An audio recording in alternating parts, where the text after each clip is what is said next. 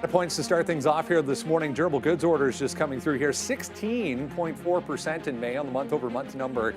Consensus for that number was just 8.5%. So huge beat there, upside again for that durable goods number. Again, GDP growth rate, the final reading for Q1, negative 0.5.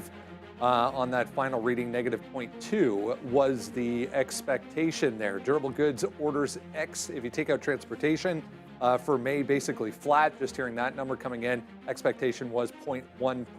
GDP price index 3.8 versus 3.7%. We also got initial jobless claims there, 236,000. Downside, 247,000 was the forecast. The prior 246,000. A couple of weeks in a row there that print does come into the downside. Continuing claims, 1.97 versus 1.94. So once again, seeing a little bit of an uptick there. The core PCE prices quarter over quarter final again for Q1, 3.5 versus 3.4, more or less in line with expectations. The market kind of shrugging that off. A whole bunch of data there. It might take a couple minutes to sift through that, but welcome in. Yeah, that's what the past couple of days have looked like for the NASDAQ, back to all-time highs as of yesterday. For the NASDAQ specifically, the S&P there or thereabouts, depending on when you look at it. We're just kind of hanging out here this morning, right back at that level, 0.4% right now. A whole bunch of things to talk about this morning. Once again, never a dull moment here. But, I mean, a lot of that data kind of here or there, coming off the past 2 days with Fed Chair Powell not giving really anything away in Washington. I mean, the market didn't seem to care, just marched higher. Well, Donald Trump's already planning his successor there, Brendo, looking to announce him. We'll see what that is. Oh, God. I think what he's trying to do is he wants the market to price in the new guys or the new girls kind of view. Lots to talk about today, Brendo. Micron reporting yesterday, a great report. Down off the highs, though, up 1.89. Palantir striking a deal to make software for the nuclear build-out. Good look there. And Jensen talking a whole bunch of robotics. Nvidia taking the cake. Number one market cap in the world, Brendo, and Meta winning a very important lawsuit. Now, it doesn't apply everywhere, but we've seen this before. Authors as well as magazines and newspapers suing these LLM companies, saying basically you're training your models on our data. So Meta winning a case against Sarah Silverman, amongst others, yesterday. So very interesting. I also on the Meta front, we talked about this OpenAI kind of back and forth between Meta and OpenAI and Microsoft as well involved in this. Apparently, 3 now prominent engineers have jumped ship. Really? From OpenAI. Remember, they were throwing around Zuck was throwing around $100 million signing bonus. Ridiculous. To jump off OpenAI and go over to Meta. So apparently 3 have now taken them up on that. Why not? There's an interesting note from Franklin Templeton on China this morning as well. They're saying it is officially a buy for China. So we'll see if Chinese stocks react to that. I mean, a few of them positive on the day, but nothing too significant here. Semis, though, back in focus. We mentioned Nvidia, Micron also off that huge earnings report after the close last night, guys. Good morning.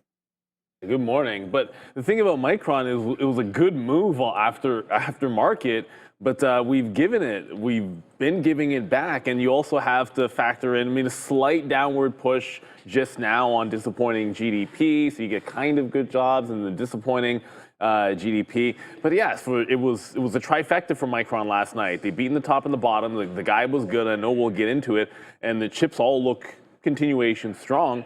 But yeah, it's starting to sell off a little bit here on Micron. It doesn't make the list for me, and I think it's a lot of the reaction. It was so strong, and we talked about the resistance at 137 and the fact that we couldn't even attempt to break through that, and you're headed right back to where we were before.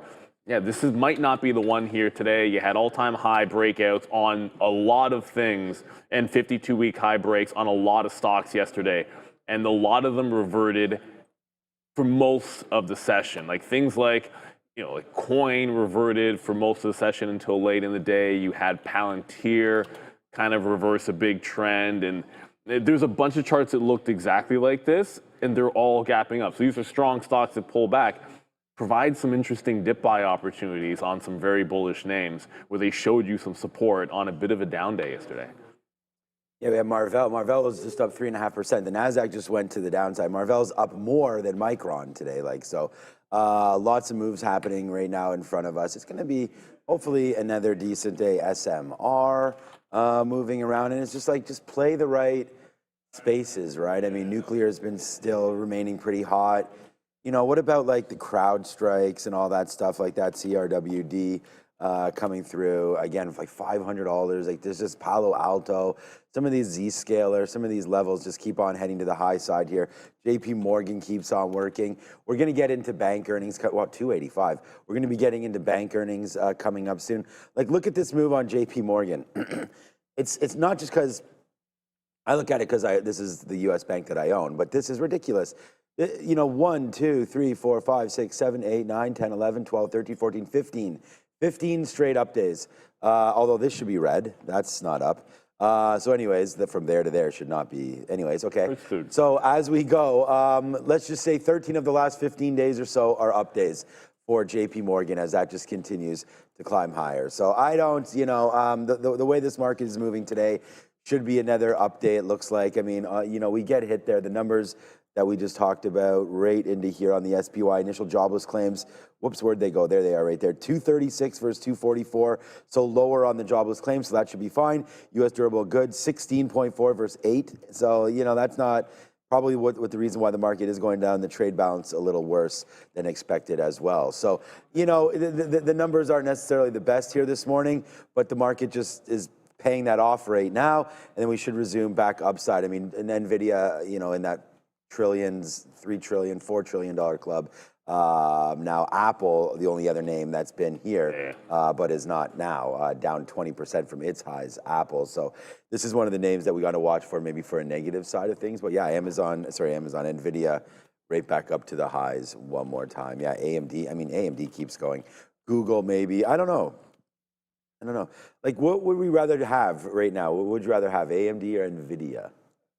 What do you For the next week? No, for the next Nvidia. 3 months. Yeah, I think Nvidia. I think the argument for AMD to outperform Nvidia percentage-wise in a short run makes some sense to me because it has some way to catch up. So I think that's why the excitement's on AMD right now, because it was so much weaker that it's playing a little catch-up. But I think it's also the reason why SPCE's percentage gain was gigantic yesterday, but it's also been doing a whole lot of nothing for you for a long time. But you know what else we got?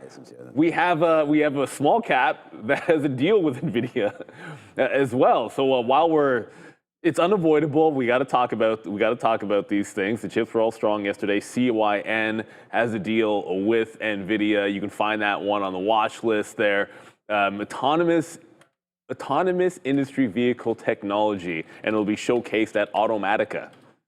So I know a lot of people are looking at this one in the chat. What's interesting is it was, these crazy dark pool wicks, but what was interesting about it is this $12 level is your Yi bag hold area since the split. That's the actual wick top. So it's got a lot of work to do to hold a level like this. So this is one of those multiple reverse split runners. Oftentimes you do see trouble getting through that post-split high. The post-split high last time was right here, but you've got a pretty solid catalyst to see if he can hold it up. It's holding the volume-weighted average price pretty well as well. So this one has to be on people's radar. 25 million in pre-market volume, probably more than that because mine doesn't turn on till 7 a.m. So yeah, chips are even more on watch. Again, it's the Nasdaq up another 0.38 here right now. The ES up 0.27. I bought some more Nasdaq yesterday. It feels silly to buy things at such highs, but we're breaking out all over the place right now. And I'm actually was thinking about adding more to Marvell. This is the one that, AMD has taken off. This is just trying to break through its 200 period right here at 83, and it might get to that tomorrow. And then, you're back up to there to 20. I'm wondering if we can get a double up, honestly, on Marvell. If we can get breaking through here, get into this 105, 110 area, then it's game on for MRVL. So it's already game on for a lot of these chip names. So this one's going upside. Also Broadcom. We didn't even look at Tesla. I don't have, I'll just put it in the chat. I don't, the last numerous days, weeks, I guess, I've always come in thinking that I've had, a big play in mind. And today I don't really have anything. The watch list is fine, but it's not, busting out with tons of stories here. I mean, Meta, Microsoft, they're already stories that we have literally every single day on our list, and it just keeps on pumping higher. So, I mean, look at this Microsoft trade is, I don't know, man. I don't know, Neil. I don't know what we're going to do about this. But this is like, you talked, I led off with JP Morgan, and it's what the hell are we even looking at banks for? This is $350 up to $500. Like this is Microsoft. It's not like a new story here or anything like that. This is not Circle or CoreWeave or Coinbase or something that we can't get behind. This is Microsoft. I mean, the same thing is true. I mean, Meta is a similar look. This is what I'm saying, when you have these ideas to go long these names, it's kind of like, okay. You know what I'm afraid of? What? Remember, so you said Meta. 7. Remember what Meta did the last time? Like Meta did this exact same thing back at the beginning it was the beginning of the year, where it did a break and it just up, and it seemed like there were no red days. I feel like that's where it was like 19 or something green days in a row, but I guess this has a couple of red days in there. It doesn't really matter. But it's like it got to a top, and when it got to that top, it really pulled back. I don't wonder if Microsoft, with this boring move tariffs. up. Oh yeah, some of that had to do with other things, but I can't remember the last time you saw this where when it does turn, there's like one really big down day when they eventually decide that, hey, someone's like, yeah, we're not buying this one anymore. But if you look at the Mag 7, there's 3 strong names. If you look year to date on the Mag 7, it's Meta's number 1, Microsoft's number 2, and number 3 should be, Nvidia. So those are the 3 strong ones. I'm happy to have been a dip buyer in 2 of them, but I was dead wrong about Microsoft. Because I own Microsoft. I'm like, I'm not buying it. I'm not selling. I'm not doing anything with this thing. I had it in the penalty box, but that was dead wrong. It actually ended up being the best dip buy of the Mag 7. Well, I mean, the Meta percentage-wise in the year, I saw that Meta was better, but I don't know. This recent run looks better on Microsoft. Yeah, Microsoft, I think, is the one Mag 7 name that just keeps on wanting to go higher. I don't know. We didn't even look at Tesla today, and it was 327. So here's another possibility here today for Tesla. Pretty much barcoding here into the pre-market.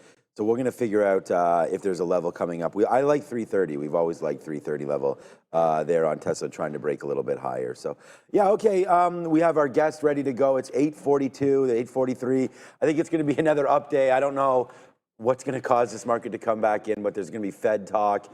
There's lots of things happening today, more numbers coming through, always ear to the ground, tariffs. Remember, we still have July 8th and 9th, which is in the next 2 weeks, where that's supposed to be tariffs, start to take effect because the pause will be coming off. And then apparently there's deals upon deals upon deals. And then more deals. And there's so many deals coming. Extra ones. We don't even know what to do with it all. Like, you think Adara's been busy on the news? There's going to be so many deals, Neil. So many deals coming. It is going to be mind-blowing. It'll be mind-boggling. It's like that black wall of death back there. I like it.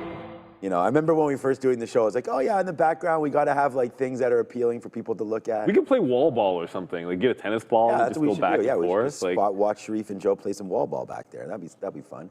I haven't played that in forever. We'll get going on that. So, all right, yeah, wall ball on the midday show on the black screen, guys. Let's go back over to the desk. Brendan and Sharif. We're just saying we should put like a pickleball court back there or something. There's enough room at this point. There's a really interesting note on Tesla. You guys are mentioning it from Benchmark this morning. They have an opinion on the robotaxis that is maybe a little bit different from everyone else. So we'll touch on that in a second here. But let's bring in Chris Varley from Trade Ideas and get his take on the overall market here. I saw you were kind of nodding along there, Chris, with some of the opinions we were throwing out there, because how can you not at this point? I mean, you brought along the overall market here, a chart of the overall market, looking a lot like Microsoft, maybe a little bit less so, but the overall move kind of in that direction.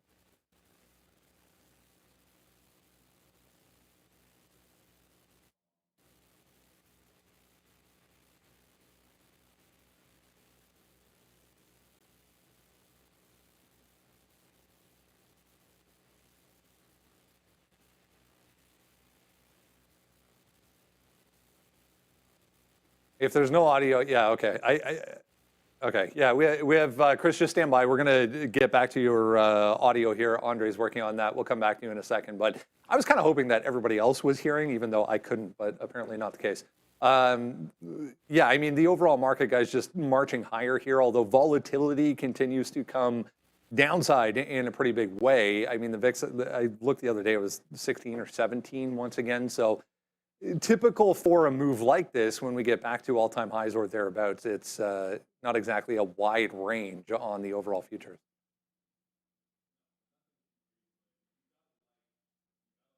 Just saw with the bounce that we just made on the Nasdaq. You know, I'm just going to throw up the Nasdaq futures here because I have a daily chart of the Qs up on the futures. Like you lost prior high and bought right back up. So that's going to be pretty key. Like this 22.5 to be able to hold. But I think you can expect some consolidative choppiness when you make a break like this. Like it doesn't necessarily go like parabolic away from it, because what will happen is as you're getting to and breaking resistance levels on the Qs, like you've got the SPY getting the highs, and the other thing that you'll have happening is a lot of individual names which are trying to push that are in the index and they're getting the big resistance. So you'll have like this equilibrium that sometimes will set up where there's just enough being sold and you're not going to get these parabolic moves. So I think the SPY is going to be next, but I really want us to hold it. And like the second I said it, like we're pressing that VWAP again on the Nasdaq, that 22.5. Like I want to see us hold that. But the good news is because of that dip yesterday in a lot of stocks, there's good dip buy levels, and we'll get to some of those. But I believe we have our guest Chris back online. All right, we plugged Chris back in. He can now be heard, I have been told. So take two here, Chris. Give me, give me your thoughts on round two. First, you don't succeed, right? You know, a lot of the big nodding came from they started talking about Marvell, and I've had a position in it for a while. You know, in and out, back and forth. And you know, generally, I try to find other ideas. I don't like to talk about things that I'm in. Let's find some other stuff to look at that's interesting me that I'm not in yet. So that was one of the big ones. And then the other thing, when I was trying to come up with what are we going to talk about here, and we're no short of bull stories again. You know, better for me personally. I think it's better for most people. You know, I started looking at a lifetime high scan that I have with the software here, and every name that they were talking about is in that scan. I was trying to find, like, we're always talking about Meta, we're always talking a lot of Broadcom now and things like that. So I was trying to find other ideas that were out there. But, you know, you got that first chart of the SPY up there, and, you know, back to the scene of the crime, you know, when that sell-off began. You know, how many people thought that we'd have a V recovery like this? You know, I'm sure there's some kind of split, whether it's 50-50 or 60-40, whatever it is. But you just can't seem to, you know, outside of these headlines that come in, it was, you know, tariffs and then, you know, geopolitical threats, can't really keep this market down outside of those items there. And, you know, you've got so many stocks at all-time highs. You've got sectors now moving into all-time highs, things that have been leading the market prior to that sell-off, bear market, whatever, you know, split hairs on those kinds of things. You return to the scene of the crime, right? Yeah, I mean, the overall, I think it was more about the overall velocity of the recovery versus, you know, where we bounced and when we actually bounced off of that prior all-time high. I mean, just looking at that chart that you had up there, I mean, every single red candle on the way back up has been a buying opportunity. No, without a question. And, you know, even at that SPY chart, you've got that, I don't know what to call it, small or not, but that bit of sideways action that happened before we had, you know, the gap up earlier this week, and, you know, kind of just continuing to that strength with the SPY. So, you know, we could start moving through the slides here, and, you know, sometimes I'm showing Q slides and the diamonds and things like that.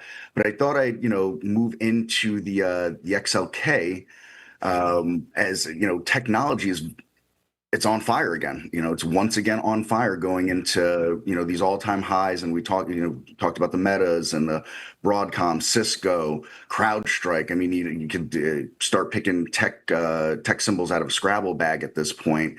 And you got the XLK in the pre-market here. It's making a new all-time high.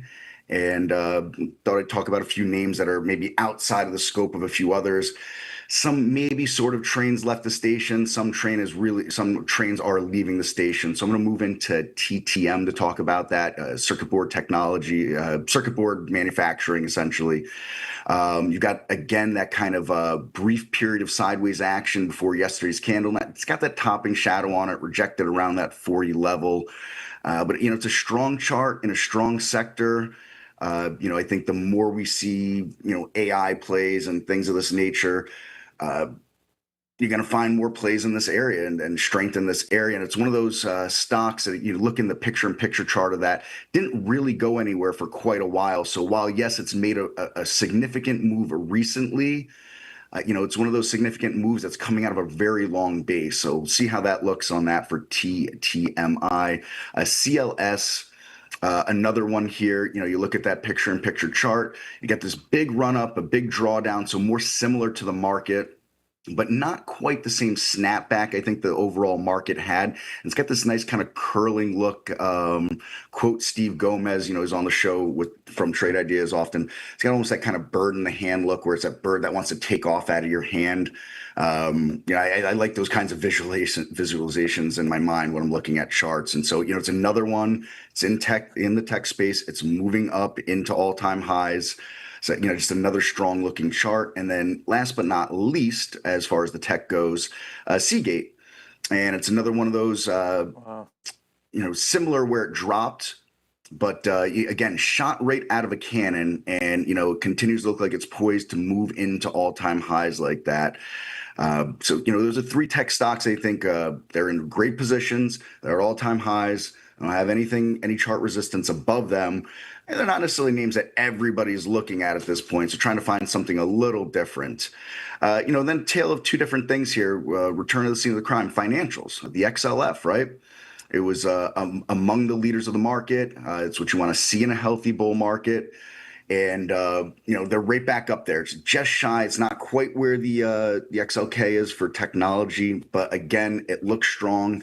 You got that gap up. It's held it a couple of days now. We'll see where it goes. And so, you could pick a whole bunch of financial names out of a hat at this point, but just a couple that I thought I'd touch on that are some of the more popular, bigger talk names. You got JP Morgan making itself another all-time high here.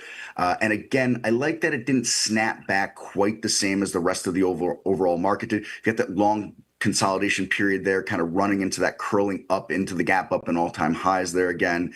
And something very similar with Goldman Sachs.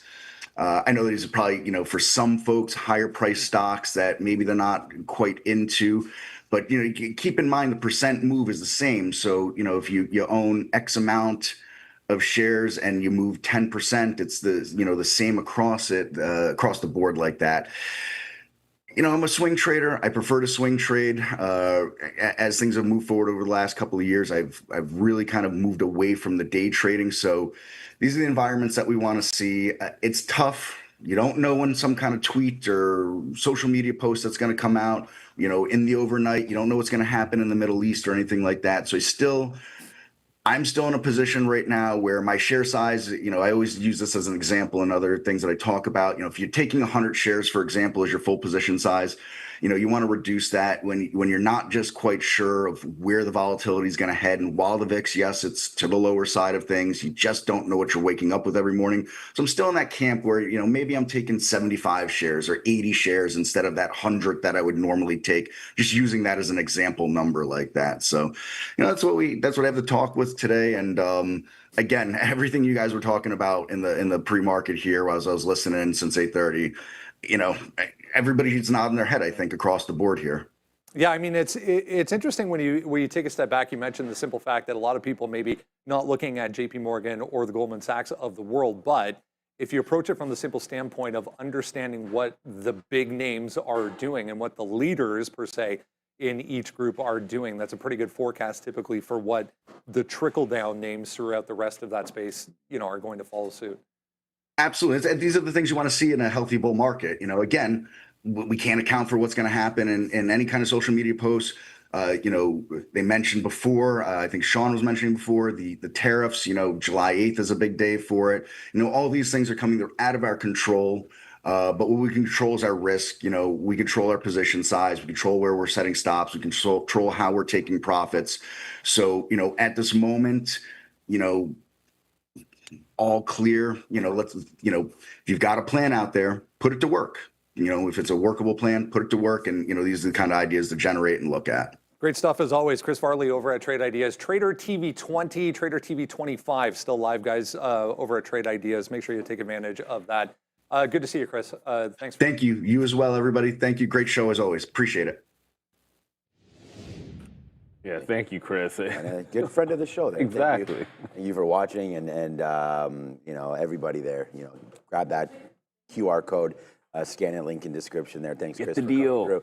Yeah, no, I think he's right. He said the name sort of like Scrabble, put everything into a hat and pick one out, and you'll probably find yourself a winner if you're in the right sector. And that's why I talked about cybersecurity, Palo Alto. That's another space that a lot of people don't even look at. Zscaler. Yeah, Zscaler, Palo Alto, CrowdStrike, those are all popping off. All the financials, we did talk about those as well. Pick your poison there. FinTech names, right? As long as you have SoFi or Robinhood, you don't want to necessarily have PayPal or XYZ, but some of those names are starting to pop off. We saw Webull starting to go yesterday. They could catch up. All of the chip names. They could catch up. Like Marvell, I've been talking about that as well. Like it's there's everything. Bitcoin, 107, that's nice. I mean, at least close it's to up from highs. its 99. I think there's lots of possibilities here. I'm having a hard time with the sticky note. There's just, what just broke today, as you mentioned cybersecurity, the hack ETF that's actually breaking highs today on hack. I think there's some better, I'm like hack, if you look at what's in this one, it might not be your preference in terms of what the biggest constituents are. I keep trying to find something that I like the composition of a little bit better. I just own two names in the space, the two biggest ones like Palo Alto and Crown. I actually own more Palo Alto than Crown, wish it was the other way around. But they have the hack ETF breaking it out. This is what you love about a bull market. You look left, you look right, and so many things are good. And it's important. What you should ask yourself when in a bull market, if you don't have charts that look like this, something that you own isn't doing this, do you believe in it to play catch up? Because relative weakness gets really obvious in markets like this. And you got to ask yourself, okay, well, a stock like AMD is playing catch up. I'll give you an example. Is an Intel going to catch up? It doesn't feel like it. Let's see what the upgrades and downgrades are telling us. Although I think this guy is going to be on the list. We're going to start here with Micron, MU getting an upgrade from Needham. Nice look here, $150 price target. Of course, they did report earnings last night. Pretty solid report. Then we've got Penn Entertainment with an upgrade from Citizens JMP. General Mills, they reported earnings yesterday morning, so a day two earnings play, aided by an upgrade here from RBC Capital Markets. Then we've got Arista Networks here with the KeyBank upgrade. On the downgrade side of things, ASML. This one had quite the rally, I believe, on Tuesday. Today, they're getting a downgrade from Jefferies Financial. The trade desk with a downgrade from Wells Fargo. Then we have BMO Capital Markets downgrading Equinix. And last but not least, Unity with a negative note from BofA Securities, $15 price target. They resume coverage here. Not a great note. You can read a little bit more about that on our Trader TV watch list. Back to you. I was going to mention Unity, but how is ASML really? That got downgraded now? Now you're down, just as it's making its next leg breaking out. Okay, fair enough. This one, if they want to do that, not that I care about the Golden Cross, but I think that's a Golden Cross. Yeah, I guess it did that yesterday. Who knew? Made a Golden Cross yesterday, gets downgraded today. That pulls back into the 5,200. That's a good buy on ASML. No one trades. You probably don't trade this thing unless you have. Some people might. Maybe you can play options as well on ASML. If you are trading this, and I always throw this out there, just remember that it's an Amsterdam stock. So weird things can sometimes happen at 11:30 when European markets close. But come on, that actually doesn't seem. That seems like a good opportunity if it pulls back into the major moving average on a downgrade to be able to buy that one. Unity was almost on the list for me today. It was really close, but then there was no volume on it on that downgrade because this is we talk about relative strength and weakness. This hasn't been good or bad. It's just been sideways. And when I saw the downgrade, I'm like, oh, this could lose. If that loses under here, 22, that would seem like a pretty significant breakdown. But it's not really moving a ton. So kind of a disappointment. It didn't make the list for me, but that ASML, come on, like that's a buy if it gets back to that 50 and 200 period moving average, right about that same spot. Here goes that CYN again. Just wow, just gapping basically right now. Oh goodness. $13 to $14 right there as 9 o'clock is on, and boom goes the dynamite. Straight to the upside, man. This name is absolutely insane. We talked about their deal with Nvidia here, $5 breaking higher, and there goes CYN. So wow, big movement there. This could be a FOMO play heading into the open there. So you get that reverse split from 6 cents to $10 and back in. So just to get another look at what CYN is doing here, Synogen, I guess.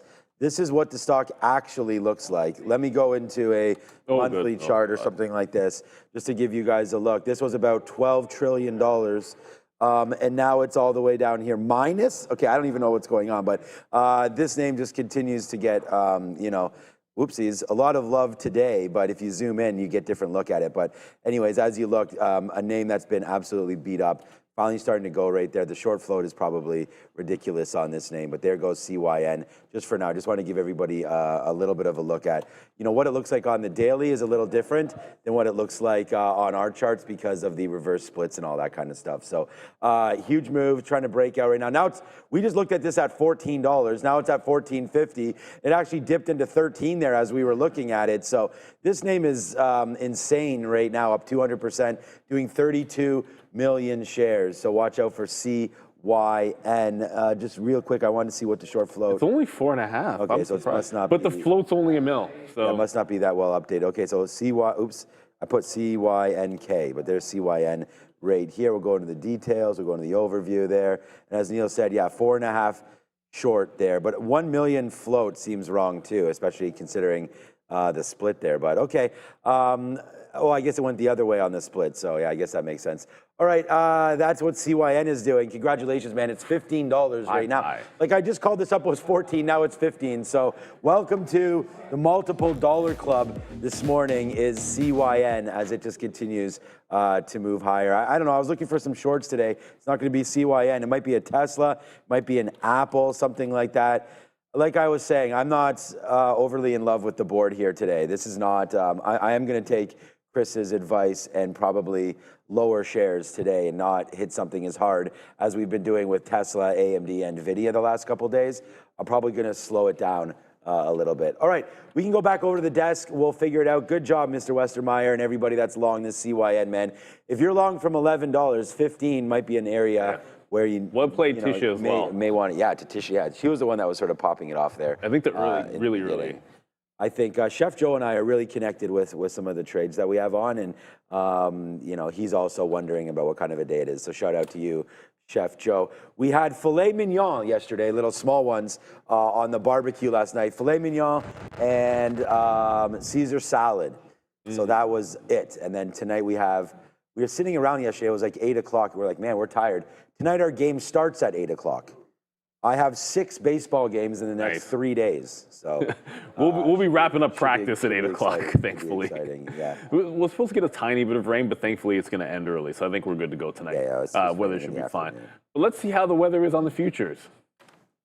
I wanted to mention this real quick, guys. This Tesla note we were talking about from Benchmark raising their price target to 475. It's like 45% upside. Potentially for Tesla. So their argument on the autonomous side, on the robotaxi side, was a simple fact that the camera setup that Tesla is using is much more cost effective than the GPS-based system and the radar-based system that Waymo is using specifically. That on top of Tesla obviously has the manufacturing side of things already set up, and the scalability of this, therefore, absolutely infinite, compared to a Waymo. But the cost effectiveness and the manufacturing were the 2 big points. So that's the pro side. Yeah. The con side is all-weather availability. Like we've seen these cameras, especially in where we live here, salt, sand, snow, everything covers these cameras. So there has to be a physical device to make sure that the cameras are clean at all times. Otherwise, you can't see, Brendo. So we'll see how it plays out. But I thought that was kind of interesting. Very, very positive from Benchmark today. On Tesla, let's look at the market here. 61.45, guys, basically closing at exact same level yesterday on the ES September contract. We have a new overnight high, though, 61.71. So here's a deal. We're at 61.62 right now. Let's see. Number one, can we defend that 50-point area, 61.50? If we can't, we're looking obviously at that 100-point area, 6100. If we do defend that 61.50 area, we're going to look 6,200, baby, as resistance. As always, if you have not done so yet, make sure you jump down to the description of this video, grab the watch list, top link in the description will get you to that page, and then you just need your email address, and we'll send it to you every single morning for absolutely nothing. It's free. We're still up 1% here for Micron, but we are coming back in a bit of a hurry after that huge move after the close yesterday. We give it all back on the conference call, I guess. I mean, overall, pretty good report, impressive across the board. I mean, lots and lots of positive moves from analysts this morning, specifically on the price side of things here for MU. And very volatile name, we know that. But they did really, really well on the report. So let's talk about it. Adjusted EPS, guys, came in at $1.91. The street was looking for $1.60, so a very strong beat there on profitability. Revenue, $9.3 billion. The street was looking for $8.87, reflecting that robust top-line growth. And total revenue, guys, aside from the beat, it grew 37% year over year, driven by strength in high-performance memory chips. The guide also really good here, that Q4 guide. They're guiding about $10.7 billion, Brendo. That would be a 38% bump year over year. And again, ahead of analyst expectations of $9.9 billion. So a good look there. It's really been driven by data center revenue. And that's a euphemism for AI, which is doubled year over year. High bandwidth memory, HBM, is their product, which is obviously tied to generative AI. CEO Sanjay Mehrotra is saying he's highlighting the ongoing disciplined investments in the technology and manufacturing to stay ahead of some competitions. This was just one of many here. JP Morgan going to overweight and $30, $35 higher from where we are today on their price target, up at 165. Look, I think Micron's got room to go. You're not going to complain about anything in that quarter, as we were saying in the aftermarket show. Was a good one. It was all glowing, and we were excited about it. But it just seems like maybe you run into a little resistance at that 137 last night, pretty much, and it went there to the penny. And this was the biggest drop zone on the stock. The good news, and I was saying this before, like the good news is, well, support down there was at a 127, $10 lower back. You're going all the way back into July of last year, so almost a full year ago. And on top of that, a healthy pullback, you can hold like 125. So like that's so far away that it's not really, like it's not going to make the list for trade for me today on the chip names. Like when we talk NVIDIA, we'll talk about maybe the ones I'd feel more bullish on today on dip buys, because that's a target zone of 125 to 127 that I'm looking for it to settle down. I do not like when this happens on a strong earnings where it just gets sold, doesn't catch a base. We're saying this aftermarket, like, where's the base going to be? Where's the base going to be? And then there just wasn't one. It kept dropping, and it's continuing to drop. So until it shows me something, hopefully that 125 can hold. I think the resume can happen. You give it a couple of days, settling down maybe, and then we can resume the upward trend. You just don't want to see. Sometimes you go up so far, there's profit taking to be had, man. Like all these chip stocks look like this. And if you look at it, Micron is actually more than a double. Like a bunch of the names I was watching, like ARM's not a double from here. Like this was a double bottom. This is more than a double for Micron. So it's just a little bit of a profit taking, it looks like. And I'm not going to try to guess where they're going to stop doing it. Hopefully we'll catch a base a day or two after earnings and then start to resume the long. I think other chip names are more appealing today. Yeah, I mean, Micron is underperforming what the options market thought it would do today, right? And I mean, I was calling for it being way too extended past the 50-period moving average. I was saying it was, you know, they'd have to have a huge quarter. They did, and this is all that you're getting, 1.5. But I mean, with all those upgrades, Brendo mentioned JP Morgan and a few different names, companies coming in here upgrading this name. So, you know, you're upgrading a stock that's already up pretty huge. I like to stay away from, you know, plays that have had earnings. They're pretty tricky. Like you don't know what, you know, people are thinking right now on this name. They were obviously loving the report, and then it came back in. I don't know what sort of scared them off in the conference call or whatever, but for right now, Micron, it's a good name. It's been really super hot.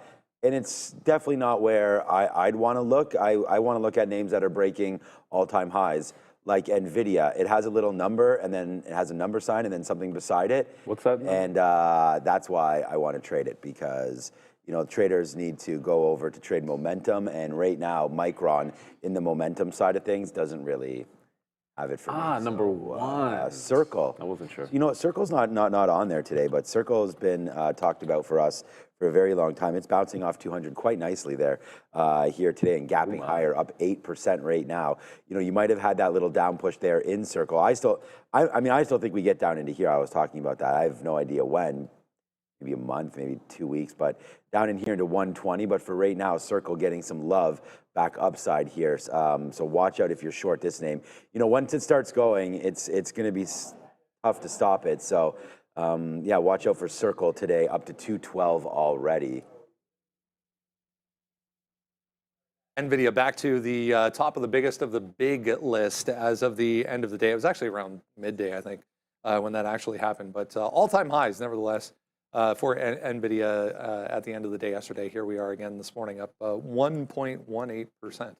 Jensen talking a whole lot of robotics, Brendo, obviously making the next phase of the company. So he told shareholders that AI and robotics, surprise, surprise, represent NVIDIA's two biggest growth opportunities, describing them as multi-trillion-dollar markets. The robotics push, though, Brendo, is going to scale commercially initially through self-driving cars first, with NVIDIA's AI chips playing a central role in both training and deployment. And just to give you an idea here of their automotive segment, they reported about $567 million, which is very small for them, in Q1 sales from its combined automotive and robotics unit, but that was a 72% year-over-year bump, but just 1% or around 1% of total revenue. Their drive platform, it's called NVIDIA's drive platform, that powers autonomous vehicles like those that are being used in Mercedes right now. But they are looking at expanding beyond chips. So Huang emphasized NVIDIA's evolution into the AI infrastructure company, offering software, networking chips, cloud services. We've obviously heard that with CUDA, their software platform. The new product launches are going to include AI models for humanoid robots, that they call those the Cosmos, and enhanced AI support. So we'll keep an eye on that. And as you mentioned there, taking the cake yesterday, the market cap up to 3.75, outdoing Microsoft and as the most valuable company, still below that 3.9 trillion that Apple hit back in a matter of time, back in December. I actually saw a few analysts this morning with the 10 number at the front of their projections, that this one could be the first one to double digits in the trillion, guys. Yeah, I'll buy that. And that makes some sense to me. If someone who else would it be that's has a really reasonable shot the next decade to get there? Nvidia for sure. 10 trillion? Yeah, the first thing it gets to 10 trillion. Like 5's too easy, because if you're number one right now and you're growing the most, that's an easy thing. But 10, I still think it would probably also be them. Actually, that 3.9 trillion mark for Apple, I would almost venture to say that mark and then 4 trillion will be psychological resistance levels for Nvidia on the way up, which is what I think we're getting. So on the way up here, just when you're watching, like, I'm going to have, when we get closer to that number, I'll try to remember on that day, like 3.9, whatever Apple's top was, and 4, because we have seen that before, specifically with that big, like the 3 trillion mark, the 2 trillion mark. A lot of times a stock will stop and pull back off of big time psychological levels like that. Anyways, that's for the future. We don't have to worry. We do not have to worry about that today. It would be amazing if we did, but we don't. Nvidia's not going to go to 4 trillion today, as much as I would love it to. Maybe? No, it's probably not going to happen. The market's still pulling back here. What I do like is the NASDAQ lost that VWAP, but Nvidia isn't really closing the gap. Yesterday, you really got, like, before you made the early break, you got a dip holding some quality prior highs, but we didn't really break away from the volume weighted average price. It's a bit different this morning in that you're under. And when it's under, then I start to think back to pulling back into prior highs, like under VWAP.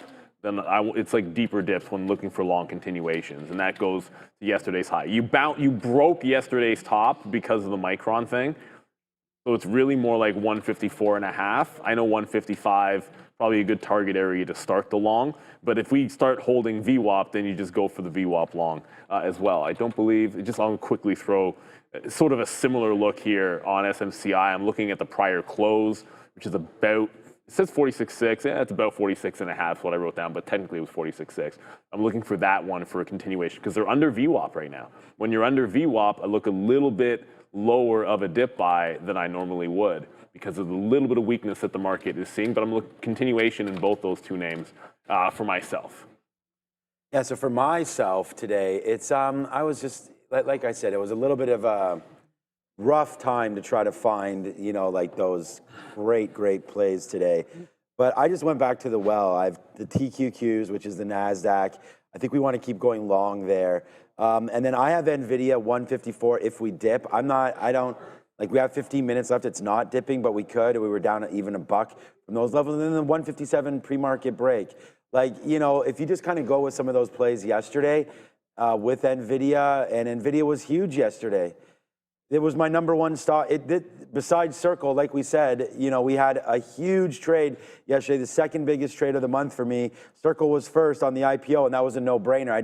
Don't even feel like trading when you're trading those IPOs. You just put the order in, buy it, and watch it rip up. This one took a little bit more skill, I feel like. But it came back into the pre-market lows yesterday of 149, and that's where we went long. And then we were getting longer on the ramp up into 150 because 150 is such a key level.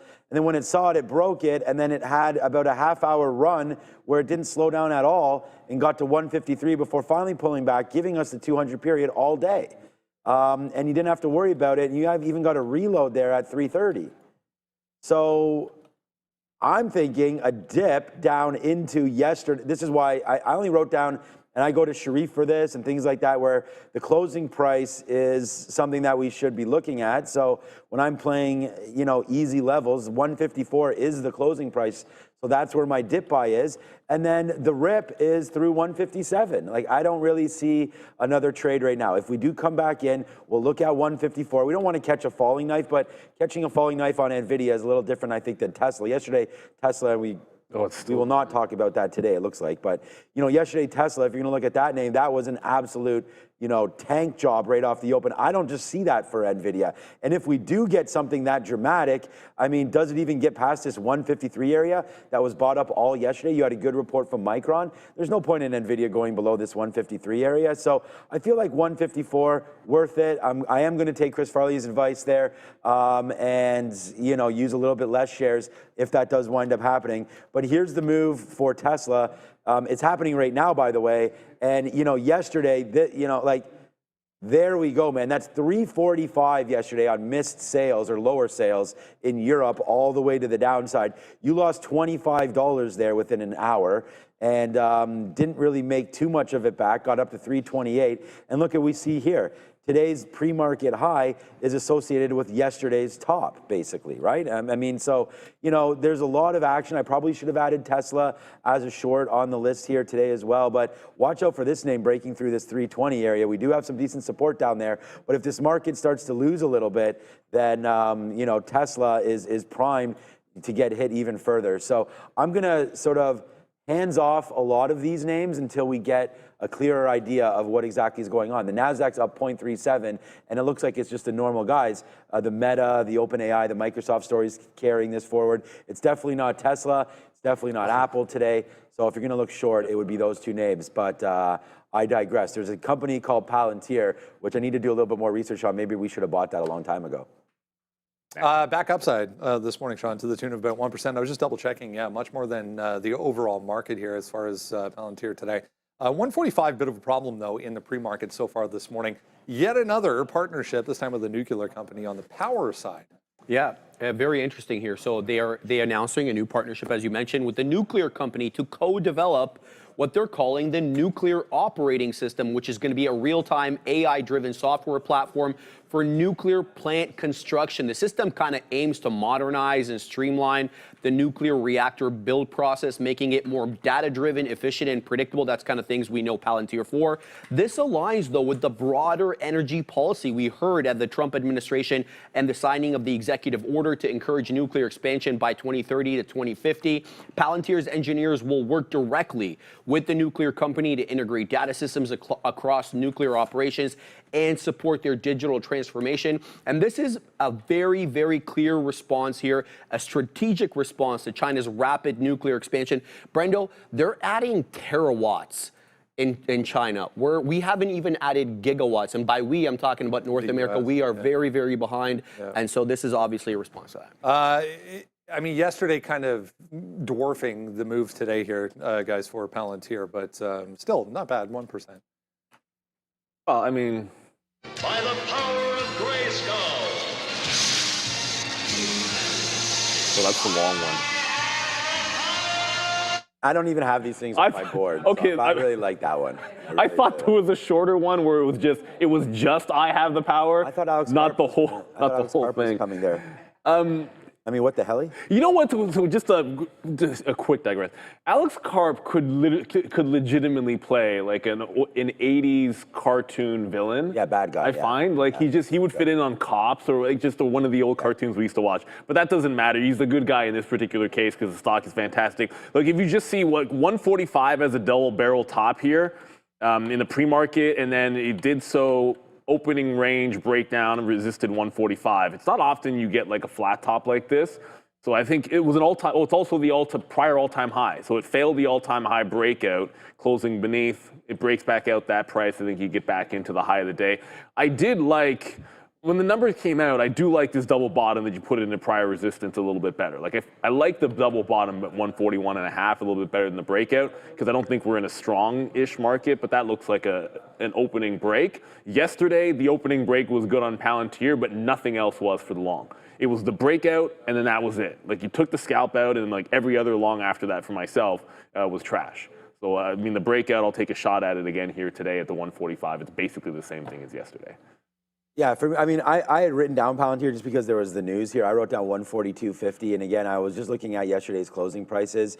Same thing as Nvidia. You know, I think that's been working for me. So if we get a dip down into there, it's exact same levels that we wrote down yesterday on the sticky note. We wrote down 143.50 to 142.50, but then it was the only losing stock that we had any significant losses in yesterday, and it wasn't even really that significant. But we were trying to chase this and sort of support it. We weren't chasing it. We were trying to dip buy it every single time. But look at this 50-period moving average. It just kept on. And, you know, this is why I hate looking back at charts, to be honest with you.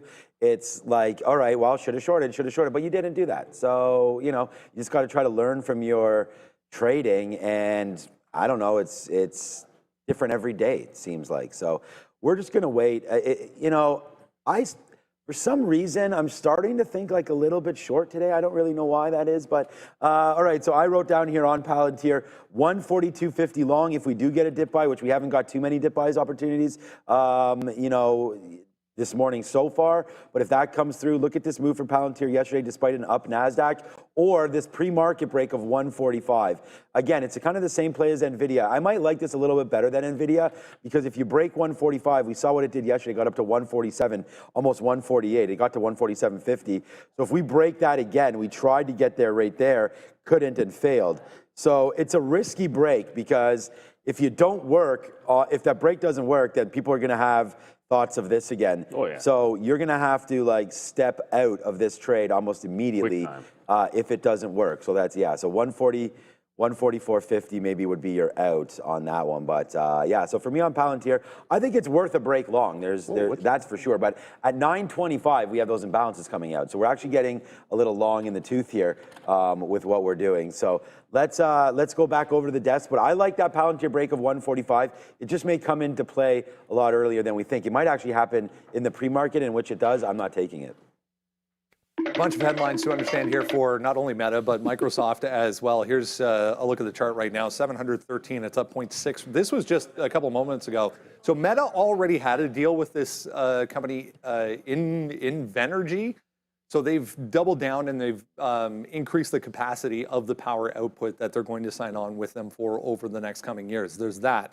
If you go back to, when was that? Tuesday, I think we were talking about the OpenAI angle, and Zuck was offering engineers over at OpenAI as much as $100 million signing bonuses to jump ship and come over to Meta. Apparently 3 have now. So, Yeah. I mean, $100 million signing bonuses, like they're making more than professional athletes at Ridiculous. this point too. And that's not even the salaries that are going to come after the signing bonuses. So he's got obviously the nuclear plant there makes a whole lot of sense. If he's spending all that money on AI, he's got to power it. Let's talk today about the new win he got in the courts. U.S. District Court Judge Vance Chabra ruled in favor of Meta, stating that using copyrighted books to train its Llama AI model actually qualified as fair use under U.S. copyright law. The court rejected the author's claim that Meta had caused harm to them, market harm specifically, finding their arguments unconvincing and half-hearted, Brendo. The lawsuit was brought by 13 authors, including Sarah Silverman, who argued Meta used their books without permission for AI trading. The judge noted the authors failed to prove Meta's AI caused material financial harm to their works, so he dismissed the lawsuit. Meta argued in its defense here that its copying was for transformative purposes essential to training open source AI models like Llama. The judge agreed. The ruling applies only, though, Brendo, to these 13 authors and doesn't provide Meta with a blanket legal shield for future AI training. The judge clarified his decision does not mean Meta's practices are lawful in general, and more lawsuits still can follow. Earlier this week, Anthropic had a similar defense that was partially upheld, but the company might still face trial over the alleged book piracy. And we've seen this with OpenAI. I think it was the New York Times or the Wall Street Journal that came at OpenAI back in 23 or 24 early on, and I think that that's still actually pending. Yeah. The other angle here, Microsoft getting a little bit pushy with the AGI aspect as well, saying they want the rights. So if OpenAI gets to AGI before anyone else, I guess, Meta included, Microsoft wants the rights to that AGI outside of OpenAI. So that beef back and forth heating up a little bit more. Yes, sir. Just a few 925 hits, so a few imbalances just quickly. Nvidia, small sell 500K, BBAI, small buy 280K. None of these are very big. I thought I saw Circle was there for a couple 100,000 to the buy side, but nothing crazy on the locator. You don't even see a single thing over $1 million on the locator. Like, I don't think, look, Meta's not going to get traded today, but it's been a great dip buy. The #1 Mag 7 percentage on the year. I saw somewhere, I'm like, really? Or was it gain from the bottom? I think it was gain from the, it could have been gain from the bottom either. It doesn't matter. Like this, look, it's them, it's Microsoft, and it's Nvidia. Those are the 3 of the Mag 7 that are good right now. I think Amazon's probably a little underrated there, but it has some room to go. This is going to get to the all-time high. I just think you're getting there a little slower than the first start of the rally for Meta. It's a good consolidation breakout, but as with all things yesterday that we're breaking out of tops, we just got a pullback day. So somebody seems to be selling it at 715. That's similar to the look at 145 on Palantir, but there's no way I'd take a breakout on Meta over Palantir. I think it's a good hold. I don't think it will get traded today. If I'm looking in the Mag 7, last couple of sessions, Apple has been, I've shorted Apple at VWAP twice, but what it's done before that is go to 203.5 and fail. So this time, I actually want to try to short the 203.5 area as well, and then if it trends down, then short the breakdown underneath the volume weighted average price, which has been good 2 days in a row. So that's the Mag 7 name, not named Nvidia, that I want to trade. Yeah, I was looking at these imbalances as well because Palantir is trying to get to 145. I don't know if I'm going to do it. No, it's not. I don't think there's anything here. I didn't see it. No. Nvidia did have a move down, but it didn't get down that low. All these wicks are really starting to bug me, but this is the level here, 154, if we can come into that one. Yeah, look, I mean, all this talk is great. I mean, Meta, Microsoft, all that. I think you just want to stay with the momentum in the Qs. That's why I chose the TQQs here for something to look at. You know, it's had a nice move. I was thinking again of the pre-market break here of $80.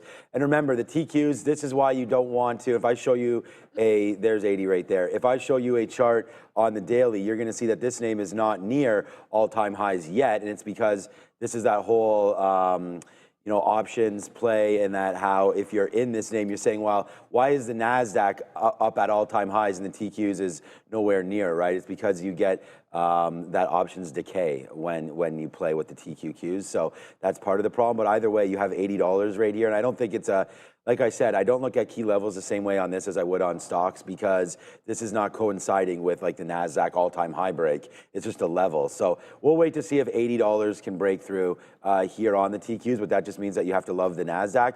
And for the NASDAQ to break highs, we got to get above this 22, basically 22.6. So that's 22,585 right there. Looking for a bigger day here on the NASDAQ with dip buy opportunities coming into $79, which is the 200 period right here for the TQQs. So pretty patient today. We're not going to get a chance to talk about China long. I don't even recall what the story is. Neil and I both looked at each other. We weren't sure about that. But here goes Palantir. It does break. We do take a small little move there. We can go. Do you want to go back to Brennan quickly? All right, let's go back for China quick.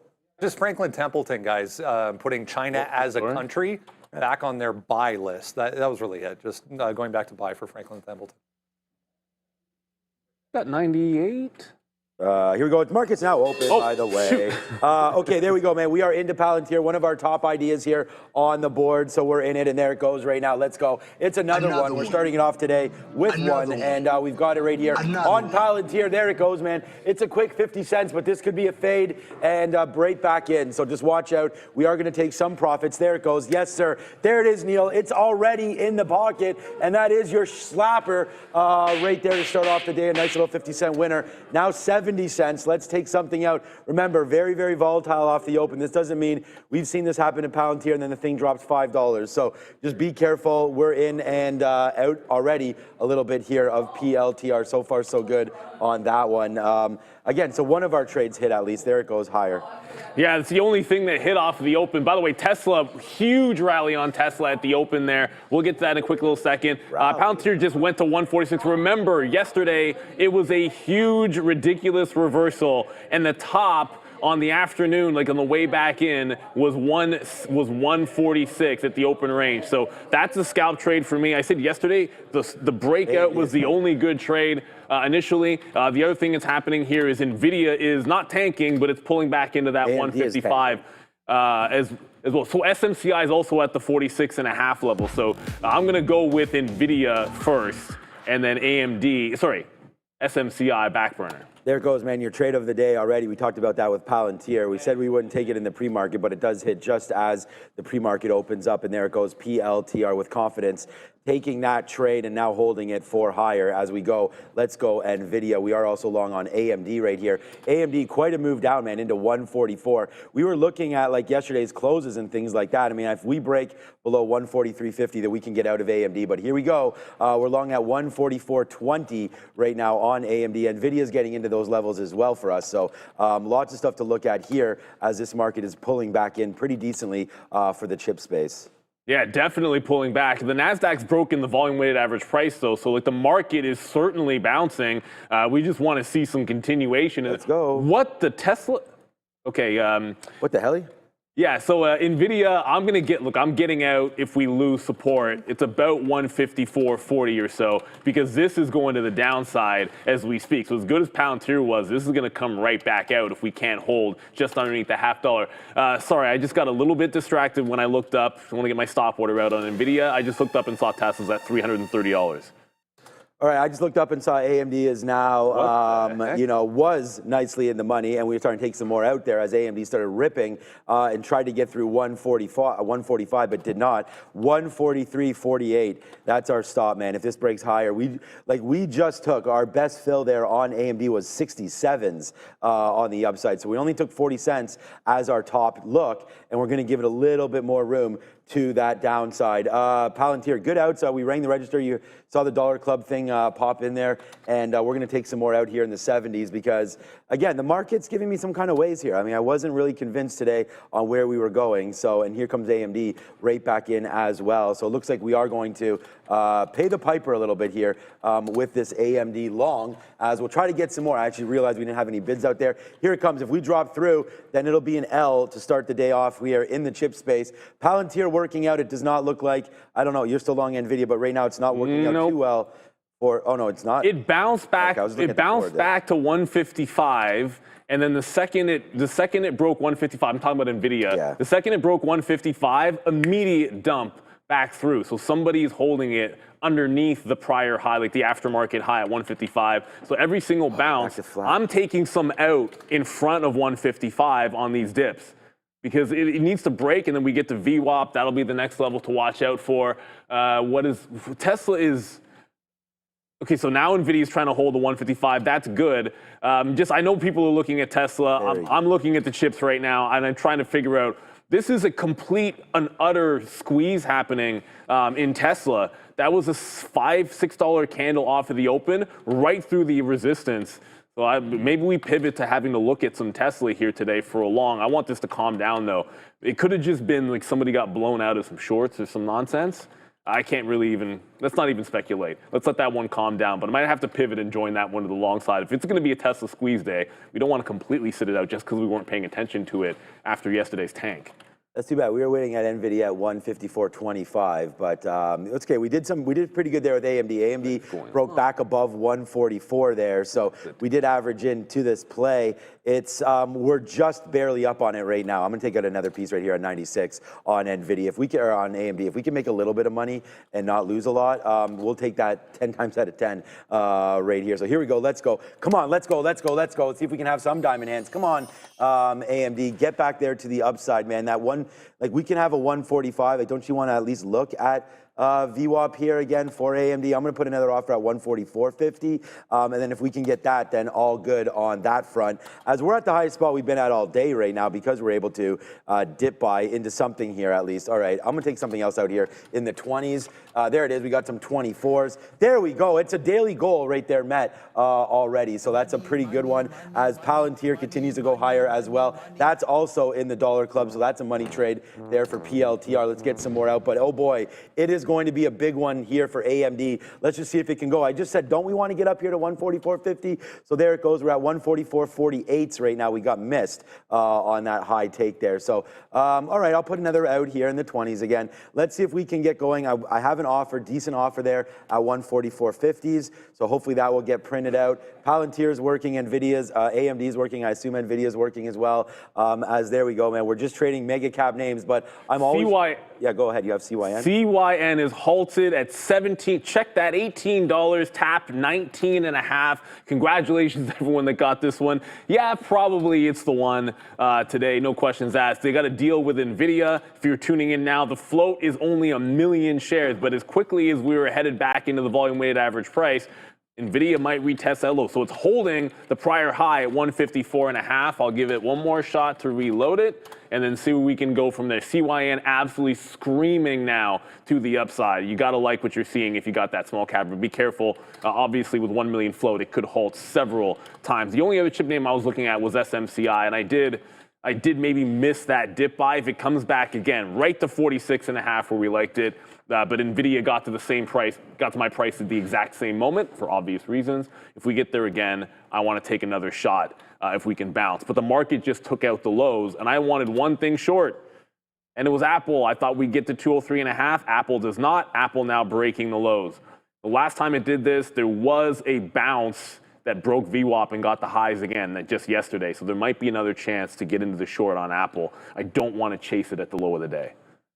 Yeah, no, so there goes AMD down. So that one fails. We were able to get out of a good amount of them, but at the end of the day, relatively flat trade there on AMD. It kind of sucks because of the downside pressure there, but you can see what this market's giving us as well. We didn't actually even look at the TQQs yet. It just broke through 79. So I'm not sure. Like the market, I told, remember I mean, we sort of our spidey senses were up today. That's for sure. We did talk about that we were a little bit nervous on what we were looking at here today in this market. So yeah, some nice downside plays there. But Palantir continues to work out. Look at AMD, man, really, really bleeding. I don't know. I haven't gotten my Nvidia longs yet, but that must be no. See, it's AMD that's really getting hit now. Nvidia's back to flat. It's almost red. Great at this level. So I think we're gonna. Relatively speaking, it's still coming back in. Yeah, but it's holding up great though, considering the market. So I'm going to take some more long here on Nvidia. I'm going to take a first position long here on Nvidia, but watch out. I mean, if we do break that low, then maybe we should wait for 154. But we're long right here on Nvidia. Let's see what winds up happening. It's Palantir really that's kicking it right now. Palantir's up $1.70. This is why you want to diversify and not just trade these chip names, but Palantir, definitely a big NASDAQ name. 154, for, like I said, 50 break or so, we'll get out of this trade on Nvidia. But this is what Palantir is doing. Huge move right now. Was that a call for Adara? Let's go. 900 RKLB. This is a new all-time highs, apparently breaking all-time highs yesterday. I can't find any news on this, but it is worth noting. It's got a decent short float, about 16.5%. And it's also worth noting here, no economic data on watch here for 9:45, but at 10 a.m., we're going to be getting pending home sales change month over month. I'll deliver that number for you guys. Keep an eye on RKLB. Really nice momentum here to the upside, just right off the open. And again, no catalyst that I am seeing. Back to you. What? There's got to be something there. Rocket Lab doesn't usually do that. We have a key for that, but I'm not going to hit it just yet. When we get to Rocket Lab, go for it. Same level, Nvidia, the 154.5 just held. Let's see what happens with the seller at 155 even, if they're coming back in. I see some in the 90s, which I'm scalping to that range each time. If we fail to break VWAP, then I might just jump out of this one. And Apple, oh my goodness, Apple's going to break 200. I said I wasn't going to chase it through the low, fail. Apple's a short, should just be shorting it. It just broke the 200, but we just bounced on the market, so I'm looking for the dip buys when we get a bounce in the overall market.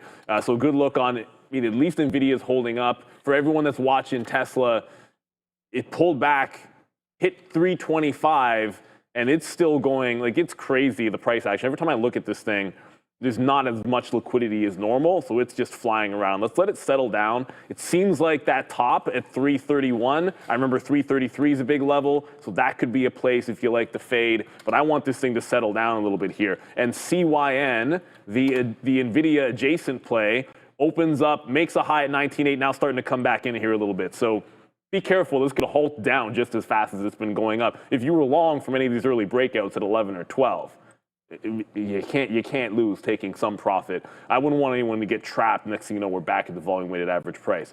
A little bit of a heavy ask right now on CYN after the fail at 20. I think it's important to look back, and we talked about like trying to focus in and look at the best plays, figure out which plays you want to do. There's Palantir right there, 145 break.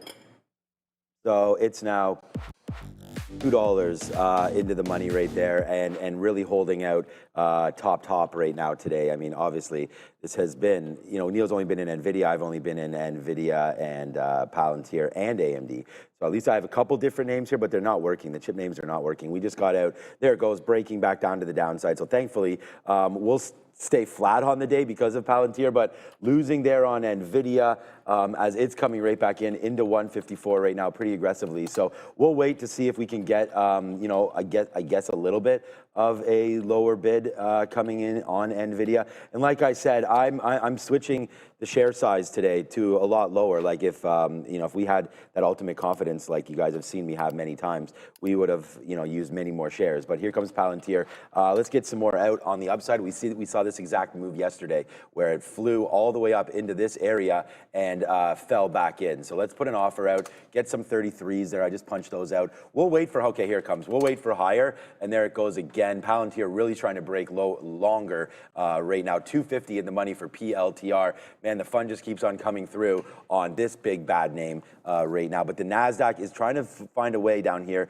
at 22.5. Maybe there is a bid coming back into this market. AMD still finding no bid, down to 142 right now, getting clubbed, man. AMD, Apple breaks 200 as well. Tesla, we are now long into Nvidia 154. Yeah, SMCI just went red on the session as well. But look, I'm out of Nvidia. The first bounces were pretty solid, but you couldn't get more than the $0.50. So I got the $0.50 3 times, and then just got out underneath the 50. So we lost about 20 pennies. It'll be slightly up on it, but it's still it's trending to the downside. So you kind of get away with the long. I got out of Palantir early because that's how I roll. I thought we were going to stall out right here at 146.5. Good thing we didn't go short. Now you're going to break the all-time. You just broke the all-time high as we speak. I'm still chilling out with regards to Tesla. yesterday at the open was so vastly different from what we're seeing here on Tesla, and it wasn't part of the plan. It's still doing this $4 or $5 3-minute candles. It does not want to consolidate anywhere, and you're not really picking a direction either on Tesla. So I have it up. I'm just waiting for it to establish some kind of a trend to trade. At this point, I don't want to give away like the Palantir on something that didn't make any sense. So Apple is what I would like to be short. It's trying to hold $200 here, so I'd rather short back into like the volume weighted average price or 201 here on Apple. So just going to be a little bit patient with trying to catch a bounce and then fade into it as the market's headed lower. All right, it's an absolute monster again. Let's go, man. Let's fire it off right there. There's the sticky note coming into play again. Neil, I have no idea why we ever go against some of the levels that we write down there. We wrote down 154 for Nvidia. Though we're long right now, 154.20, 40 cents in the money on a much bigger position now than we had on any other stock at any point during the day. So it's a nice move up there for Nvidia. But let's make sure that we do capture some profit because it's still not trading the best. So we're going to wait to see what happens. It still is up on the day. Maybe Nvidia does climb into all-time highs again up there to 157. If that happens, and that's an oh boy moment. We are now $3 in the money right now. And Neil was right, man. He was not expecting this, and nor was I.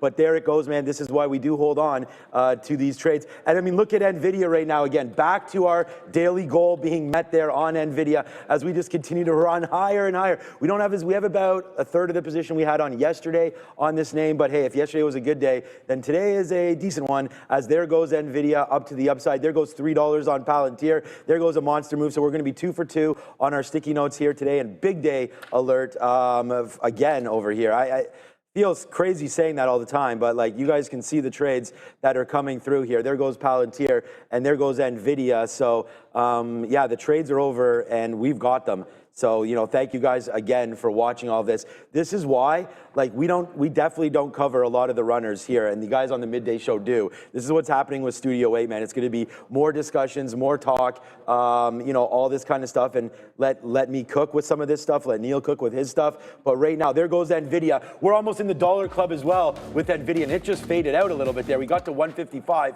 and then gave it a little bit back. Let's take some out. We just got some more out there at 155, but here we go again for NVDA, man. It's here, we're here. It's another big day, man. You got the salmon shirt on. We've got the smiles going. We've got the fun times. It's going to be a good one. Filet mignon last night, 2 bangers today, and it's upside from here. So what's going on over there? CYN for you? Or 2 for 2 so far, but I'm just be patient with the third. It's the third name is going to be SMCI or Apple. There's no question. Those were the names on the plan, so I want to try to stick to them. If Nvidia comes back and can maybe break the trend, and I'll get to that in a quick little second. But SMCI, it's now trying to hold that 46.5 that we like. But look at it churn through. If you got the first bounce, yes, it bounced exactly where we wanted, but we were trading Nvidia at that moment, and we were trading Palantir at that moment. So that's already happened, and then it made a fresh low. I wanted holding above 46.5 before we get back into that bad boy. And then what I'd like to see in Nvidia for a little bit of a gain would be hold a higher low, break the trend to the downside, which it's trying to do. So I think it's got a good chance. Those are the 2 that I like. I like VWAP on Palantir, which is sort of an obvious continuation play, but still I have 1 short that I want, and Apple couldn't get to VWAP there. It broke 200, started to look really strong above the 200 level, and then just dumped when it got to maybe the $0.50. It just dumped right back underneath the 200. So Apple maybe a little bit weaker than I was anticipating. I might take a shot at the 200 level, but away from VWAP, it's a bit of a chase. It's like smaller size, tighter stop. I don't like being in at the bottom, but I do want this short at some point. And with the market threatening to go red, there was nothing else that I liked to the south side. So I'll probably do some hunting to see what else might be weak, but this was the only play that I was thinking short on anyways. All right, everybody. BBAI is also going up. Come on, you guys are just teasing at this point. Trying to get me in a good mood. Jeez, wow, there's the face slapper again on BBAI. Wow, man, it's always great when like the PA is popping and what we're doing here is popping. This has been such a wild ride, man. I want to just, again, thank everybody for being here. Hit the like, hit the subscribe. Keep it going, man. I'm going to refresh the stream, see how many we do have on with us right now, because you got to make sure that you do hit that like, that subscribe, and everything. So there it is right now. We have over 800 likes. I mean, give it up for that Palantir trade, man. I mean, that's, leaving people speechless. It's great trading off the open there for Palantir. Nvidia, not so much. Nvidia's great.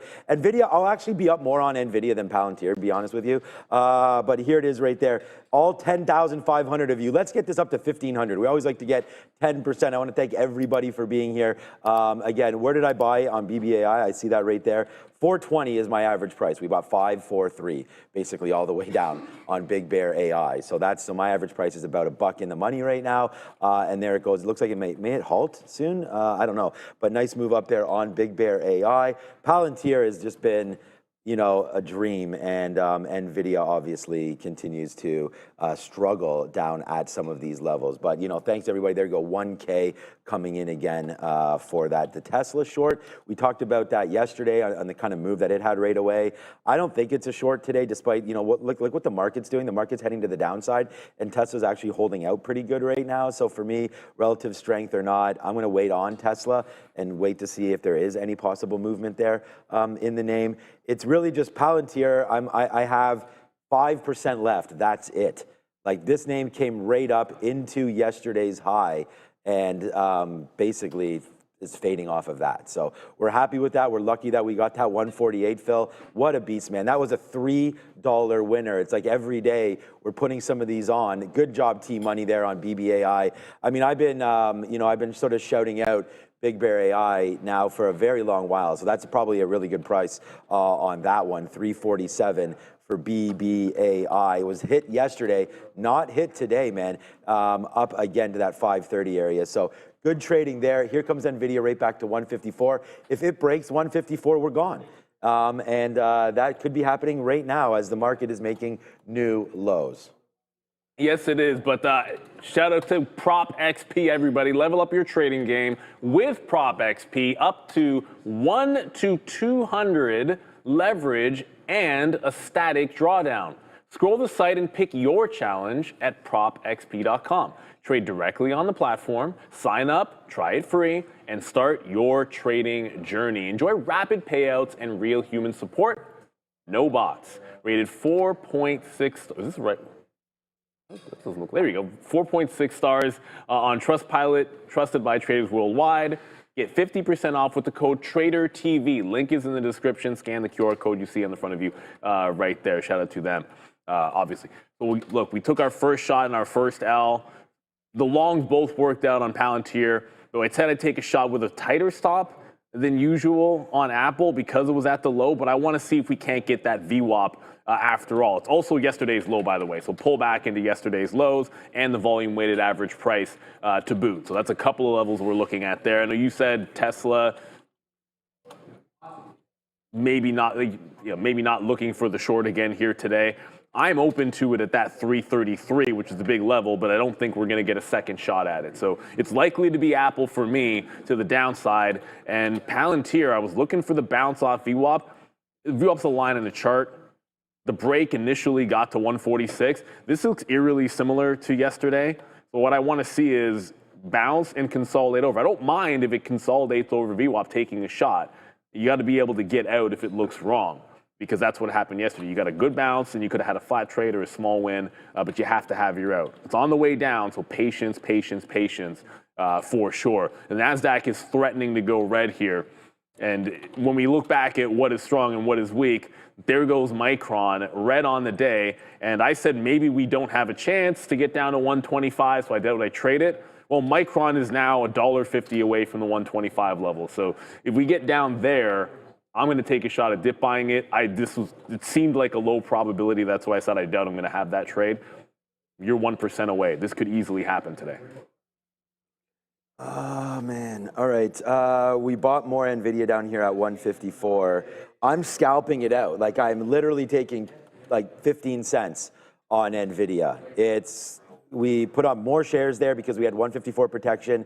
So I'm just getting out right here, like in the low 20s, mid 20s, and I'm actually going to take another piece out right here. This is the benefit of trading a little bit bigger share size against a level that you trust. You can scalp it out, still remain positive, and here we go. Let's go. Now we can get going. I think I'll buy some more if we break above 40s here. There it is. I'm going to buy some more right now on Nvidia. So there it is. We did buy some more and add to this position. So we're adding to our 154 long right now. So let's see how high we can get from here. But that's an add on 154 right there for Nvidia, hoping to break through again. So there it is. We're getting uber aggressive right now, Neil. And there it is, man. It's a face slapper back in there one more time, man. We're trading like we're trading like a lot, but we're trading really responsibly. I feel like again today. The growth, honestly, like.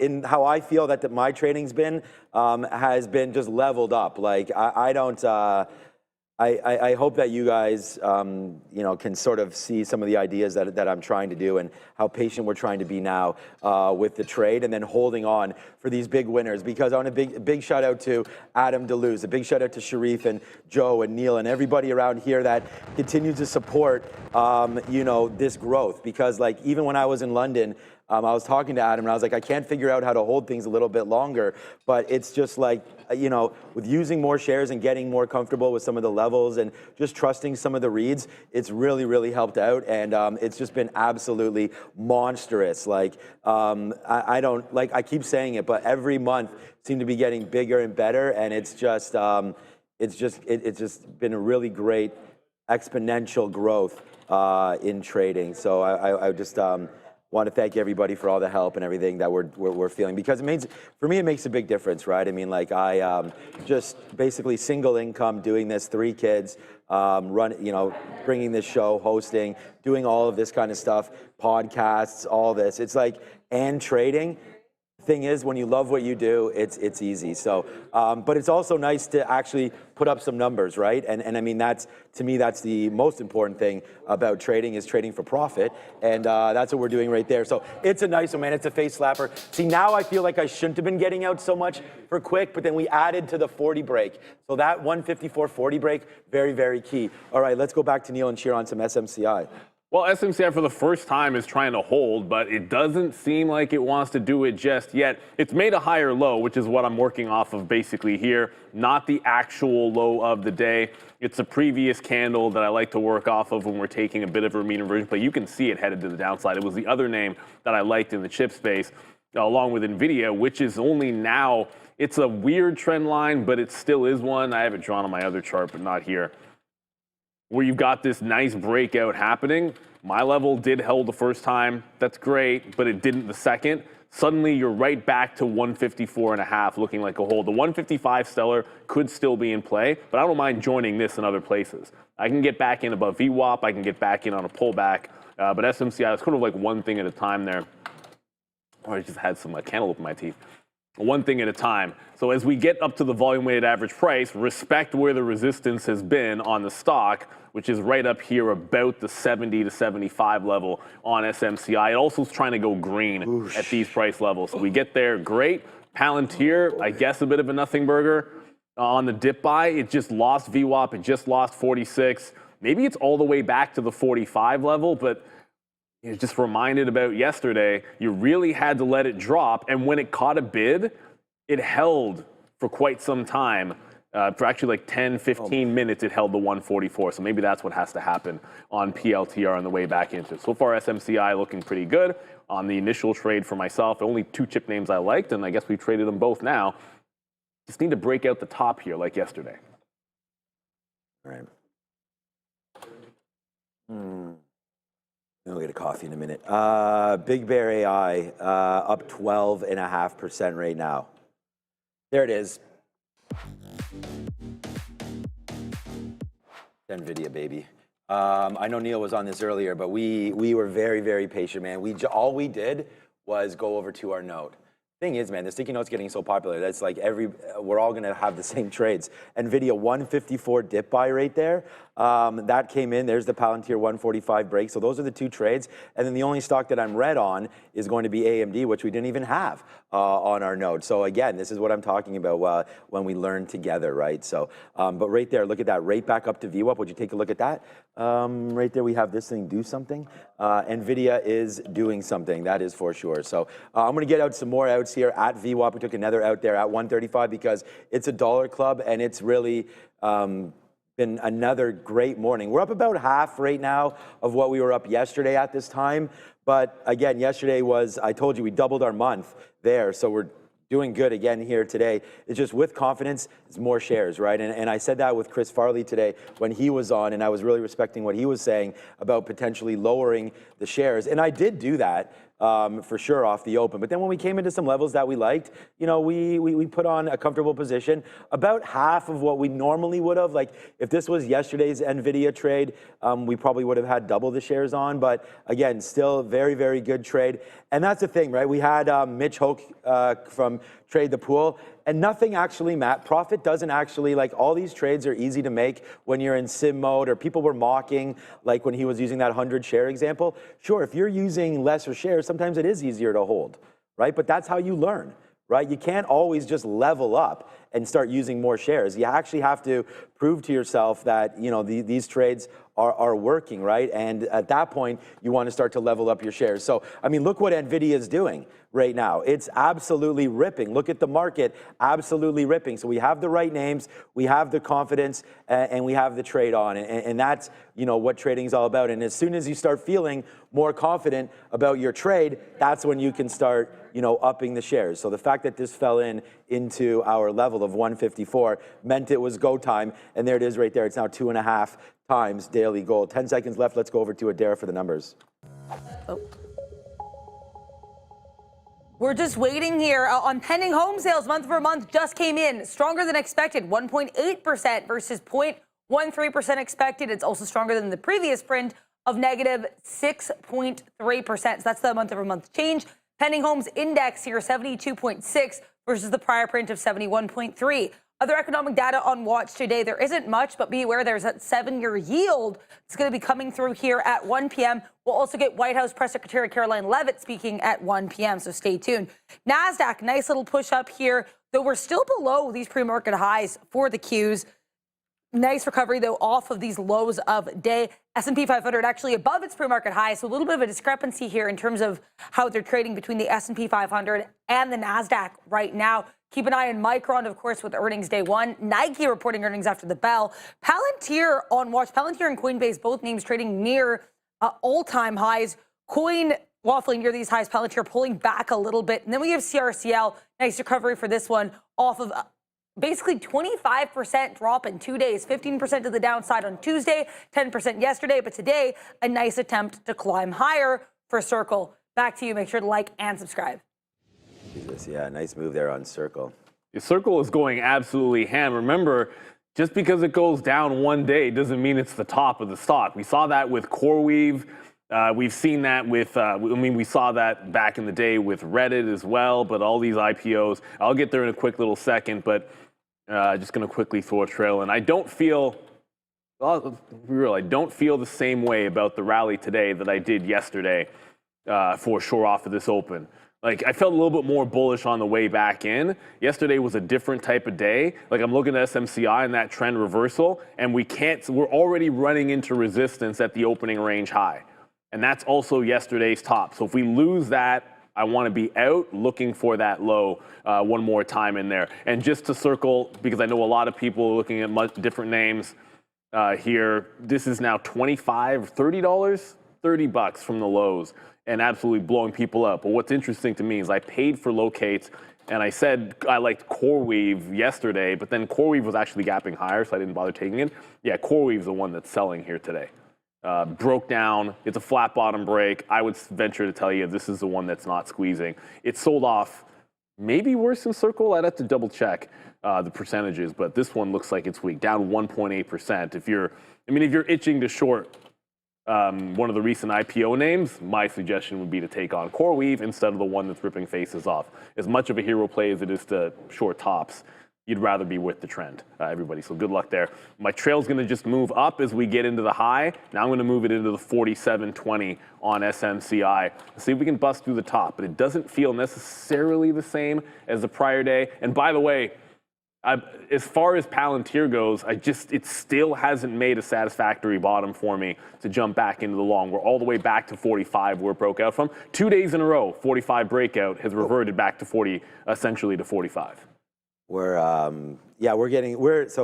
I now have 1% left of Palantir. If it breaks lower, my stop on this Palantir trade was a break back down below 145. So the fact that we were able to take $3 on this trade is just like basically silly times. All right, I'm gonna now, just because we don't have that many shares, we might as well just get out on a 145 break. It was a little bit lower, it was 144.80s, but I'm gonna go 144.99 as my out right there for the last 2% of this trade. We still do have on the monster trade. Like I said, man, this P&L wise again, Nvidia is going to be, that's back-to-back days that this was an absolute monster, and there goes 156 right now for PLTR. All right, your heart will beat 100,000 times today, and every beat is a data point.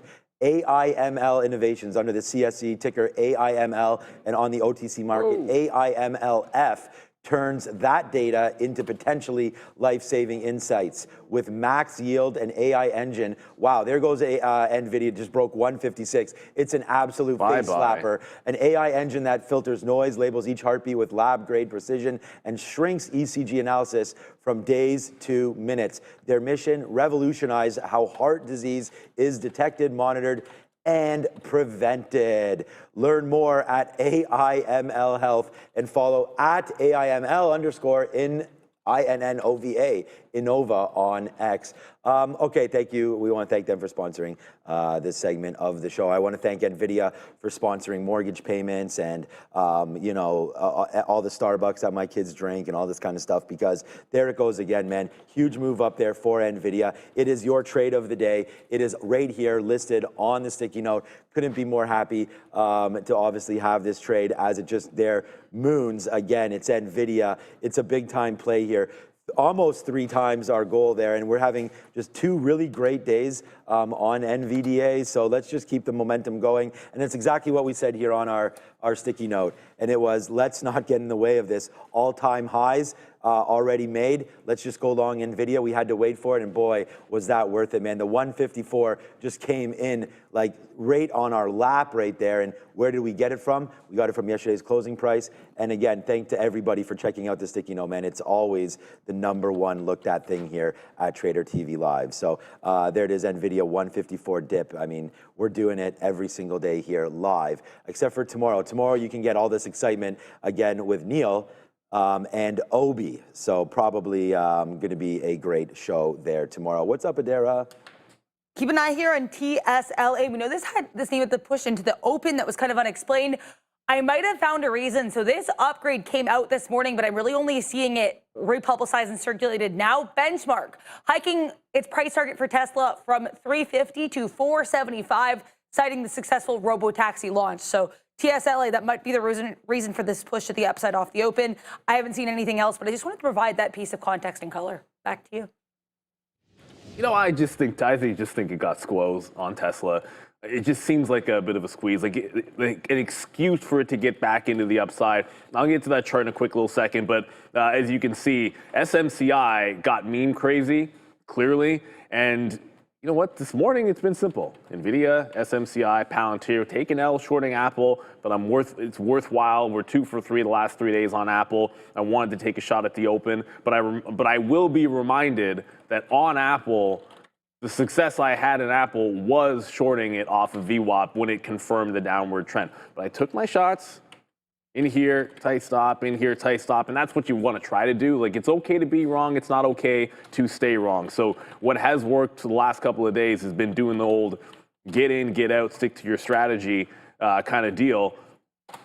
There's Palantir. I don't know why I type Palantir New York every now and then, but like, it's coming back.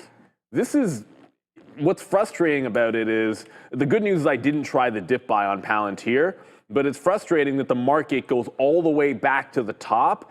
The other plays go, like SMCI breaks it out, Nvidia pretty much breaks it out, And then Palantir, which usually is like the strong one, is going all the way back into the lows. So we're just going to have to let this one really settle down at some point before we can catch something. Micron, I do see you, it's FJ in the chat. Micron is now under 126. The only place I'm looking for a bounce on Micron is 125. So it's going to have to drop a little bit further. And I don't want to see a falling knife. I want to see a bottoming tail candle or a mean reversion, like a trend reversal trade.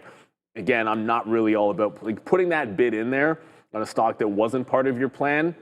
To me, that's not the setup I like. If it's going to be something that was a secondary, then I want a much more clean entry. Like I don't mind it on Nvidia because Nvidia is Nvidia, sort of rounding into the longs. But once that opening rush has happened, I want something like a trend breakout or a bottoming tail candle to be the entry point. So on SMCI, plan will be look for the pullback, hopefully not to VWAP. We can hold the morning range highs at 47.5 and go for the continuation long there. Micron 125. Not really sure what we're going to do with Tesla just yet. Might not end up trading any Tesla. And shout out to you. Thank you, Christopher Mulligan, for the super chat. Why does Shop always do this every damn time? Does it do this? It doesn't do this every single morning. I'm not really sure what the reason for Shopify falling apart is, but it has, as you're right, been doing this every single time it has broken 114, but only a couple of times, and made a new high. It's pulled back. The good news is, if you look at this daily chart, those are still all higher lows going into that top. So until it breaks that little trend line down, you're probably okay. Just to me, that just means you're buying dips instead of buying breakouts on a stock like this until it loses support. So you just got to be careful. When a stock shows you it doesn't work on a breakout, then you shouldn't take the breakouts. I still like Shopify generally. Yeah, no, I think that's great advice. I mean, if you're, you know, and that's the thing that we talk about here all the time as well, is like if you're noticing something is happening over and over again, then don't be afraid to like keep on that sort of track, right? Like don't just leave a trade. Like if it's working, get over to it. If you're seeing something's been happening on Shopify every single day, try it, you know, and go for it. And then eventually you'll get the confidence to use more shares and try to get something going more aggressively on that front, right? So and on that vein, I'm sticking with the plan of action, and that is long Nvidia and out of Palantir. So boom, boom. Nice move. All right, so Coinbase, although Bitcoin and Adara's working on, we talked about our monthly update on our thing there, on our picks, but Coinbase, another 5%. Like, I can't really wrap my head around this name. This has to be another squeeze happening right now. So for me, I'll be selling at least half of my Coinbase position in the long-term account as soon as this show is over, because I just don't believe in this move and why it's happening. I don't have a problem. I mean, I'm long the stock. I like Coinbase. We're long way lower than here, but I just think this is a huge move up, and even in the long-term account, at some point it's getting ready to sell. And I think that even when you look at a name like Uber, we talked about this the other day, it's up to 92, and I really, really like the story, but I really haven't sold any.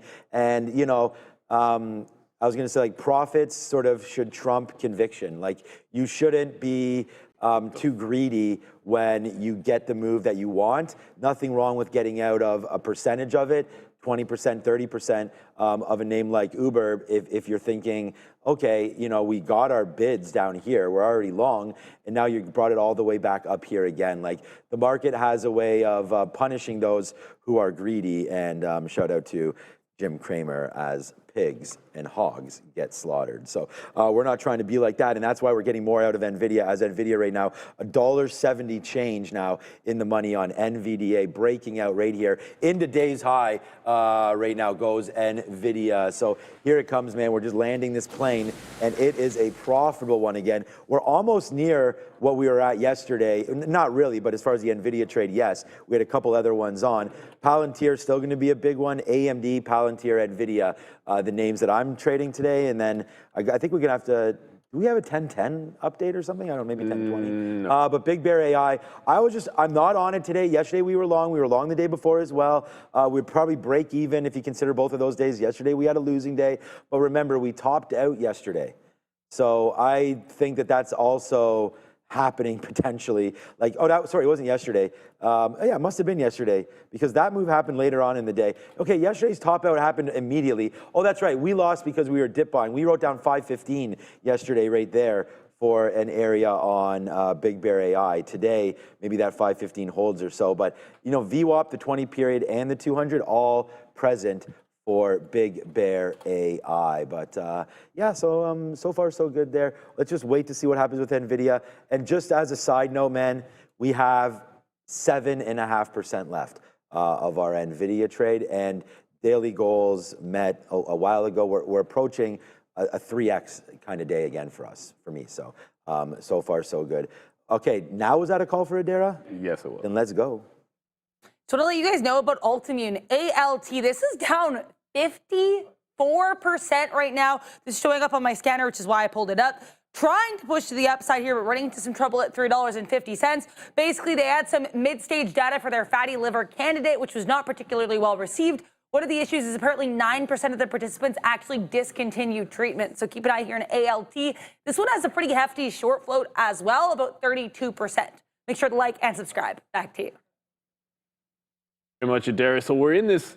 Daniel, I'll get to that in a quick little second. Daniel, I haven't asking me about AMD VWAP short. Did I miss that? Look, it wasn't part of the plan. SMCI long at 40, off of the 46. The previous close price in the 46 half area there. That gave us a trade. We're in Nvidia and out. We're in Palantir and out. I took a shot at Apple short. Like, those are the only four things I've had. I'll get to AMD in a second. But that pullback on SMCI doesn't seem to want to extend to where I wanted it to, which is all the way back into either VWAP or the opening range top at 47.5. But again, those are just targets. You're getting a good consolidation here. I just don't like these candles for entries. It's just, for some people, that's what you like to see. I like to see something a little bit tighter, where if I'm looking for a reversion on a bottoming tail, I get the bottoming tail candle, and then the second I see it holding, I can just punch this breakout, and then you can go stop like right under that. And then I get one-to-one, and then you can hold. Like, that's the style I'm looking for. I don't really like the entries up here on SMCI. And chasing when the market's not breaking out, we saw what happened there. I mean, so yeah, obviously in hindsight, you could say miss the short in AMD at VWAP, but I wasn't even thinking short in AMD today. If I was going to take, I probably, if I didn't have SMCI and we weren't looking at Nvidia, maybe I would have taken an L trying to long this name. What I would note is you've got something happening here at 141.5. Opening range, dip buy, also VWAP. So maybe you catch a bid there, but that's a big maybe. I don't want to be fighting trend on anything. That's the difference. It's one thing to get a good mean reversion where you're breaking the trend and on a stock which is trending up, but SMCI is up 3 points. Nvidia is up a point. AMD doesn't look very good. It actually looks pretty strong. So I don't think you have to fight those, and you might as well not do that. But that analysis for you guys brought to you by 3D Capital, everybody, because you can invest in every sector that you love all in one stock. 3D Capital, that's IDK on the CSE. In the US, it is IDKFF. It's a risk-diversified basket of 60-plus vetted investments. Get founder-level exposure, the kind most investors can't access, in some of the hottest sectors: blockchain, AI, IoT, information tech, biotechnology, natural resources as well. It's led by a CEO whose last venture returned 150x. 3D is currently trading at a discount to its asset value per share, and they're actively buying back into leading shares. The world's highest returning investments usually come from founder-level access. Think of 3D as your ETF for early-stage disruptive innovation. Scan the QR code for more information, everybody, for sure. So just very quickly, let me go back over to Palantir. You know what I'm looking for on SMCI. Wow, right back in. It is absolutely uncanny what is going on right now in Palantir. It's like 2 for 2 taking breakouts. Yesterday might have done better with the initial long, but the fact that it reverted this and wasn't even thinking short doesn't really matter at this point. I don't care too much about the bottoming tail wicks. If it's going to go long again, it really just has to do something like that and then break the trend out. Like, make a bid, consolidate it, give you some kind of a trend, like SMCI did that as well, and then try to take the breakout, something along those lines. I'm seeing what's going on in Circle. I'm just not seeing anything that I want to rush back into at this point to give anything back. No, you didn't say Keon. Is that Cohen in the chat asking to short Circle? I'd look at CoreWeave respectfully between the two if I was thinking short. This is when this stock is going up, I'm thinking long. And I would rather not.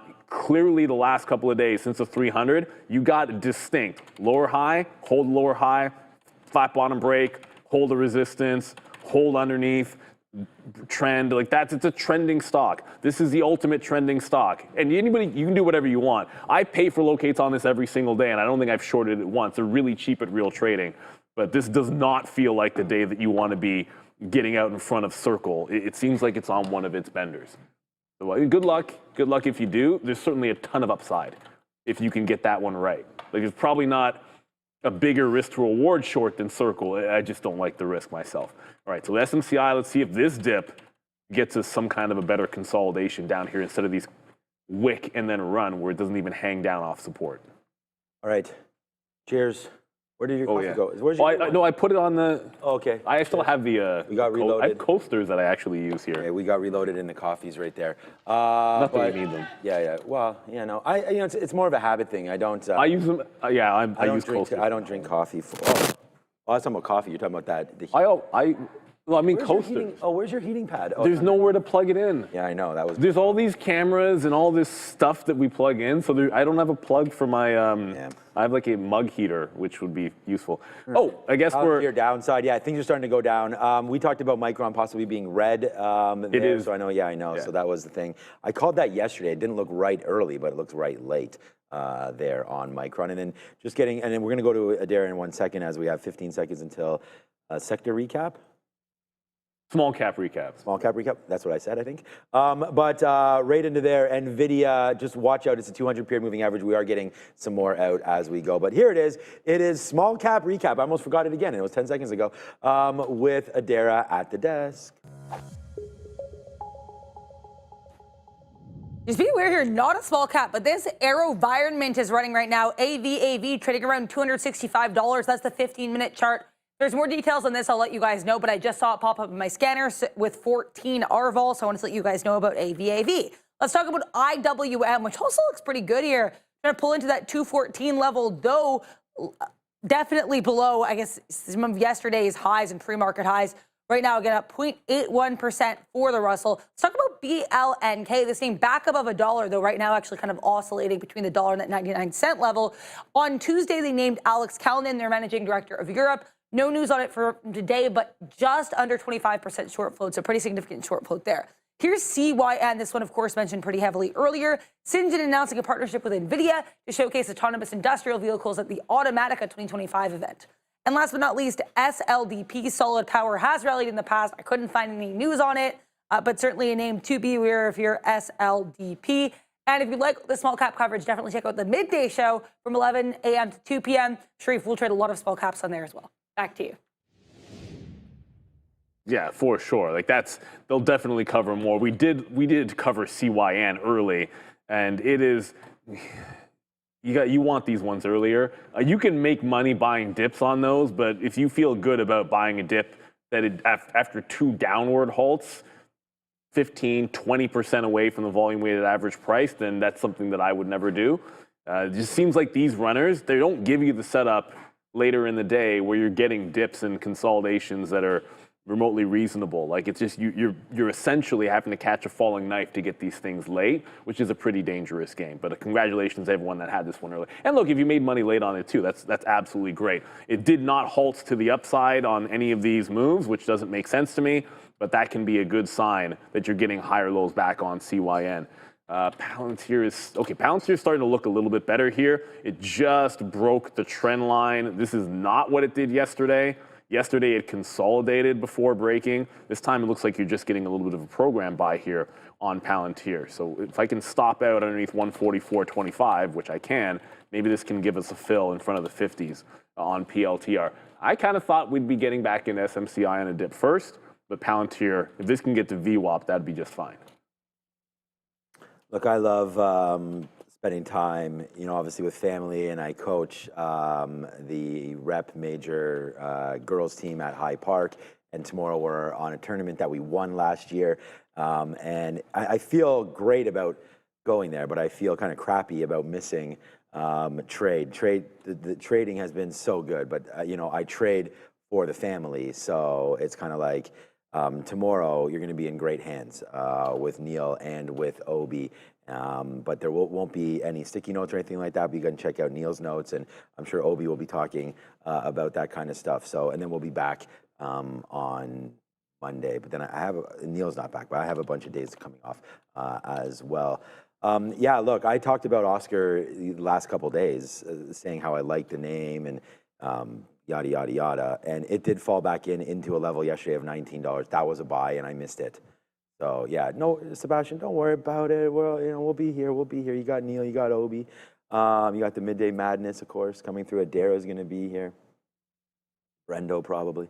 Yeah, there goes Oscar right now, breaking through 21.50. I mean, again, I think this is going to be another possible long on that break right there coming through again. So watch out for that kind of a play coming on OSCR pretty soon there, Oscar Health. So I like the name. I know that gets a lot of social media. A lot of social media behind that name as well. Okay, let's go over and do this then real quick right now. If you did want to level up your game, make sure you do scan that QR code right there to grab Trade the Pool. We got a behind the scenes look at Trade the Pool. The dashboard tracks your progress in real time, live stats, profits, and more. You can break down every trade, see your entry, exit, and how it played out on the chart. Check the certificates page for your full summary, achievements, and payouts. In this clip, this most famous Michael T has already earned over $75,000 in total payouts. Trade the Pool gives you the tools and the capital to go further. If you're ready to level up, visit tradethepool.com, scan the QR code right there. It's the only way to get 10% is by scanning your QR code. Oh boy. Okay, again, I am very tunnel visioned in the trading because it's been working, and I have to focus with what I've been doing. And Nvidia right now, I'm going to kind of let it go.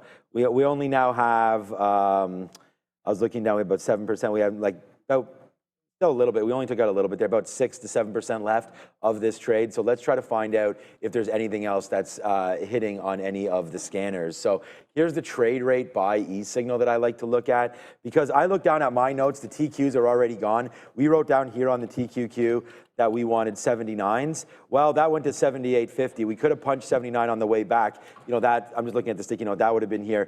Palantir, we already have. That's already the number 2 stock. Nvidia is the number 1 stock. Nothing's going to catch that. And then Apple short, as Neil's talked about, missed opportunity all over the place with Apple, although Apple's at $200. So that might be something right near on the trade rate with Apple as it's showing its head again here. Wow. Okay, didn't even notice this. If you're looking short on Apple, you should be short on Apple right there at 201. That's an absolute no-brainer trade there. So I'm going to slap the fail on myself. Just looking at the very first thing on this trade rate was the easiest short you could have had all day. So there's Apple. Tesla also, ABEV, we're not going to worry about that. There's Circle, huge move up, man, 224. I said in the beginning of the day that we were not going to short Circle at all there today. And if anything, I was like, watch out, man. You don't want to stay in the face of this thing. But Circle, nice upside move. Eventually, I think it will, calm down a little bit and we can try to get that short. But you'd like to see it barcode a little bit and then lose, because right now, if you're going to go short now, it's got to go against 227. So that move against 227 is $2, and I think it'd be worth it, but this can hit that $2 mark almost immediately, especially with the NASDAQ now taking out highs here one more time. Micron, again, as you guys asked me yesterday, what was the call for Micron? I kind of gave it to you, I thought anyways, that we were looking for the short in the earnings call, and then the earnings call kind of was decent. And we had an upside move, but now you can see Micron pulling right back in. Their Circle just bounced again off that level. Maybe there is something about that, but here's Micron straight to the downside. So it looks like if you were in that trade, hopefully you're out of it as you're into 124 right now. But yeah, man, it's just Nvidia, it's just everything trying to do good here. Let's just watch, for the rest of the day. There's a little bit of a look at some of the stocks. I see I don't know if there's anything you're looking at, but for me, whatever. We're at 3 times our goal. I just went back to like one of the better ones this morning, which was Palantir, but it tried to break the trend to do the whole patented pull back into the volume weighted average price deal. But as you can see, it could not hold. And ultimately, it broke trend here. Rules stay the same. Even if I don't get the right price on the entry, I keep the exit. Like, I know where I'm wrong on the trade. I don't move where I'm wrong just because of where I happen to buy it. If I buy the move late, the stop remains a stop. You just got to keep it that way. But look at it go right back into the lows. And then it was, Kurt will get to CLH. I believe it was, I'll miss the name in there.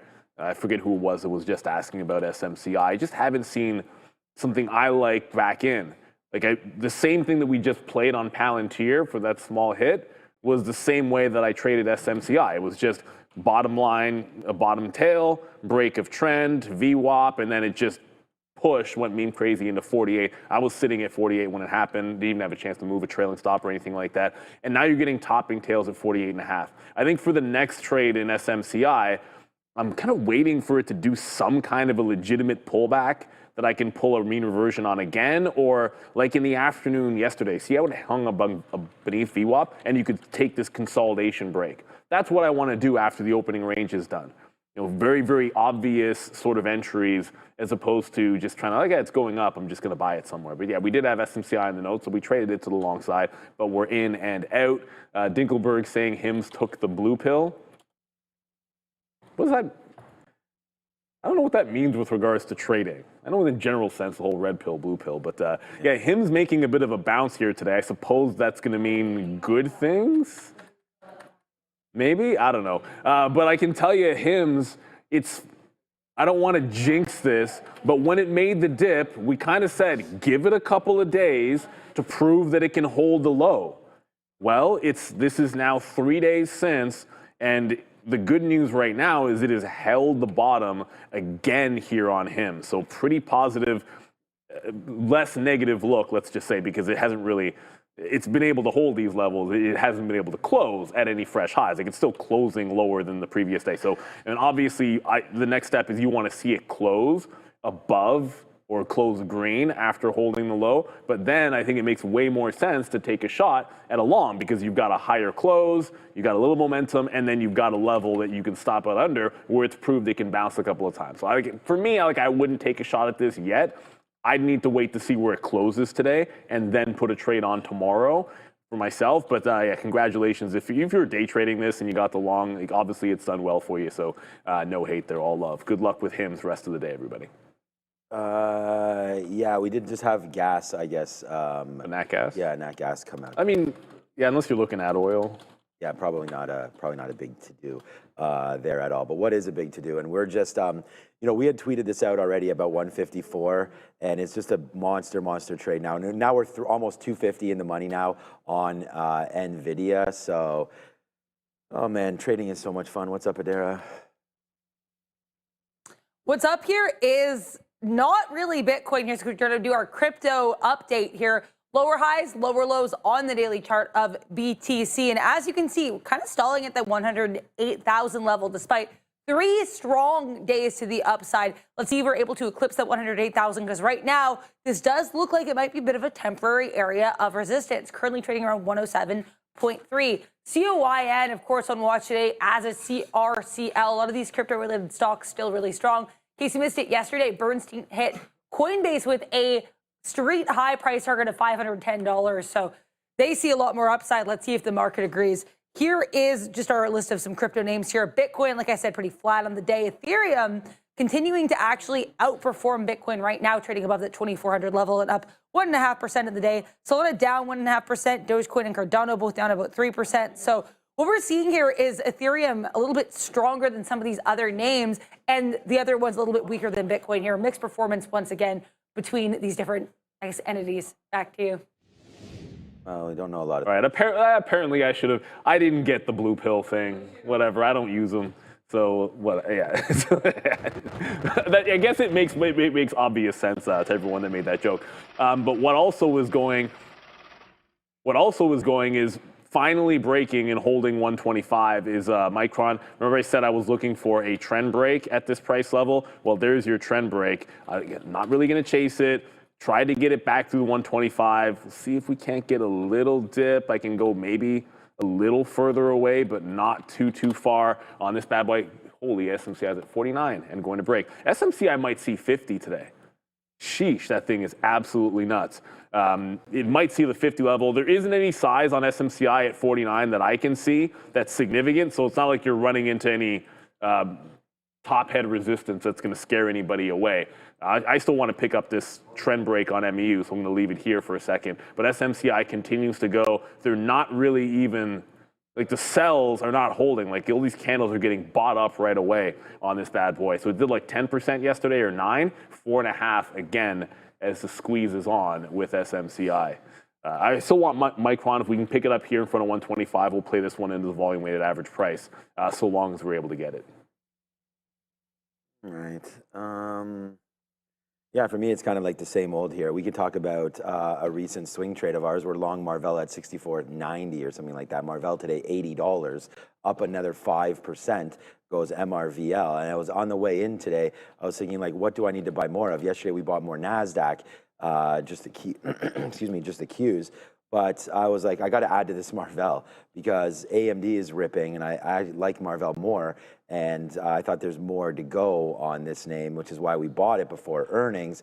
That was a little bit of a silly play because we bought it right here at $64, and then it went down into 60, and now 80, just weeks after we had done that. So we're really happy with the performance, but I did want to buy some more, and I guess I should have maybe just.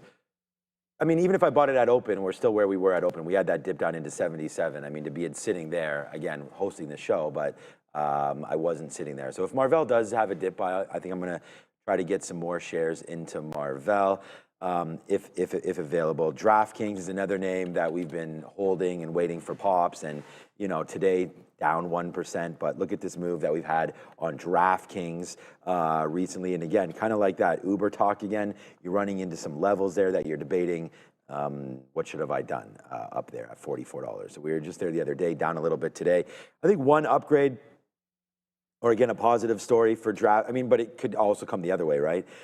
Something like that. We had ASML for some reason. We saw that they got downgraded today. So anything could happen to DraftKings at any time. But one good story, I think we do break above this 45 area and then really get going on DraftKings, possibly back up to some of these highs that we had seen just sort of pre-tariff there as the market broke out. The market's already broken out. It's just waiting for some other names. And we had a dip buy opportunity in Eli Lilly over the last couple of days as well, and that's up today or not?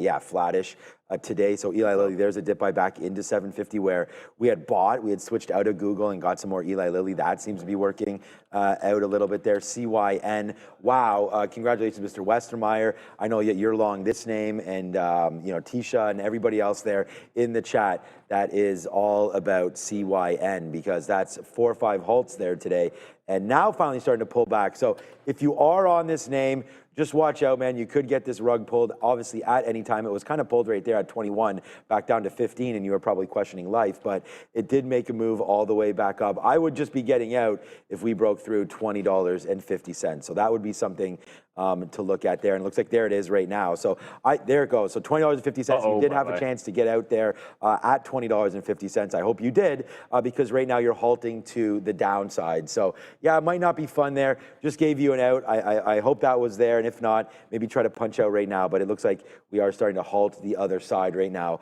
on CYN, as we're going to throw it to Neil in a second, but Nvidia, still that $2. I'm going to take one more piece out. We still have a decent size on. We have, like I said, 7%. We just got out again. Now we have officially 6% left on Nvidia. So, hey, man, the trades are pretty good. Let's just see what Neil's up to.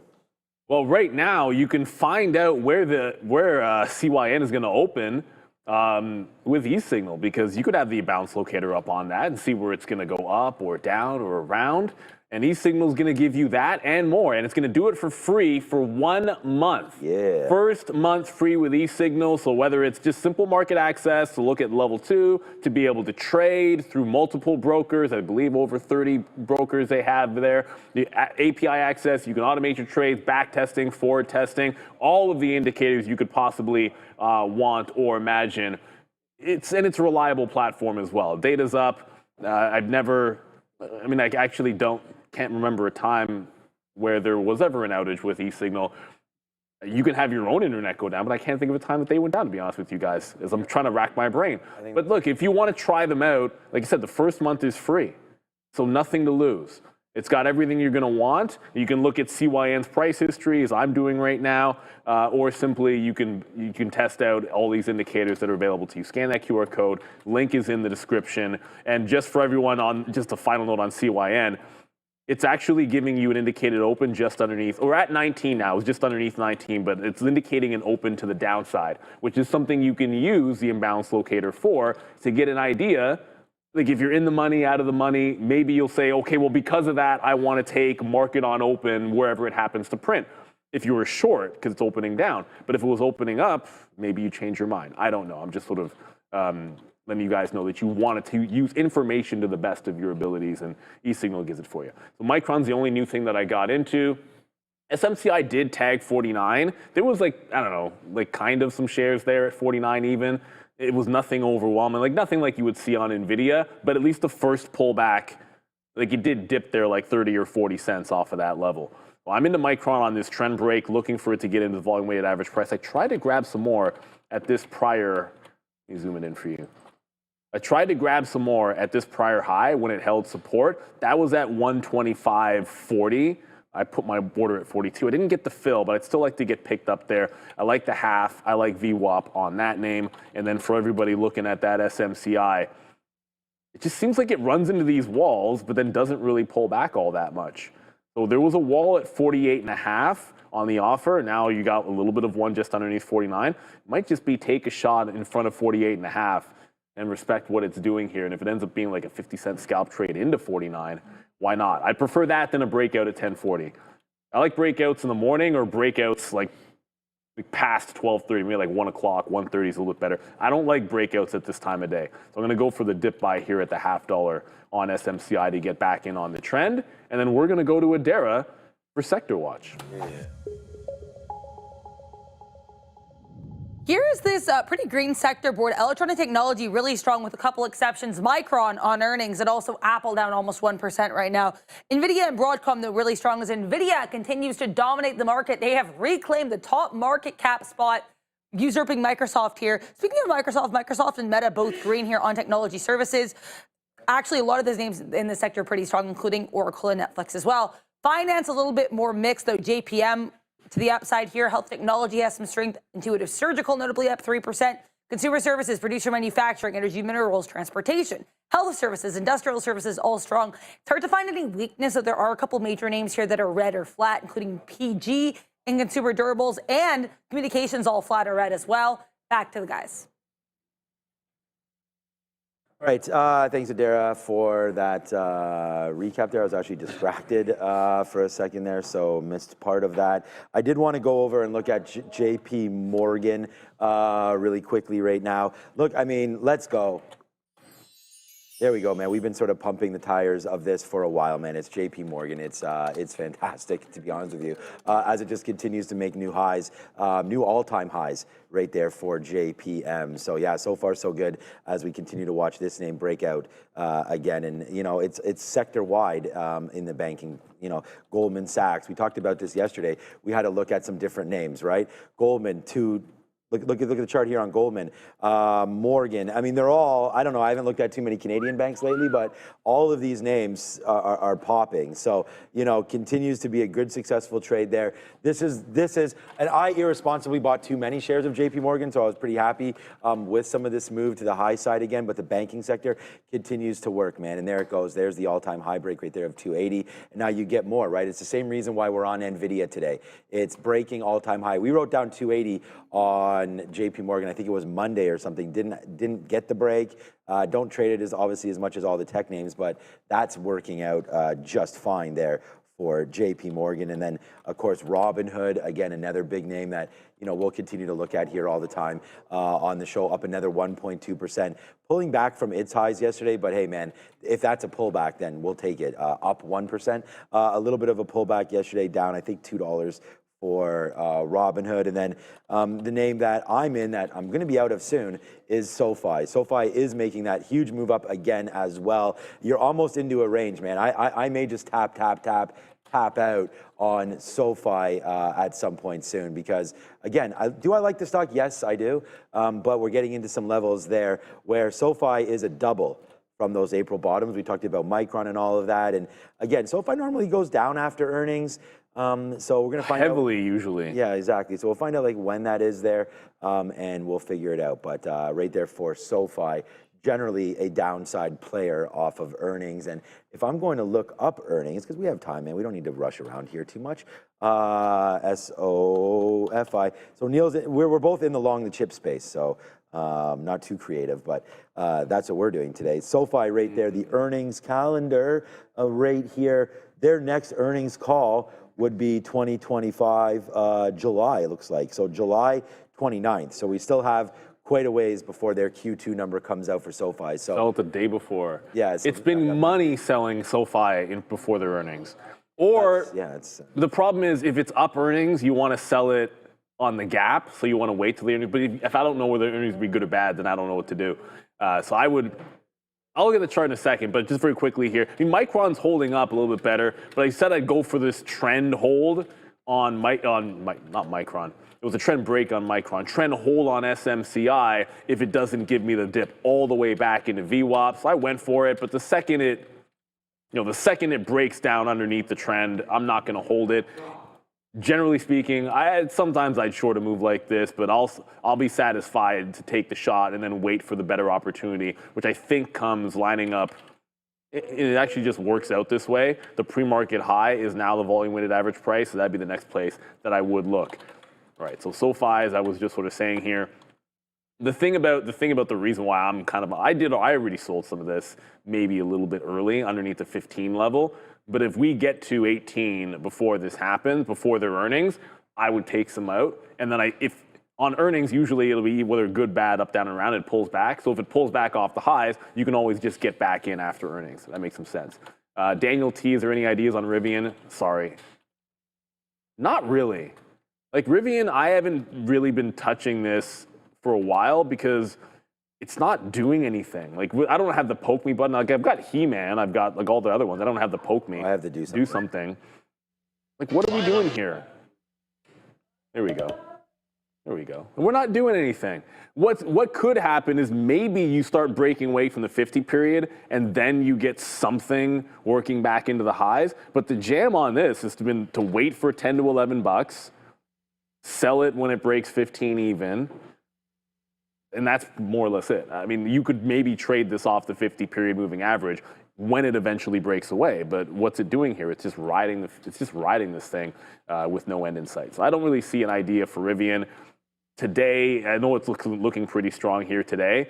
You can probably day trade this pretty well. Oh, yuck. Ooh, actually, no, not yuck. I didn't see this part here. No, this is actually, hey, that's a breakout today. So forget about the long term or the swing trade on Rivian and maybe just look at this breakout. 14 and zoom it out. When in doubt, zoom out. Maybe you find something. 14.14. Today's high is also the high from the 16th. And look for that breakout here on Rivian. Yeah, that looks pretty good. Why not? I can't see a reason not to look at that trade for later on. Even if you just scalp the break here, like it's not going to move that much. It's Rivian. We get 20 pennies out of it. No problem.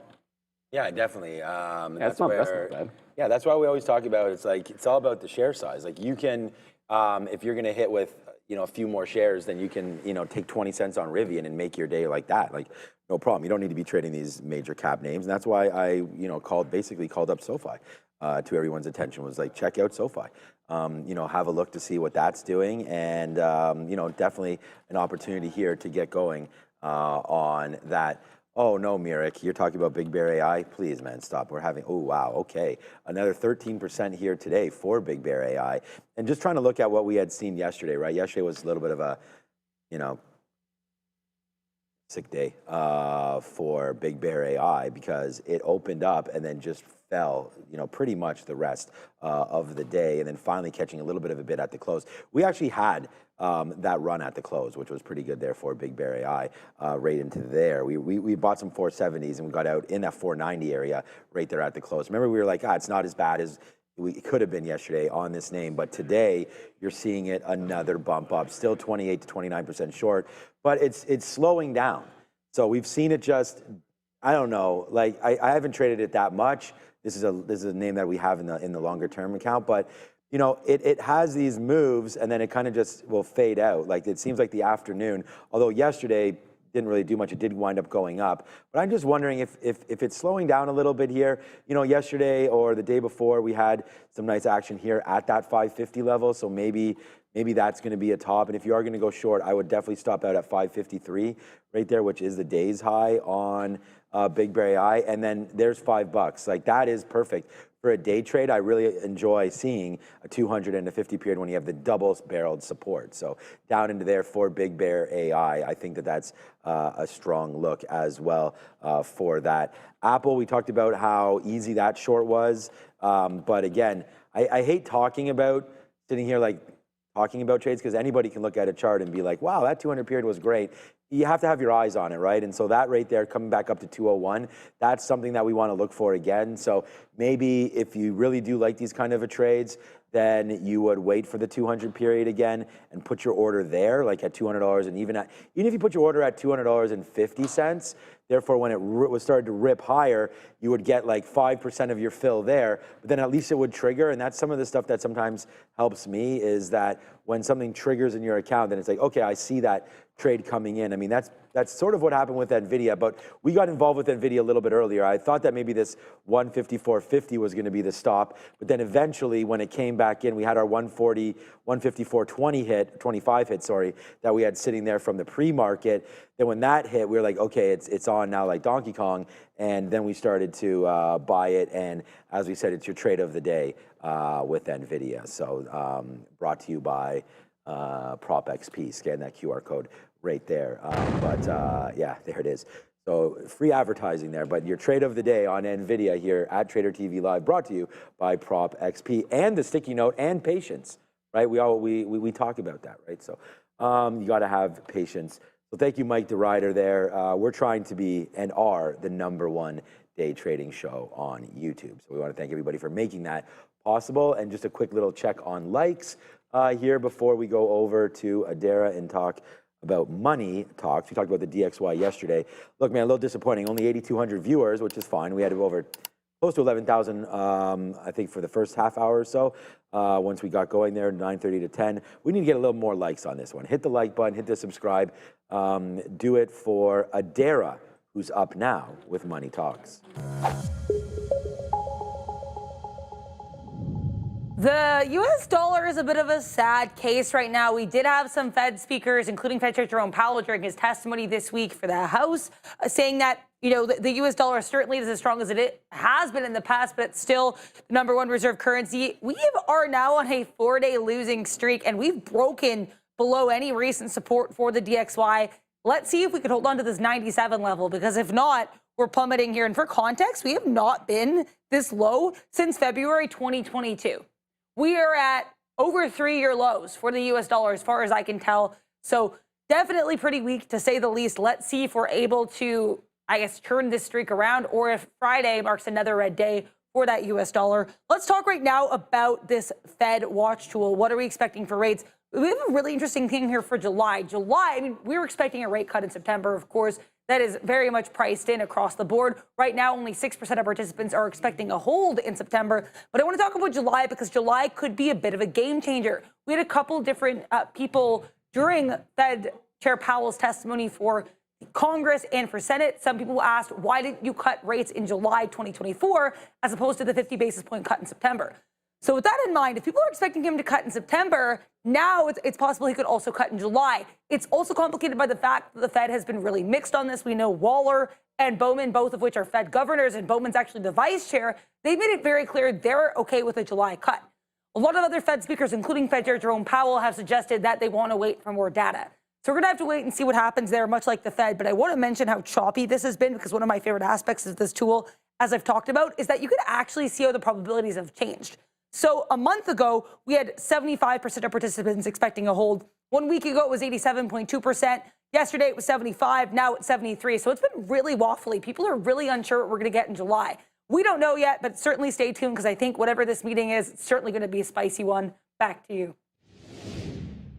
Yeah, spicy. Like, here's the thing: the Fed haven't given us anything at these meetings, but like each one, as we get closer to the end of the year, it just gets a little more interesting, because the likelihood that we actually have something happen, it gets a little bit higher. I kind of roll my eyes, because there's plenty of happening. It's just not the Fed that's going to be the. It just hasn't been. It's been a nothing burger the last couple of times. I think we get back into more excitement on Fed days in the back half of the year for sure, which we're headed into. So there's a lot of. Micron's probably headed to VWAP, but I'll tell you exactly what happened here. The first time we bought the dip, I observed something at 126 that I thought was happening again. So essentially it was breaking 126. Someone was swiping it down and then like essentially crossing the bid with a little bit of size and then taking it all the way back into the bid. And then it did the first swipe again at 126. I'm like, okay, it's happening again. I'm just going to punch out and then we'll get back in on the bid. It didn't happen. I think somebody did the whole game where if you're really long, big, traders have, like big whale traders have done this before. They're long a huge size, but what they'll do when it's in a consolidative thing to be able to build into more is they'll swipe a small portion down, causing it to go back down, and other people will sell, and then they'll just be buying up more, and then at some point they'll swipe higher. And then so what happens here, and then it gets people to say, oh, this is what's happening. I can just scalp 50 cents and then get back in on trend. They don't do it the second time, and then you get the rally. I think maybe that's what happened there. So yeah, I probably got fooled out of getting out of that for 50 cents when it's going to go $1. But you never know. The market's going to go higher. Just remember, Micron's a weak stock after earnings. Ultimately, like I don't love, like that's an ugly looking chart on Micron, but it did hold the level we wanted. I probably don't want anything but the long off here into here or so, like 127, 127.5 or VWAP. I think it's kind of like a one and done for me if we don't get this really quickly back on the bid, everybody. That's not a very good looking chart after earnings. I go for the 3-day rule with this for sure before really liking the long. Another one which is trying to get going is AMD. I know someone in the chat, I think it was Rivian Millionaire, was like, oh, you missed a short on AMD through the volume weighted average price. Well, I wasn't thinking short on the chips, and I'm still not really thinking short on the chips. I'd be much more interested in trying some breakouts or going bullish, because the longer trend on AMD is up. The market's trying to break out the top. I'd rather see this break the volume weighted average price, hold a consolidation, and then break right here at 144.5. So yeah, I get it. Maybe the short's going to end up working out, but I'm not thinking short right now. I'm looking for long entries, whether I can get back in SMCI on a dip, maybe we can pick that Micron back up, or even if AMD wants to join the party, breaking 144.5. That's what I want to pay attention to. It's only 5 minutes to go. CYN. Oh, it's going into, never mind. The halt band just hit it. It's a 25.82 is the current price, is actually a potential halt to the upside. So this thing is continuing to. Yay. Kind of a happy accident. I was going to hit one of the other keys, but that's fine. That works out just as well. So it's halting to the upside on CYN. Immediately the tap goes to 26 and change. So this one continues to go. And remember, this is they got to deal with Nvidia. You know, sometimes with the small cappers, like when these biotech ones have a good headline, I have no idea whether like how good that is or not. And I just sort of like, I'll say gobbledygook, yada, yada, yada, pharma, and then we'll talk about the chart. But in this particular case, it's a deal in partnership with Nvidia. We've seen that have a good rally before. So I went over to SMCI instead of really getting the bottom on Nvidia, but guess what just tagged VWAP? I've had the chart up the whole way. Nvidia just tagged VWAP for the, whoops, what happened there? Here we go. Just tagged VWAP for the first time since with an actual consolidation. So yeah, it looks like this is going to be a VWAP hold, ideally. Close this bar. You got to close the bar above the volume weighted average price for me on the 3-minute, and then I'm going to take a secondary shot. I mean, it'll be literally like the third or fourth time I've had Nvidia but the first time above the 150, 155 zone at the volume weighted average price. Let's go to Adara before we come back to our favorite segment. Yeah. So much to our friends at Ogen for sponsoring this portion of the show that is orogenics. And each year, 3.8 million concussions are reported in the U.S., but there's still no FDA-approved treatment. NYSE-listed orogenics, or OGEN, is changing that with its first-in-class intranasal drug designed for rapid brain access. And with the concussion treatment market projected to reach $8.9 billion by 2027, orogenics is uniquely positioned to lead the way. Learn more and schedule a meeting today. Back to you. I'm rejected 160 bad again. All right. Another exciting read there from Adara. All right, so that's great. All right. Yeah, yesterday, we posted this up yesterday. We had a nice little chicken breast. It was given a 7.5. And we got slaw, and we've got some salad. I was going to say lettuce. It basically is just lettuce with like a nice little lemon vinaigrette. So we're going to find out today, though, what is for lunch? So today, what is for lunch? Ooh, all right. This segment lives on even if I am not here. So hopefully tomorrow is what's for lunch. I already see what it is. Should be good. Today's not bad. We're always looking for Taco Tuesday. Today is Thursday. So we'll go with beef fajita. Why'd you psych me up? Thursday. Right there. Yeah, that was a little bit of a psych out, but it's in the same vein. I know beef fajitas. For the record, normally, I have seen the salad, and the chicken looks exactly the same as yesterday's. And you guys we'll debate if this is the thing. Right now, it looks like we got twin chickens from yesterday. Same seasoning. All right. Well, nothing wrong with having twin chickens. It was given a 7.5.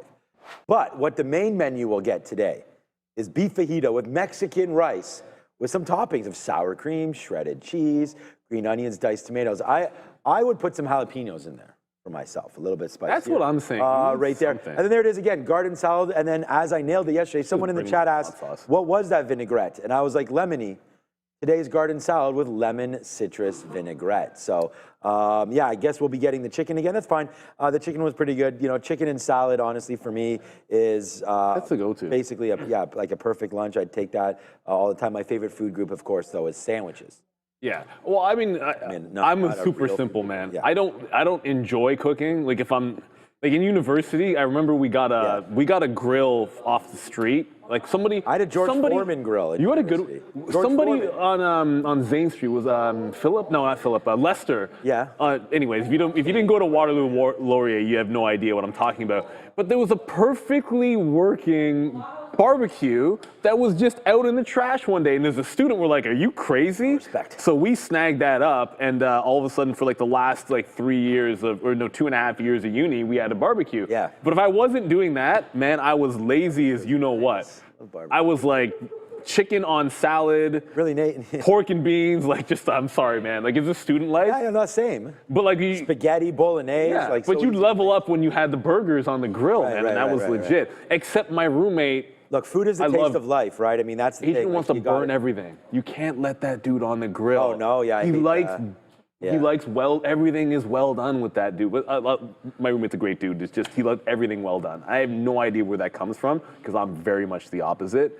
But I love cooking. Like yesterday we had, like I told you, man, we barbecued up that filet mignon. My kids are getting much better at what they will and won't eat. That's huge. Yeah, that's very, very big for not there us. yet. So now when the wife asks me what we're having for dinner, it's easier because our kids are easier. Now 560 right now. Congratulations for all the biggest of the bears out there. It's Big Bear AI time. There it is, another move higher. So yeah, we're in a great mood here today again, not just because of the PAs, but we had some great trades kicking. We also have Webull back up today again now as well. So all these past things that we've been buying, we were in a bull market, so the long should be working. Thanks, Neil. It was a great day today. I hope you guys all enjoyed the show. All right, I'm out of here. It's gonna break 30. I'm gonna be going over to some hit the pool again, and then because I won't be there tomorrow or over the weekend, so we're going to do it again right Will you get Mad Steps coaching? Go look at, yeah, I'll be running around, and my voice will probably be an epic fail come Monday, so get ready for that. But I'm hoping for the 2 games on Sunday. We've got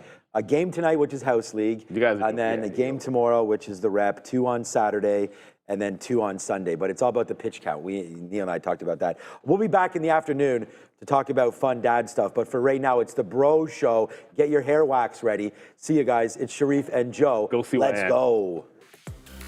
Chest hair wax. Oh.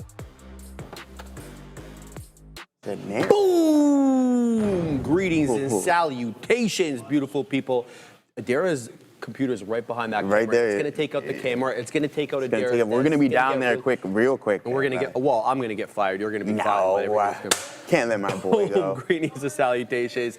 Welcome to the Midday Show. That right there is your boy Joey Options, and I am Sharif. Who do we got in the chat, baby? We got Ronaldo. Who's this ham boy or star or whatever? Guap 10. We got Vern. We got Gorov, Chuck of all trades. Shout out to Maddie Pollock, May Reyes, Mirek Formack, Lo-Fi Soul, All Things Trump. Shout out to Stuart, 70 Mustang, Juan Padilla, the OG. Shout out to Scott H. Get your toupee ready, says Scott H. All right, that's crazy.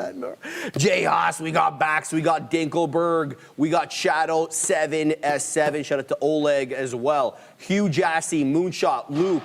DJ 2AM, Sipple Sunshine. We got Pawn Pandy. I like that one. Bora, RTJ, Joe Safe. We got Bobby. We got KK14M, JG. Shout out to Henry S. and Desi Junction, Susie Fox as well. We see you, Luis Martinez. I see you, Becky 5 or Becky V. Not sure what's going on there. Desi Junction, I already mentioned that one. Greg Moore. Who else we got here, Joseph? One more. Eric Carr, I lied. We got Mike P. D. Ryder, one of the OGs in the chat. Good vibes, Mike. I want to call him that.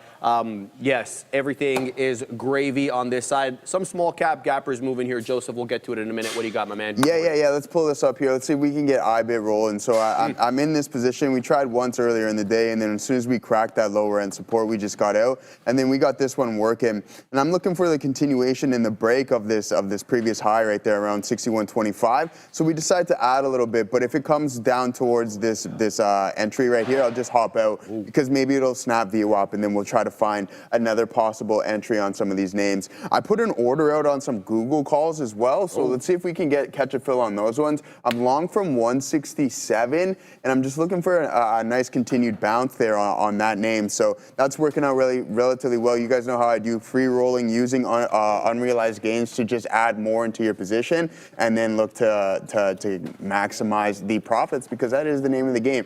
Keep those winners small and try to just boom, hammer those to the long side, guys. But yeah, that's what we got cooking up here. That is IBIT, still slightly negative on the day, Shreve, only down about 1/3%. We are sitting in, I'm not going to call it a breakout range, but let's see if we can break through this 61.37, as I just mentioned. I think that's going to be really important. This downtrend is still intact here, unfortunately, but I think at some point we will break it. The longer that we struggle around those specific zones and those areas, then we might not get that breakout that we are looking for. So we just got to be prepared for that, and that we will. So yeah, patient, down 1/3%. The market just continuing to war. The SPY is absolutely on fire today, guys, being led by the financial sector. So this thing is continuously climbing. Katina Man brought you JPM this morning, and that is most definitely leading the way, Sharif. So that's what I got my eye on. It's IBIT. Let's see if we can go here.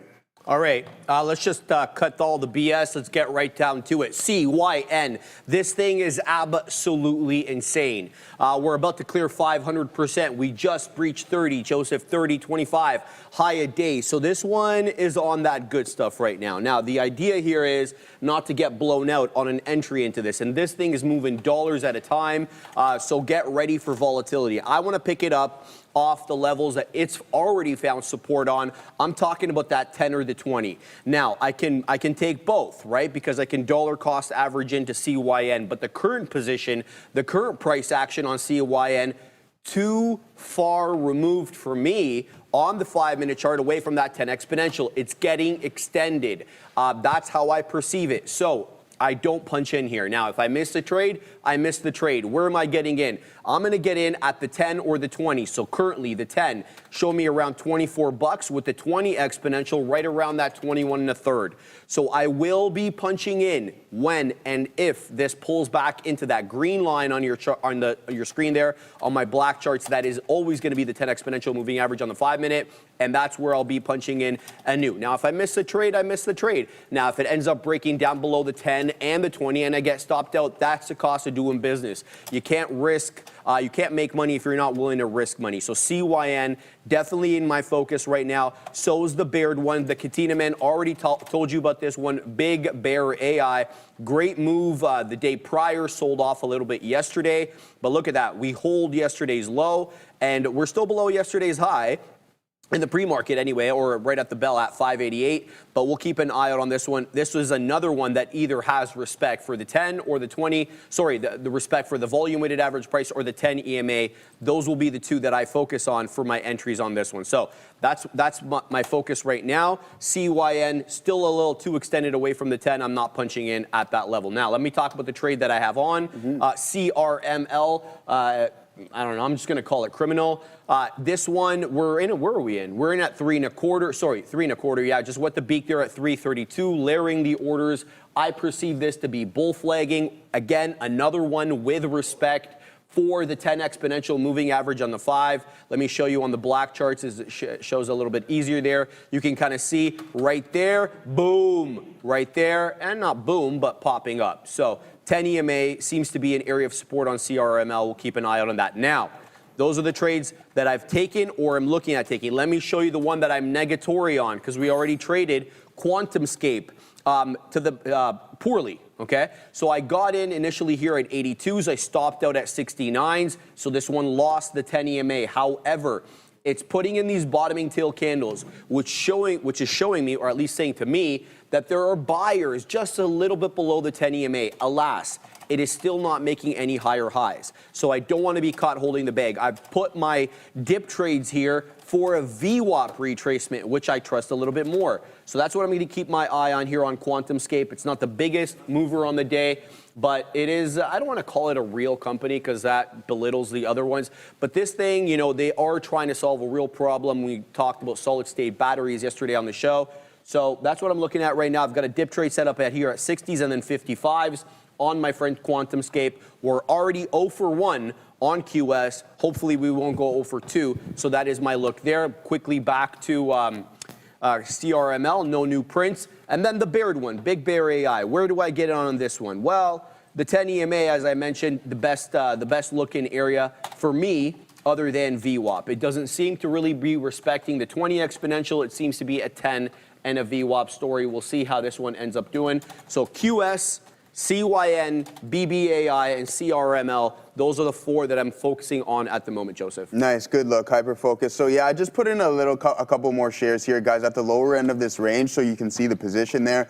Yeah, but if it comes back to this my entry price, so a couple pennies away, then we'll just hop out, break even, no worries about that one there. And we'll just find something else because I think there's going to be plenty of opportunities on the day. One thing that is keeping me in this trade is just look at the volume really start to cool off as we're moving to the downside here. So now maybe we can get a buy program to step in.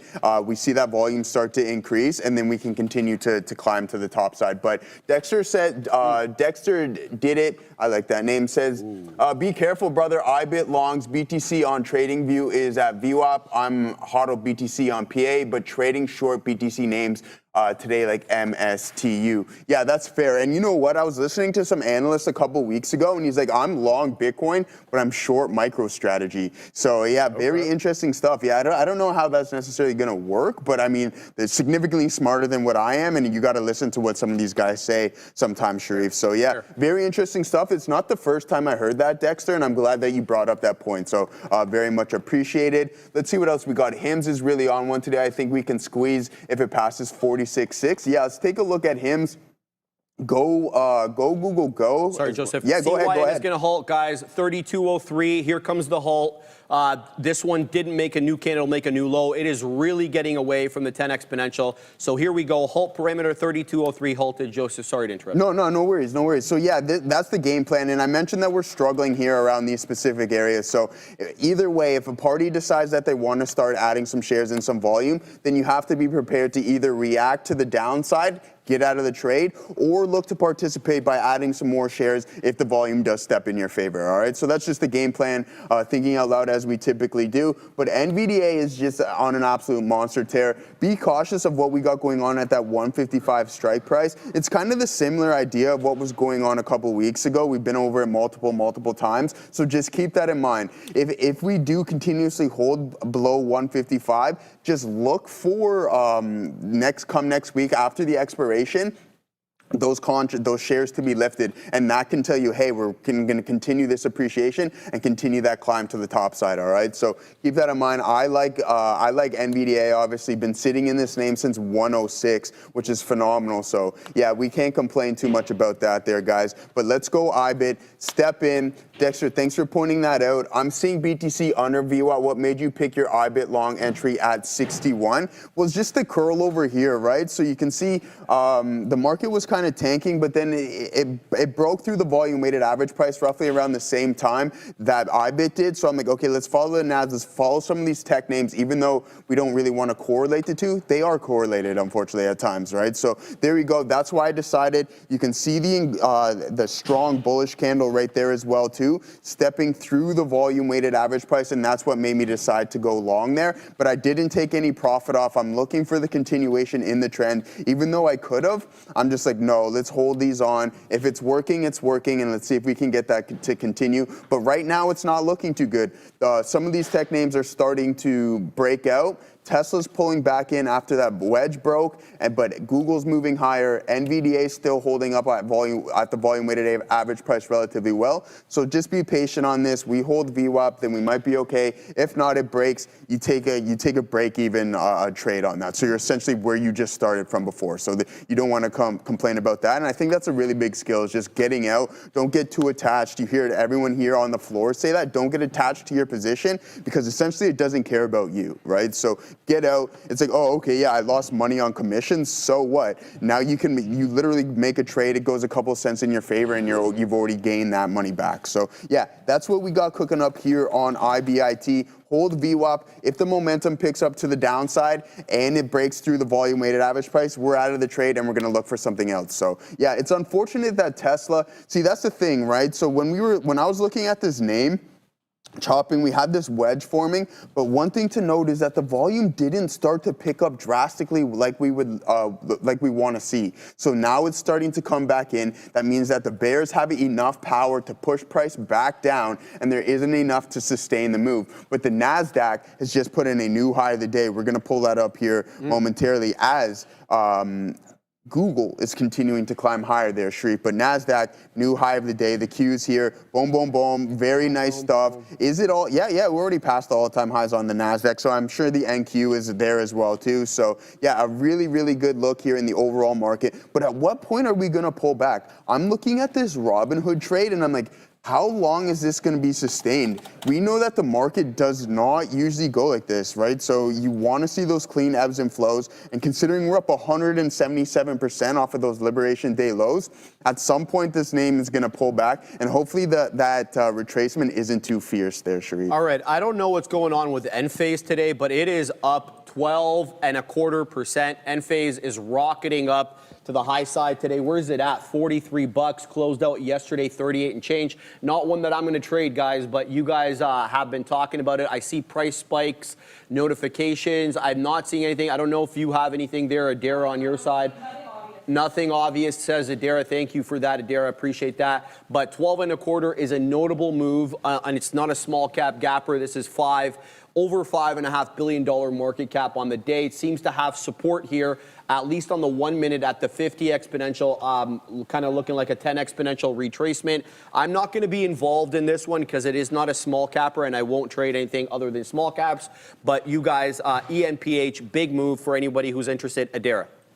I mean, I'll talk about ENPH here. LFMD first here, actually announcing collaborations, I guess, with Novo Nordisk to continue based on their commitment to providing safe and effective medical treatment for patients. That's coming out here. Novo also launching a $299 Wegovy savings offer. As you can see, we got a bit of a spike on that.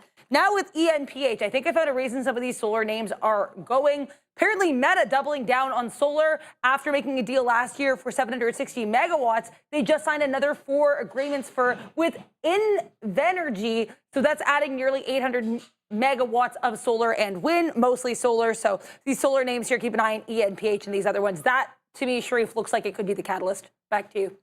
Dara, for that, Fedora the Explorer. Apparently, I know. The Senate is in talks about easing tax credits on rooftop solar. Thank you for that. That would be interesting because what we saw with obviously the beef between Elon Musk and Donald Trump had something to do with the removal of tax credits for new energy sources while maintaining subsidies for oil, gas, and other types of energy, much to the chagrin of Elon. And we all saw how that whole thing unfolded. So we'll see whether or not that's actually true. But thank you for that headline. All right. QuantumScape, we're back in the good books here, almost break even on this one. What do we got on 57s? Just what the beat at 67s.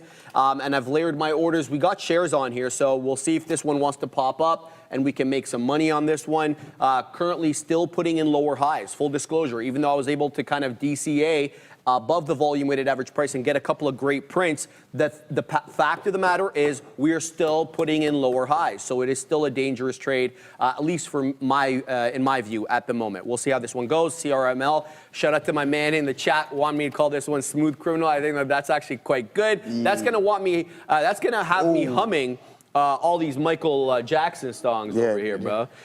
Which one is your favorite?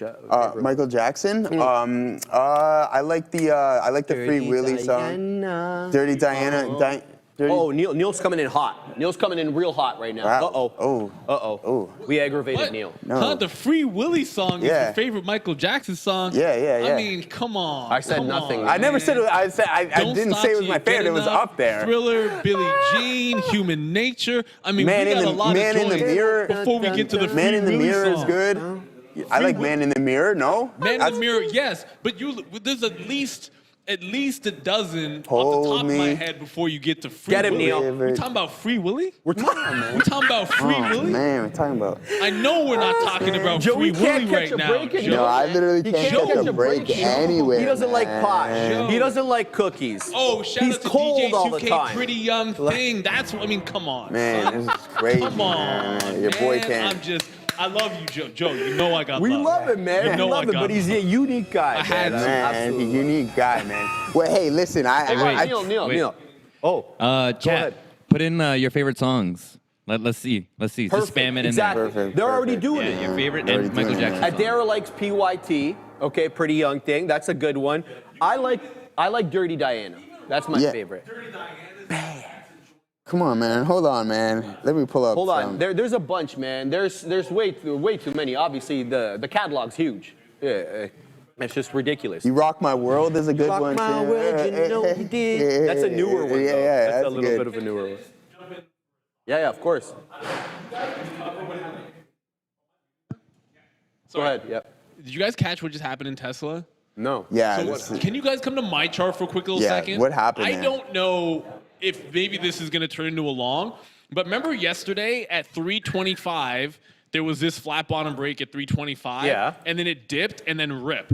It just did a flat bottom break, 325, right into the same lows. And I just scalped it because I scalp out of everything. It looked genius when it bounces. You look like an idiot when it continues. Think Palantir this morning for me. But all of a sudden, maybe it's going to do that same rally back in. It's obviously a more bullish day, but if this closes above 325, maybe you have something. I was bearish on Tesla, so I was just looking to punch it. And good luck to anybody that's traded this. I waited all morning for it to look like a bearish trade, and it's right back. Neil, I got to interrupt. Neil, go ahead. Here it is. We're getting the headline right now. Thanks to the OG Darwin, always quick with it. Shout out to the OG Darwin. Charlotte drops Tesla from approved city list alleging safety issues, cites the New York Post, which we all know, let's just call a spade, is more right-leaning. They are less likely to want to talk crap about Elon unless it was true, so keep an eye out on this one. I don't know how much that's going to affect the stock itself. Go ahead, Adara. This story is 2 days old. So New York Post is reposting this, I guess, pardon the pun. This was initially, I'm seeing this published as early as June 24th, so that would be Tuesday. This is not a new story. I repeat, not a new story. This, sorry, I have Enphase. I will pull up TSLA. Not a new story on Tesla. This is at least a couple days old, with Tesla being removed from Charlotte's approved EV list. I didn't see the headline pop up on my X, so I immediately got suspicious. That's because it's not new. Back to you. Thank you very much for that, Adara. Thank you for letting us know, because it's so hard to actually know what the hell is happening at any one time. But we're taking prints here, Joseph, on CRML. I want to let you guys know Amazon is spiking. Neil's letting me know. I just got an alert on my screen as well. Amazon is headed aggressively to the upside right now. I'm not seeing any news to justify the move. Neither is Adara. We'll keep you guys apprised if we see anything, but Amazon absolutely aggressively to the upside. Is it the oh, wow, it's still going. Mag 7? It is. Yeah, it's still going, Sharif. This Go thing ahead, is Joseph. going insane here. But do we have it up? Did you have it? Okay, there it is. Look at that volume really step in there as well, too, guys. This is what we want to see. Man, what a big-time move in Amazon. Yeah, so a really good look. Let's see what we got going on from a daily. There it is. This is going to be a key range in order for it to break right there, that 218, and we're currently trading around that 216, so who knows, you may punch through that resistance. The thing is, though, you don't want to lose the majority of your momentum going into the resistance. You want to see that momentum pick up as you hit it, so keep that in mind. Let's see what we got going on Amazon. Maybe it's going to stay in play. Wait for that pullback. Don't chase it all the way up here. The NASDAQ is slightly extended from the volume-weighted average price, but Google, go, some of these big names coming into play. What was I wanted to looking at? Yeah, Tesla here, guys. We're going to go to Adara in one moment. She's probably got some news on us on Amazon. This is what we want to see. A nice isolated volume signature and a hammer print right there on Tesla as well, too. Adara, what do you got for us? News on Amazon. I have some excitement here. A lot of people on X posting Amazon bullish, et cetera, et cetera, et cetera. Options Delta. Like tons of people trying to pump Amazon. I'm not seeing any news to explain said pump. Beyond, people are really, really excited about Amazon. And for the record, I've seen this happen with Amazon breakouts before. We expect there to be news. It's just people getting really hype. That doesn't mean there isn't news. It just means I'm not seeing any right now. Back to you. For that, Adara. Okay, yeah, thank you very much, Adara. All right, let's take a look at Amazon's options chain, guys. This is what we got to do here now. All right, so 215, we got 31,000 current open contracts. Not displaying anything right there. Curious about why we don't have anything at that 217.5 and 222.5 strike prices. So maybe something a little peculiar going on there. But yeah, let's see what this does. I mean, at the money IV, 33.5%. Not paying too much expenses there on the premiums with Amazon. So a really good look on that front. And then also with the likes of, let's pull up Google here, because I was looking at Google's and IBIT's options chain. Continue to climb, 175 maybe in the works here for Google. I'm not going to catch that fill that I wanted on those contracts because the name is just completely gone. So I'll just have to cancel that one and then maybe reassess. But I'm not going to chase it all the way up here. I do have a price target of around 176 on my shares. Once that is hit, boom, that's it. We're out of that trade. So 10-point move. That's it. But here it is on IBIT. And then I'm like, why are we continuously struggling right around this 61 strike? So here, relatively compared to what else we got going on in the chain, 54,000 open contracts. Now, if we don't break this here today, I think that's going to be my last stab on it. Objective is wait until next week, see what Monday is telling us. Are we going to lift in strike prices, or is that concentration going to be allocated to other strikes or levels? I'm trying to get into CYN, man, and Joseph, it's just too difficult. Yeah, it's tough. I'm like, okay, so guys, new thing that I'm doing, I'm using the 5 second, sometimes the 5, sometimes the 10 charts to gauge and to identify micro pullbacks on the breakouts. I'm not using it to chart other than for the micro pullbacks. This is new for me.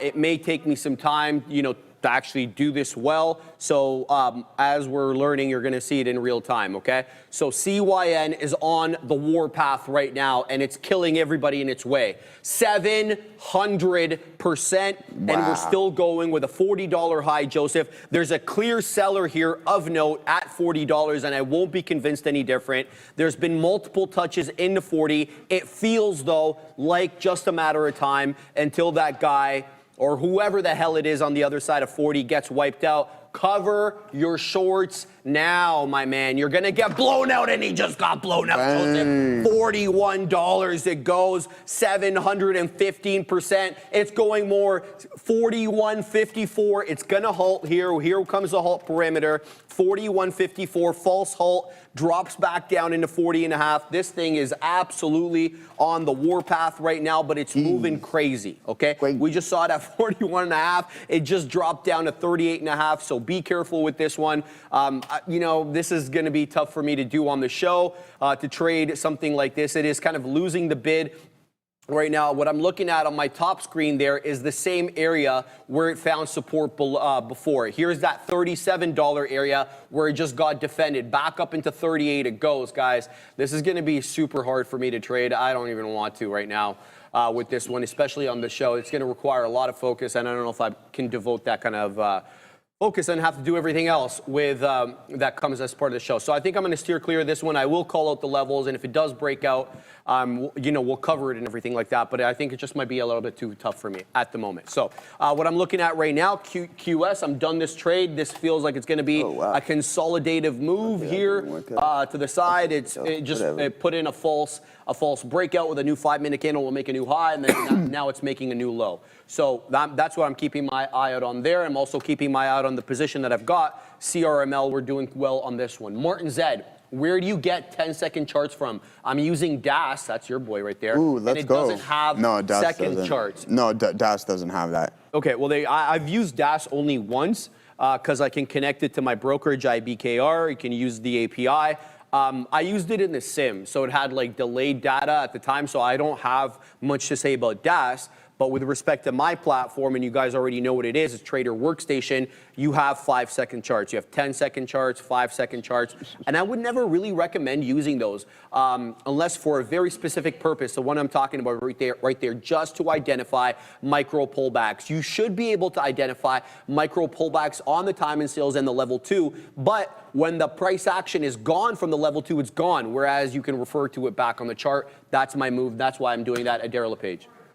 Sharif Gobriel, we have a bit of an interesting story coming in for the market. It's unclear if this is why we're dropping, because I saw this kind of circulate about 5 minutes before this real drop. But lots of headlines here coming from the Financial Times reporting that apparently Brussels is warning Germany, specifically Chancellor Merz of Germany, not to expect a UK-style carve-out for the car sector in the EU deal with Donald Trump. Now, in case you missed it, the US did accept these British cars with their tariff deal. Now, apparently, Chancellor Merz is being called delusional if he thinks that they actually are going to be sparing EU cars in this deal. So that's an interesting look. Also, I'm not sure who reported this headline, but keep an eye here. Tesla executive and Musk confidant Omid Afshar departs company. So someone leaving the company. This headline just popped in as I was talking, so I'm going to need a lot more detail, but I'll look into that and go back to you in a second. Back to you. Yeah, thanks for that, guys. All right, yeah, I got all out of IBIT there. That option chain coming into play, 61, they're rejecting it. Now moving into the downside. So you know what, guys? I'm going to be honest with you. So I have a couple calls on IBIT 65. Okay. Not until December, but I'd rather right now, if it's not going to break this 108 level, I'd rather just allocate my swing trade, my swing capital to something else. And I'm like in Google right now. So yeah, you're going to see you later. I'm going to completely close my IBIT positions in my swing account. Obviously, keep the long term. Yeah, I've just had enough of that thing here, continuously rejecting and going into these longer term consolidations. So yeah, I'm just going to put my money to work elsewhere, or just sit on some cash and wait for another solid opportunity. I mentioned that the volume was cooling off there as we started to pull back, but we're not getting any form of continuation. So yeah, slightly frustrating, but it is what it is. We had some size. We didn't put too much size on right there, and that's why I'm looking for the continuation of the trend, just being able to hold through this. But then when you add to the positions, you got to get out when you're supposed to get out, and that's exactly what we did. Adara, what do you got for us? I looked more into Omid Afshar. Now, in case you missed it, this headline is apparently, I'm not seeing who's reporting this, but apparently Tesla executive and Elon Musk confidant, Omid Afshar, departing the company. So what did he do and who is he? So we'll start with what he did for the company. Omid Afshar actually recently promoted as of November 2024 to lead Tesla's North American and European operations as a vice president. So he had a pretty high up role within the company. He's been with Tesla since 2017, but there have been a slew of articles written about him, specifically with regards to his relationship to Elon Musk. He has been described as Elon's right-hand man. He's been described as the messenger. He's been described as a kingmaker. So the fact that Omid Afshar, someone who was so close to Elon Musk, is leaving the company could be a bit of a cause for concern. I'm going to look more into this. There's a ton of really, really long articles written about him, so I'll probably have more details tomorrow if anyone's interested. But either way, interesting stuff. Apparently, one of Elon's top confidants is going to be leaving Tesla. Back to you. You have a confidant? Confidant? No. Yeah. No? You Yeah, don't have a I'll be honest with you, I have no idea what I that even aspire to means. have a confidant. Yeah, what is it? Elaborate on more what that is. Well, no, that's it. I aspire to have a confidant. All right. Yeah. I don't know. What? Okay. Is that bad? No, well, if I knew what it meant, then yeah, I can. Confidant, someone you confide in. Oh, Yeah. You know what I mean? Like, Myself. Yeah. Come on, dog. Bro, what do you Come on, mean?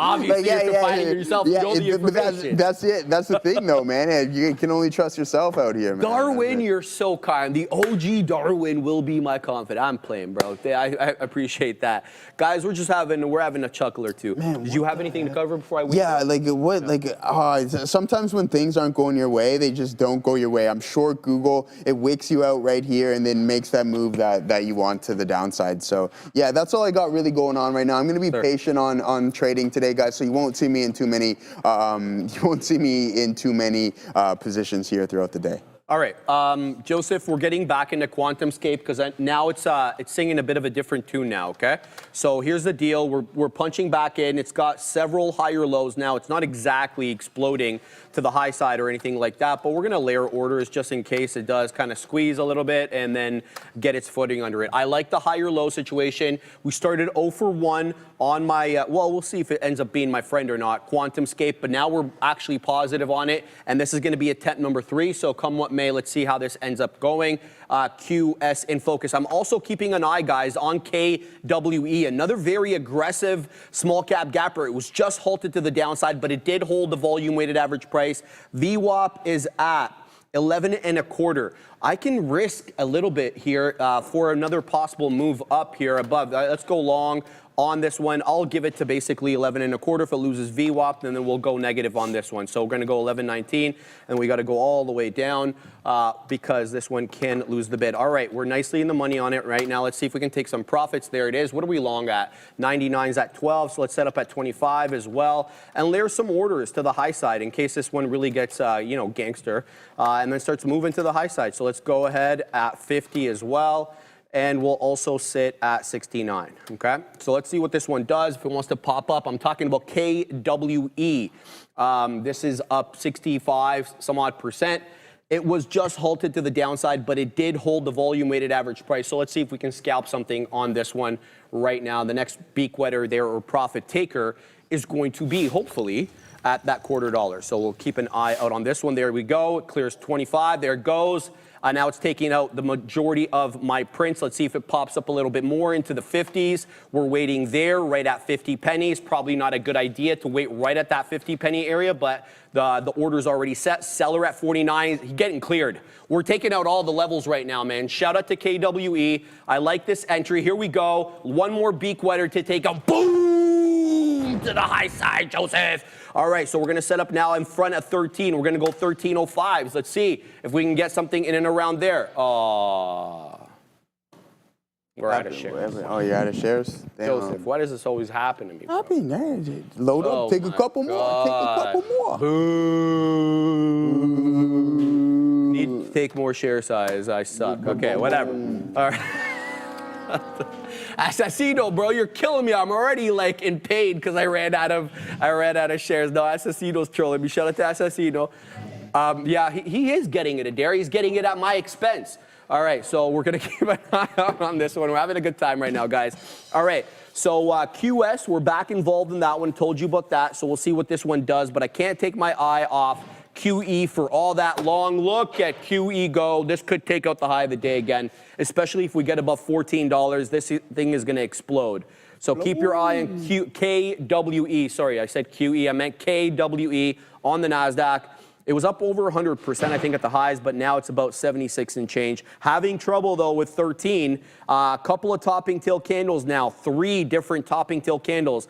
Not topping tail. 3 different candles that wick above 13 that have rejected. Look at the candle on the 5 at 11.25, 11.30, and then the current candle right now, all having trouble decidedly clearing that $13 area. So there might be something to 13 resistance here on KWE. We're going to pack our patience and keep an eye on that. Back here to my QuantumScape trade, waiting for a beak wetter at 82s. It's showing me 81s.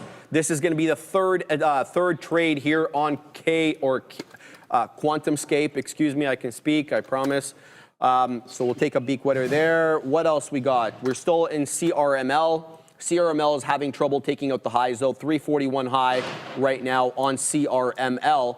But, you know, it's still holding the 10 exponential moving average on the 5. So I'm not going to be quick to want to either add or get out of this one. Bovin, CYN looks like it's dropping and could drop close to $30. Are you seeing the same thing? I'm looking at the chart. My man Bovin, I'm not going to question what you tell me. If you tell me it looks like it's going to drop into 30, then I take your word for it. But here's the deal. We still got to get through that green line, Bovin, and that green line has been defended quite well. That is the 10 EMA and the 5, and as you can see, most of the retracements, save and except for one, this candle here at 9.55, all closed above the 10 EMA. So, you know, I'm going to need to see more. If it comes into 30, I think that's some money fill, Bovin, because that would be in between the 10 and the 20, and we've been talking a lot about that lately, the money fills being between those two moving averages. So let's see which way this cookie crumbles. But KWE is taking out $13 quite aggressively, a $14 break and take here, and we're going to likely see a new high a day. So keep your eye on KWE. It is on the warpath. And so is QuantumScape. We're back well on this one. Took most of the prints. One more print here, and then let's set up some more to the top side. We're going to wait at 88s next, and then above that, we're going to wait at 95. We'll see what we get there, Joseph, and we will not get upset. Yeah, for sure. Yeah, that's it. That's what I'm trying to do right now. Is just not. It's just woo-saw, woo-saw, woo-saw. A lot easier said than done, right? Woo-saw, woo-saw. Yeah. I like that. Yeah, Bad Boys 2. Woo-saw? Yeah, that's where Woo-saw comes from. Is that where yeah, it comes and from? he rubs his ears too. Big Woo-saw? Because Martin Lawrence has those big Dumbo ears. Yeah, you got those big Dumbo ears. It's Will Smith with the big Dumbo ears. My bad. Yeah, but they both got Dumbo ears a little bit there. Yeah. So I remember, I forget what happened. So when I used to work for Bell, there's this kid who had anger management issues, and he still worked there. He was a mechanic. He was good at what he did, but he just had anger problems. So he had to go to a course because he would just get always mad and be yelling and stuff. So anyways, they taught him that, like, to sit under a tree or something like that when he gets really frustrated. Yeah. And I feel like I need to go sit under a tree right now. I'm serious, dude. I'm so serious. You have no idea. What was the idea? Like, what does the tree It calms you down, apparently. Okay. Yeah. So I'm at sit under a tree level right now, but unfortunately I got to sit here. So, well, actually not unfortunately, I'm very privileged, but yeah, we're gonna contain it. I'm gonna laugh it off. We're gonna have a good time. Let's see. I might flip bias here on Tesla. Oh. The longer we chop around, I think the more likely it is that we're going to break down. So yeah, Tree Joe, Joey Trees. That's what you're gonna call me here momentarily there, brother. But yeah, that's all I got going on. Let's see if we can get some things cooking up here. Google's starting to pull back. It's unfortunate that we missed out on that short. Should have took another attempt on it, but shoulda, coulda, woulda, we didn't.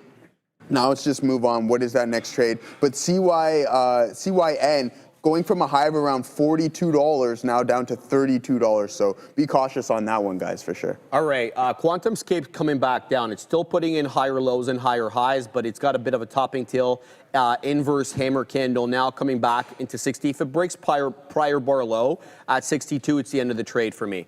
Okay, so I'm going to keep my eye out on this one. QuantumScape coming back down. We've taken out half the position, but we're still holding half, so this could go negative on me at any moment right now with QuantumScape. Still holding CRML, nothing doing there. CYN is halted to the downside. It is down to 32.26 with a theoretical auction price. You ready for this, Bovin? Are you ready for this, Bovin? You called it, my man. The tap on CYN is $30 on the dot. So keep an eye out on this one. It is heading back down, still up 543%, technically still above the 10 EMA on the 5. By extension of that, it's above the 20, above VWAP. But, you know, it may be headed to the downside right now. Keep an eye out on it. I'm also interested in working into Big Bear AI. Big Bear AI is just pulled into the 10 exponential, and it's had 5 candles in a row with a lower high. All that's bad, but the good side is it's holding the 10 EMA. So what I can do is I can try to put maybe anything below 60, which would be a loss of the 10 EMA. I'm going to give this one a try with small size. And then we're going to basically give it really tight stop. 558, it's going to have to hold that level. Otherwise, I want no smoke. And then we'll set up at 67s, and then maybe we'll set up at 69, obviously. So that's what I'm looking at there, Big Bear AI. But look at my friend Smooth Criminal. New high a day right into 344. I'm waiting at 45s. This one keeps giving me higher highs and higher lows. It has been awfully respectful. There it is. There's a 45 out. We still got shares on this one as well. So we're going to set up now at 48s, and then we're going to set up at 50s, and then we're going to let that one just run, okay? So we're going to keep an eye here on Smooth Criminal, see what it's up to, and if it wants to continue to give us profits back quickly to my friend QuantumScape. Did it hold that area low? The answer is yes. But we still haven't gotten another print, so I have to pack my patience there. And then how's the Baird one doing? The biggest, the baddest of the bears, as the Katina man says. We're like one whole penny in the money. Oh my God. On Big Bear AI, I'm obviously exaggerating. So we'll keep an eye out on that one as well. CYN, the halt time, 11:37:42. So it should be open at 42 if it's going to be a 5-minute halt. We have another 20 seconds if this is going to be a 5-minute halt. There's another, give or take 20 seconds or so on this one, so be on the lookout. The theoretical auction price, Bovin, has now moved up to $31, $31.01. So as we get closer to open time, the tap on CYN, boom, it's open. Here we go. Where's it at? Okay, so it's at 31.5. I'm keeping an eye here on my top chart because that's where I'm looking for the micro pullbacks. Wow. It just popped up to 33.73, drop back down to 32.50. This one is just all sorts of crazy. I wish I could trade these on the show, but the fact is I can't monitor. I can't do it. There's just too much. It's too much going on. You can do it. You can do it. Like it's losing the bid right now. So here we go. This could hold down again, Joseph. Here we go, 29.25. This could be a false halt. Keep your eye on it, but it looks like now it's going to halt down again for the second time in a row at 29.25. Here we go. There's a gray out. Boom, it's grayed out. And I'm not talking about fighter pilots getting grayed out on a high G turn. You know what I'm talking about there if you know what I'm talking about. So it's not doing that. We'll keep an eye out on Big Bear AI. Hopefully we'll get a print soon on that one. Ooh, yeah. All right, yeah, let's go, man. I mean, Tesla's actually still negative on the day, but it's been chopping around on the 5-minute. It's been moving eastward, so just keep an eye out on this thing. If it decides that it wants to break out, I mean, we've had a couple of big-time down days, so could this be an inside one? Absolutely, for sure. And I thought that this was going to be the move after that the robo fleet exuberance. I thought we're like, all right, yeah, let's go break 360, but no, it has other plans. But shout out to Google, man, helping me keep my sanity there, Shreve. We love that. We love Google. And I talked about the laggards as well, too. I mean, what is holding this thing? Yeah, go ahead. Okay, this is why we're dropping. CYN coming with an offering at 11. When did I get this? I got it 11:43, okay? So this is 1 minute deep. CYN announces a $50 million direct offering. This is typical for these small cap gappers. They wait for an elevated stock price, then they do an offering, obviously to raise money at higher prices. So there it is. We've got an offering coming in from CYN, so this one could start heading down aggressively. Joseph, I didn't mean to interrupt. No. Yeah, no, it's all good, brother. Don't worry about it. Drop those news. Drop that news at all times because that's exactly what we need. All right, we got a 50 euros. Here we go. Oh, wow. I think I heard someone say pineapple pizza, apple pie, beers Friday. Boom. Thank you for that one there. Neil's going to be very happy about that. The pineapple? Yeah. But no, hold on here. Do you think it's okay with the ham on it? You put the ham with the pineapple, right? I think the both of them go together. You know what I mean? I think Neil's going to get very upset now because you brought up pineapple. I'm not upset. Okay. No, thank you for the super chat, Henry. I mean, Thank you. Beer and apple pie are both absolutely delicious. But pineapple on pizza makes it not pizza. Yeah. So it doesn't matter if you put ham on it. What is it though? No, it's just bad is what it is. It's And bad. it's also not Okay, real fair. pizza, which is fine. And don't get me wrong. We got the super chats, but the only way, I'll partake in everything, but the only way I ever eat pineapple on pizza is if I lose a bet. Okay. So if I lose some kind of a bet, then I'll have a All right. sense. Let's do it then, Neil. But thank you guys so much for the super chat. We'll have some fun with it. Look at this guy, man. That nonsense CYN. Let's do it, man. I don't think I've ever seen something so dirty as a headline coming out during the down halt that the offering was out. Yeah, that stinks, and it stinks to high heaven because it already turned around. Don't tell me it dropped the first $5 without someone knowing the offering was coming during the down halt. Really? That's messed up. I don't care what offerings can happen anytime. Of course, they would have had to file a shelf. For them to be able to do it on day one means that they already made their filing weeks ago. So you knew this was a possibility if you did your research, which I didn't do any research on it. But to drop it for the news to actually hit the wires during the down halt, it stinks to high heaven as far as I'm concerned. But that's just my 2 cents. And he's absolutely right about that. It's really ugly. Yeah. It's really ugly, but it's That's not part and fair. parcel of What's the the tap small on cap that game thing? on What's the tap the on tap? that? Yeah. Find out, Joseph. 21. 21. Can you do something for me? Can you rap a quick rich flex for me? Do your thing, 21. Oh, I'm not gonna do that. That really Love it, man. We're ages having me, a man. good time, bro. If I were, I shouldn't have done that, having a man. I great don't know why I did that. Now I won't be able to sleep at night. But that's all right. Yeah, New Haven, Connecticut has the best pizza in the world. Apparently, to my guy, what's his name, Davey Portnoy. Yeah, he thinks New Haven. Yeah, he thinks New Haven. He's always like, the Johns of Bleecker Street or whatever. But I think that's in New York or something. Maybe it's in Connecticut. Yeah, I don't know. But he loves the New Haven style. He's all about that New Haven. Did you see the video I was talking to you about yesterday where he got booted off a patio for not asking to film for the pizza review?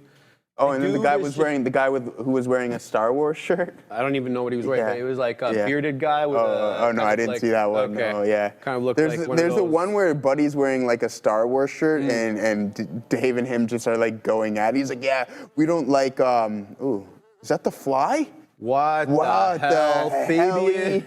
Did you guys see that? The Fly. Crazy. That was crazy. What was he doing? But anyways, enough about pizza review. You guys seen what I gave the chicken yesterday. I'm going to rate the fajitas as well, too. So I'll come back during that show, and we're going to give that a solid rating. So episode 2 of Jammin' with Joe, going to be a good one. But let's go, Google. Continue to climb higher. This is what we want to see, a nice big-time bounce on that one. And then now let's see what Tesla's going to get up to, right?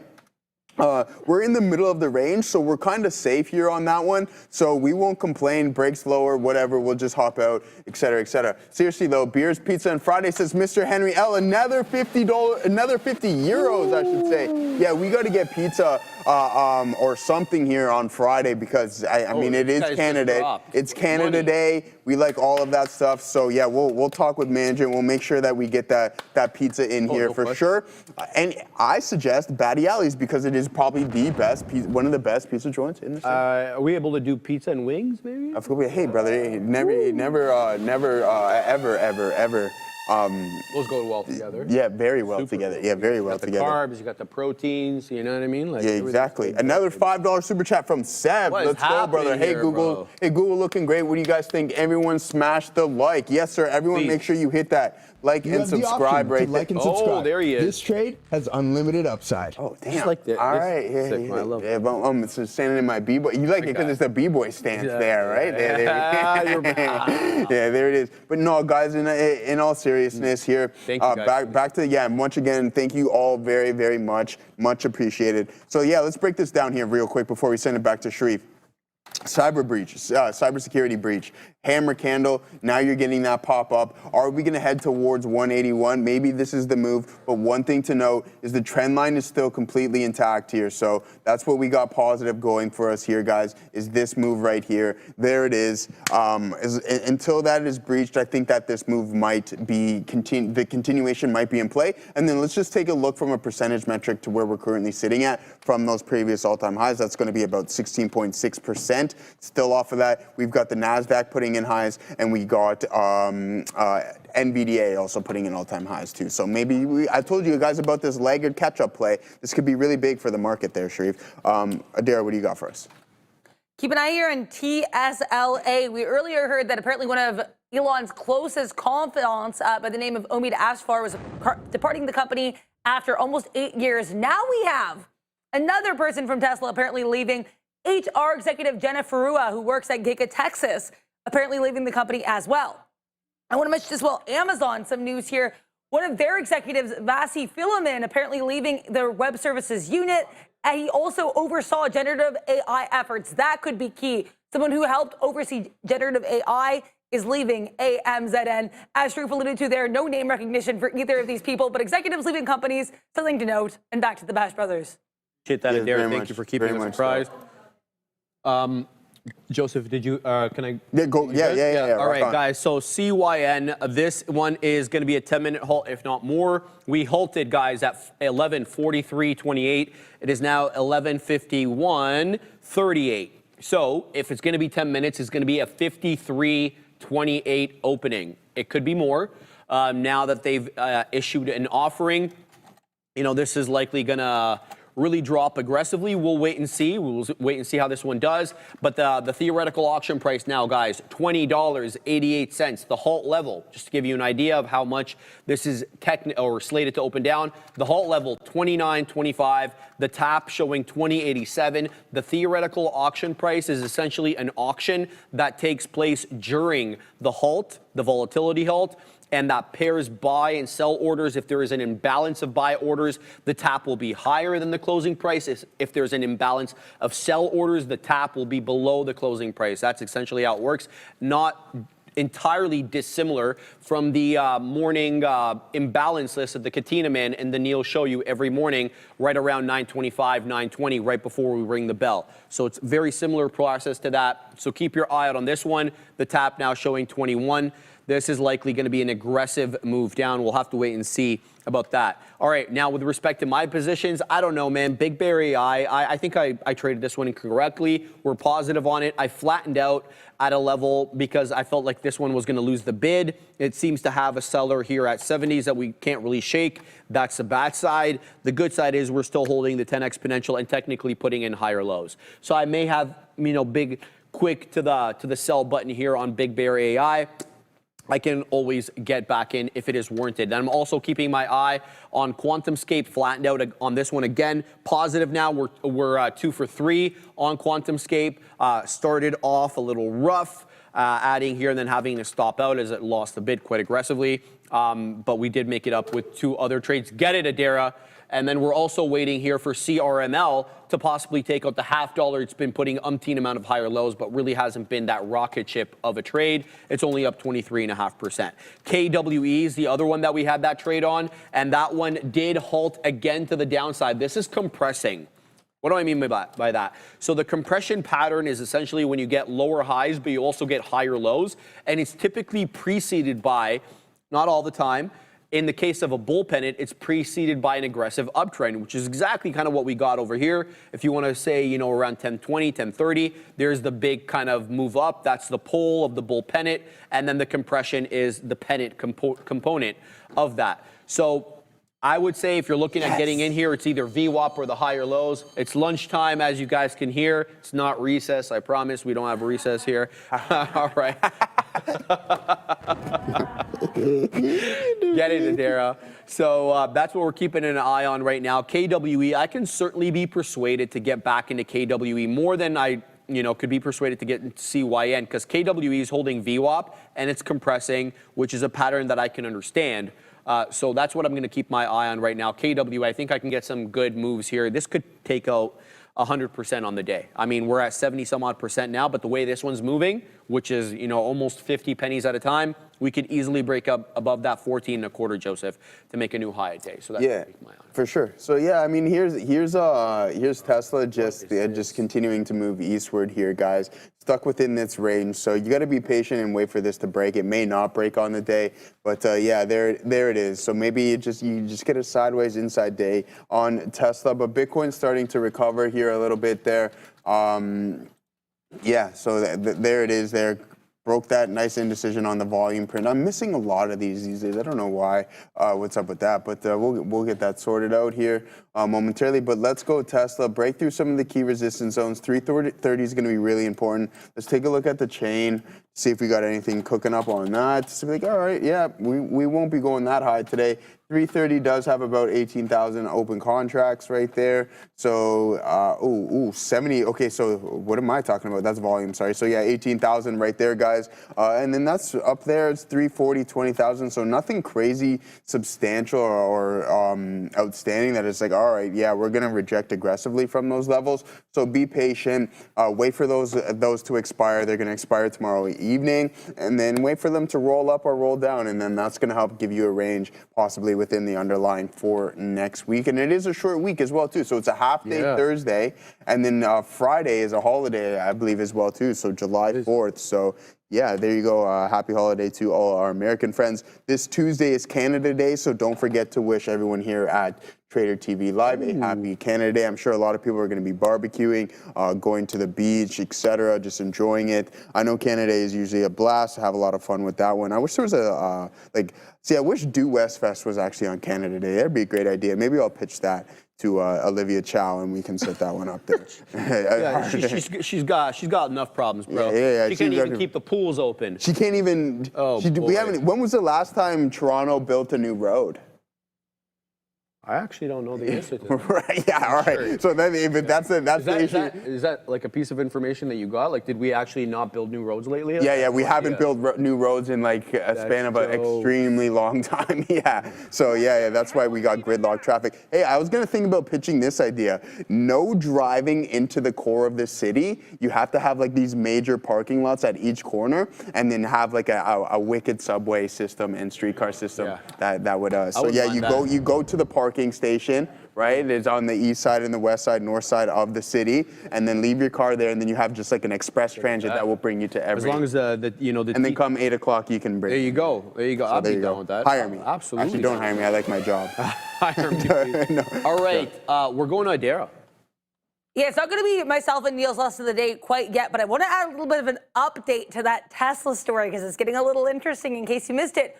Omid Afshar apparently left the company reportedly after 8 years. He was just promoted actually to VP in charge of North American and European sales as of, I think, November 2024. Now Forbes is reporting that Elon Musk fired him. Now, why is this significant? Because Omid Afshar, as I mentioned earlier, has been described as the kingmaker. He's been described as Elon Musk's messenger, his right-hand man, his confidant. So I would love more details on this. And of course, if I get them, I will give them to you guys right away. But either way, it sounds like initially this is being portrayed as Afshar was leaving the company. Now Forbes reporting Musk fired him.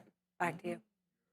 I have a friend from high school. His name was Omid. And anytime I hear the name Omid, his mom, bro, now, Omid. No, Omid. Omid June. Yeah, anybody who knows anything about Farsi, you guys know exactly what I'm talking about right now. Omid June. Come for dinner. Yeah. All right. Sorry, guys. Yeah, just a little midday tantrum over here. Yeah, it's all right, man. No big deal. Yeah, have deal. All right. So Neil asked a really good question. Why the hell is CYN not open?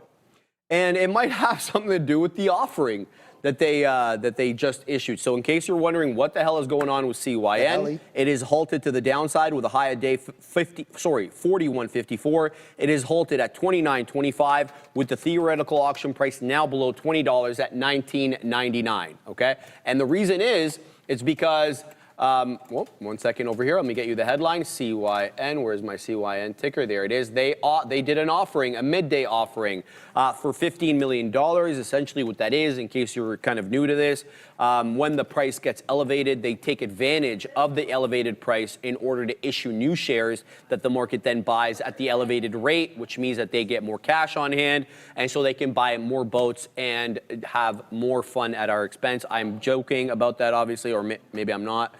But that's what is going on right now with CYN. So this will likely be probably a 20-minute halt. So let's have a look here. We halted 11:43:28. It is now 12 o'clock, so it will be at minimum a 20-minute halt. Now, I will probably get notification on my blotter if this becomes a news pending. So the exchange may ask them for more information. So far, I haven't gotten anything about that. So it's still technically a volatility halt. The difference between the news pending and the volatility halt is you don't know when the news pending halt is going to open. Whereas volatility halts, you know they're going to be waves of 5 minutes, right? It could be 5, 10, 50. You guys get it, right? So that's the look there. We'll have to keep an eye out on this one. But yeah, the bamboozlement is real, fast and furious on these small cap gappers. They're around for a good time, not a long time. And so I hate to keep saying that, but I'm going to keep saying it because, you know, the newer viewers out there, I don't want them to think that this is, you know, an easy way just to kind of make money and then it's all over there. So that's that. Now, Big Bear AI, as I mentioned, I think I've traded this incorrectly because it just took out the high of the day again, 575 high day, and it's been insanely respectful of the 10 EMA, which I should have been really basing my out on the loss of the 10 EMA, which I didn't.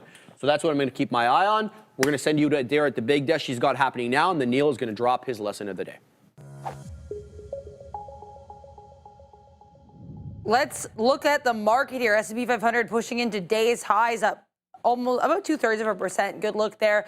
NASDAQ also looking really strong, up about the same amount. So good look here for these markets. Keep an eye on Micron. This is a day one earnings play. WBA, that would be Walgreen Boots Alliance, another day one earnings play. So some different earnings to look at. And a lot of these names near all-time highs chopping around here as well. Palantir and Coinbase. Be aware as well, Amazon and Tesla both digesting headlines that executives are leaving the respective companies. Amazon, apparently someone who was working on this artificial intelligence.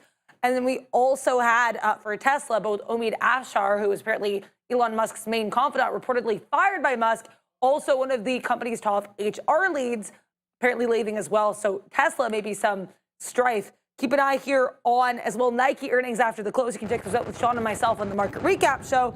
And if you want to prepare yourself, take a look on X at TTV Research. This is their annual revenue. Some context. I have another infographic that's probably going to be released before the end of the midday coming out that'll cover what Nike does in terms of their China sales too. So interesting stuff. Before we send you to Neil, I want to take a moment to thank our friends at AIML.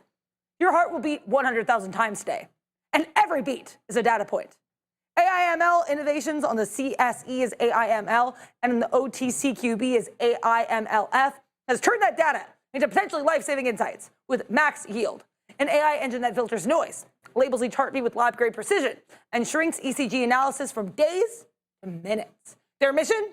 To revolutionize how our disease is detected, monitored, and prevented. Learn more at AIML.health and follow AIML_Innova on X. And without further ado, turn over to our friend Neil and his lesson of the day.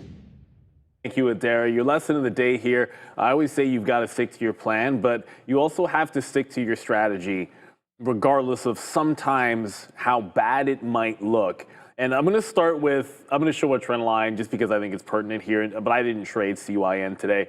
I've already ranted how I feel about the way that this kind of went down, and there's not much you can do. Hopefully, you would have maybe been out of the long before the offering got announced, but you know, let's say you're in this secondary breakout play. For myself, like I know that I wouldn't have been trapped in this, and it broke the trend because I would be out on this trend break on a trail. So I'd be fortunate about that. But you got to look at it both ways. If I was in this trade and it went from, and instead it broke this trend line, there was the down halt and there was no offering, and let's just say it manages to hold like 30 or something, and the next thing you go to $50 or $100. You have to be willing to live with that as a trader because that's your trade and positive expectancy play. And I'm going to show you a couple of examples of what that looks like in real time. I took Palantir breaks 2 days in a row, scalped them immediately. I did a little better with it yesterday than today. Scalped it out, didn't necessarily believe it was going to go that far, played my open strategy for it, and sometimes it looks really bad. And then there are times when I can look over at SMCI, maybe a little bit better, but still didn't really hold for the entirety of the move. Just the scalp to range. You'll see me just get out at the even dollar there. And VWAP, there was really no, like it was going parabolic, so it didn't slow down until this price level. So it's kind of an easier hold. But again, that's the strategy. You got to be able to live with it going further if your strategy dictates getting in and out like that. Here's the problem. If I see both those in the morning and then look at them both continue to go and decide to adjust and say, well, this time I'm not going to have my outs. I'm not going to take my breakout or mean reversions to one level. I'm going to hold them even further. And I'm going to change the way I trade them. Then what would have happened is I would have taken that, oh man, I could have got more out of those other two, and I would have got rinsed on Tesla. Because the same mentality where I'm taking this breakdown, I'm taking the break, and the second it reverses down here around 23, I'm out. The same thing that gets me out of those other two when you could have had a little bit more, as my strategy works on the breakdown, it's what gets me out and has me not turn a winning trade into a losing trade. And it's not to say that one way is better than the other. Like, think about it. If I let it ride 3 times, then I make more in the other 2 longs, and maybe I don't win at all on Tesla, or it's a small win. So it's still good. But where the problem lies is if you change midstream from one to the other. You've got to stick with what works for you. If you hold all of them, great. You got 2 massive winners and maybe a flat or a small win on Tesla, maybe a loss in this particular case. Or if I'm taking it from station to station, I get 3 good wins, no losses, whatever works. The only way I could have been bad is if I had switched it up and decided, well, that's nonsense. I could have had more on that breakout trade. Let's just hold out for Tesla and not scalp it out right away. And then I turn it into a loser. That's the only way that I could have turned one of those 3 trades into a loser, is to go away from my strategy.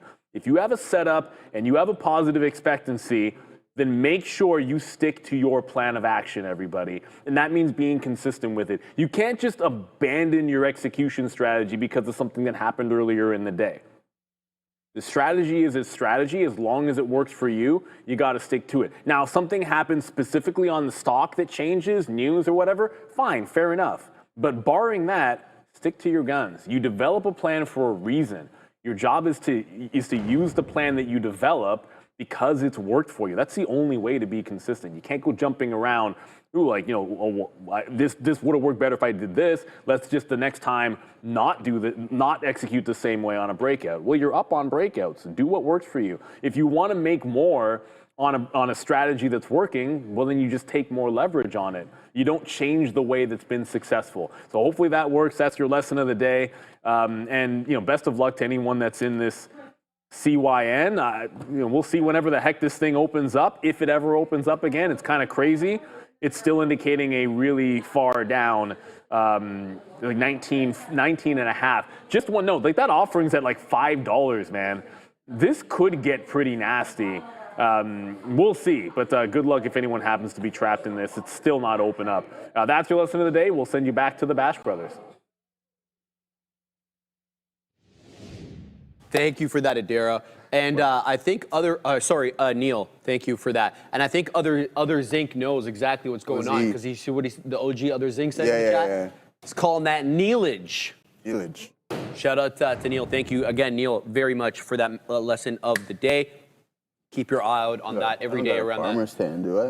noon hour. You just want to flex, bro. No, I don't. I was genuinely maybe every show we can just start with a front double bicep. Is that what you want to do? Like, I wouldn't mind doing that every day. Well, hi. We could diversify a little bit. We could do like, you know, some side. We can do did you used to post? Did you ever post? Did one fitness competition, 2005. Yeah. I was, how old was I? I was 23, I think, and I never did one again. It was called Fame, Fitness and Model Expo. How'd you play? I got pictures. 15 to 75. So which 15 out of 75? 1-5. Oh, yeah, that's it. That's good, bro. That's really not that good. Adara.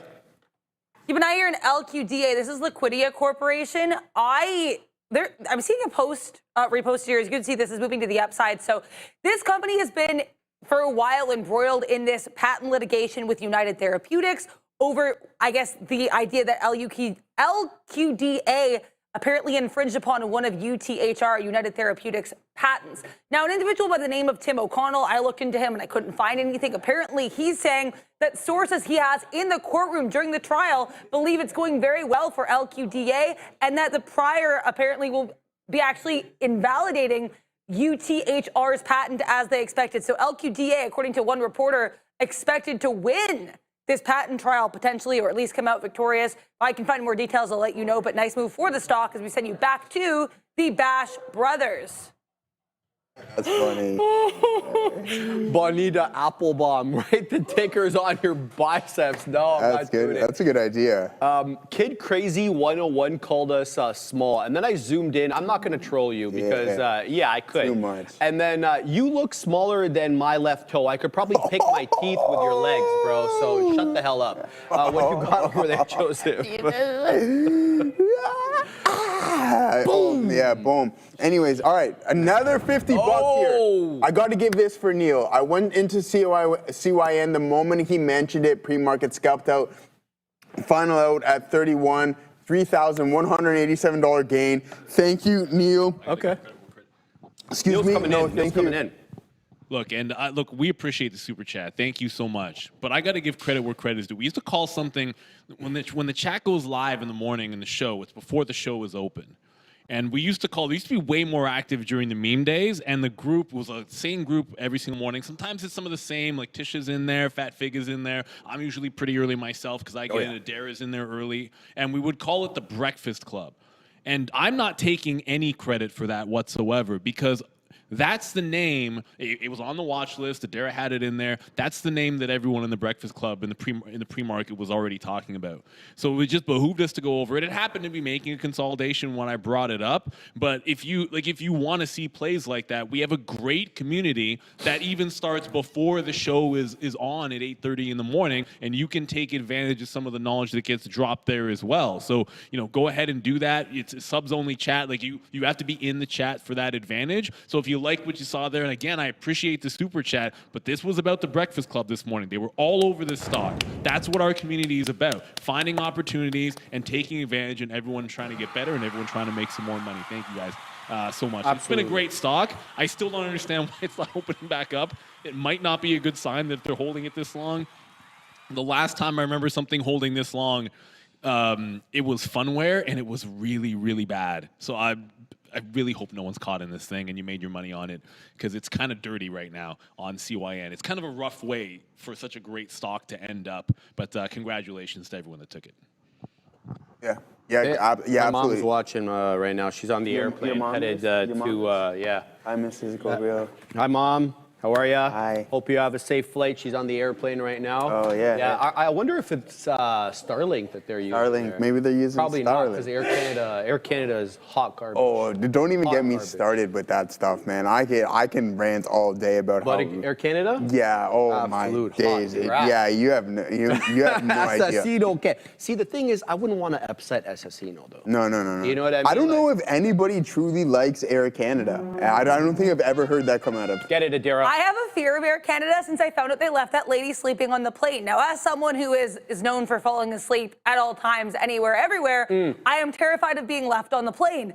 Tell them why, Adara. Well, I'm narcoleptic. It's pretty. No, not because of the woman. Yeah, I mentioned that. I thought I mentioned okay, that. yeah, The lady who got left falling asleep on the plane. Now, WestJet, they'll wake you up, which I think is really annoying. Adara, I'm not sorry, gonna we be got to left. cover. CYN is open, and it is headed to the downside very aggressively. Wow, look at this. Now, well, this is what happens when you do an offering midday. $18, though, Joseph, getting defended at the moment. Can it break 18? Right back up into 19.5. It goes. Does it hold, and does it actually halt up? Now we are in a halt parameter. For the upside halt, 2107 is what I'm seeing right now. It's got to do this for at least 10 seconds, and then we'll get the gray out on the level 2. It is a false halt, and it drops back down a little bit, but right back into 72s it goes, Joseph. So this one, very, very aggressive, very volatile. Be careful with this one. For the love of God, please. You guys got to be around. You got to have an account in order to watch a show. Otherwise, what's the point? So make sure you are risk managing well, especially with these kind of stocks. Joseph, I gotta say though, even though it dropped that aggressively, it's basically at the volume weighted average price. Like, look at this. I mean, it's not that far away from VWAP right now. So we'll see which way this one wants to head. But the fact that they did an offering midday does not help whatsoever. We'll keep an eye out on it. It doesn't help their case whatsoever. That's for sure, Sharif. No, so not a good look. So I mean, we had a high of over $40 on the day, and then now we're trading at $18.78. So boom, just like that, in the span of 15 minutes, 50% haircut, dude. Not fun. So just be cautious. And I think I know a couple of traders who are most definitely going to be taking advantage of that today, especially to the short side. So Sunny Little Tree, yeah, thanks. I'm glad that you picked up on that. I got that from the English humor. I think English humor is the best. But yeah, let's get right back into these markets. Humor, it's good. It's the best. It's literally the best. It's so dry. It's my favorite. Let's get right back in and go over a couple of names that some individuals were asking me about. Sorry, I don't want to scroll all the way up. You asked me to take a look at a specific ticker for you and the options chain. Just repost that in the chat, and we'll do so as soon as I seen that. We'll go over those things for you.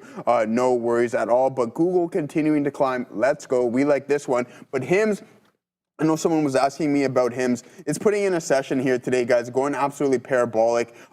This gap has been filled, but let's zoom out and see what we got going on from a daily perspective. And I mean, this is where we took that 30% haircut on HIMS, and now you're starting to get a little bit of a rebound. Is this a base? Maybe, possibly.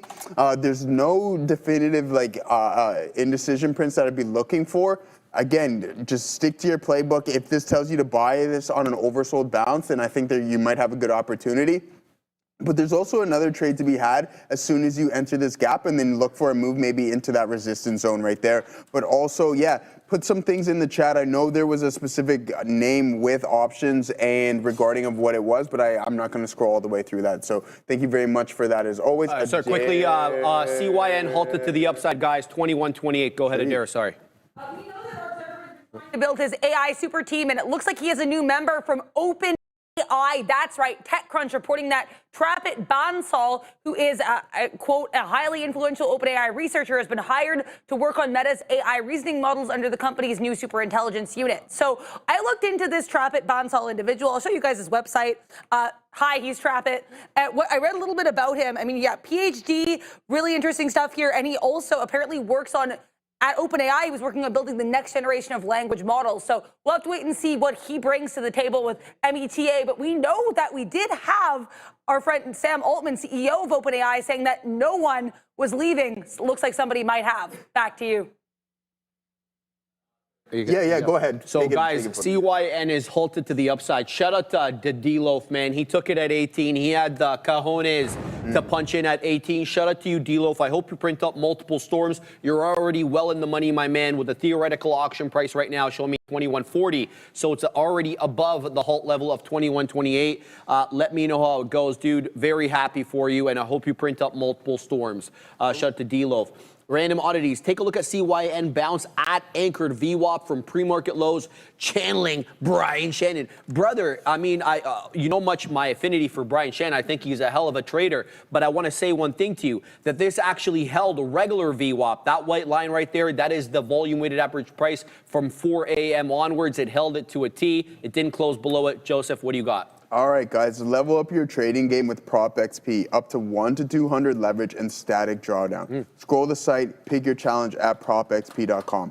Trade directly on our platform, sign up, try it for free, and start your trading journey. Enjoy rapid payouts and real human support, no bots. Rated 4.6 stars on Trustpilot, trusted by traders worldwide. Right now, get 50% off with code TRADERTV. Links in the description.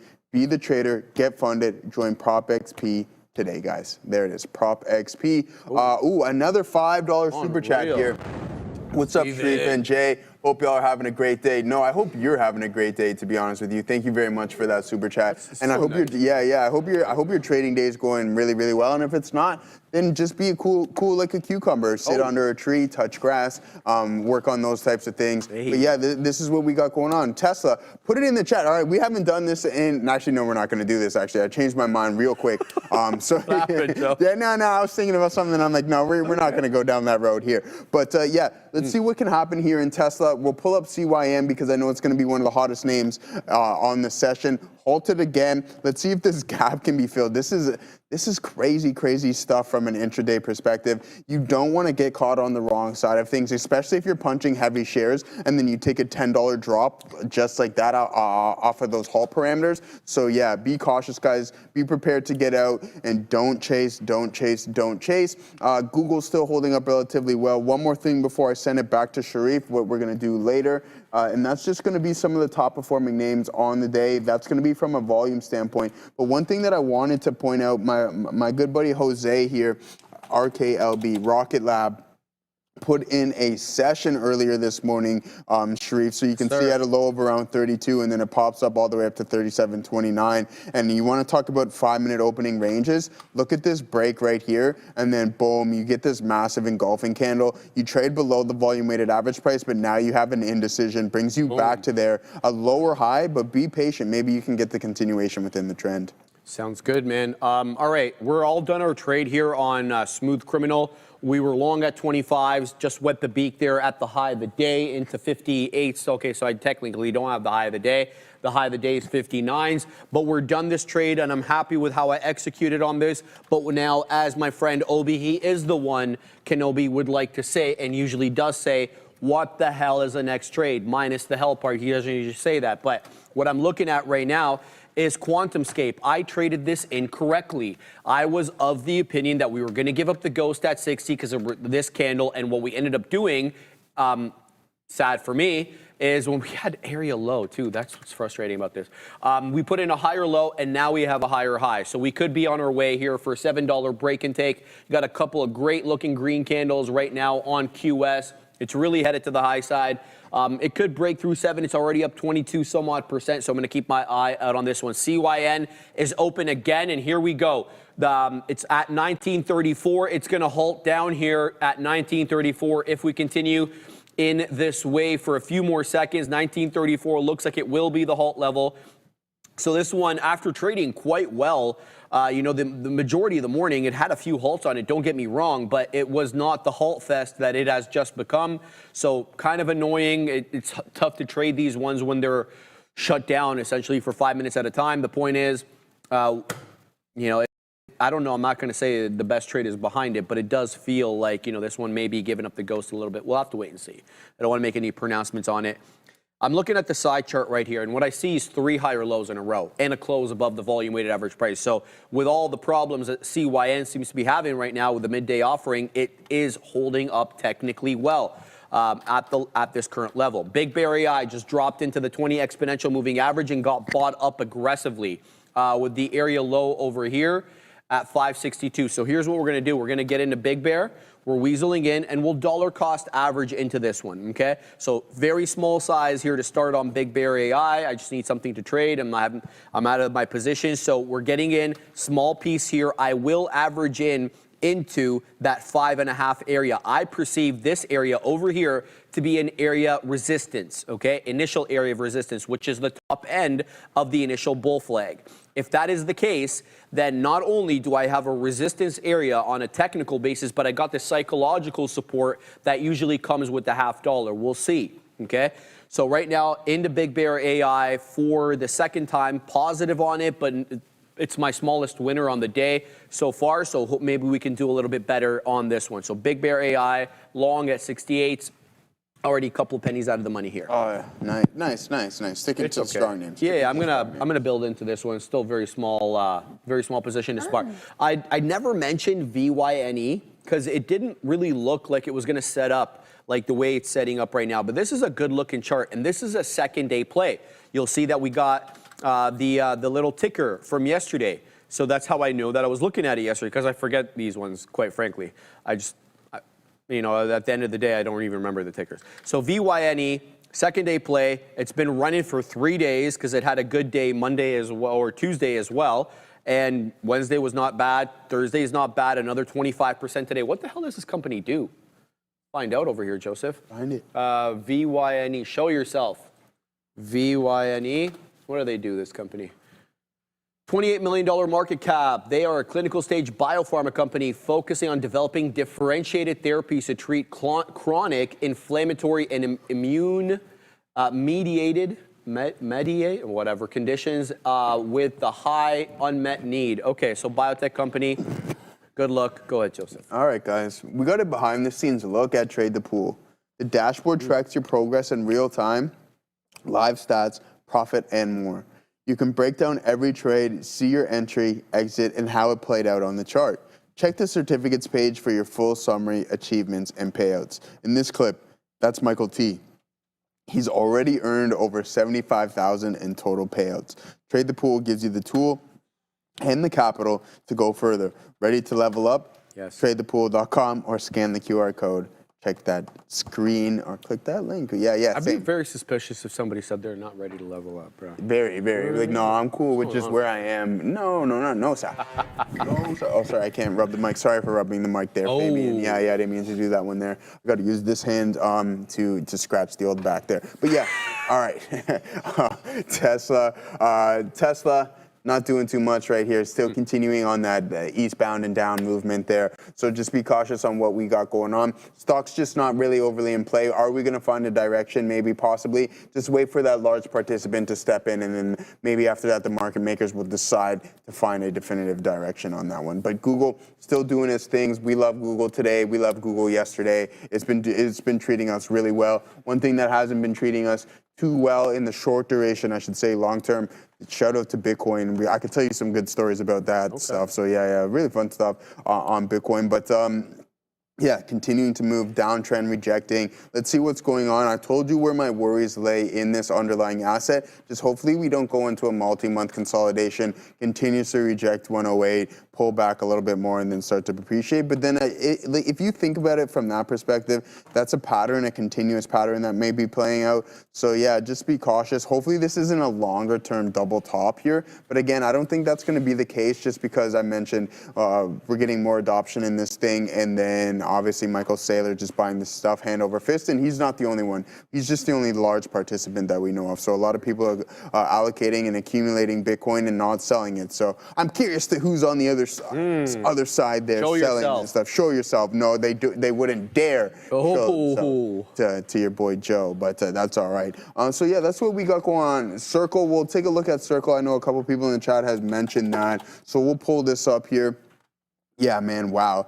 A high of 297, we'll call it, 300, and then 218 where we're currently trading, or that's VWAP, sorry. So yeah, a big move down there on Circle. Sharif, what do you got for us? All right, guys. Each year, 3.8 million concussions are reported in the United States, yet there is still no FDA-approved treatment. New York Stock Exchange listed Orgenex under ticker OGEN is changing that with its first-in-class intranasal drug designed for rapid brain access. With concussion treatment market projected to reach about $8.9 billion by 2027, Orgenex is uniquely positioned to lead the way. So if you're interested to learn more and schedule a meeting, check them out. Orgenex, guys, listed on the NYSE under OGEN. Shout out to Orgenex. Good look for them. And Adara had the interview with Pat LaFontaine the other day, obviously a hockey legend in Canada. And I think it was an excellent interview, Adara. You killed it on that. Thank you, obviously, for bringing Pat LaFontaine onto the show. Great guy and a very good interview there. Guys, I'm really disappointed with how I traded QuantumScape today.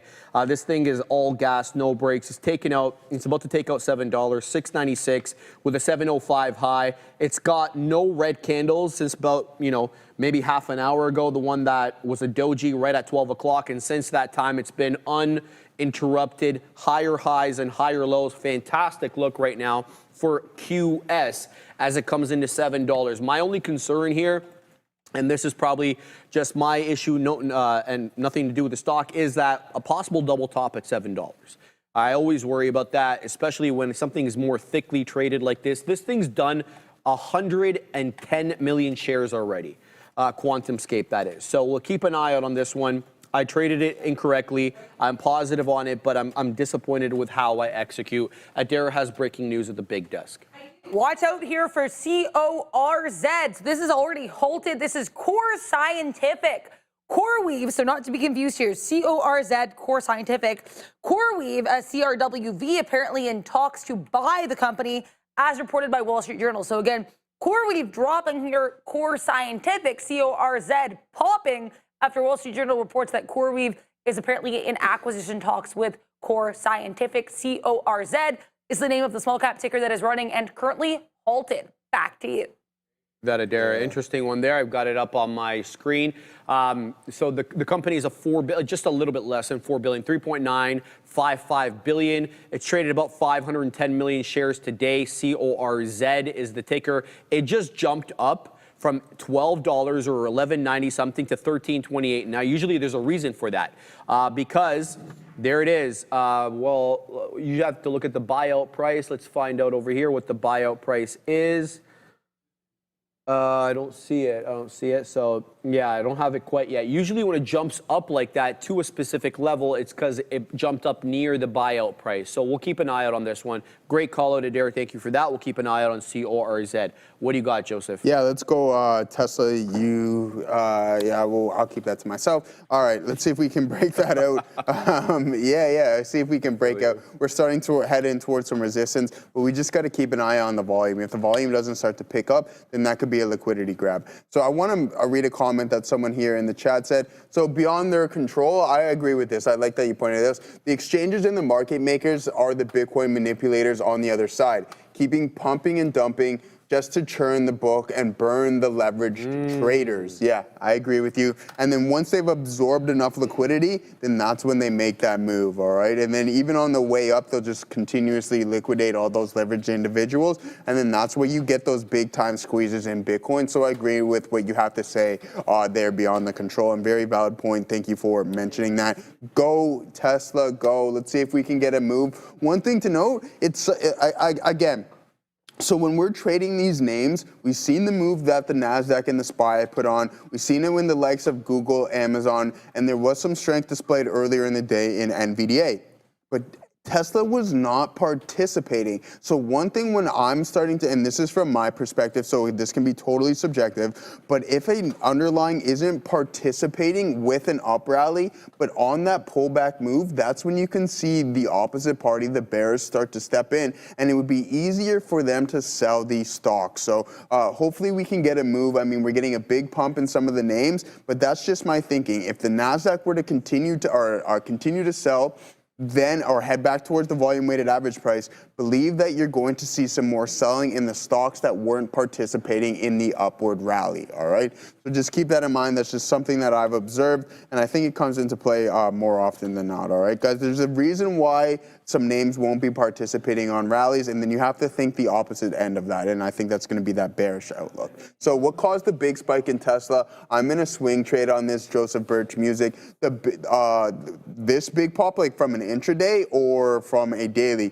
From a daily, last Sunday was the Robo Fleet release. So then come Monday morning, that's when we've seen the stock start to move. And then after that, we've just seen the European sales down. Now you have people in the front office of Tesla that are now currently leaving as well too. So there's some multiple selling factors there. But what's going on right now, big pop. I don't know if I'm going to call a big pop because the volume hasn't really picked up how we would like, and nor have we broke through some key resistance zones. So that's my take on Tesla. Be patient on this one. Momentum picks up, Sharif. We got our eyes on the level 2 to see if there's the definitive imbalance on it. You can see we have our quote highlights. I see the imbalance change, the strength in the tape start to pick up. I think that breakout might come into play. All right, guys. I see the miners are moving. You guys are talking about Riot and Mora. I see you, Oleg. We'll keep an eye out here for what's happening with those. I'm seeing a price spike notification here for Mara coming in at 12.28. That was a little while ago. I'm not really seeing anything too great on it, but it is up 1.5%. Go ahead, Adara. Keep an eye here on Boeing. We have Fitch, of course, a ratings agency with actually not a bad note here on BA. They said the company's production gains are going to help stabilize the aerospace supply chain and support some recovery in late 2025 to 2026. They said they're seeing that 737 MAX output's going to be at 38 per month by Q3, and air travel demand may soften, but order deferrals are not expected. So kind of mixed a positive note here for BA from Fitch. Back to you. Miners might be moving on Core's news, says Darwin. Thank you for that. Didn't really keep an eye out on that yet, but that does make sense actually because that would be an adjacent look there. So yeah, keep your eye on the miners. Just so I'll give you guys a quick synopsis of the miners right now. Mara up 1.6, Clean Spark up half, Riot up almost 2%, and Hut 8 up 4 2/3. So Hut 8 taking the cake, but Coinbase, no slouch either, baby. The $300, almost $400 name is up 4 3/4. So you're getting some mixed signals right now in crypto world with both Bitcoin and Ethereum down on the day, but some of these miners and obviously the exchanges as well, positive on the day. So keep your eye on the bunch, guys. Crypto in play, at least for the moment right now. Okay. Oh, sorry, Dave. Yeah, because we'll just pull up the Mara chart here. Yeah, so you can see that volume really step in there, Sharif. So a big breakout right there, but also the selling pressure is there as well too. And we'll take a look at Riot here momentarily. Okay, so you have significantly stronger than Mara. The volume is there. Nice breakout through some key resistance levels. You're punching through the pre-market highs. You're punching through the post-market highs and heading into Y sessions highs currently right now on Riot. So good look there, Sharif. Zimbabwe, bro. What Zimbabwe? He's like, anyway, I'm not gonna say it, but all I remember is the Drake song or the what's it called? The Kendrick song about Drake. There, that's all I can hear when I read that comment. That's funny there. All right, guys. I'm keeping an eye on CYN. It's zigging and zagging. I mean, I'm not really inclined to jump into this. It is straddling VWAP. It's not losing the volume-weighted average price, which is funny. Because usually, you know, when you get like such an aggressive sell-off on an offering, you know, usually you come back at least close to where you opened up at, and that's not happening, at least for the moment right now with this one. All right, I'm in a new trade right now, VYNE. So this is the one that I was telling you guys about. It kind of has this very low-key uptrend that it's got. It's got support either at the 10 or the 20. So I'm in at $1.70. We'll see what this one does.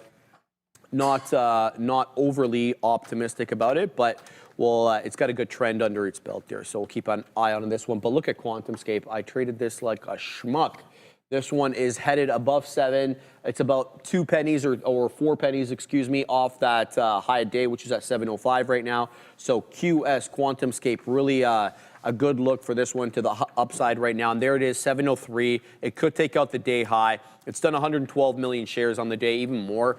And the short float on it, well, this could be old, this data point. 17 2/3 of 387 million share float is actually bored for short. So that could be 2 weeks old because the short data, or for the short sale data, is up to 14 days old, right? So sometimes we don't have the most accurate information, but we can kind of gauge whether or not it's heavily shorted or not based on that older information. So keep tabs on that. CYN, where's my CYN? Look, there it is. This one's going to take 25, isn't it, man? This is headed back, Joseph, at least for the moment. It's about to take out the 10 exponential here. So, yeah, unsure how to execute on here. Yeah, so that's what I'm looking at the moment. Not going to jump into anything right now. I want to see how VYNE and Big Bear AI do. Big Bear AI is kind of putting some support here at the 20 exponential moving average, but it's not exactly moving up. I have plans to dollar cost average into the $0.50 for this one. So if it ends up dropping, I'm okay with that. We'll get a better price, and it is. So it is losing the 20. And so let's throw out that order now at 55s and then 50s. So that's exactly what I'm going to do there. Let's go ahead and wait at 55s, and we'll also wait at that 50 penny area. And I'll front run it by a penny because it gets to be a crowded trade at the whole dollar and the $0.50 level. So that's a look there. Back to QuantumScape as this one does take out the high of the day. So now it is at 7.05. Great move up for QuantumScape. It's continuing to move up here despite the fact that it did have resistance initially at $7. So we'll see how this cookie crumbles, Joseph. What do you got in your side? Yeah, let's take a look at Nike. We have earnings after the bell today there, guys. So we'll take a look at the expected move, but I seen someone in the chat mention it and just reminded me, yeah, we got NKE, Sharif's favorite band, after the bell here today, guys. So a nice move through the intraday session. We presented what one of the analysts, he had some positions that he now so he sold some puts and he bought some calls just to set that calendar spread, collect some premium.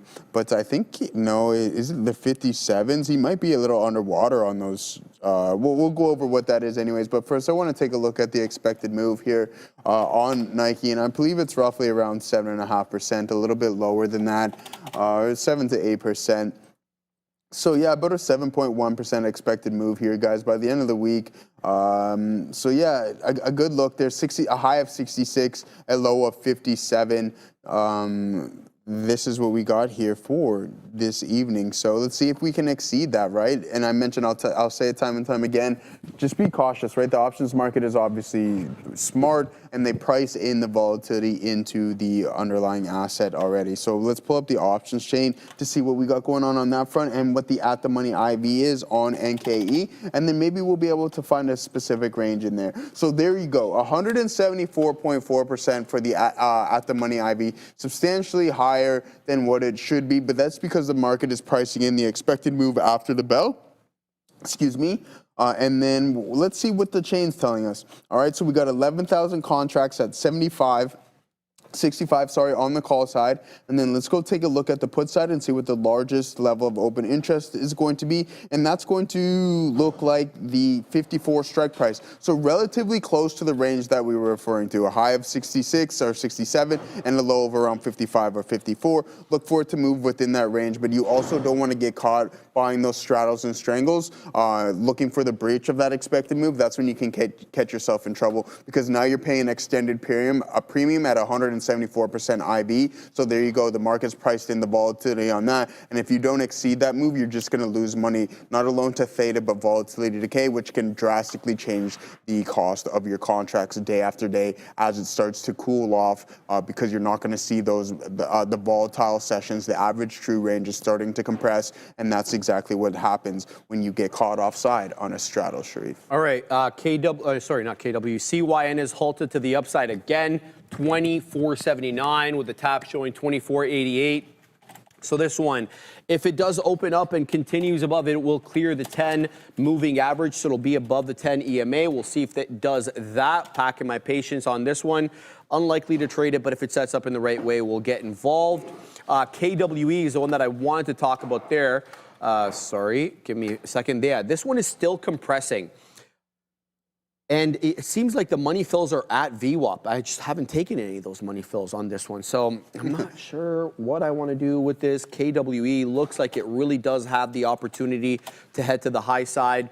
It's had trouble with $13 on the day. There's been almost no candles that have closed above $13 since around 11:40.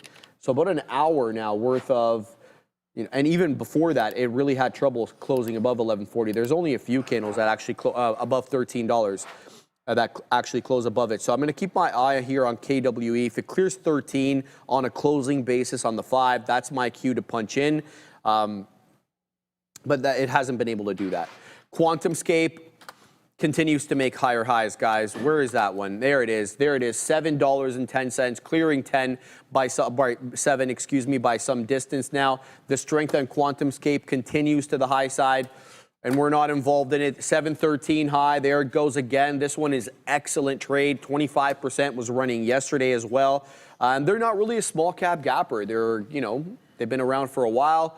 Whether they actually fit the definition exactly of a small cap gapper, that's not really what I'm saying. And what I'm saying is they're actually trying to solve a real world problem with an actual device, which is a solid state battery made of ceramics. And they've been known in the industry for some time now. Yes, so that is the look. Now, Big Bear AI, we're long at 68. It's back up to 64. I had a couple of dip trades at 55 and 51, neither of which triggered. This one did, bottoming tail into 56, so we were really close to getting filled there. Alas, we did not get filled, so we'll keep an eye out on that. VYNE is coming down into the 20 exponential, so it's decision time for me. It's found support here multiple times. Let's see if it finds support here again. I'm going to punch in here at 68 for a hold, and then I'll move my stop up into 64. So if it does lose that level, then I'm all gone with VYNE. Smaller position. So we'll go ahead and put it right there, right at 64. So we'll just go like that, and we'll give it all the way down to 60. So let's see if this one wants to pop up or what its situation is. CRML, the one that I've been trading, well, I traded right at the top of the show, continues to make higher highs and higher lows. 365 now, the high of the day on CRML, looking great over here as a long. We'll keep an eye out on this one. It could be destined for 4. Also, CYN open again. Here we go. Above 25 it goes. Zigging and zagging up back 400%. Can it hold 25? And can it work its way back into highs? It's going to have a lot of bag holders. They're going to be keeping this one down. Let's see if we're able to get through them, Joseph. Above 26 we go. Not decisively, though, but yeah, quick wick above that $26 area. Let's see where this bad boy ends up. All right, beautiful stuff there, guys. Let me know whenever we are ready. Okay, cool. So yeah, this is what we got going on. Justin, I think Justin Jacoby, or yeah, Jacob Jenkins. We're gonna go over that here momentarily. We just got to take care of a couple of things, but then we're gonna talk a lot about kind of what your trade plan is, how we can set that up for the better in the future. All right. So invest in every sector you love, all in one stock. 3D Capital, CSE, IDK, US, IDKFF. It's a risk-diverse basket of 60-plus vetted investments. Get founder-level exposure, the kind most investors can't access, in some of the hottest sectors: blockchain, AI, IoT, biotech, and natural resources. Led by a CEO whose last venture returned 150x. 3D is currently trading at a discount to its asset value per share, and they're actively buying back and deleting shares. The world's highest returning investment usually comes from founder-level access. Ooh. Think of 3D as your ETF for early-stage disruptive innovation there, Sharif. But yeah, what a beautiful, I love that drone image of the city there. Oh, yeah. Makes it look really, really, really majestical. But yeah, let's break down what Jacob Jenkins is talking about. So considering you put it in the chat, I'm assuming it's relatively public, but let's break down your trade. You have 10 contracts of the 155 strike price. Your average price is $160. It expires tomorrow. That's the one thing that I don't know when you open this position up, but Steve Thielman and I were talking about this, and he agreed. And I think as you gain more experience in the world of trading options, depending on your specific strategy, it's always best to buy the time. Like, I can go a year out, and then we'll compare buying 100 shares of NVDA compared to a leap in NVDA, and you'll see that you're still drastically saving an immense amount of capital. And I think that's the main narrative here, guys. Don't get caught up because the price is attractive. Oh, $130, I get to have the rights to NVDA at 155. I have confidence in this name. But in order for you to become profitable now, we need to break this high of the day, and then we need to head into like 158, 159, because leading into tomorrow, even throughout the day, you're going to see theta really start to accelerate, and that's one thing that we need to be cautious about. If we start to move to the downside and we break 155, theta is going to pick up drastically, and you're going to lose value of those contracts relatively quick. So now your average is $1.60. They're now trading at $1.36. I think you're still okay. You have 10 contracts. You're still only down $300 or so. Okay, is it like? And one thing to note, and I'm just going to be totally honest with you, Jacob, is that 110 at 155, what we've learned as a collective unit is that it's hard for participants to hold the price above 155 when there's such a wall, 110,000 open contracts there, right? Because now you have the opposite party, the market makers, who are short those calls and want them to expire out of the money. That is the only way they keep that premium. So if you get a bounce towards the high of the day or even exceed it, look to lock in some profits, and then make sure you have a stop in place. You're not destroyed yet. 132, average of 160. I think you're okay, but you need it to climb quick, and you need it to happen before midday tomorrow. So that's my take on that. Just Jacob Jenkins, thank you very much. Appreciate the question. Adara, what do you got for us? Keep an eye here on the market. We do have that 7-year note auction coming through in about 12 minutes. Apparently, the bids for the auction are totaling at $4.4 billion. If there's anything else, including the auction data, of course, I'll let you guys know when that comes out. That's going to be happening at 1 p.m. Back to you. Thank you. What was I going to cover? Okay, yeah, so I'm sorry, Shrey. I'm going to do one comparison here before I send it back to you. Okay, guys, so let's take a look at this. So at 155, you're paying $1.37 for the rights of NVDA at $155 that expire tomorrow. $135, whatever. You know what I mean? I lose that, unfortunately, like that. You make it. But let's go out a little bit here, and let's start to really think logical, all right? So how much is this going to cost you?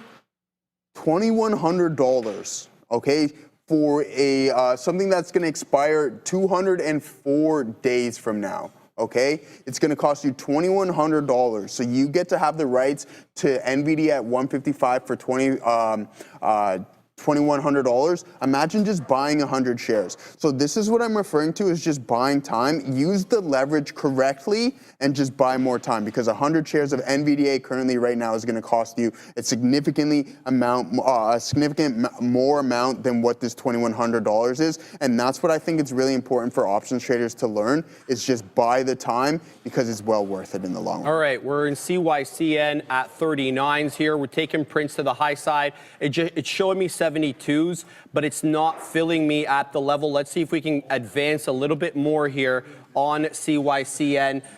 It's above the 10 exponential moving average. It's defending 25 okay, but I think it may actually lose it. Let's say I put my stop just a little bit below 25 to give it a little bit of room. I extracted some profits on the top there, but we're still in a precarious situation, looking for a nice spike to the high side here on CYCN, but that $25 level looks like it will give way with that buyer stepping in at around 5s or 4s, something like that. It's not really putting in the higher highs and higher lows that I'd be looking for. And there it is at 25 again, and there it goes. So we get stopped out for the remaining amount there on CYCN. A bit of a tougher trade here, so we'll keep tabs on that one. Keeping an eye also on Big Bear AI. Where's my trade on Big Bear? So what do we got on Big Bear? We got 62s now, because we got that fill at 50s, or 55s, excuse me. So let's set up now at 65s, and we'll layer some orders. I'll look to defend this into the volume weighted average price on BBAI.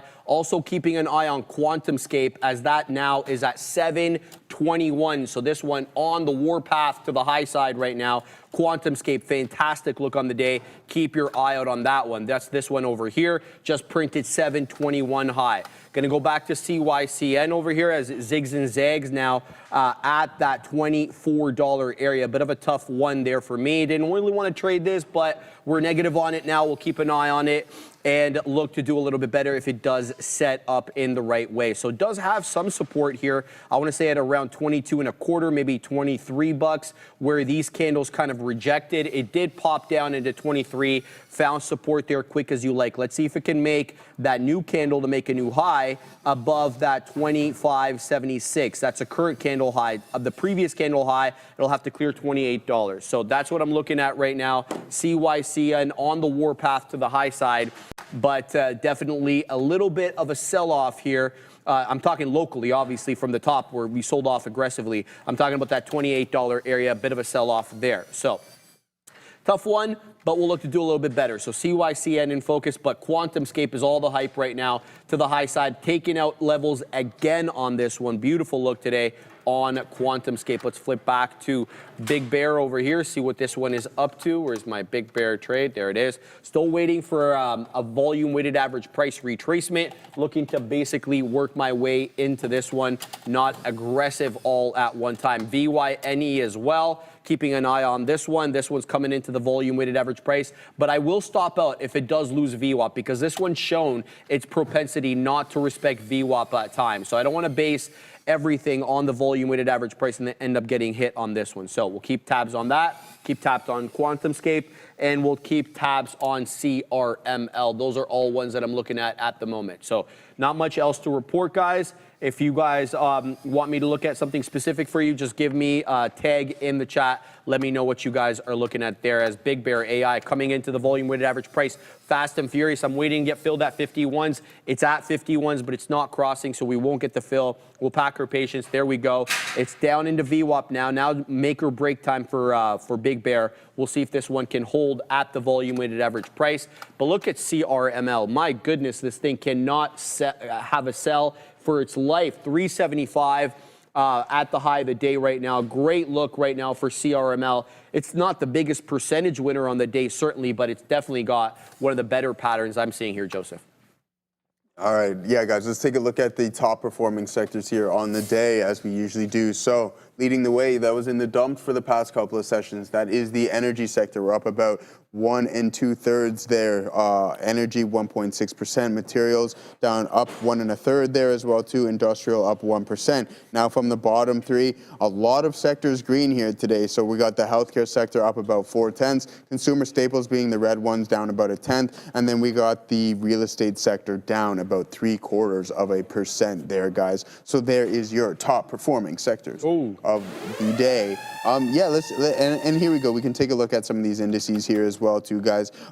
Year to date, we got the Nasdaq up 13% on year to date. That is, Sharif. The SPY up 12%. The Dow 10.7%, and the Russ up 7%. I mean, at least it's positive there for small cap land over for you there, Sharif. So yeah, good luck. Riot starting to put in a good signal here, so we'll keep an eye out on this one. It sustained that move, but just be cautious of what's going on here, because that's a nice inverted hammer with an isolated volume print as well. So maybe that breakout won't be sustained, and then maybe you get a move back in towards the volume weighted average price. But just be cautious on that, because you can see that this was a relatively strong name, and if it blows through past that high, give yourself a little bit of room, and then just get out of that trade. But yeah, let's go Tesla. What is Tesla up to? Not too much. We're still sitting in this here, guys.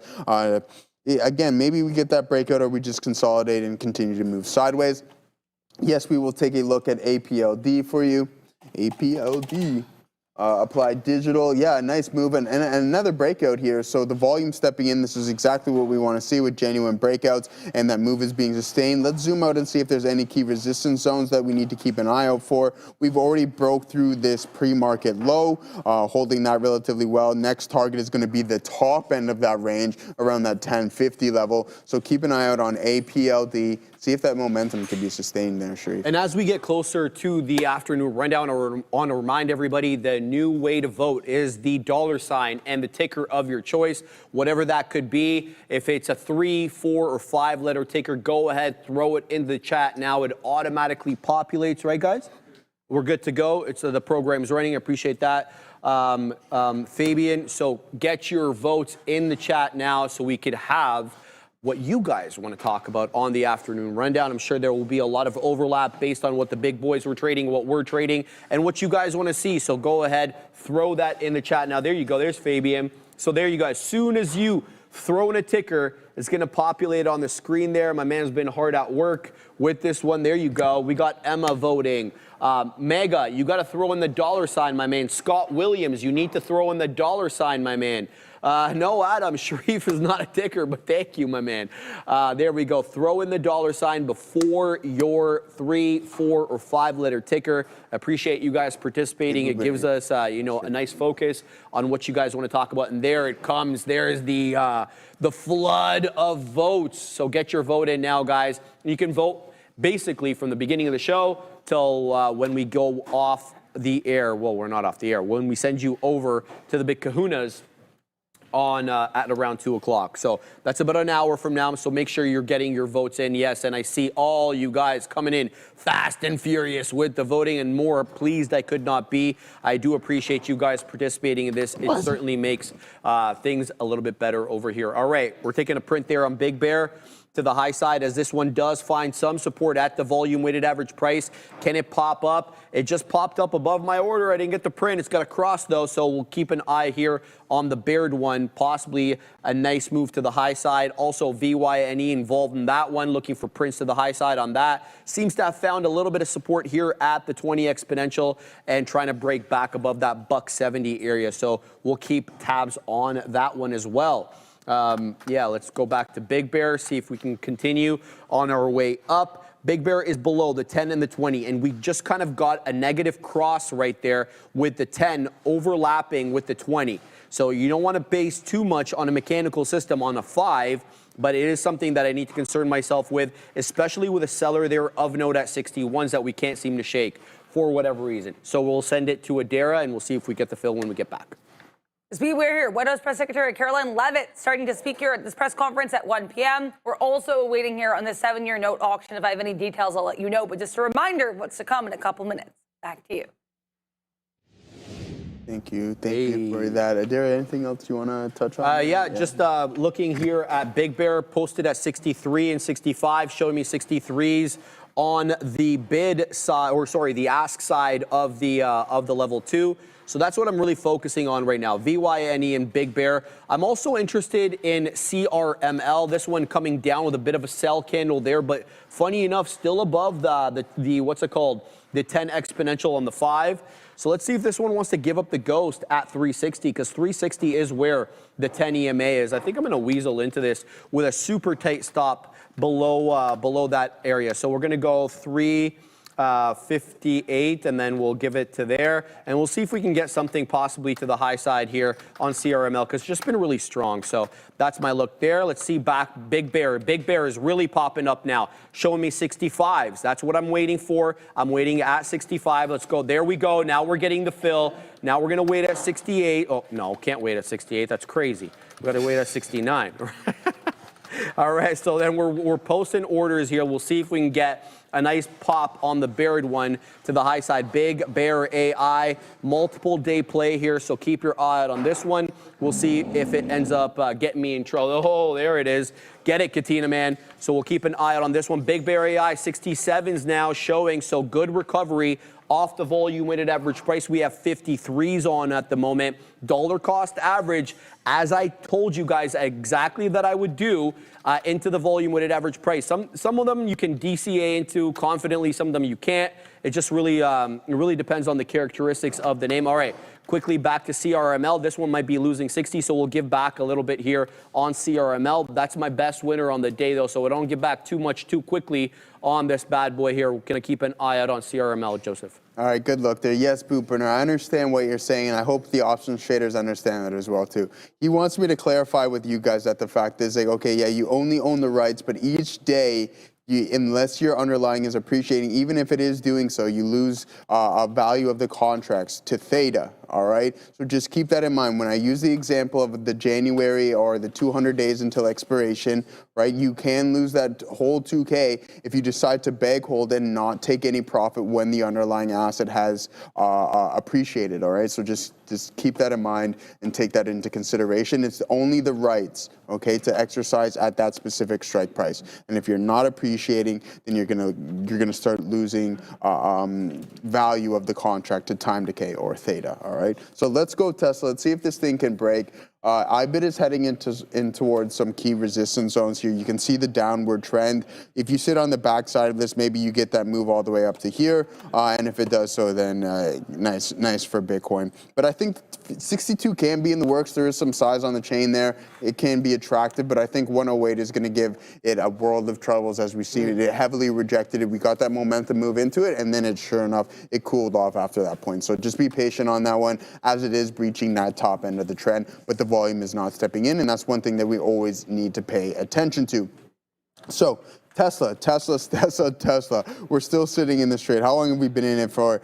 We got in around 11:30 there, Sharif, and it's essentially done nothing for that whole time. Tesla? So yeah. It's literally, yeah. It's like the power lifters at the gym. You know what I mean? a couple reps, chill for 45, and then you do a couple more reps. You know what I mean? And there's like usually like 3 or 4 of them there too, and it's like, all right, boom, rep.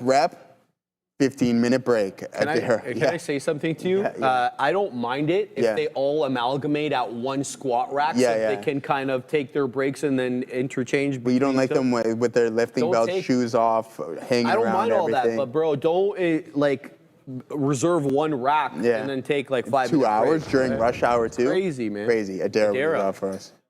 Keep an eye here on the market. We had, once again, a super uneventful treasury auction here. The 7-year note before the auction was at 4.024%. After the auction, 4.022%, basically flat. Also, again, Caroline Levitt here, White House Press Secretary, set to take the stage. I'll cover that for you guys. Just be aware that will be happening. And also, yeah, it's really annoying when people just take space at the gym, especially when they're teenagers, because you have to hear things you don't want to hear. And they always try to bully people off the equipment, especially when you are not a man. Back to you. Well, Adira, I can't disagree with that at all, because the broccoli-haired high school kids, they come in packs. 5, 10, 15 deep. And I don't have a problem with them working out. In fact, you know, obviously I encourage it. Yeah. But they have very lax gym etiquette. Yeah. Let's just put it if any at all. If any at all. And the reason is they don't have a lot of life experience. And I get that. I get all that, right? But, you know, you can't really say anything to them either, because then all of a sudden it's like it's a little kid. It's like Unk. It's like Unk is terrorizing this little kid. Next thing you know, you got 15 phones on you. They're all chirping you and you're everything. on social media. Yeah. Exactly. Especially with your gym attire. You give you a hard time. Well, no, they never give me a hard time about that. But it's just like, you know, get off the rack. Now, to be good to my gym. Yeah. How many squat racks would you say a good life? You know, a good life has 2 or 3 usually. Probably 6, bro. 6? Oh wow. Okay, that's a good. That's a good one. They've spent. So they saw where the deficiency was. Yeah. And they really that's good. They addressed that. And their platforms that's what we like too with the wood. Oh, with the wood. Yeah. The rubber on the side. The rubber on the side. Yeah. So when you're deadlifting and you're cleaning, you can just drop it after. So it's a good look there. And the weights too. I'm assuming they got the good weights there, the bounceable ones there, whatever they are. Oh yeah. Right. The red. Exactly. Yeah. Exactly. So those are okay. Who's that? I don't know what you're talking about, Fabian. I don't know anything about any of this. Yeah. I don't want to hurt anybody's feelings, but everybody knows what I'm talking about. Why does one entire generation all have the same haircut? Like, I don't get it. Yeah, but come on, you know, you were rocking this probably. What were you rocking in your prime teens there? See, that's the thing about having Egyptian hair. You were very limited to the options that what you could do. All right. I was never really like in vogue with the hairstyle, so no, I can't. This is what I'm talking about. Why do they all have this haircut? This is what I want to know. It's not a bad look. It's not a bad look, but when every one of them has it, you know what I mean? Like, that's what I don't know. I need answers. We need answers. Someone help. So let us know if you're a part of that. Do you have any answers? You have any answers? Yes. Yeah. No, he has no idea. He's like, we're dragging Mark into it. I don't know why. I have no idea. All of the kids. So Mark's son is kind of around that age. Is he late high school? 14. Fort's just got into high school. So I'm sure you see a lot of your son's friends with that haircut. So you know exactly what we're talking about. There you go. Shout out to Mark. All right, guys, we're doing it live. Hope we're not offending anybody, guys. We're just joking around over here. I think it's a wicked haircut. Don't get me wrong. I just, you know, when you see You don't think it's wicked. You don't think it's wicked. If I had seen it like one off, I'd be like, that's a good haircut. But when you see it en masse, then you're like, all right, yeah. This guy en masse. All right, get it, Joe. Oh, haven't seen that one in a while. Ooh, yeah, we were the other day. We'll throw another one, idiosyncratic. You really think it's a wicked haircut? Well, Neil, I'm just trying to be nice, man. Why you gotta call me out like that? I'm just trying to please the masses, man. He's lying. I'm trying not to get in trouble with the people. No, we're kidding, of course. I like to get in trouble. Where's Ram Ram?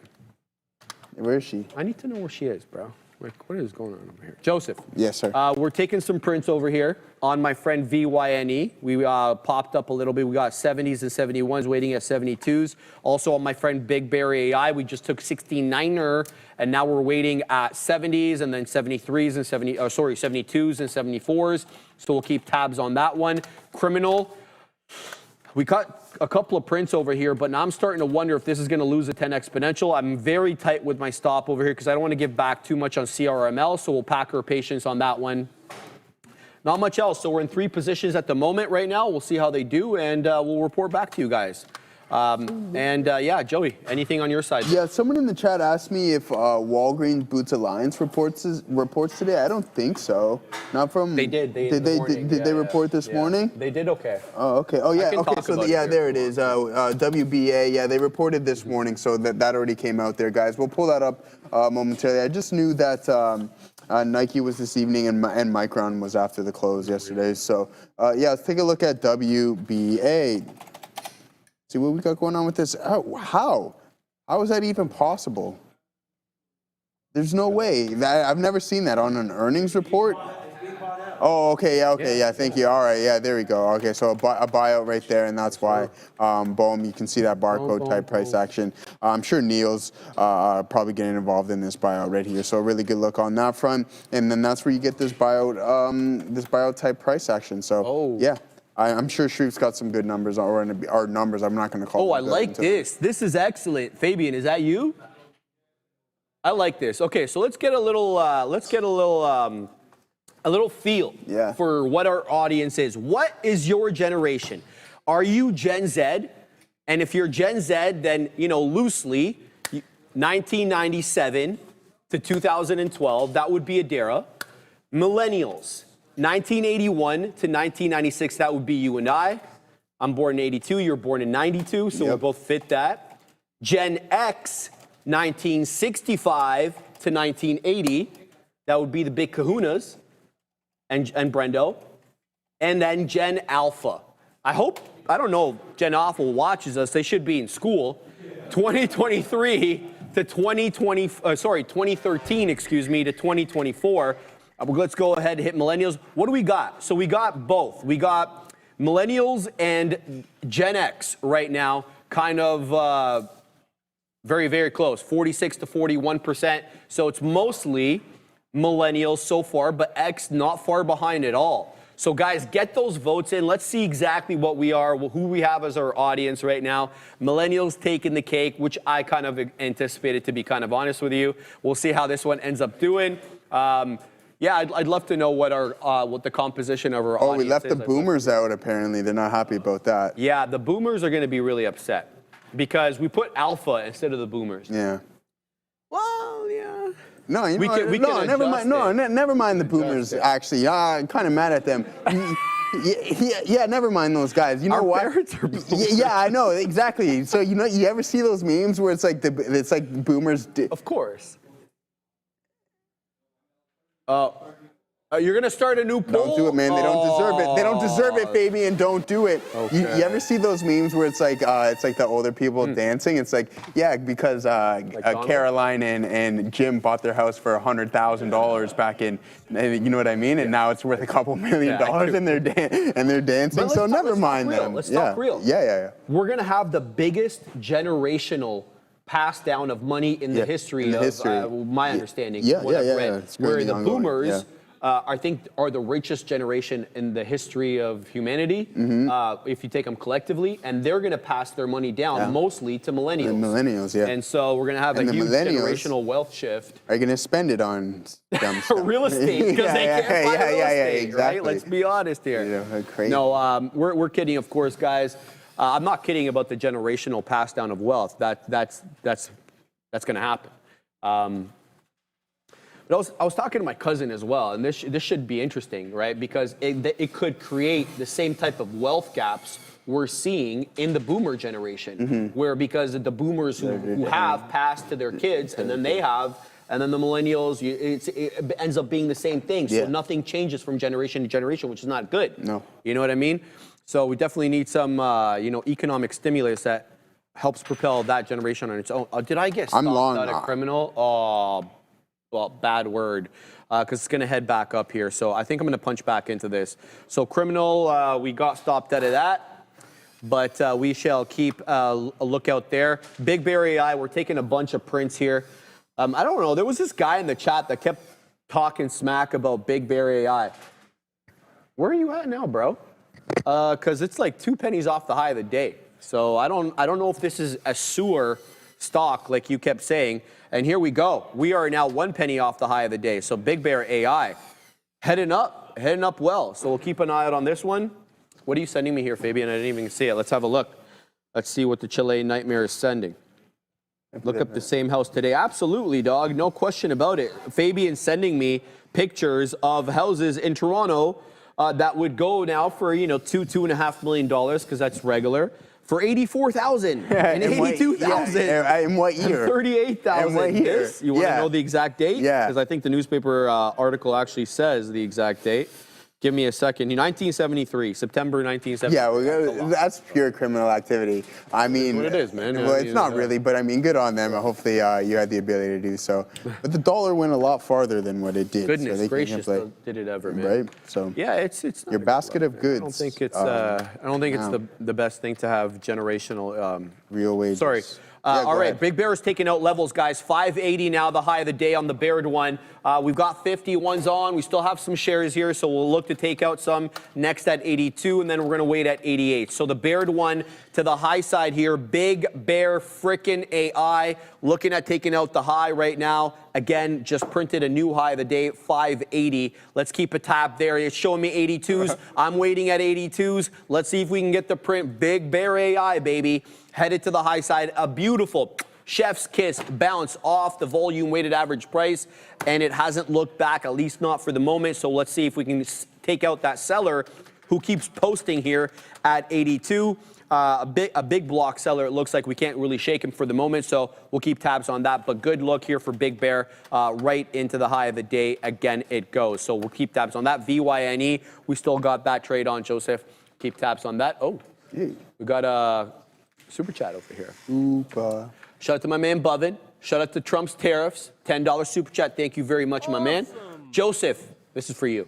Lost $1,000 on CYN. I'm still smiling because of Trader TV. That's just so kind of you to say. I'm not happy, obviously, that you lost money. I'm negative on CYN too. It's my biggest loser on the day, and it's the only reason I am red on the day today. And this will be my first red day in 2 weeks. So we'll take it, and we'll take it on the chin as a result of CYN, and that's just the way the cookie crumbles. CYN? Just for you there, TTS. No, I appreciate it, brother. I mean, I'm sure you've been trading for some time. I see you in the chat all the time. And it's probably not your first $1,000 loss. It's probably not going to be your last one either, considering if you're swinging size. So, yeah, obviously, I'm not going to apologize because that's, again, it sucks that you lost that. But the best thing we can do as a collective unit is just learn from our mistakes and then move forward. It's now in the past. You've seen me lose plenty of money here on the show as well, too. So, yeah, our job here is together. It's like, all right, bro, we lost that money. Forward looking, what can we do next? What is that next step to make us that much better? Even if it's just 0.5%, 1/4%, whatever it is, I'm sure you're going to be on that right path. You're still smiling because you're here. I'm smiling because you're here, and you'll continue to do so. I think you know what you're doing. Like I said, not your first one, probably not going to be your last. And because you're swinging size, I know you're in the right position there, brother. So things happen. Trading happens. It's the path that we chose. We're forward looking. We're going to try to keep that strong mentality, that strong mental. It's already in the past. We're forward looking once again. Good look there, TTS, brother. All right, I'm going to do the news. Do you have anything before I weasel? No, I'm still sitting in this Tesla trade. So yeah, we'll monitor this throughout the day. If it decides to break out, then we'll cover that for sure. But let's hop into some news because I have some interesting notes as well too, Sharif, that we'll most definitely touch on. All right, we'll talk about Micron first and foremost because this was a great earnings report yesterday. Now it sold off a little bit. And I don't think justifiably so, to be honest, but that's the way the market is. Assassino, can we come to my screen? All right, guys, so Micron adjusted EPS. They printed $1.91. The street wanted $1.60. That's a decided beat right there, a very strong beat on that. On revenue, guys, of $9.3 billion, the street wanted $8.87. So again, reflecting very strong top-line growth. Total revenue year over year, wowzers. 37% bump year over year on the quarter, showing strength based on high performance memory chips. That's kind of their bread and butter. They also guided decent Q4 revenue of around 10.7 billion plus or minus. That would be, if accurate, 38% bump year over year. And again, well ahead of the street's estimates of 9.9 billion, almost $1 billion more than the street had been forecasting. It's all really driven by their data center revenue, which is a euphemism for AI. We know that from Nvidia's earnings, which is more than doubled their data center revenue, that is. Fueled, obviously, by high bandwidth memory, which are put in with these advanced AI chip servers, generative AI infrastructure. The CEO highlighted ongoing disciplined investments, as he called it, in both technology and manufacturing, just to kind of stay ahead of the AI-driven memory market. Joseph, any comments on your friend Micron over here? So Micron, first time in the span of 6 years, they have exceeded 1.9 billion non-GAAP in free cash flow, the highest quarterly result, as I just mentioned, in the past 6 years. That's fantastic. So there you go. Look there, man. Yeah. And another one that we know very well on the show, Palantir. Oh, sorry, one more thing on Micron as well, too. Over the last 4 quarters, the company has surpassed consensus EPS estimates 4 times. Interesting. So there you go. There you go. So good numbers there. And that's not Micron. bad, because that means that not only are they making money, but they're able to control costs, which is super important. Very, very much important. Palantir in the news yet again, this time looking to partner with a company called the Nuclear Company, kind of a little on the nose, but I like that. The idea here is that the 2 companies are joining forces to co-develop what they're calling the Nuclear Operating System, which is going to be a real-time AI-driven software platform for the construction, not the operation, but the construction of nuclear power plants, and that streamlines quite well with the overall energy policy of this current administration. We saw Donald Trump sign an executive order encouraging the nuclear expansion from 2030 to 2055. So we'll keep an eye out on that. Palantir engineers are going to work directly with the nuclear company to kind of integrate data systems across nuclear operations and support their digital transformation. And the move is also seen as a strategic response, guys, to China, who's expanding exponentially. I made the point this morning with Brendo at the big desk. Guys, they're adding terawatts of power. Like year over year, they're adding more and more, and we haven't been able to add any. Like, I really wish I had the graph that I was looking at in the article the other day. It's basically very flat line North American add in terms of power capacity, and China is just like up and to the right. So we've got some catching up to do if we want to maintain our strategic and our competitive edge in AI, especially as it's very energy hungry, Joseph. So not a bad look here for Palantir and using its systems for more than just military purposes. Yeah, Palantir, that name, definitely one of the hottest stocks in the market for sure. No do booty, as Canadians would say. Yeah, no do, that is great. No do booty. No, I think that's more like the West, right? Oh, where they like get Newfie, Edmonton. like, you know what I mean? You get into Edmonton the people, I don't know. Like when I was in Calgary last weekend, they don't get the boot. Like Toronto. I've watched some crime documentaries and hearing the Albertans talk, it's like, man. Maybe like from the small towns. But even when in not even northern Ontario, if you go to cottage country here, you'll get a lot of that. Yeah, you'll get a lot of that. Well, I remember in my teen years when I laid saw for this construction company just in the summertime in high school, and I worked with these newfies. They would come over, they would put in the hours, collect the eye. But aside from this, I've never worked with a funnier group of individuals ever in my life. They're hilarious, they're kind. Yeah. They have that English style humor as well too. The dry humor? Right, they're all about the dry humor. Every day, mind you, I was like 18 at the time, 17, 18. They would send me to the beer store at lunchtime every day to grab them an 18 of Carling. And I'm like, yo, I can't even. Over there? Yeah, it was here in Ontario. In Ontario, yeah. So a couple of them couldn't drive, so I had to drive, drop them at the beer store, grab it, and then every day it's just like a couple beers in the summer. Boy. Yeah. I don't promote drinking and working, but these guys are all about that. Whatever, bro. Whatever floats your boat. Let's do a little AI talk here. Nvidia. Woo. The monster known as Nvidia. We had Jensen Huang yesterday on the mic on the ones and twos, and he was talking about robotics and AI, obviously, and how it represents basically the 2 biggest growth opportunities for the company, describing both of them as multi-trillion-dollar markets. He says robotics is expected to scale commercially initially through the self-driving cars, and then NVIDIA's AI chips will play a central role in both training and development. NVIDIA, just to give you an idea of, we just got a super chat there. All right, my TTS, man. Trump's tariffs, $10 super chat. Thank you very much, my man. Sharif, be on the watch for NEHC, new era helium. The stock popped 150% pre-market in 10 minutes a few trading days ago. Let's have a look at NEHC, then we'll continue on with our NVIDIA coverage there. NEHC, what do we got here? Let's go to the daily. Light on volume today, obviously. So this has been down and to the right. Any splits here? Nothing, no splits that I can see, at least for a few years. So what did this one do? So this one popped up a few trading days ago, like you said, popped up above $1. Look, brother, I get all that, and thank you for pointing it out. But you know, let the technicals, let the price action do the talking. And what I would say is look for higher highs and higher lows. Until then, you're trying to catch a falling knife. So you don't have to be first either, right? Like, look for these ones to stop putting in lows. Look for technical breaks, you know, above 50, staying above $1.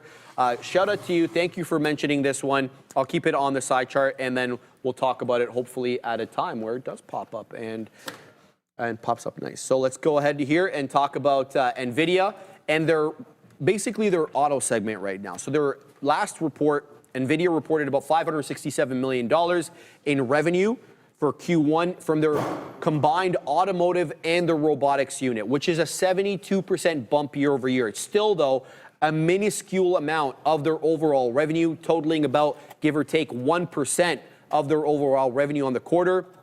Specifically, it's called the NVIDIA Drive platform, which powers autonomous vehicles, and it's currently being used in a lot of the Benzes. So if you have, you know, a Benz that drives itself, or, you know, one of those ones, it's kind of like autopilot in the Tesla, but you got to keep touching the steering wheel, likely by NVIDIA there. Jensen emphasized NVIDIA's evolution into AI as an AI infrastructure company, which is looking to kind of be the full gamut. It's going to offer you software, networking chips, cloud services, in addition, obviously, to the GPUs they're currently doing. The new product launches will include AI models for humanoid robots. In their case, they've called it Cosmos, and enhanced AI support for factory and industrial automation. And we know that NVIDIA hit an all-time high yesterday and probably today, pushing its pushing its market cap. Where is it at right now? Let's find out. 3.8 trillion. 3.8 trillion. So it's ahead of Softy, is it not? Let's find out. Where is the soft one at? Soft one's going to break $500. 3.688 is Microsoft. So NVIDIA, the king right now in the market cap world, taken over from Microsoft. Joseph, anything on NVIDIA? Yeah, I mean, there's a lot to talk about NVDA, Sharif, and I think it's really important for me to note this anyways. And I'm going to ask you this. Do you think that this AI capital expenditure is slowing down or accelerating? Well, let's just go with the numbers. Let's just look at the numbers instead of trying to guess. Exactly. It's accelerating, exactly. And now, even with the landscape being even more competitive, and now that we have that NVDA can expand to more countries, I think there's going to be a massive acceleration that we haven't quite yet priced in, even with the example of the Gulf states and everything. So I don't think this CapEx is slowing down anytime soon, especially how competitive this race is, and you have the hyperscalers going head on against each other right now. And let's bring in another kind of angle to this. If your friend Donald, makes peace with his boy Xi, they're born one day apart, by the way. Oh yeah. Yeah. So there you go. They should be friends then. Yeah, and they like each other. Donald makes no bones about it. He likes Xi Jinping, right? If China and the U.S. kind of figure out that trade situation, all of a sudden NVIDIA is able to send their GPUs and their advanced AI chips back to China and not have to take a $5.5 billion hit. I think we're going to see even more top line. Well, I don't. The America won't let them sell like the Blackwell. You don't have to be the Blackwell, yeah, just right? those secondary chips, those H20s. Yeah, I totally agree with you. But from a CapEx standpoint, I don't think we're anywhere close to being done. I think we're still in such the early stages of this AI race that eventually it's going to continue to accelerate, especially when you have the likes of Meta, NVDA, Microsoft, Google, Apple, all going head on, and these guys have essentially unlimited cash. Yep. Watch out. You're going to see some big time moves in some of these names. All right. Thank you, Gaze Ent. That's the second super chat, my man. You just dropped 2. The guy is dropping cash in the chat. Can we get a look at Amazon, please? Give your guys, or please love your guys' knowledge. Thank you very much, my friend. Appreciate the nice words there and the nice comment. Let's have. You want to look at Amazon for him? Yeah, absolutely. Are you in a trade? Because I'm in a trade. But no, I I'm was just like, reading some things in the chat. I can go over Amazon. Sure. We love Amazon. You know what I mean? Katina Man, #1 customer right there on Amazon there. Marissa Katina's #1 customer. Tell the people they didn't hear that. Tell the people, Katina Man, $300 already on Amazon. I'm telling you, this guy you is. get the notifications on the phone. Is that how it happens? Yeah. If anything, they should be paying Katina Man because of how much he uses. Are you kidding? The Katina Man spent over 20 grand last year in 2024 on Amazon. Katina Man, we're 6 months deep, almost 7. Yeah. Is it going to be above or below? He's going to have to look it up. He's going to find out. He's going to find out. He's that #1 customer over there. We Take a look at Amazon. Yeah, we got Amazon right here. Sharif, so we got that big breakout here, the volume supporting it. We now kind of consolidated, but now we're starting to form that bull flag and heading back towards the top side. You might break here on Amazon, and I talk about the laggards, right? Playing catch up, NASDAQ all-time high. What does that mean? Essentially market breadth, but NVDA putting an all-time high. We're still down about 10 or 15% on Amazon, Google, and Apple's like closer to 20%, I think 16 or 17% there. So if these guys start to play catch up and move for that all-time high, watch out. Once again, Alexis on fire. This market can really, really start to get moving, and I think 218 is going to be a pivotal moment. You break through that resistance there, 218, you get the retest of that specific level. Amazon, all-time highs. Shout out to Big Spy. Yeah, in a while there.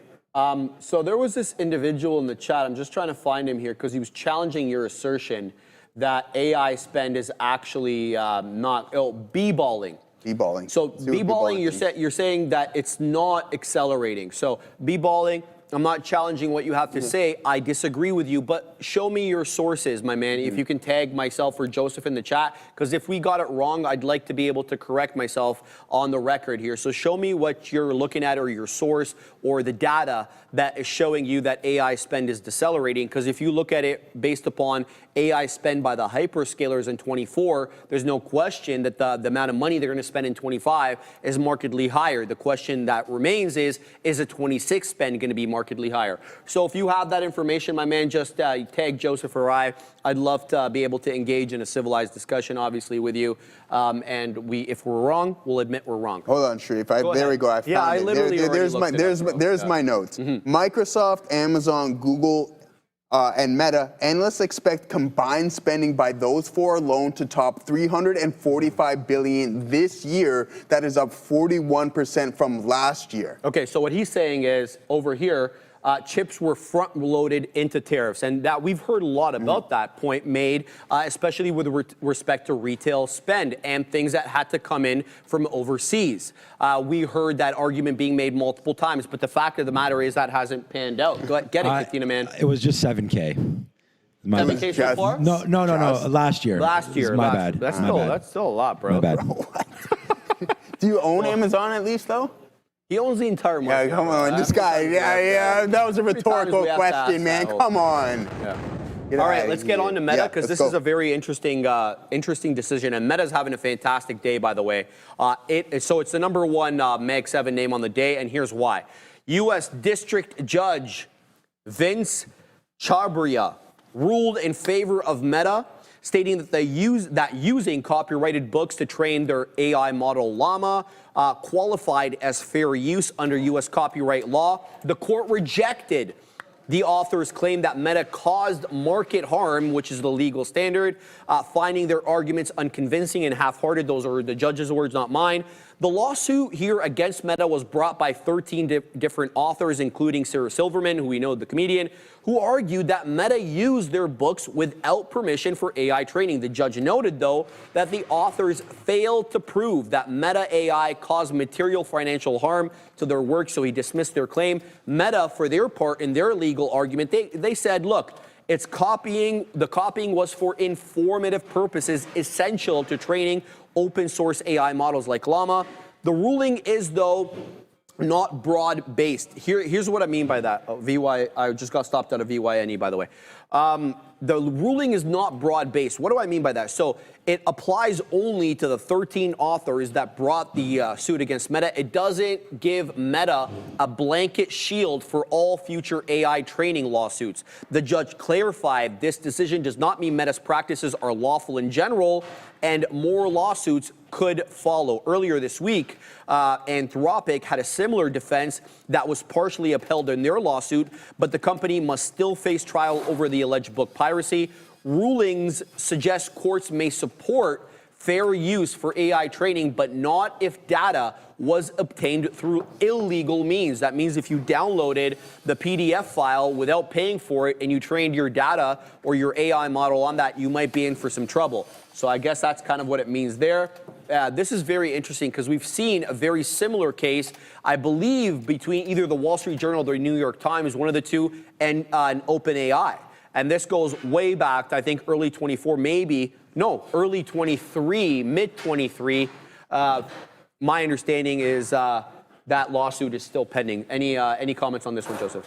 No, I was just looking at Amazon here. I didn't see this print here on the 1 minute, Sharif. So sorry to kind of bring it to a different subject here, even though we were just talking about it. Okay, no, it's not what I was thinking here. Sorry, it looked totally different from when I just took a gaze at it. So yeah, same wedge here. Let's see if it breaks, volume steps in, you get that continuation to the top side. 218, definitely a key level to keep an eye out for because there's a lot of resistance there. And then as for Niraj Patel, I think Google may cap around 175 on the week, all right? So just keep that in mind. That's where the highest level of open interest is. But that's still a couple points away, so yeah. Bob the Dog says that they actually did steal some of those PDFs via torrent. Very interesting, Bob. I didn't obviously read the entire case, but thank you for that. We'll have to look into that more. But I feel like this may be one of those sticking issues that comes into the future, really depending on how the information was obtained. Then I don't know how the burden of proof is going to be distributed, whether the burden is going to be on the person bringing the lawsuit or the person being alleged, but there's going to have to be some burden there of how you prove whether or not it was obtained legally. We're going to cover here we're going to cover the beef between Microsoft and OpenAI as soon as we get back from Madeira. Quite the beef, and I do want to do a little quick interlude. I think you might like this one, Sharif. We've heard a lot of talk lately about who President Donald Trump's going to choose as the next Fed chair. So I thought, why not do a deep dive? We're going to take you through. These are, I'm seeing as the top 4 contenders. That's based on commentary from the administration. It's also based on these betting and prediction markets. So with that in mind, let's go through them. 2 of them are named Kevin. Fun fact. First guy, this guy is often viewed as the top pick, Kevin Warsh. Back in 2020, Donald Trump actually said to Kevin Warsh that he wished he had chosen him instead of Powell. So that tells you really everything you need to know. Kevin Warsh actually was a Federal Reserve governor back in 2008, which I'm sure you guys know, the financial crisis, so he's got pedigree and experience. Then we have Scott Bessent. Apparently, Scott Bessent has said behind the scenes that if Trump offers him the role, he will accept. But the administration said he's not getting offered the role, so this is kind of a iffy one. Then we have Christopher Waller. He's a new late contender here. He said that he thinks the Fed could start cutting as early as July. And with that in mind, people started favoring that because Trump wants early cuts, Christopher Waller could be the guy for him. Then we have Kevin Hassett. He is not a huge contender, but I put him on this list regardless because he's been showing up on some prediction markets. He's, like I said, probably not getting picked. He recently commented that the Fed has no reason to cut rates, which is probably the only reason people are considering him. But Waller, Warsh, and Bessent are the top 3. I would say Warsh and Waller right now. Back to you. Dara, new traders, listen up. The first month It's absolutely free. That's right, we're waiving the fees. So you can trade smarter, not harder, all by upgrading to that elite experience where you'll analyze, strategize, and hopefully after that you'll capitalize on their platform that has everything. It's got infinite data. It's got instant trading, lightning fast market insights, and game-changing charts. And you can predict better with their backtesting tool, you guys. You get reliable, real-time data, global markets, literally at the tips of your fingers. It's an all-in-one platform, so do not miss out now. Execute your best trades now. Ready, and only if you're ready to elevate your trading. Scan that QR code or check the link in the description. So shout out to the great folks at eSignal. Yeah, Joseph, you're doing your little dance there. Anything you want to say before we jump into Softy? Softy and OpenAI? There's big beef. Yeah, there's big beef. Let's get right into Softy. Let's go.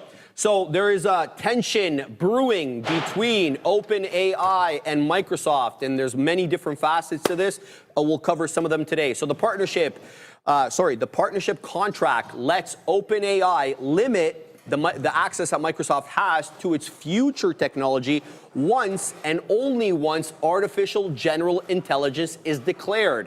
What constitutes AGI, though, has become a big point of contention. So OpenAI executives, including Sam Altman, believe AGI is near, while Microsoft CEO, for his part, Satya Nadella, remains skeptical of such claims. The differing interpretations of AGI reflect the broader disagreements across Silicon Valley over what the term actually means. We're going to take a quick time out and send it to Adair with breaking news. Guys, keep an eye on Archer Aviation and Joby. The FAA just announced they're going to be working to safely integrate new aircrafts like these, the advanced air mobility technologies into the nation's airspace while supporting innovation and shaping the future of global aviation. So FAA coming out here in support of integrating names like Archer and Joby, not naming these companies specifically, but the technologies that they use. So keep an eye on JOBY, ACHR as we send you back to that Microsoft OpenAI beef. I'm really rich. You heard Donald. I'm really rich. I'm really rich. He's really rich. I'm really rich. Get it, Donald. All right, so let's keep going over here. So OpenAI defines what artificial intelligence is. They say as systems that outperform humans at most economically viable tasks. If OpenAI's board declares AGI in good faith, Microsoft could still sue, potentially leading to a legal battle. Here, OpenAI is trying to restructure, we know, into a for-profit company to unlock tens of billions of dollars in what could be new funding.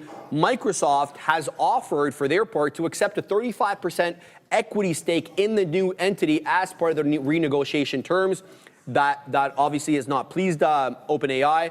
The AGI clause that I just talked to you about there is now a key point of contention as OpenAI seeks, that flexibility, and Microsoft aims, for their part, to protect their investment. Currently, though, OpenAI is contractually required to sell its AI tools exclusively via Microsoft Azure. And OpenAI doesn't want that, kind of locked-in system. They want the freedom to partner with other cloud providers, something only granted if sufficient AGI is reached and approved. So we can basically sum it down to this.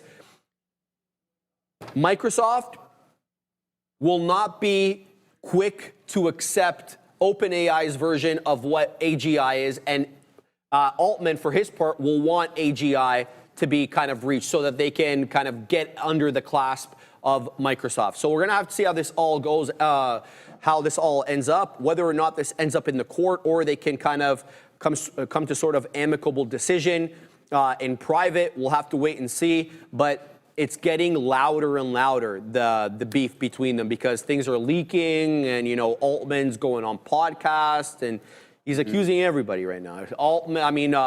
Zuckerberg is trying to steal his people. Nadella won't let him loose. Elon's trying to run him out of business. All of a sudden, it's not Elon with the beef with everybody anymore. It's your boy Altman. No. Yeah, what's going on with our boy Altman? Beefing everybody. Get it, Altman. And there you go. And then you got Zuck wants to offer and Zuck's losing his mind over there. He's throwing 9 figures around. Like it's changed. Like he's shaking. He's shook. You think because Llama was a dud, Llama 4 was a dud, you think he's shook? Yeah, I think he sees this as a super golden opportunity, and he'll kill himself if he doesn't actually do. You know what I mean? He'll want to kick himself. If he doesn't actually get this right when he had the opportunity to get it right. Let's call a spade a spade. He's got no shortage of money.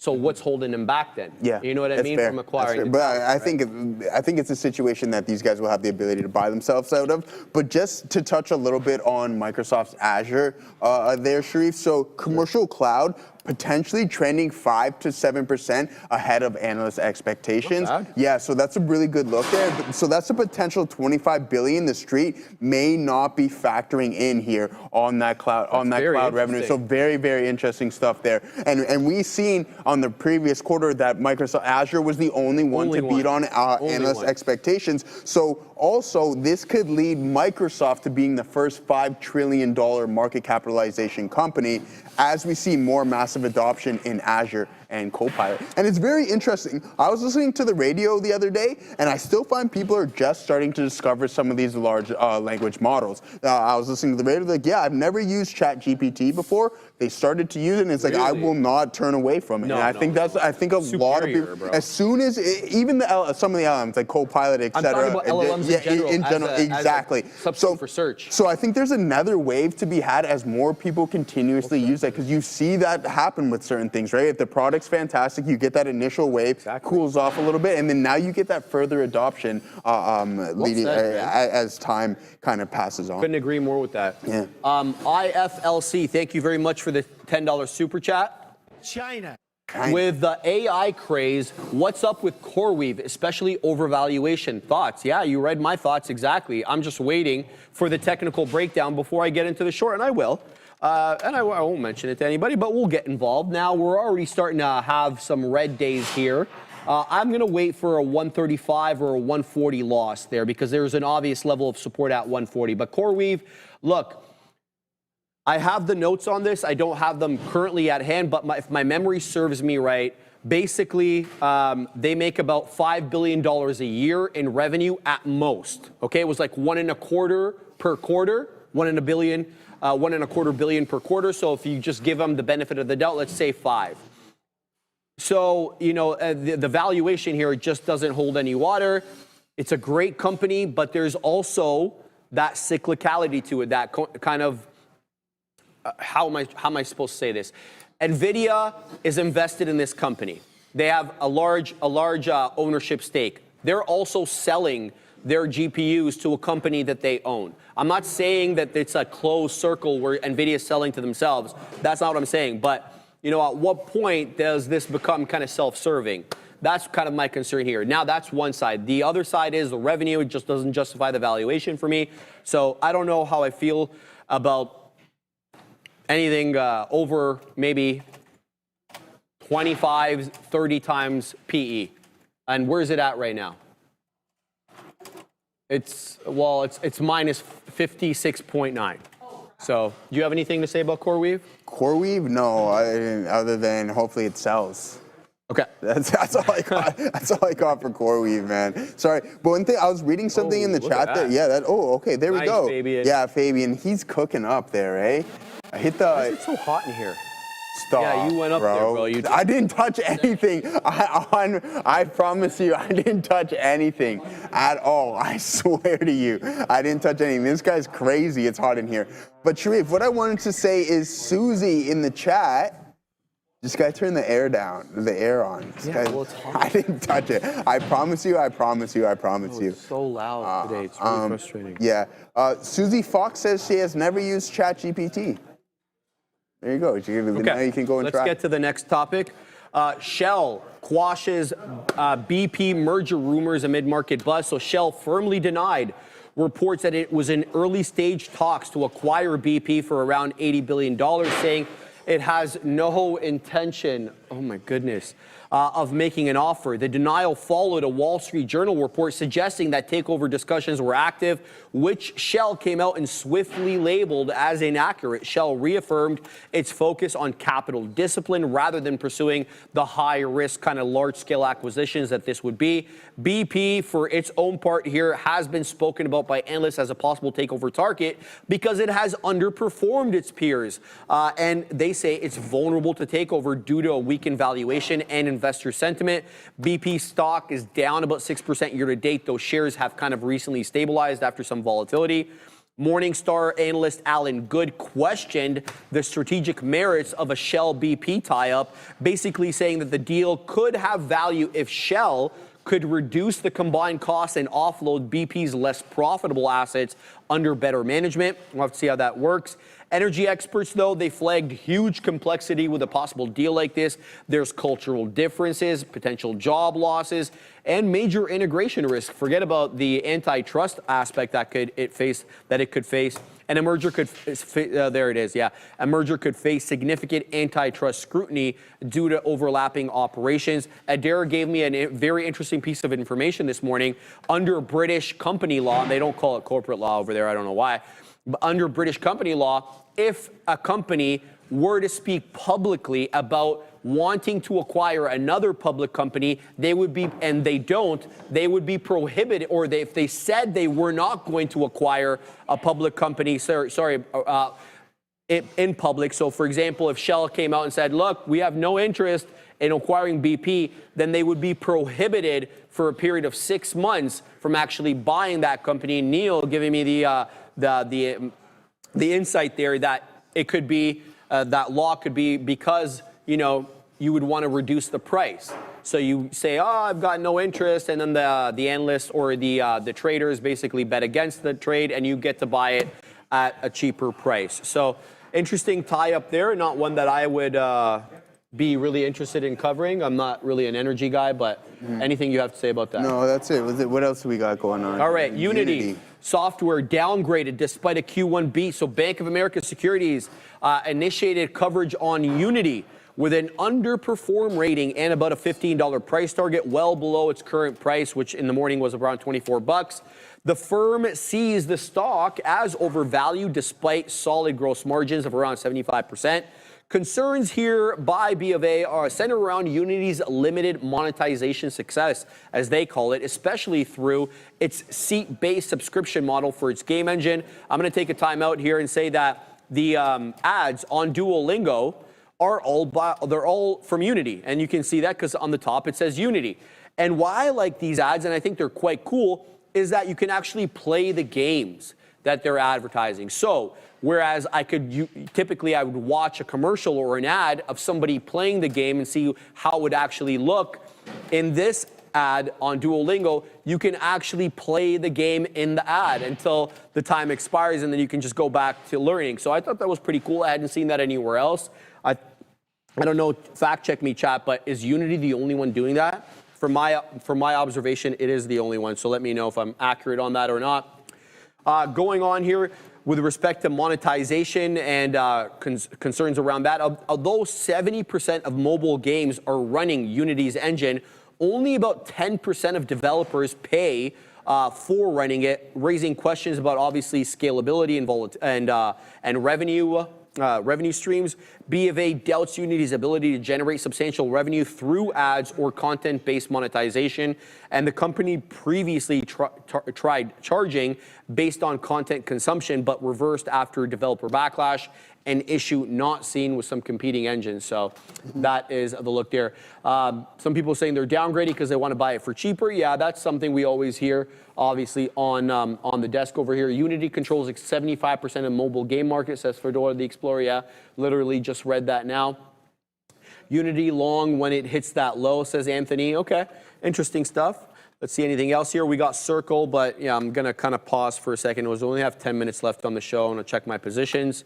What are we doing over here? How's that last one? BBAI is the only one we got on, and it has a high day of 83, and it hasn't been able to shake that high since. So that's the only one we've got on today, guys, or currently. QuantumScape continuing to run, though. QS has been a big mover on the day, up 28.5%. at the day's high as we speak, $7.29. A fantastic look. There it is again, a new high day, 732. QuantumScape on the rampage to the high side. We got a headline for this one, I think either yesterday or the day before. So it's a multi-day play here on QuantumScape. Shout out to Big Spile. I'm really rich. Well, now we know why Joe Welcher is not learning LO Spanish. He's too busy playing them games. You are fake news. I don't even have a mobile game on my phone. You have Duolingo. Is that a game? You classify that as a game? Okay, so All Duolingo, Yeah. when you go into the ads, Yeah. like, okay, do you pay for Duo? No. Okay, so then you have to watch ads, Do you? right? No, I don't. All right. So you have to watch ads. So the ads in Duo, you can actually play the games they're advertising. Like in the advertisement itself, you can control. Yeah, I seen that. I played the That's what he's Apple talking game. about. Yeah. So he's like, you're logging into the app. You're not doing the lessons. You're playing the games. Shout out to Big Spot. Fake I think there's another $10 super chat up there too as well, brother. You want to cover that one? Sure. Take a look at her. Our guy Trump. Our Trump's tariffs. Tariffs, Thank baby. you very much. Once again, there, my friend. Go Google, go baby. Yeah, that's what we want, man. I saw so much doubt for NEHC, who set up land for future AI data centers. Questions: how much did Applied Digital go up after deal with CoreWeave? Do you want to answer that one there, Sharif? I don't know. We can take a look at APLD. APLD. I have no idea. When was that deal with CoreWeave? Was it today? Because look at this move that we're going. So if we're going to go off of this breakout, we had a high of around about 5% there, Mr. Trump's tariff slump. So if that had anything to do with it on that breakout, then there you go. Is that June 2nd breakout? Is that the June 2nd? No, this is today. This is today's breakout. So I don't know if that's when. That's what I was referring to. I don't know the day. Okay. So June. Okay, yeah, right here. Okay, yeah. I see what you're saying. So yeah, from that point to where it was 87%, but cooled off to only about a quarter there. So not only, I shouldn't say only a quarter, because a 25% return is actually pretty good. So yeah, there it is on APLD. Tesla still, it sucks to suck, and sucks to obviously be in Tesla right now, but yeah, that's what I tell guys on the ice. It sucks to suck, doesn't it? Yeah, trust me, I know I know, yeah, hot dog, that's what I call some guys too.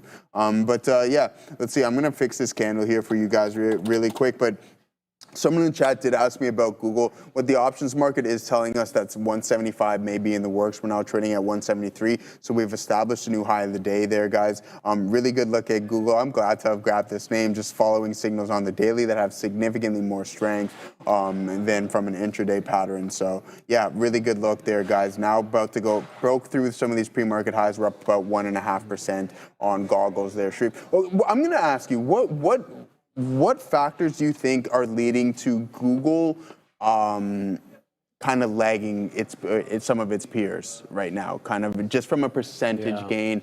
You think the antitrust is still coming into play? Possibly a little bit. I think the search disruption. The search disruption. Yeah, well, even if they have a wicked LLM, let's just say for the sake of they're example, too far Gemini behind. is really good. Let's just say they're good. Yeah. Brendo swears up and down on Gemini 2.5. Let's go with that. Let's just give him the benefit of the doubt. Mm-hmm.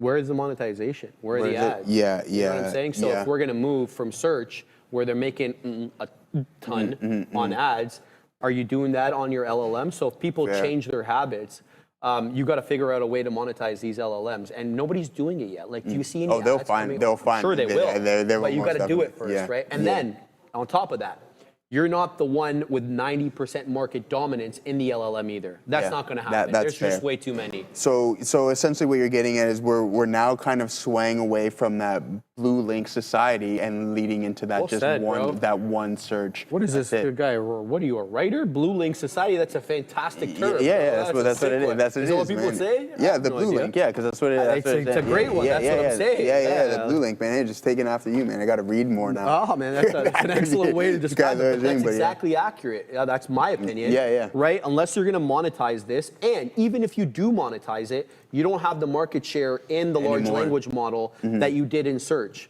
Now, can they reclaim it? Like, for example, do Google always have 90%? No. Like when the internet first came out, all the old heads like myself remember Lycos, Excite, what's it called? Ask Jeeves. Ask Jeeves, right? There was a bunch. There was web crawler, Yahoo. Who uses Yahoo? Anymore? Yeah. So they didn't always have the 90%. So maybe the LLMs end up being something like search. I got no idea. That's fair. You know what I mean? So we'll have to wait and see how that all ends up.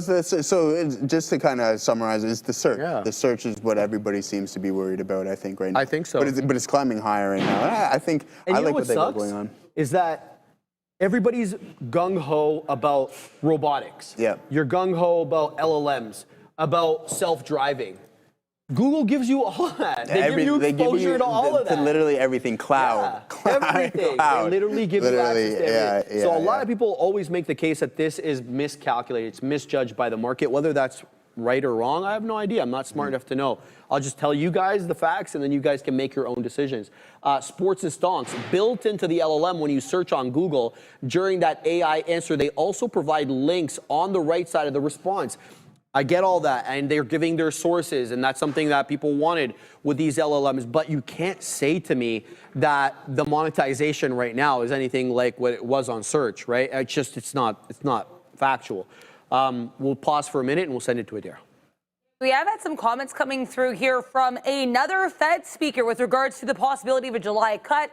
This individual is Fed's Collins, and she's saying that July is probably too early for a rate cut, saying that the Fed has time to carefully assess incoming information and that the baseline outlook is that the Fed's going to resume cutting later this year. Now, this puts Fed's Collins in the majority camp. Very few Fed speakers are actually looking for this. It's really only Waller, who I mentioned earlier, as a potential contender to be the next Fed chair in some people's eyes, and Fed's Bowman. Other than that, it seems like everybody is saying they have to wait till later this year, but Fed's Collins saying probably too early for a July rate cut. The Fed has time, she says, to evaluate the incoming information carefully. Back to you. Thank you, Adair, for that. Yeah, that should be an interesting one there. Good question on that, Joe, because a lot of people have been asking that same thing. Yeah. So I'm keeping an eye here on CRML, guys. This one's curling back up. Looking to take out that 360 level. It seems to have some resistance here at 360. It's been stuck here for a little bit of time with the volume dropping off, but this has been a very good one with only one real breach of the technical levels, and it had to do with here, and it ended up getting stopped out on that one. So CRML looking good. The only one that we've got on right now is Big Bear AI, and that continues to print to the high side, about 7 pennies or so, 8 pennies off the high of the day. We still have a couple of outs on this one that have gone unprinted. It's got some lower highs here off that 583 and has been putting lower highs ever since it made this high day. So we'll keep tabs on BBAI, but it's the QuantumScape show and has been all day. Look at this one, another high day, 735. Fantastic look for QuantumScape today. Really going aggressively here, guys. So keep your eye on that one going into the afternoon. There is this one as well, LIVE Live. You guys were talking about this when we were doing the news. Good one here on Live. Let's flip to the 5-minute. It's been halted for a while here. It looks like this is a 10-minute halt. LIVE had very little volume until about 12:35, and it really didn't do much in the intervening period here between that 12:35 to when it halted at around 1:35, kind of very consolidative. Then the buying started coming in fast and furious. 24.35 high, currently halted at 20.03. Let's find out what the theoretical auction price is on this bad boy. LIVE is the ticker on the NQ. It is. So it's $15.99 right now. Theoretical auction price. So slated to open about $4 lower than where it closed. So be careful. LIVE halted down. It's going to be a 10-minute or more halt right now, and slated to open far below the closing price that it closed out not that long ago, Joseph. So 2 o'clock. Anything you have to leave with the people with? Yeah, we're gonna check out Jamming with Joe here momentarily as we go and test out the beef fajitas that we got cooking up. The chef's already given it a solid rating, and then I will go and spam them over there. What are you gonna do? Be looking forward to it. What are you gonna do? Just gonna give it a rating. You're gonna give it a rating. I give it my food ratings. But what do you mean you're gonna spam them? Well, I'm not gonna. I'm gonna go stand over there with the mic and. Gotcha. Yeah. All right. The big kahunas are that way. We'll see everybody tomorrow, guys. Same bad time, same bad channel. Welcome back, everybody. Well, you didn't go anywhere. You're still chilling out, obviously. And I think never transfers forward. I don't know. well, I have the chat open. Fabian screwed something. I'm at the time now where like, I'll just go into it when it's waiting instead of waiting for Oh, no, it me to, too. I'm always there, but today waiting for it to change over. My ears. But And what does it show me? wow, that's CY. You know what? Take another piece. Look, we'll get into some of the positions. I know we're going to talk about all the symbols that everyone wants to, but that's CYN. Yuckity yuck yuck. We've been through this before. It's lost VWAP now, and if anyone that doesn't know here, they dropped an offering while the stock was halted to the downside because obviously no one knew up here that there was going to be an offering. Nobody knew. You didn't know there was going to be an offering there? Yeah, you see my short? Yeah, of course. Nah, look, it's dirty, but like if you look at the price action, it doesn't look that good here. You know, now that it's lost VWAP and lost 18, I'd be a little concerned this could break all the way down. The offering was at like $5, $5. So it's not saying it's going to 5, but this was a $5 stock yesterday at the close, $5.01. I would not be surprised if we saw this fall a little bit further. After they dropped the offering, I went to pay for locates. They were still cheap here at Real Trading. I don't know what they are now. I'm guessing the demand went up after the offering was announced. Just be careful with this. It's not the runner that it was before. Obviously, fundamentally, things have changed here. Yeah, it sucks, but I mean, it was a great stock for a lot of people. I want to thank everybody for the super chats in the middle of the day. We got some for some beers and other things that are not going to happen because we don't like pineapple on pizza. But it was a fun midday show in there, and I know a lot of people did really well on CYN, despite the fact that they rug pulled it anyways. All right, yeah, CYN, a good name. Yeah, thank you everybody for joining us one more time. This will be my last show until Monday, and we'll be back. So it'll be Obi Neal tomorrow, and I was just checking the weather. It's looking. I'm trying to golf tomorrow, so ready to hear. I have golf with my brother in the AM, and it's looking. So tonight we have baseball, but like right now it's not really raining. It was raining a little bit on the way back from the gym. We got 18 degrees, freezing. This was 40 degrees yesterday and the day before. Like we had 4 days in a row that we were all 40 degrees Celsius here. Now it's getting a little chilly, but we don't play tonight till 8, so I think we should be okay.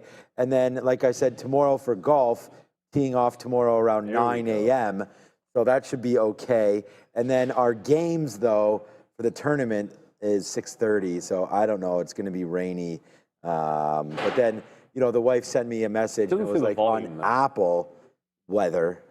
I don't know. There's all these different weather maps and everything like that. That Apple weather had it at no rain until 8 o'clock tomorrow night or something like that. So I don't know. As long as you get the Isn't that weird? Like, that's the one thing about weather. Don't they have the same radar they're looking at? No, but like, isn't there some aspect of science involved or something? So I watched. You would think. Watch enough news in my life, I guess. There's different models. Yeah, of course. Yeah, so like one station will have wind being like more of a factor or something or whatever, and I think I think wind is the big thing. Well, the thing with the wind is where it pushes the cloud. But that should be more uniform, like wind patterns, because like I learned this from a YouTube guy that was like he was launching. My daughter's really into like some of these like YouTube science. Who watches YouTube these days? It was a guy that was going to break the record for the highest egg drop of all time. So of course he's using a weather balloon and all this stuff to get it up. Okay. Well, it was really cool. It has intact. It was a really cool. It's a 30-minute video. Right. She loves engineering. I'm like, this is great. If you want to watch this, let's have fun. But they were talking about the weather balloons, and I didn't know this. Like at the same time, every single day across the world, at it's like noon, whatever. They launch weather balloons at the same moment in all these different spots, so they can collect wind data, and it's all synchronized. Right. So you would think that at least that aspect of it should be the same. Anyway, it's kind of like everyone looking at the same. Scientific guessing, says the farming but that's all scalper there. But obviously, I'll just kind of joke. Okay, well, something just happened. What just happened? We were just short the futures, but there goes the futures right now. Yeah, I am not tuned into. Shoot, I gotta get into my Adara is over there eating, so we're okay for right now. But there goes the move up. I'll log in. I actually am in right now. So I'll wait to hear if we hear anything. But futures just took me out on the top side there. We were trying to go short. I was just going to go short against the high of the day, and we just broke right there. So it's fine. It's fine to get out. Oh, that's wild. Happy with that, but it just went upside there. So we'll wait to see if there's any sort of a story. I wonder if my ear. Maybe we just got wicked. Look, man, I was actually short this in Apple, and it was in the money, and we just got wicked like right here. And I didn't hear. I turned the news back on because I didn't. I don't mind Apple, but I don't actually see it. I don't see something hitting. I don't hear anything. It's 2 o'clock. I'm just gonna see Twitter. I'm not really seeing anything on Twitter. That might just be like a. I'm trying like it again, random, but not many shares. Random spike. Yeah, I'm going to try a couple hundred shares here on the TQQ just to see what that move was all about. And if it goes one more time, I'm going to stop out at 55. I'm only going to give us like a, here we go. Feds Collins likely, it's 206. No, I just see right here, Feds Collins. Oh, I see it, yeah. Early for interest rate cut. Too early for interest rate cut. Just hit at 206.30. That's 20 seconds ago. That could have been something there. Too early for interest rate cuts. So yeah, I mean that would spike the market up. No, I don't think that would spike the market up. That doesn't make sense. That might go the other way. So all right, well we'll find out about it anyways. Welcome to the afternoon show. And this is where we sort of talked about where your bread is buttered and all that kind of stuff, right? And I mean, and it was just early with Nvidia. We're going to talk about all of these, but like right now, we have to be careful with what we're doing. We had this huge move down at the beginning of the day, and Nvidia fell right into our lap. I mean, we wanted on the sticky note 154. It came in, and we grabbed it, very, very aggressively. And then we got stopped out. I had 2% left, as you guys remember when we left. Then we went swimming and blah, blah, blah, and then down to 155 and change.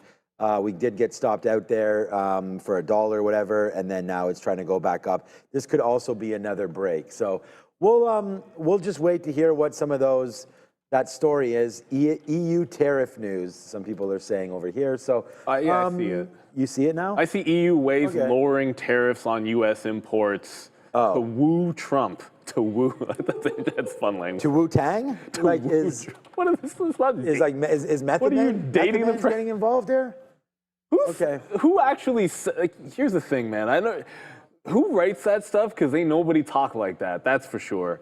Ain't nobody talk like that. Well, like every now and then, I'm just gonna throw stuff in there. Like yeah. But no, let's be real. Woo. We're trying to woo somebody. Yeah, it's like you're going on a date, like you're wooing. Woo-saw. Yeah. That's the woo I know. That's the woo you know. Woo-saw. I just know the Wu-Tang. Woo-saw. So shout out to every, New York in general for Wu-Tang, that East Coast. East Coast. 36 chambers. My favorite. Pretty good one, man. Cash. Start with rules, Rakim.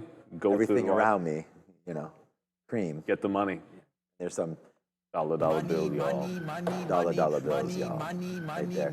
ODB. Shreve's dancing it off when you throw that. Right now. All right, yeah, I'm just going to get out of these TQs, about to break here higher. That tariff news for me is, I guess, a game changer. I mean, you can see here on the futures, we did get a big spike. That would make sense if the EU does lower tariff demands or whatever that story you just mentioned, that whatever the exact wording was there. Cutting tariffs on U.S. goods.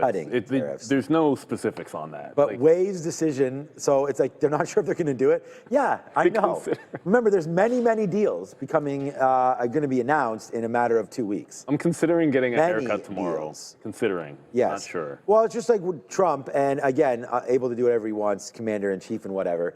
He said that he was going to give 2 weeks to this Iranian decision, and then it was about 38 hours later. Was it even that long? Were dropped. I just remember him saying. It might have been less. I was watching like late night TV, and it was like 2 weeks this, 2 weeks that, 2 weeks this, and then it was just like bang, bang, bang, bang, bang. Happened so fast. Okay, so that's it. We'll take a stop out there on the futures. A hit, but we're fine with it. Took a shot. News came out. This is why it is important to stay with us here. And anything that we see that comes through, like it's still not even on the Benzinga platform. It must have just been a small report there. I don't know if it is from. It was. I just saw someone on X tweet it. Yeah, so it was nothing. Like actually, it's just a couple of. It's more than one, but it's a couple of news people that just tweet out the news.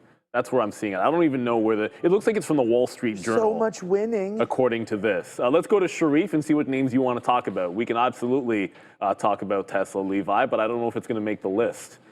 It did. Can we? Okay, good. Those are the rules. You want to talk about Levi Strauss, the jeans? Levi? Get into them jeans. I don't know. I wonder what Levi's is doing. Hold on a second. I haven't Don't go known to Levi's Sharif. in a while. Sharif can... Nelly. Boots with the fur? Isn't that Genuine? It's Genuine. I don't even know the song you guys are talking about. That's old. I probably do, but yeah, here's Levi's stock, the company here, just kind of chilling out. Hey, look at that. I don't really like apparel names at this stage. I mean, not with all this tariff trouble. I mean, of course, unless the EU is deciding to cut tariffs, you know. But there's so many deals that are going to be coming through. Which apparently they might. We'll wait. All right, Sharif, give us a name to talk about. Do I have to?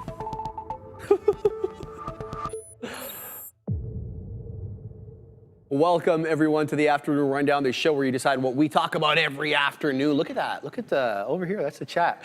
The big boys, they're locked, they're loaded, and they're ready to look at the tickers as decided by you. But the only way to get those tickers up there, you got to join Joseph and myself on Midday Show and get into that chat and vote for your favorite ticker. Super easy now that Fabian has created a program. You put that $ and then the 3, 4, or 5-letter ticker of your choice. So it'll automatically populate. So make sure you're voting every day and make sure you're liking, subscribing, and sharing. Here's a look at all 4 major averages, all 4 in green territory, with the NQ up about 0.9%. Likewise here with the Russell 2000 up 0.9%, the ES up about 0.75%, and the Dow up 4/5. So good look for all 4 major averages today. We'll see if it holds into the close.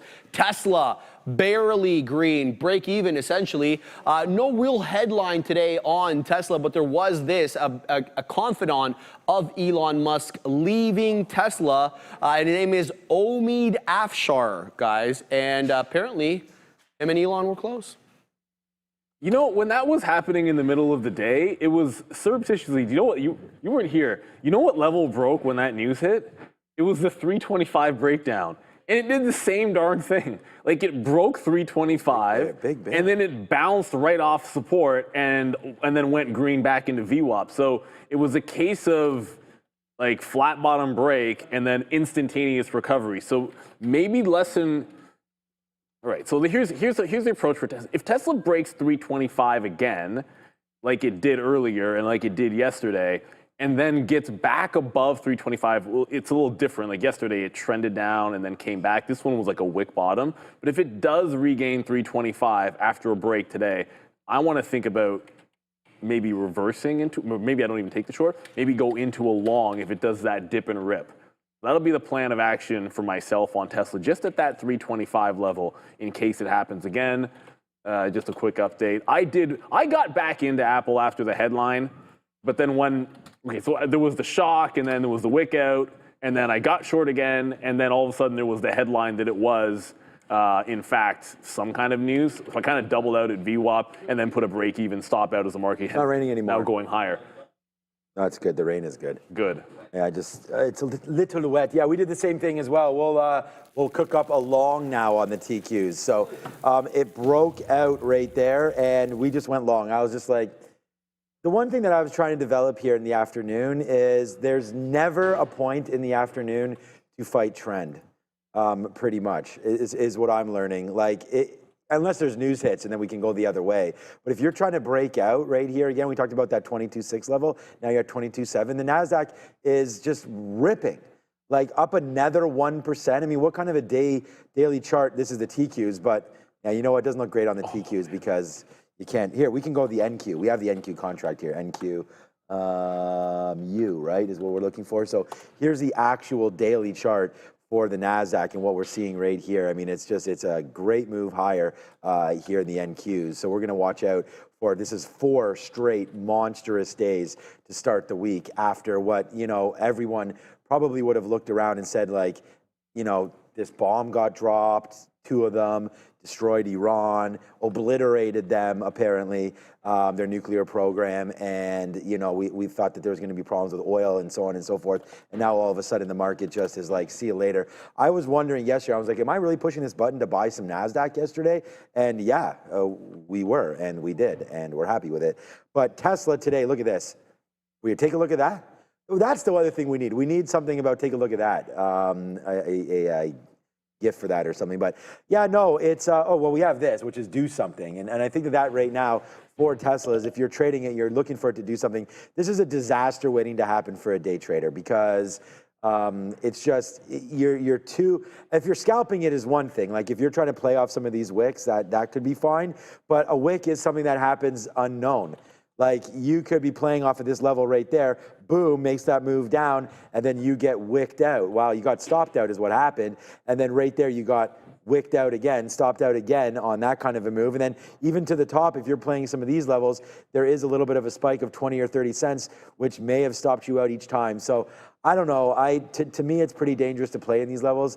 Tesla's a leave alone until we get a lot lower.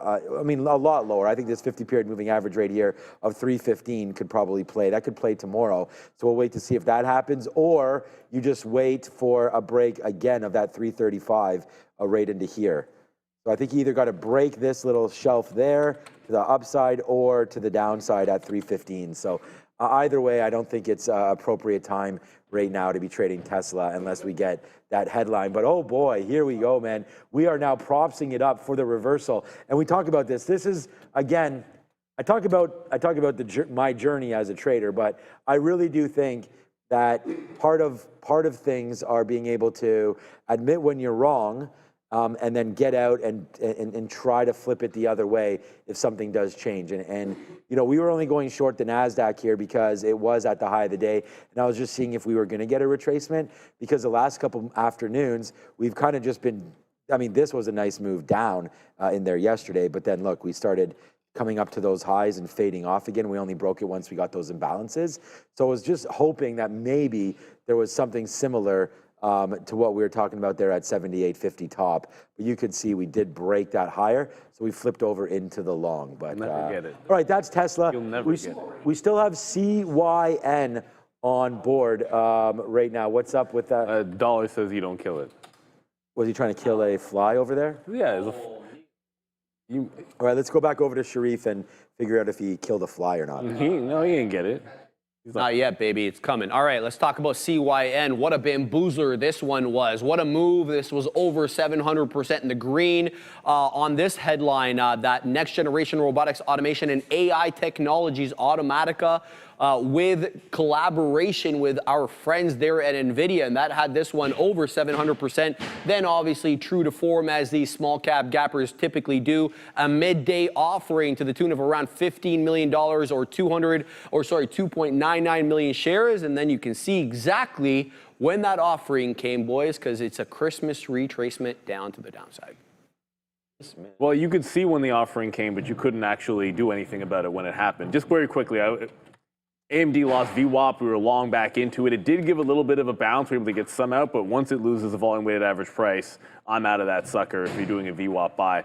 Look, this is when the offering dropped, after it had already retraced $5 or $6 from the highs and already halted down once and was in the midst of its second halt down. You know, clearly that timing is a little bit suspect. It was a $5 offering. It feels to me like it wouldn't surprise me if we head a little bit further. Like on a 15-minute chart, you pull it back, like right in here, you lose this next bid, and I don't see why you couldn't be at $12. So I'm kind of like, I have it up. I'm looking to see if it'll do some kind of a false breakout here back above $18 for like a little bit of a short setup. And if it plunges through, just see how, like I would expect if it loses support, you go into a down halt, and that could give you maybe some space to cover. It's just unfortunate. Obviously this morning, I was talking about, you know, Breakfast Club and like Tisha and some of our earlier viewers that are in before we even opened the stream. We're all over this. And then as we were talking about in the morning, it was consolidating and maybe giving you a little bit more standard of entries. Because in the pre-market, you could have actually had this off of support, risking 40 or 50 cents instead of after the open where like every single long you're probably risking multiple dollars, even more than that. So it's just, it's a different story trying to chase these things up here as opposed to getting them. And a lot of times in the pre-market, you might find the best risk to reward, as weird as that might seem. I'd favor looking for a short entry, though I wouldn't force it on CYN. And this is exactly the danger of when a small capper goes, knowing if they have to file for an offering or if they have done so already and could drop one at any time. Clearly, they'd filed in the past, so could do it on day one, which you don't always see an offering get dropped on day one. Oftentimes it'll be a week or two after you get a bit of a bull run like this. So that's the danger. It's why you always take profits where you can. Yeah, okay. Yeah, CYN, I mean, that's a lot of talk about that name. I always think that when you're looking at a deal or something like that, like a CYN, you want to figure out, who the deal's with. And I did see in the pre-market that, Tisha and I think Westermeyer, various people that were looking at this stock were saying that this was a good potential to happen today. So the reason why I saw one of the main catalysts there, bless you, one of the main catalysts was just who the deal was with. So I think that the important thing to look at moving forward is basically try to check out the float, the short float obviously, but then, what's the deal? What's the structure of it? What does it mean? Who's the deal with? And you guys absolutely nailed this one. So my hat's off to everybody there in the pre-market, because I remember you even posted in there, Westermeyer, that I don't even know if you're in the chat, but this generation thing. We actually have stats to tell you, to tell everybody what generation is the most popular watching this show. And it would be X, but we'll see who's watching now. All right, so CYN, again, hats off to you, because I think that you guys were talking about being long 10, being long like 11. I mean, that went to $40. The fact that you might have had a double or triple up is absolutely amazing. So, yeah, good on everybody for that. I mentioned the first time here when we were watching, if it broke, what was it, $20 or $20.50, that there was a potential move down.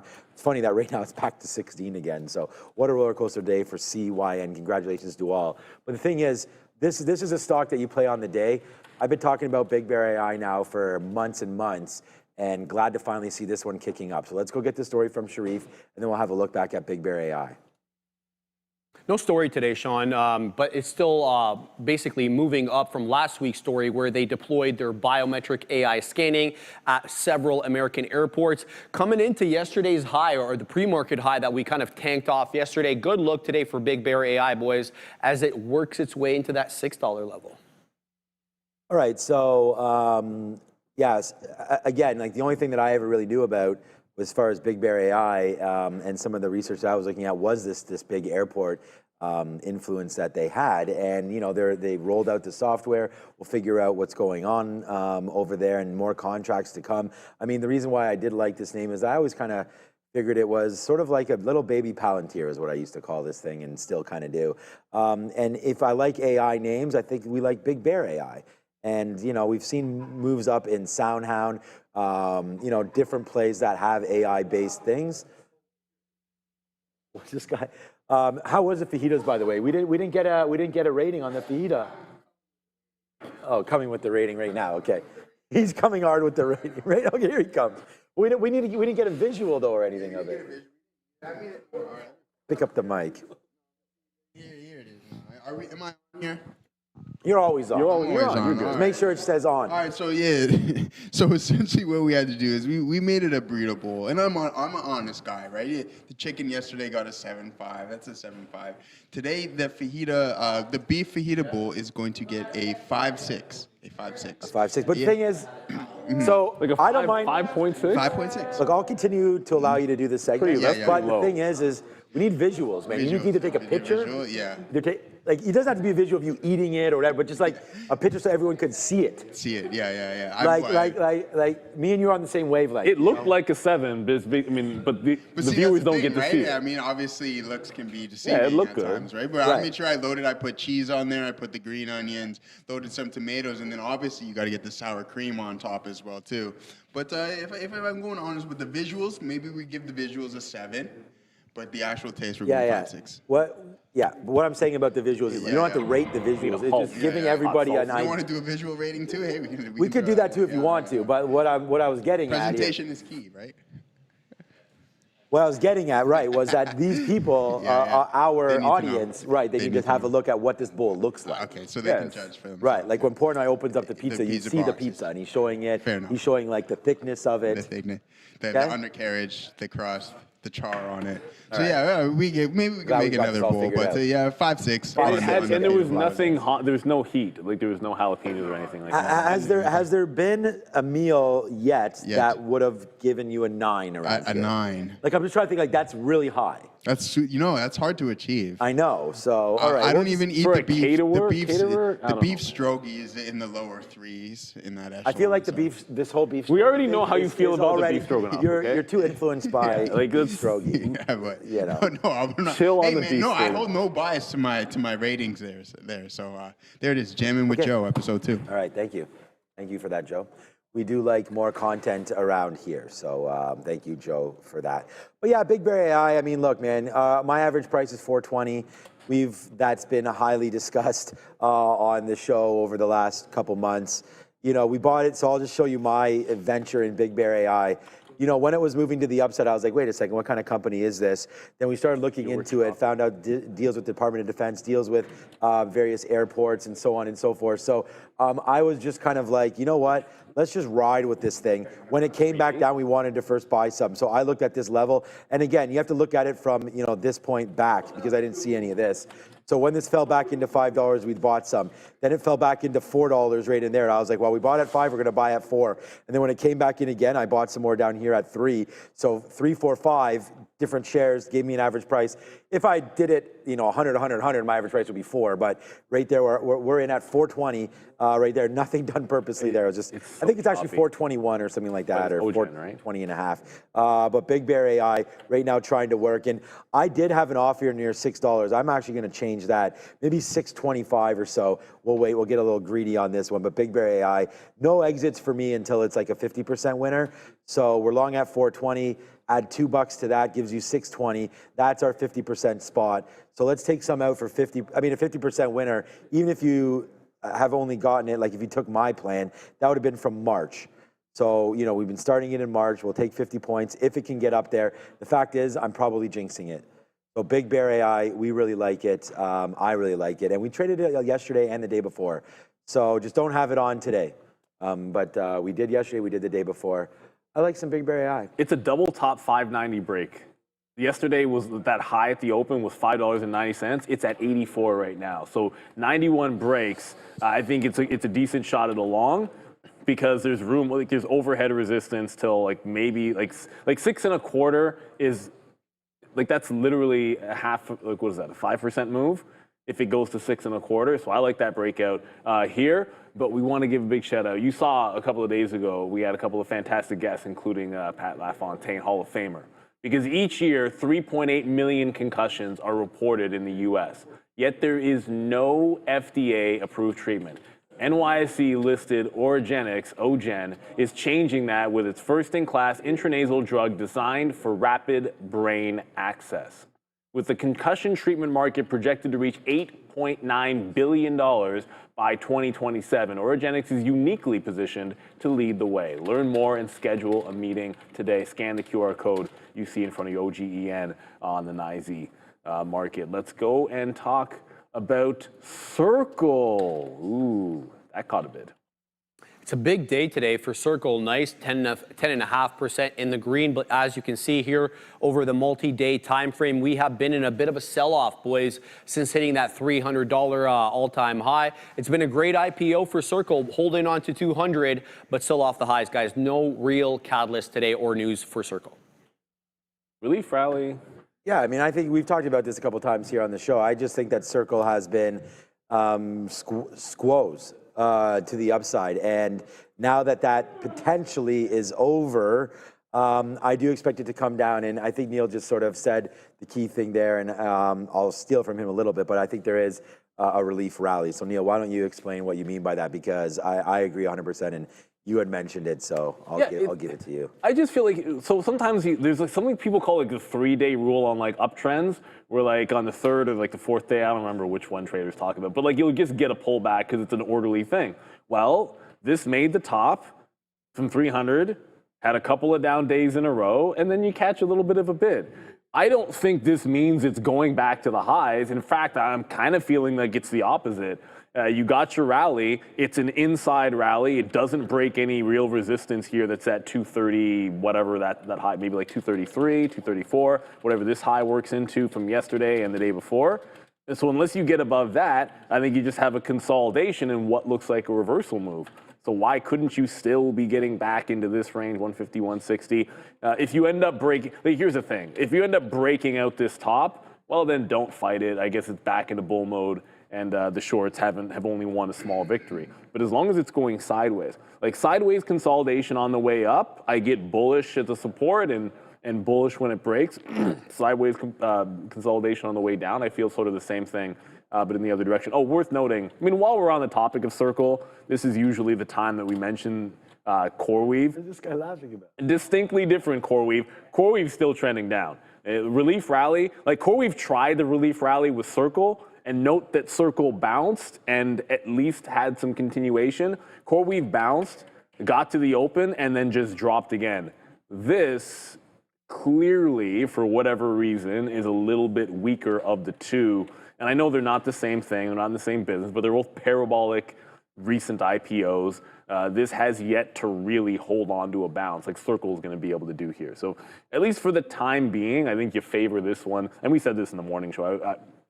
We said, well, it's kind of obvious when Circle's trending up, that's not the one, if you had to choose the two of these, which you're going to short. CoreWeave doesn't break resistance. Circle got back up to the top. So at least for now, Vladimir Guerrero left the game. He got hit in his forearm. No, come on, man. That's okay. Forearm. Yeah, but I feel like even if the worst thing happened, it'd be like a broken bone or something. Well, yeah, you don't want the hand. And don't they have it's on the forearm that says. Apparently he wasn't wearing it. But if you were wearing it, how could you leave the game? I don't know. Well, you're a baseball player. These guys it's the easiest sport as far as chilling out is concerned. Someone's never been hit by a heater. Oh no, getting hit. No, I'm saying that hurts. Especially in base. I mean, that could have been 95 miles an hour. But these guys wear the armor. Like, I don't understand. If you're allowed to wear the armor, just wear the silly stuff. Like, you may be getting away with being able to play DH or. Yeah, well, that's the problem. That's what I'm saying. It's like if you have a broken arm, you're not playing any sport. There was a dude when we were growing up that his nickname, when I was 14 years old, this guy's nickname as a pitcher was Angus Khan. I won't say his actual name, but his name was Angus. I won't say his last name. Angus Khan, they used to call him. So he was already at 14, he was like 6'2", and he threw 85 already. I think he went down south to pitch somewhere. But for whatever reason, anytime we'd play them, and I forget what city he was from, somewhere in Mississauga, they were like, that's Streetsville or something like that. And we're in Brampton. And every time I would lead off for Brampton, this guy drilled me like 3 times. I'm the leadoff hitter who steals bases, and he would still always hit me. I'm like, you've got to be kidding me. And that ish, like, you didn't have any protection. So like he'd get me, like, got me on the elbow once, the funny bone, which was the most painful thing. It's not as bad as like the knee or other places or like the wrist, but it just your whole arm goes numb. Yeah, it's a problem. Like, you can't feel anything. It was so weird. But I don't understand why, if you're allowed to wear protection, these idiots don't do it. I'd have that arm gear on the whole way. It's like trading without a stop. You're allowed to put stop orders in. So if you were short Nvidia today and you didn't have a stop, you're a fool. Better yet, you should have been long, right. Sharif. You still didn't get that fly, did you? I told you you're not getting Sharif. That fly. I tried to kill the same fly earlier. But I also didn't have anything. I tried with my hands. Are we done? No, we're not. Okay, so I can't see the screen over here, but Nvidia is next on the list, guys. Jensen coming out with a speech yesterday talking about the intersection of robotics and AI, calling them a multi-10 trillion dollar industry in the next few years. We'll have to see how that all works out, but it's been a good look for Nvidia lately, boys, as it reclaims the #1 market cap company in the United States. Yeah, man. I mean, we've, again, been celebrating NVIDIA all day. It's the #1 name here. it came in pretty clean. I'll just show you one more time here the sticky note that we put out right there this morning, and it was just showed it right here. I mean, here's the trade that I actually put out, but this is the sticky note. We put it out that we like this long at 154 dips, right? And looking for a 157 pre-market break. So we didn't really get the 157, and there's the trade. Go follow @TraderTV, Sean. You can see all of that. But yeah, 157 almost got there, 156.80, which is why we really started to clean out some of those trades. But you can see right here, it's a difficult trade until it's easy.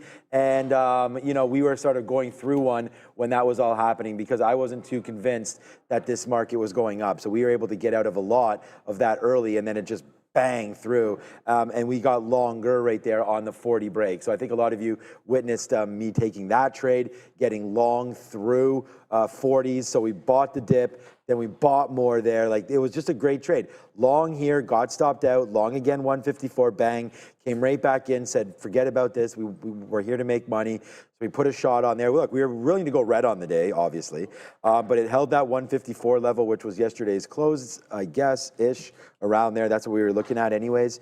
And it was posted on the sticky note, and there it goes to the upside. So it should be the #1 stock today, and it is the #1 stock today. It's Nvidia. Welcome to the high side. I thought 153.81 would break tomorrow, but it breaks today, and we're happy that it does that. And yeah, love the stock, and probably looking to get longer if it comes back in. But I would say we'd want to wait for 155 again, but for me, it's just a simple kind of trade. We'll wait to see what happens with Nvidia there today, but real early, real good, and really happy that we found that and put that on the note, so we're able to trade it, and that's it. I had the same area on Nvidia. I just didn't get the last dip. It ultimately ended up, I'll go to SMCI in a second. We'll get to your super chat, Anthony. So I had it early, a couple of good bounces, and then it really fell down into 54. I did play it. I think 55 is the right place to look instead of VWAP because that's where it bounced before. But SMCI, at the same moment where that second long that we didn't get, that's when I was, and you got to pick and rip. Like, I didn't trade SMCI off the open because I was on Nvidia. And then at the moment when SMCI was breaking its trend and put in that higher low, that was moving instead. I'm going to like this back at VWAP in the 48 level as well. So like you pick and, sort of pick the fighter that you want to roll with. Wow, so yes, not split adjusted, the daily chart. The other thing here is I'm going to be, as long as we hold and keep closing above this 47 area on SMCI, I just feel like the continuation's good here. Long consolidation, then breakout. Now, granted, the last time it had a consolidation break, kind of made a top, and then went sideways, but we've barely even moved away from this consolidation break. I could see us in the mid-50s, low to mid-50s, before we find a little bit of a temporary top on this particular move. The chips are still strong. I mean, for the most part, we didn't talk about Micron, so. All right, Micron didn't have the best of days. Micron's down 2%, sold off on earnings, but that's after a big up move. So this was the weak chip stock here today, despite a double beat and fantastic guidance as well from Micron. But unfortunately, this was the weak chip stock. Can't say that about NVIDIA. You can't say that about most of them, especially NVIDIA, SMCI as well. I'm going to get to this super chat from you, Anthony. Okay. Thoughts on HIMS on its way back to 60s, 52-week high is 73. Question mark, well, I thought you were making a statement, but that's a question. Let me just go. I'm going to pull up the daily chart here on eSignal for him so that we don't have any crazy wicks. We always talk about that 3-day rule, which is whether it's earnings or big news or just some kind of a market shock. Let it settle down for a little bit. And what actually happened is it finally made a bottom and then held that low the following day. Like, it didn't hold the low 2 days ago after the initial bottom, so it makes a new low and then holds it this morning. That's a very good sign. On the way to the 60s, it's a bit early and a bit much to say. Because remember, the news that took it from here to here is what brought it back down. So you at least need to break this consolidation first at like 48, 49. I think that's the reasonable spot. And then show me buyers above the 50 period again. And if there's buyers above the 50 period, then I'd be convinced that we're closing that entire gap. For now, I just feel like you're comfortable buying it in the low 40s. and maybe playing some momentum back into that level. But I wouldn't be convinced because this was an actual news-based drop. It wasn't some technical, squeezing stocks pulled back. That's not why HIMS pulled back. It pulled back because of news. So I need a little bit more convincing for myself before I was going to get in. Still under that 50 period, show some closes above, and then you can go a little bit hard. Also, Amazon, by the way, that tariff headline, EU saying, what did they say again? It was like considering lowering tariffs. Well, anyways, that had Amazon going higher. When it was going, I was dip buying 217, which is kind of random to still have it in there. But as it's pulling back, this is one I want to pick up this afternoon and play the trend to the upside. Prior high was 217. That's why I'm looking at it. But I could see it bouncing somewhere in front of that as well, and then trying to take a shot on the way back in here of Amazon. Okay, so we did also get another super show. What's up, Rob Palmer?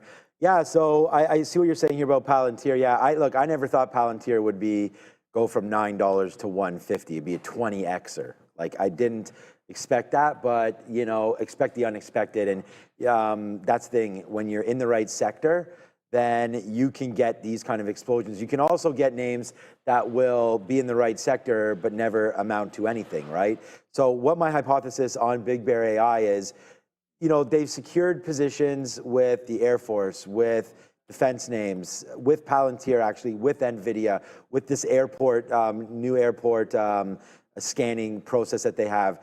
Basically, they are part of the tailwind thought that, if they can get it right, which they have by signing many of these contracts, Big Bear AI does have an opportunity, to turn a profit. There's still EPS still red. They haven't made any money.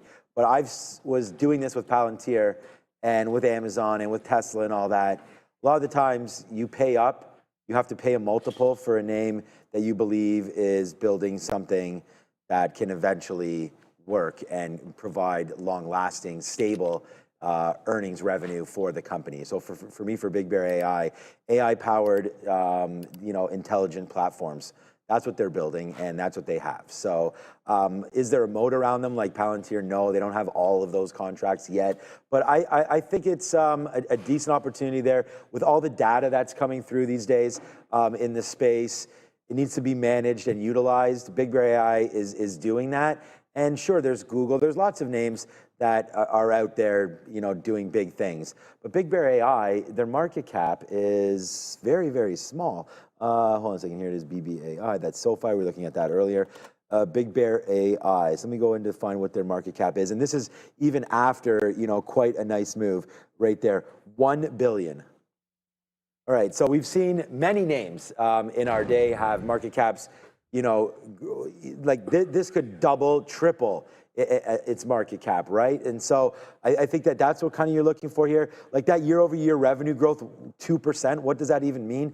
They are going to be expanding, I'm hoping for, much more rapidly in this environment. We're gonna wait for an earnings per share to come through, and I don't know, let me see where's their earnings date. They also did have an accounting mishap as well over their last report. March, there it is, right? No, sorry, July. Yeah, we already went through May 1st. So we have to wait till July 31st. Okay, but as you can see, their EPS, they had minus 42 cents, minus 25 cents. There's some accounting there. So we'll see if we can start to head and trend in the right way. I do see that they did have a positive EPS there in Q3 of 23 there. So we'll figure it out, but the revenue growth could get going for sure. So let's just wait to see. It's just a play in the space. It's like quantum. Like I don't think you're ever going to guess the exact right name to be in, whether or not you're in QBTS or IonQ or anything like that. It's just the fact that look, they have the contracts, they're in the right space. And I've seen and we've all seen what can happen when there's positive news stories about these kind of companies. Like, what do you think is going to happen tomorrow when there's an announcement about Big Bear AI and Palantir joining forces to do something with you know, the Israeli government or the US government or something like that. You know, these are the deals that are coming through. And I just think that it goes, pop goes the weasel when you hear things like that. So for me, Big Bear AI is just a long that I want to hold out for. I'm going to get out. We're already in the money. I'm not taking it. So I do think that this is one of those trades that you could have in your portfolio almost forever. You know, let's just wait to see. It's in the right space, well positioned to capture a bigger percentage of the space. So I like Big Bear AI, and we're going to sit in there for a minute. You know, my whole portfolio doesn't have, besides being down 90% in all the marijuana names, there's not too much, you know, sort of like long shots that I hold. So I have Intel, which I think has just been depressed for so long. That has a chance to go up. I've recently bought Marvell. I thought that was undervalued down here. So we'll do that. Webull is more of a thing that it's just so brand new. So Neil just mentioned. For me, it's Webull. 100% shot play on my TFSA. Oh no, it's a shot play, but it doesn't have memory. There's no. Yeah, there's no price. We don't have anything here. We like BBAI has been around for a minute. Webull is just so new. And again, yeah, great shot play that it has a chance to get back to the upside. But yeah, there's just, I think you have to have some names like that. And with those, don't worry about PE. Like I tell you right now, like I throw up in my mouth when I look at ARM's PE. It's still like 220 something million, or no, it's like 200 and something. And it's nonsensical. But the truth is, you don't ever get the big gainers because it's usually those things that are hardest to value that have the best potential, right? Like if everyone can understand how to value something, it kind of to a certain degree limits your big upside. I'm gonna get to this SONM story because I know a few people put this in the chat, and if you were watching the midday, I threw it in there when it happened. I don't remember if I said it live. It would have been after. Yeah, you know what? I probably just put this in the chat. So, and this is an important distinction. They have received an offer, a takeout offer, a cash offer to acquire their Orbic to acquire their assets. But it's a non-binding $2.42 offer. Non-binding. That means it is not secure, it is not accepted by the board. It's just, it's just out there. If it had been a binding offer when this news happened, it would have probably gone to $2 right away. So just keep that in mind. I don't know how much further it's going to go, but there's somewhat of a bit of a shelf on it because of that, depending on how big the short float is, which I didn't check. I can do that now. SONM, 4%. So it's really not even, it doesn't even have a huge short float. 6 million float. It's not a very big company. So anyone trading this, great. It's been a good long, but it's not exactly what you think here in terms of that $2.42. Like if it was, trust me, if that was like a cash deal, it would be like barcoding up there above $2 for sure. All right, there was something else I was going to get to here. It'll come to me. Oh, Benton was aftermarket. We get Nike earnings, everybody. Yep. Stick around. You got Sean. You got Adara. Nike's trending up. Maybe they like these headlines with the EU. I don't know how much that's going to matter to them. I think it's probably a better deal for Amazon. But thoughts on their earnings? Look, ultimately, have we really gotten away from China risk? Have they solved their problems with inventory? I'm skeptical. The last time I had an apparel name, I'm trying to remember exactly. It was a year and a half or 2 years ago. I had a swing trade in Lululemon. That's pretty much it. I don't think I've had anything in apparel outside of that, and it didn't last very long. It was just like a quick little move there. So it's got a good consolidation on it, which will lend itself to a solid trade if it can hold this consolidation. But I'd be a little bit concerned still for Nike. I like that it's running up here, but we don't have finalized deals yet. There's still a lot hanging in the air for them that'll go past the earnings numbers that you get here that still have to be resolved. So I think regardless of what the numbers are, it's a pass for me. Because until we have an idea how trade is going to go, it's just a tricky space to be in. We're in a massive bull market that hasn't been one for this space. So why force the action? Get some certainty, wait till maybe the back half of the year for names like these. And out of my morbid curiosity, I'm kind of curious where Lululemon is right now because I just said it, so I'm going to pull it up. It wasn't your 5-year lows. Better. Yeah, well, it was 2 years ago. Time, honestly, like it's weird. You get a little bit older. We've been doing this for so long that I sometimes I'll forget. Like in my head, I was like, oh, this was last year. I don't even think it was last year. Let me just pull out the daily. No, it was. Yeah, maybe it was. It was last year. Okay, it wasn't 2 years ago. It was last year. So anyways, I mean, you guys know how I tend to like. If I probably said it before. Like when you're trending down, the second a stock takes the 50-period moving average, go for the long. I did this with Snowflake as well. And then, it played back into the 200. It didn't do that well. Well, okay, check that. It almost doubled. I shouldn't say it didn't do that well. I didn't do that well on it because I probably took just under half of the move because I'm getting out when it loses the 200-period moving average and breaks a trend. Like I'm probably only making like 25 to 30% on that when it could have gone even more. But that's just how I roll. And then look what happens. Even if you bag hold that, just take it when it reverses momentum and play the momentum. I guess you could play it better than I would have. But once it comes back down, get your butt out of there. So maybe Nike's got something like that in it, where now you're holding the 50 period. It's not as bad as Lululemon on the daily chart, although it's not that great either. Where you get your play, it breaks out, you ride it for a while, and then you just exit stage left. I think it's got something like that in there. A Nike, but it requires some patience because the trend is still unbroken.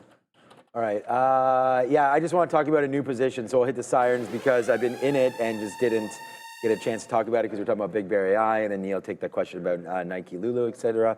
But we're in an Apple short right now, and so it's just bouncing off. I was going to play it against this 201.40 area. Well, I am playing it against this 201.40 area. It's not given much. It's the first trade we've made on Apple here today.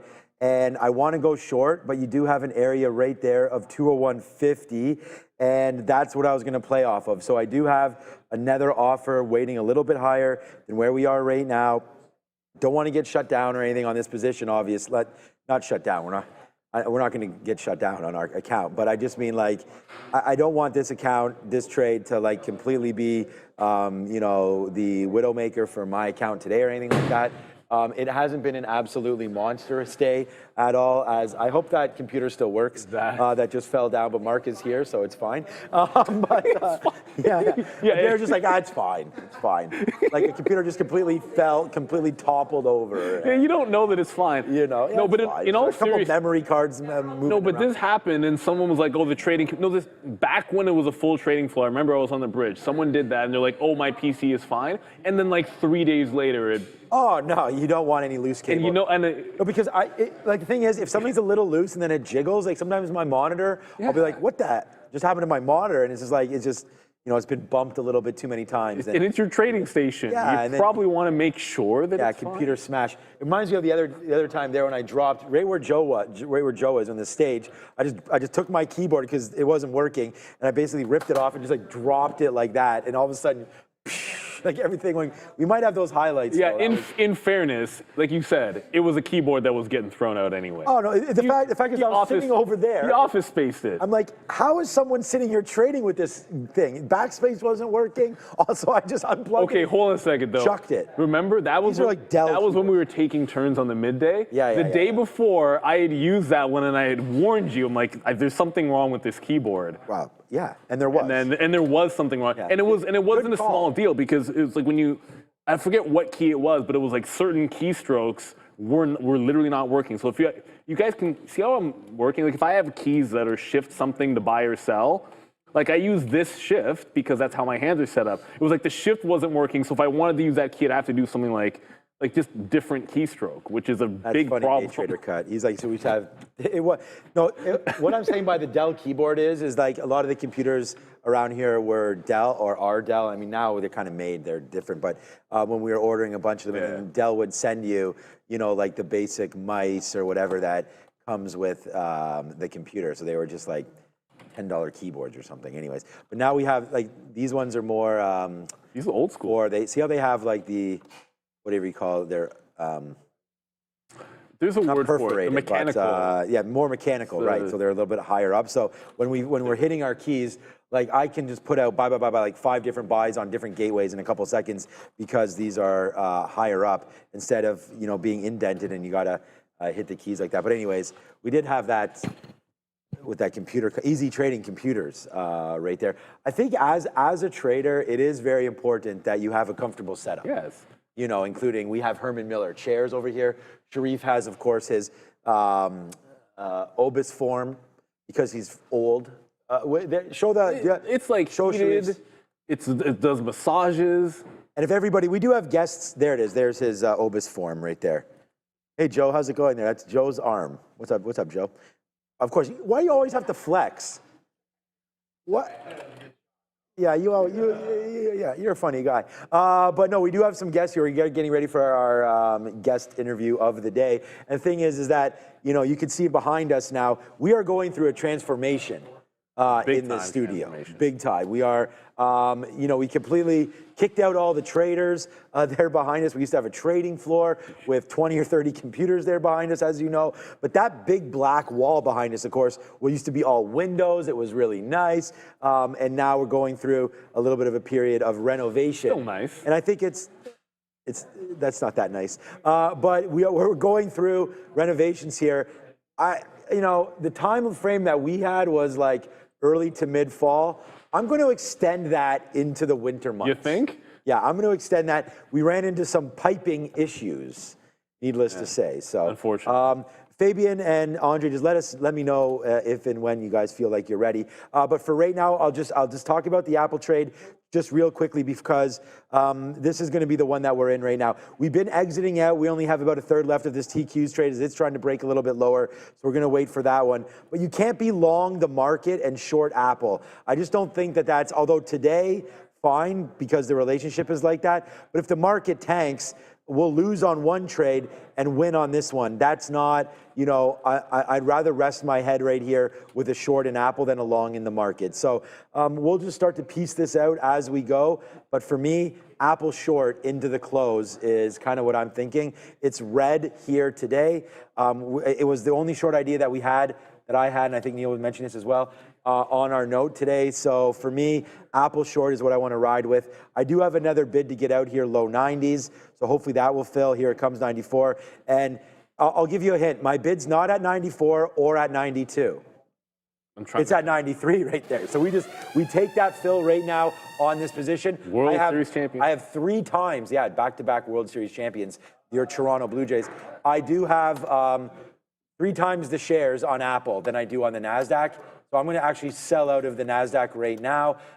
Anything you want to talk about? You had a new position? Well, very quickly, I said I would buy 217 on Amazon, and I bought 217.02 on the way back, and I let it bounce. There's your low. Nice. There's the bounce, went back to 217, and my stop is right underneath this prior bar. So on a 3-minute, pretty easy to see where the stop is going to be taking some profit on the way to the high. But we are ready now. We have our guest interview of the afternoon. Let's go. All right, thanks so much, guys. Yeah, we're excited because we were just talking actually off camera before we came on about the interest that we've seen over the past couple of weeks come back into the small cap world in general. And we're going to kind of dissect and get into how to look for maybe the next unicorn and the next big winner that could come over the next months, maybe weeks, maybe even a year or so. Sheldon Iwantash is the CEO of 3D Capital. It's so good to have you in the studio. It's a rarity for us right now because, as you saw, we're under a little bit of a construction project right now. So thanks for coming by. We appreciate it. No, this is a great opportunity, and so thanks for having me. Our pleasure. Look forward to it. Yeah, our pleasure. Let's dive right in because I think there's a lot to discuss. You're a guy who has all kinds of experience in this field and doing what you're doing currently. Why don't we start with a little bit of a background on you first, and then we'll get into 3D. Sure, I'm happy to do that. I won't try not to take up the whole show because I'm not a young guy.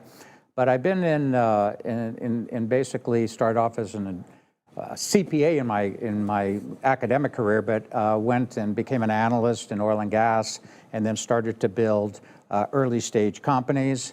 I'm known for a company called Pine Tree Capital, which I founded in 1992.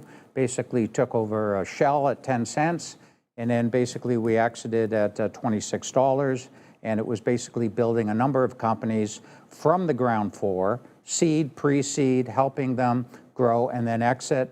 and probably in the throes raising over $30 billion for these companies. So 3D Capital is basically the second incarnation of what Pine Tree did through that period of time. So people can almost look at it as you were saying, before we came on camera here, it's the arc, if you will, of the Canadian side of things, but we're looking at a grander scale in sense. And tell us a little bit about the theory here. Tell us a little bit about how we find that next big winner, that next big unicorn. Sure. Like we've been, after you've been involved in companies that you've built and you've exited and investors have had a great experience, you tend to get some pretty top quality deal flow. And we've been basically, I should position this, stealth for a number of years. Up until now, we believe the second half of this year, many of the companies that came to us and we backed and we funded for the last 7 or 8 years are now commercializing. So I don't really want to be here to arm wave and say, guess what? We're going to find the next cure to this and we really know that what we're doing. Sure. No, it's all about commercialization, exit. I think investors today are show me, they want to see results, and that's really why I'm on this show today, to debut us with your audience, to watch us, to have the eyeballs, to be patient. I believe our stock has bottomed. We've not been very newsworthy, although we did make an announcement yesterday around DeLorean, Web3. But we basically have felt that it's a launch pad now for things to talk about, and there's many things to talk about. You hinted on one there. Let's talk about maybe a few others in the portfolio. Give us some highlight. Sure. We have an extremely disruptive company in the micropayment space that is launching right now with Oracle, Google, and then a couple major banks, Canadian banks, CIBC, RBC, and then Bank of America. And basically they have figured out how to scale blockchain-like but not blockchain payments rail, where there's an unlimited amount of transactions that can be done at a time. There's no limitation, with costs of almost zero. So they are launching now for the streaming market. That's where they think their first addressable market's going to be.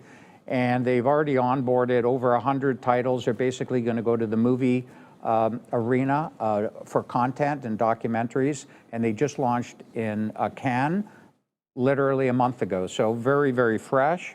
We have another company called Hypercycle that is basically created the Internet of AI. So all AI systems and agents can speak to each other. And it is basically in the throes of launching as well. We have companies from AI to quantum computing, company Dynex, that's basically emulated what is done on a hardware basis using software for quantum. Very disruptive, very new. We have another company that we think is one of the biggest innovations in heart diagnostics, maybe the largest in 60 years. It's one of our companies that we're behind called AIML Innovations. It's a public company. And we believe ultimately, we're not going to make that claim today, but not in the near to future, through wearable technology, they're probably going to be able to predict patterns in your heart that would get ahead of when a heart attack or a heart stroke or any heart event could happen. And that company we're going to have come on your show as well, because they're launching in the next 30 days. These are just some examples. We have AI for smart cities. We have 60 companies in our portfolio, so I can't speak about them all today, but they're all in the throes of traction now, and we believe they're all going to become multi-bagger companies. There's so many different, very important topics that are being addressed and very important problems that are being addressed with these types of companies and these size of companies. So why do you think now we're starting to see more and more activity and more interest coming back into the small cap world? What has, I guess, from a market perspective, what has changed, what has shifted back toward that size of project being in favor? Yeah, so it's all about risk capital. And I think what we've seen in the last number of years is a lot of market volatility, starting with Russia invading Ukraine, and then the market got very uncertain. And we've had these cycles of volatility, which is very risk averse for people. They don't want to take risks because the smaller spectrum stocks always get hammered the worst. And what markets and I guess investors really don't like is illiquidity. Everybody wants liquidity. And you know, there's been a lot of shakeouts. There was the tariff situation in America, and that now has all seemed to have shaken out Bitcoin, gold. Now everything is sort of in a bull market. And we're seeing the trickle down begin from whether it be the Dow or NASDAQ, the real players are there. People are believing and having confidence now that there's stability out there. There's velocity of money, interest rates, which are a function of inflation. The numbers have come down, so people aren't worried about interest rates going into double digits and the fear mongering. So that liquidity tends to give people the confidence, and then they take higher risk and they go down to smaller cap stocks. So let's look out 3 months, 6 months down the road. What does this look like? What does this project look like? Where do you see we end up in that time frame? I think we're going to be on a multi-year bull market when it comes to small companies, small cap. I think that we're going to see a lot of alternative investing as well that's acceptable. I think the AI revolution is we've just seen the beginnings of that. And it's going to result in efficiencies in market. It's going to, I believe, reduce the supply chain to the point where there's going to be less friction in doing commercial business, and companies are going to be extremely efficient and more productive and more profitable. And this is just going to really bring in many new companies with new applications. And I just think it's all the ingredients are there for a massive bull market in very small companies. As we've seen, and as we started this off with, just the beginning, I think a lot more excitement, a lot more attention coming back into the small cap world in general. IDK, the ticker guys on the CSE. Sheldon Nimwintash is CEO of 3D Capital. It's great to have you. Oh, it was great to be here. Thanks for doing this. Thank you very much, Sheldon. And that's one thing that we ask all the time around here, like, what's next? What's the next trade? What's the next idea? What's the next opportunity? And as trader investor, that's pretty much where you want to go. So we look forward to having Sheldon back on to talk more about some of those companies. Get them. We were just mentioning on the getting in early in spaces that have growth potential, future growth potential. And that's what you want to do, like understand it on an early basis, and then you can be good to go. A couple of things. Well, one new, we were in Amazon. Yeah, like right before we went, I mentioned Amazon came into that 217 area. The first move is back into the 35 to 40 range, which you just put in. So a couple legs out there. Then I'm looking for high of the day. While that happened, I made a typo. I said it, I was trying to praise people in the chat. I was like, Big Bear AI into VWAP. I'm like, no, Neil, Big Bear AI was breaking out the high of the day. And it was just a typo on my part, so it's breaking. That said, it still has overhead resistance from yesterday's high, a few pennies higher than this. Because of that, I'm going with a really tight stop. I usually say do not punch long into overhead resistance. Well, the high of the day broke, and it's like, oh, well, 5 cents higher is overhead resistance. So I'm probably just gonna get out if we fail the 80 level and keep it tight, because really the bigger break is above $5.90 on BBAI. Sometimes you get a little bit ahead of yourself there. The other thing I was gonna show is Tesla. Look, last time Tesla, whether it's yesterday or this morning, when it broke 325, instant flush, reversal back through, and when it got back through 325, it was a clear long. I did that in the afternoon. It did that this morning. I don't wonder if we get the same break of 25. I'm not necessarily thinking short the break. I'm actually going to wait for it to break and then maybe do the reversal back through 325 on Tesla. So it's breaking underneath VWAP now. I'm going to wait to see if we get that opportunity here. Tesla red. We'll see. Like, I don't know that it's going to do what it did the last couple of days, but I'm going to play for that shot back through the upside on Tesla if it breaks at 325. I mean, it has to break it first. Again, some traders asking where to find 3D. It's IDK on the CSE. You can go find them listed there. Also listed on the OTC market. So 3D listed as IDK over on the CSE here in Toronto, well, in Canada, located in Toronto, but in Canada anyways. I remember I went to the CSE's head offices. I think it was on top of the BMO building or something. It was up there. Okay, so that's Apple coming in again. I just want to tell you, we just got an 85, Phil, I believe, on Apple. Yeah, 86, Phil, down there on Apple as we came back in a little bit. Getting lighter. I mean, again, the market's kind of barcoding, not doing too much right now. So we're going to wait to see if there's anything happening moving forward with the market and or Apple. We did get out of... So I've only traded, I just looked over here again, I've only traded 6 symbols today. Apple, AMD here, I'll just sort of zoom out to give you guys an idea. AMD was in and out real quick, early. We thought the long was gonna hit today and it did not. So we tried to play it off of some of the pre-market or some of this wick low there at 8 o'clock. But yeah, that didn't hold that 144 into yesterday's closing price, right? And so that didn't hold. So that was an L there. Marvell was actually a flat trade. In there, up, out, in again, out once it broke through VWAP, and now Marvell's all the way back up. So I wish that we, again, like you want to talk about getting stopped out. There's Marvell, 79.45 stop out right there. And then that move happens right back there to the upside. So in, out again there for MRVL. Nvidia, you know, we've already rang the register on that one right there. So that was obviously a big trade. Palantir was actually a really good trade too. We were able to go back and forth with Palantir in there and boom, right there on the 145 break. So this was another one. So my 2 best stocks are the 2 ones that we had written on here. Now we're gonna play Apple short, which is now 17 cents in the money. That's good enough for me. But that's a move there on Palantir. And then the TQQs as well. Nice trade, but flat. We were short and lost, we were long and won, and then we covered for flat when we were like, let's just play the Apple to the short side. So we're doing that, and now that's trying to break lower, but I don't know what Apple wants to do over at this area. We didn't have anything on IBIT, and Neil's traded... Bitcoin's been... You've traded many more names than me, but I don't know which one. What is because you've traded so many, let me ask, I'm gonna ask you a different question.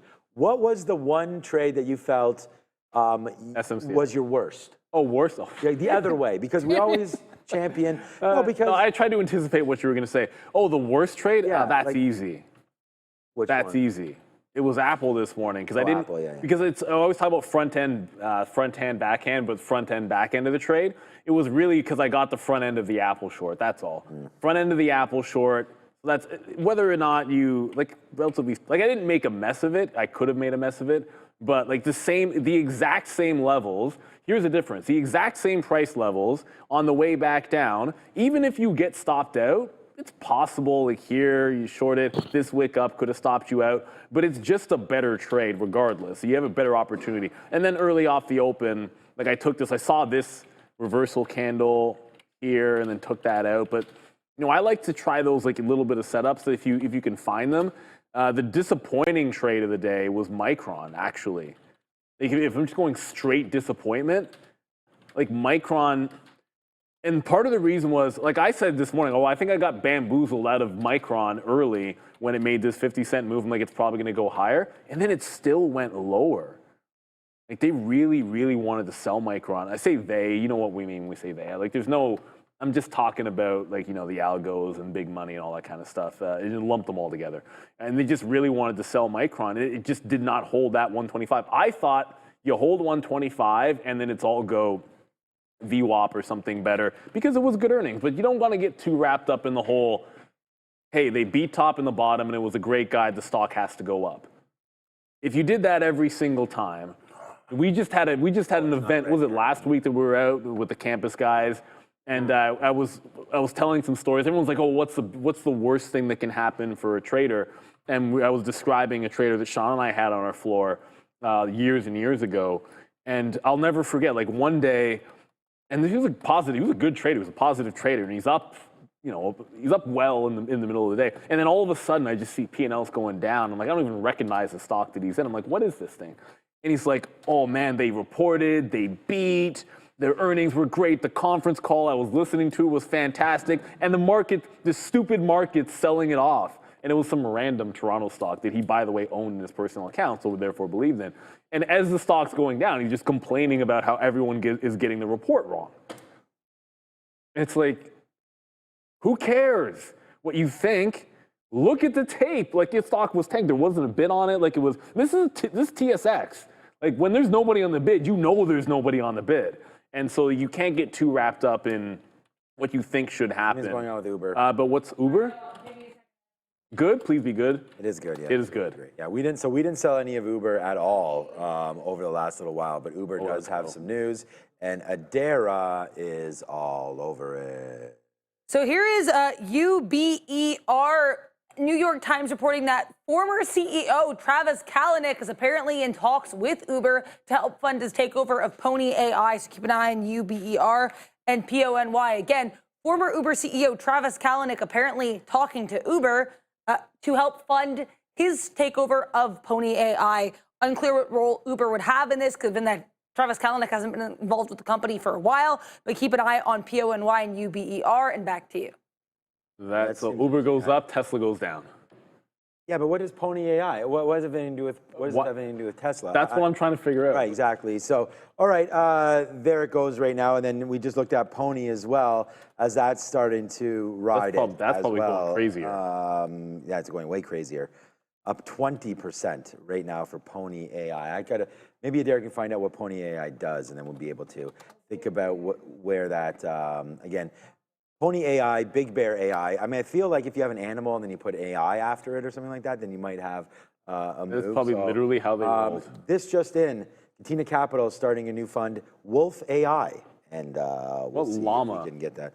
Llama AI? Well, then we might get sued. Oh, no, because Llama's the I'm thing going to think of, my daughter plays with Etobicoke Dolphins. Alpaca. Dolphin AI? I don't know if that's good enough, but anyways. Dolphins? Oh, well, okay, fine. Yeah, it's called Etobicoke Dolphins. I'm going to try not to get triggered, but, there's only... I don't like the Dolphins. I don't like the Dolphins. Oh, Miami Dolphins. I don't like Jets. Yeah. And I don't like Miami Patriots. Dolphins has turned out to be like... I like Patriots in the general sense. I just don't like the team name Patriots for obvious reasons, everybody.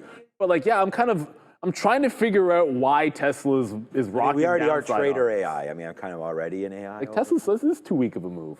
You know what? Yeah, I'm not worried about Tesla. I'm not. But there goes Apple. So we are trying to cover some of that as it gets down into the downside right now. A little bit of a slower pace to today. We wait for Nike earnings. Adara's got it. So here is the PONY situation. You guys might have heard of this name before. It is a small cap runner. And in case you were not aware, they do basically autonomous mobility type stuff. They're actually a Chinese company.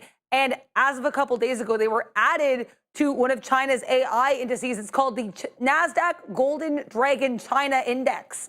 So that's been added to that index as of a couple days ago. That's the context with PONY. So again, Uber apparently in talks to help their former CEO, Travis Kalanick, fund his planned buyout of Pony AI. And if the buyout goes through, Travis Kalanick would take over Pony AI. Back to you. Were there details? Taking it over. Okay, so no details on price or anything like that. Well, I was just trying to think of if anyone's trying to chase Pony, if we had any kind of details as to what it might be, cash stock, speculation. That's good to know. That if you don't have any details on deal speculation, if you don't know any numbers, yikes, just maybe you find some technicals out there, but I'm not touching that with a 10-foot pole on Pony. If there's a deal, great. If there isn't, then hopefully no one gets rugged. I hope the fate is better than that Shell thing the other day, because that was kind of silly. I felt where it's like, yeah, a deal's happening, a deal's not happening. Sorry, everybody, we're not interested at all. So it's going to be, I told you, it would be a relatively tight stop on BBAI because it still has overhead resistance at 590. The break was not at 85. The break was at 90. And yeah, well, I just got out when it broke the 80 level, got out at 79 there. I don't think that one, and it doesn't have, this is declining volume as well. That's the other thing. Amazon, the reason Amazon's going up, at least I think, the timing of when it made that bigger move back into the upside had to do with the EU thing. The EU basically hinting that they're going to woo Trump by lowering some tariffs without any specifics as to what that actually might look like. So I'm just looking for it to get back into the high of the day. If anything, Like we've been sliding back from the highs on the NASDAQ for the last hour or so. This is a 15-minute chart, so actually more than an hour. We've been making red candles. So if we can get back into the top, I want to play this into the highs. It's 320. I don't know if there's going to be anything else. I feel as if in the afternoon, like the pocket has been a couple of trades, maybe, and sometimes there's 1, 2, 3. But if it's more than that, I find like it's over trading. We're not getting that kind of volatility. And there was, oh yeah, the early look is what I was going to go to as well. It's not quite 330 yet, but I want to keep an eye on this early look just to see if we get anything interesting. The month end will have some rebalancing, I believe, in the Russell. So you should see the rest of the month tomorrow. It might actually end up being on Monday that I'll miss. But yeah, you might see some bigger imbalances tomorrow than today, but we still could expect to see something in here. Early look has what, like CVE? This is from the morning because you can tell by the time whatever HCTI is. You never care about the Canadian banks. Pfizer, you never care about. Disney with an early look buy of 1 million shares. Haven't seen that on there for a while. TSLZ's there, PM. Nothing really crazy that stands out. Yeah, I haven't seen Disney on the imbalance locator. I mean, I don't think ever. So 1 million early buy. It's only done 6 million. Good day for Disney, by the way. Up 1.6, just trending up. That's pretty good. Yeah, so Elio was a disaster for them, and we talked about Pixar, like their biggest miss by far. So well, just remember, now I'm not going to watch it because you said it's a disaster. I say it's been a disaster. Oh, you didn't watch it? No. Well, I thought I say in the okay, gotcha. The reviews. I don't even know about the reviews, just the box office. It was the worst box office release ever for Pixar. They don't usually miss, man. That's what I'm saying. So if they're missing, I think it might be a bigger problem with the box office, period. I don't think Mission Impossible did that well either, to be honest with you. I don't know. This is all hearsay that I'm creating. So, all right. Yeah. Apple has a buyer underneath of it right now, it seems like, because the market's not really doing anything, and Apple just kind of has been ticking up. So I'll just take advantage of that. Takes them out there at 99 right now on a dip down. I'm going to get out if we break 20s, I decided. I'm not even going to wait for 35s. I mean, the high right there is 35. I don't need to be in this already. We're up on Apple. It's been good for us today. There's only one name that we're down on, AMD.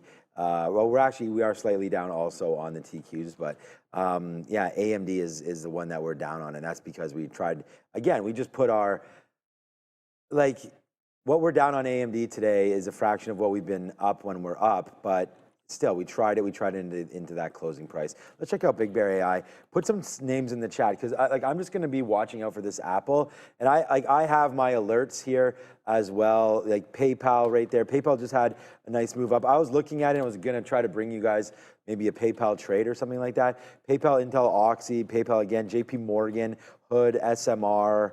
Those are just things that are hitting different scanners that I've pre-set up, and there's why PayPal's on there. PayPal goes through the roof a little bit there and coming back in. So I was like, if PayPal was anywhere near some of this, I didn't even look for the story or anything, so I don't know. But PayPal did have a nice move up on decent volume there, a little bit of a volume spike into that 3 p.m. print, and then all the way back down there now for PayPal. So this could be a short also, but I'd like to see it.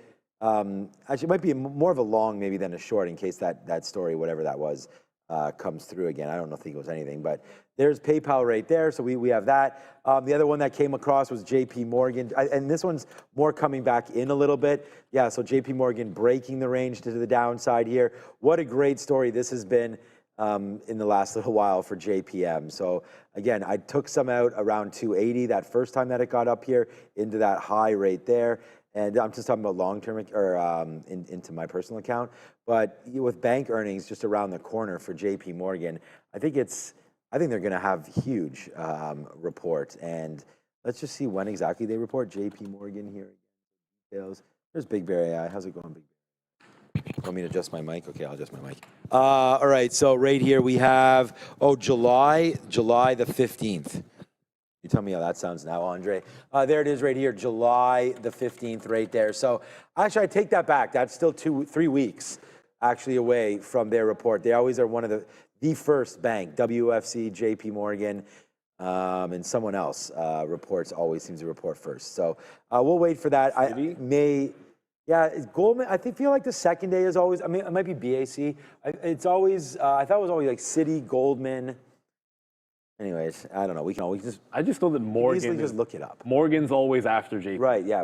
Morgan Stanley is always after JPM, so I always have an idea of how the big boys are going before you worry about the others. Yesterday afternoon, we hit a huge trade on Tesla breaking the level, and I almost was thinking about it again, but there's not the same kind of levels that we had yesterday. Remember, yesterday the Tesla break was right here at this time of day.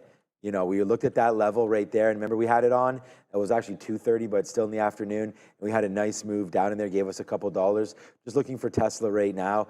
I think Tesla needs to at least break this 324.75 area. Then you have some buy the dip opportunities on these wicks. But yeah, I'm going to stay away from Tesla. What's up with Adara? Keep an eye on PYPL. Yeah, you guys mentioned this. I couldn't find any news on it. I just wanted to give you an update. Some people on X are talking about it. I have absolutely no news to explain the move. There's also this OST, Austin Technology. It's a Chinese ADR. It is down like from $8. Right now we're trading around 57 cents. I also have no news. So really odd move. It is a Chinese ADR. Sorry, it's not even a Chinese ADR. It's a Chinese company listed on the NASDAQ. If I can find anything out, I'll let you know. But yeah, pretty weird look. Also, keep an eye on AAPL. I'm just seeing a story come out here. Apparently, Apple is changing its policies for its European app developers to avoid further fines from Europe. They're going to be challenging the EU's, $583 million DMA fine by the deadline of July 7th. Apparently, yeah, they're just reworking some App Store terms to get rid of some EU antitrust fines, or at least attempt to curb them. Back to you. There has to be some. What is the news with OST? No, this is a buy. This is a buy. 100% a buy. Down 92%. It's halting up. It's halting up right now. I didn't get it. Oh, crap. I didn't get filled. Why didn't I just? No, I didn't get filled. It opened back. So it opened back up. We were just, anyways. So when it goes into, just to explain what just happened there. When a stock goes into a halt, if you're trying to buy it and it's an uphold, you can just bid and hope to get filled. So I just bid 70 and hope to get filled. I didn't get filled. But what we were just talking about is if there's no news on something that does this, hey, why not? Like worst comes to worst, like you get long at that halt at 70, and like you can do two things. You can just put a stop in, well, what I would do here is I'd put a stop in under 50 because that's the actual low, and then just see where it opens up. But with no news, for this to get the entirety of the move from April to 9, and then in one shot go back down in, like that's all. Anyways, that's, yeah, the opportunity is gone, so let's forget about that. You have to try to get it right away when it opened up. Like that, I was like, there's got to be news. I searched like everywhere I could find. Once I found nothing, I wanted to take a shot at it, but I missed. It probably is going to open up higher now. I believe we're going back to Adair. Maybe we have something else on this. And by the way, 17 million shares. It's not like it's not doing volume. A lot of volume. Zero news, Neil, but I have a little bit of context. So I looked more into this on X. There is an individual here on X by the name of Nathan Michaud. He runs Investors Live, and he does some, I guess, a lot of stock analysis and comparing different moves. So he had actually a while ago, a couple of weeks ago, as of June 13, he had flagged OST as a potential gap down, much like this stock, JYD. Basically, this investor, Nathan Michaud, had pointed out this pattern in a lot of these NASDAQ-listed Chinese stocks, including this JYD. The other one he named was CLEU, and he said that these stocks, without news, completely randomly, CLEU is not even showing up here for me. So these JYD, CLEU, and OST stocks like this tend to have this random urge to have these intense gaps with no news. So he called this move out about 2 weeks ago. With that in mind, it looks like this is just kind of a pattern of these stocks. If you look at the JYD daily chart, here is OST. They look very similar. I just see sudden news-free moves to the downside. Apparently, this is a bit of a pattern. So that's all I'm seeing beyond this like technical pattern. I still don't have any news on it, but I think it's really interesting to point out that apparently this has happened before, and there were people that were watching this and aware of it. Back to you. Well, it's a good look. And I think in sympathy sometimes, if you can find a bunch of others that are in the same cohort, which I guess in that particular case would be low float Chinese ADRs that have no reason doing what they're doing, you find a sympathy. Like when that's halted for the first time to the downside, you can probably go somewhere else and find a name that's going to be a bit similar. And then while it's, that's probably still going, and you can try to go to the downside. But once it hits a low like that, like that's nonsense. 9 to 50 cents, your risk to reward is pretty juicy to take any kind of a long. And I'll go to the chart. There was a better long than the one I was trying to get. But Amazon, it goes up to the $0.50. It just comes back underneath break even. So 17 in, 17 out. Looks like that's all it's going to be able to give you. The market's not really moving all that crazy here. But we did go, like, here's the thing. Like, the reason I don't necessarily love a reload, the market just bounced back to the high. And in that move, Amazon pulled back into the 17 level. So it doesn't really set up for a logical reload for me. But just last thought on that, what the heck was it called again now? Shoot. Oh, I can just check my order log. OST. I'm like, oh, I can check my order log because that order's on it. OST. There was a better, like I tried to get 70 here. The real opportunity, see the open volume candle here when it opens at like 50 cents. Man, you got to zoom. I can't really zoom in far enough. It opens at 50 cents. It actually gave you a halt up here, like when it just went 50 to 60. That's the real long, because then you're actually risking like 20% total, like 50, you're long in the 50s, or maybe at worst case at like 60 cents, and you're risking underneath 50 cents on a stock, which could do anything. And really, if it just goes back to like $1, you'd be happy on that. But you'd be playing halt to halt. Like, you're just at that point saying, okay, I'm risking the 25 points or the 40 points or whatever it is. And maybe you're holding it into the close, maybe you're holding it into an even dollar. It's just kind of like a one-off type. You just don't see that happen very often. So I think it's worth the shot when you do, unfortunately. Well, something's going on with Apple. It's just ripping right now. So it's a good thing we got stopped at where we got in on Apple. We'll put the money in our pocket and run away. It looks like Apple has some news here. What's up? Yeah, I mentioned this like right when it came out, actually. But so Apple apparently changing policies for European app developers to avoid further fines. Apparently, they're going to be challenging the EU's 583 million DMA fine by July 7th. That is a massive fine for AAPL. So understandably, they're going to challenge that. And they're reworking some of their App Store terms and their policies to avoid further fines. That's all the news I'm seeing on this. Again, did mention this right when it came out. I was able to actually see it as I was doing another story. Back to you. Yeah, exactly. Yeah, so Apple trying to go, and I don't know. I mean, that's an older, feels like that was like quite a move. I mean, that might have just been a liquidity pop there, also breaking right back through. But again, like I said, man, we could talk about a lot of trades here on the show, what things are setting up, and sometimes they'll work, sometimes they won't. You know, you can judge us by the positions that we have on. Right now, we're flat. So if there's anything you guys want us to look at, we can look at something, make a call. And if it's right, great. But if we don't put it on, I mean, we can't believe that much in the trade. Just like this Big Bear AI, like I'm looking at this right here, looks like it would be topping out just a little bit here. You know, the last time we kind of barcoded, we did have a move down. We haven't really done too much barcoding throughout the day. And right now it looks like we're getting a little bit of a top right there at 590. So, you know, if all of a sudden this thing goes down to 565 right now, it's not like, oh, wow, like, you know, Sean was calling that 590 top or anything like that. I mean, I don't really know if that is the top or not, but you know, that's just something that you want to look at. And again, this comes with experience. Like, you want to get into the names, obviously, that are popping off and have some sort of a volume spike. And that's why we have those scanners that are going off. So, you know, watch out for a Big Bear AI. It looks like, I mean, it potentially is slowing down a little bit right now, you know, into the close. It's not, you know, we already done 250 million shares. It was 300 million shares 2 days ago, about 250 yesterday, and looks like it's trying to best that here today at 330. So yeah, it looks like that Apple. See, like, this is what I'm saying about news stories, like flash in the pan stories like that. So again, like I was like, even when Adara said that, I'd heard her say it the first time, and you know, but there's the break, and here's it coming right back in. So that's why sometimes you do get fooled a little bit by those takeouts. And the thing is, that's why I basically tightened the stop right there. Just, it wasn't giving me anything lower. So I was like, and just in case we do pop out, let's get out, and that way we don't have to worry. Because otherwise, I would have been stopped out at a 50 break, which basically would have gave me out right there, right? So zooming back out of Apple, right into there, if we were playing off this break, that was actually, it was never 50. It was always going to be 36s or so.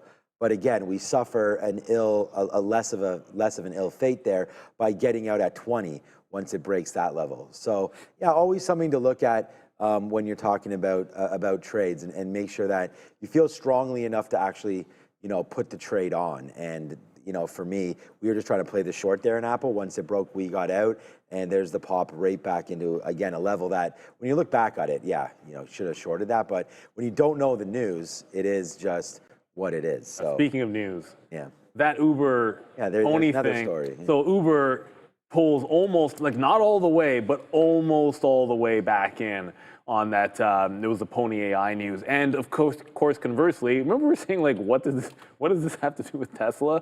Like, is there just some algo that if Uber goes up on volume, Tesla has to go down? Is it really that simple? Because the second that happened, Tesla just went to the downside. It did wick that 325. Yeah, we missed it, but I mean, come on, like we're looking at. I was trading Amazon at the time, and I was looking at OST, which I'm not going to forget the name of that ticker ever again at this point.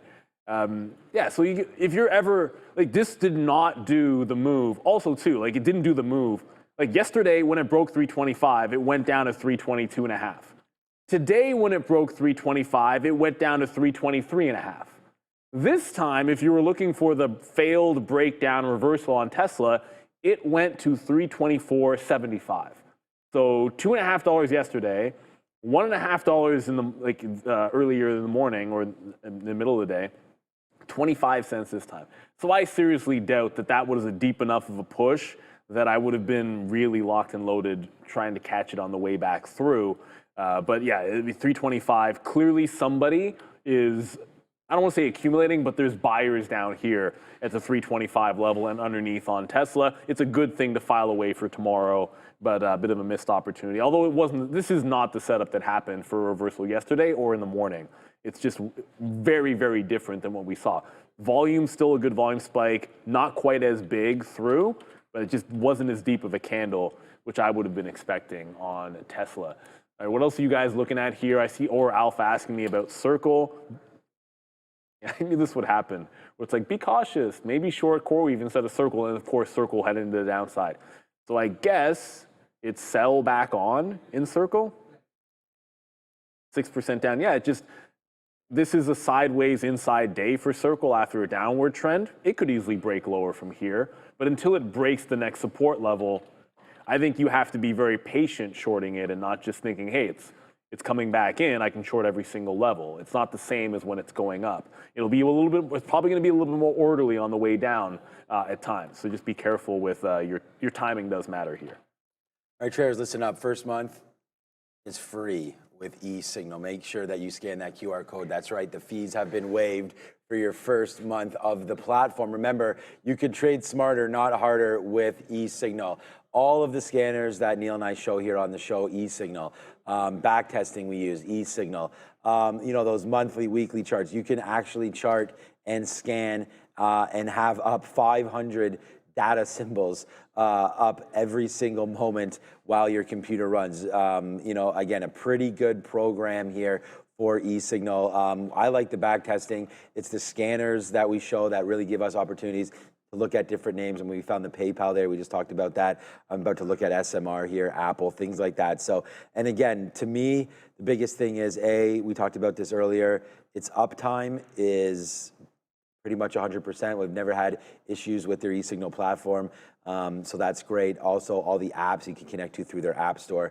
We really like e-Signal. Just make sure you scan that QR code, get that first month free. And then again, depending on what market you're looking to quote, they have them all. So those ADRs, the Chinese markets, anything like that, get involved with e-Signal and become that trader that you want to be in different markets, not just all the US markets. We talked about that with trade ideas. You can't, some of these charting platforms just have certain capabilities, and some have good advantages, some have disadvantages, but scan the QR code, give e-Signal a try. It's first month free. You don't have to entitle anything. Just check out the platform, see if you like it. That's e-Signal. We want to thank them again for sponsoring this portion of the show. I wanted just to look at SMR here because look at this wall that's basically been formed here at $38. Like, it's a floor, I guess. The wall might be up top trying to break through the wall, but at the end of the day, it's not doing anything down here at 38. So this, I don't know if there's enough. There's still 20 minutes left. I don't think the market, again, I was thinking about shorting Apple, but not with that most recent spike. If anything, I may get back into the NASDAQ short here into the close, but really not much is going on. So I wanted to look at SMR. Nice move to the downside. We are kind of feeling some kind of ways. I told you when we got out at 36 and we got out again at 42, but 36 and 42, that average price is giving me roughly around 39 and change. So we're doing okay on our sells here of SMR, but SMR was another play that we were long down here at the 12 rate at this break, and it's paid off quite nicely so far on SMR, but we're going to wait now. I always think that these, especially, I don't want to say like all these uranium plays are in trouble or anything like that in SMR. I think we like nuclear, we like all those names, but just to me, it's looking like it's just a little bit of a push down, and I do think that we can get back to this $30 mark and where I want to buy back some SMR. So I've got out of probably 60 to 70%. I'd have to double check that number before it's accurate, but I think there is a pushback coming here in SMR. So I would just look for the short, down 1.5% today in a pretty strong NASDAQ market. The other, Oklo would be another name that I would look to be picking up on any dip buy opportunities there, Oklo. And it kind of looks the same way, right? Having a hard time making that bottom. Then you look at the chart, looks like we do have a dip down possibility here on OKLO as well. So yeah, lots of opportunities every day in this market, just a matter of trying to find them, right? So right here, looks like it might be a buy. I would hold off a little bit on this one and try to see if it's a little more interesting to me down here near 46.50 or so for OKLO, and just like SMR, I think there is some downside possibilities here for both of these names. And then that goes for, and we talked about QBTS and Rigetti and other things. I think the QBTS home I was saying was around 12. Okay, well now it's already down to 14. D-Wave. Down again today. Yeah, D-Wave. Yeah, You got to get QBTS. some out of the way up on these things, man. Yeah, I know. That's what I was saying. Well, I will say this, though. I There's would 10. feel way better about the 12. nuclear names than I do about, way better is not the, I feel better about the nuclear plays. Like, I feel better about SMR than I should speak about the ones that I'm in. I feel a little bit better about holding more SMR of the move than QBTS. Because the extremity to which quantum is just a theory it's just a different They've come out and level. said they're like 10 years away from like a product. That's different from, I think, the nuclear plays, which we know power is going to get needed. Maybe they're not making money in deals now, but I feel like that's more of like in the next couple of years, as opposed to, I don't know, is quantum going to be a thing when my daughter's in university or past that? It's just a very different story there. But I think they're both good. I do want to get to a lot of people have asked about Rocket Lab here, RKLB. This is a blue sky setup. I don't know why I didn't look at this today. This has to be on the radar tomorrow. So I'll put it on my iPad, which will guarantee at least that I call it up in the morning. That's about all it ever guarantees when I put something down on the iPad. Maybe you trade, maybe you don't, but fresh highs, clearly squeezing. I mean, double digits today. Pull back after the breakout, pull back, holds above the prior high and gives you continuation. So even when the selling came into this, they bought it right back up into the prior high, which is a good sign, I think. And just so watch those consolidations, right? When you consolidate at a level and you miss the breakout, you want to be, generally speaking, if you want to buy the dip, then the first place to buy the dip is back into the prior high. It didn't even touch it. It reverted $1 away from that at 35 clean. So this one looks good, probably worth having on the radar for the next couple of sessions. Well, at least for tomorrow and the next week. CYN halted to the upside, by the way. I put it in the chat. The tap is flat, 13.51, and it halted at that price. Obviously, it never actually retested VWAP in here to give me any kind of an idea for a short. It was a $5 offering, and this stock was $5 yesterday. I would not be surprised if this doesn't work its way, maybe not all in one shot, work its way down closer, somewhere in the mid-single digits for CYN. I'll probably pay for locates on this tomorrow. I would expect. Steve Canyon, what program do I make stock notes on the iPad? First of all, this iPad's really old. Notes. I think it's called It's Notes. it's just called Notes. Notes. And this iPad, like we got this. I don't remember why. Oh, we got them to run Unity, like the our communication thing on the show, so that we would have it separate from our trading PCs. And then we stopped doing that, and then I just had no use for it other than, well, I can open up and make some notes on it. And so that's all I use it for. And it's a really old iPad. Like, honestly, it's kind of breaking down. Yeah, just notes. I just put down a stock, maybe one or two lines, and then some price levels. And it just reminds me that it's in play. But from there, I then go and pick the stocks that I like from it. But I usually trade only the things that I have interest in. I believe we're going to Adara. 5 minutes till imbalances, everybody.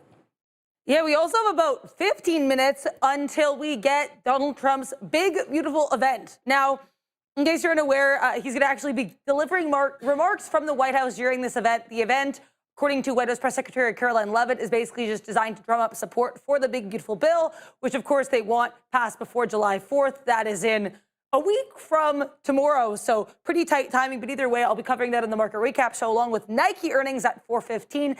Check that out with Sean and myself on the Market Recap Show at 4 p.m. Back to you. All right, what's up? I got to shout Fabian is Tony, this guy. My son will be all over this. Kelvin, what's up, Kelvin? This man is in our chat right now, over 840,000 subscribers. Yeah, I'm all about all this stuff, man. How to catch Pokemons. My kid loves, what is this guy from again? This game.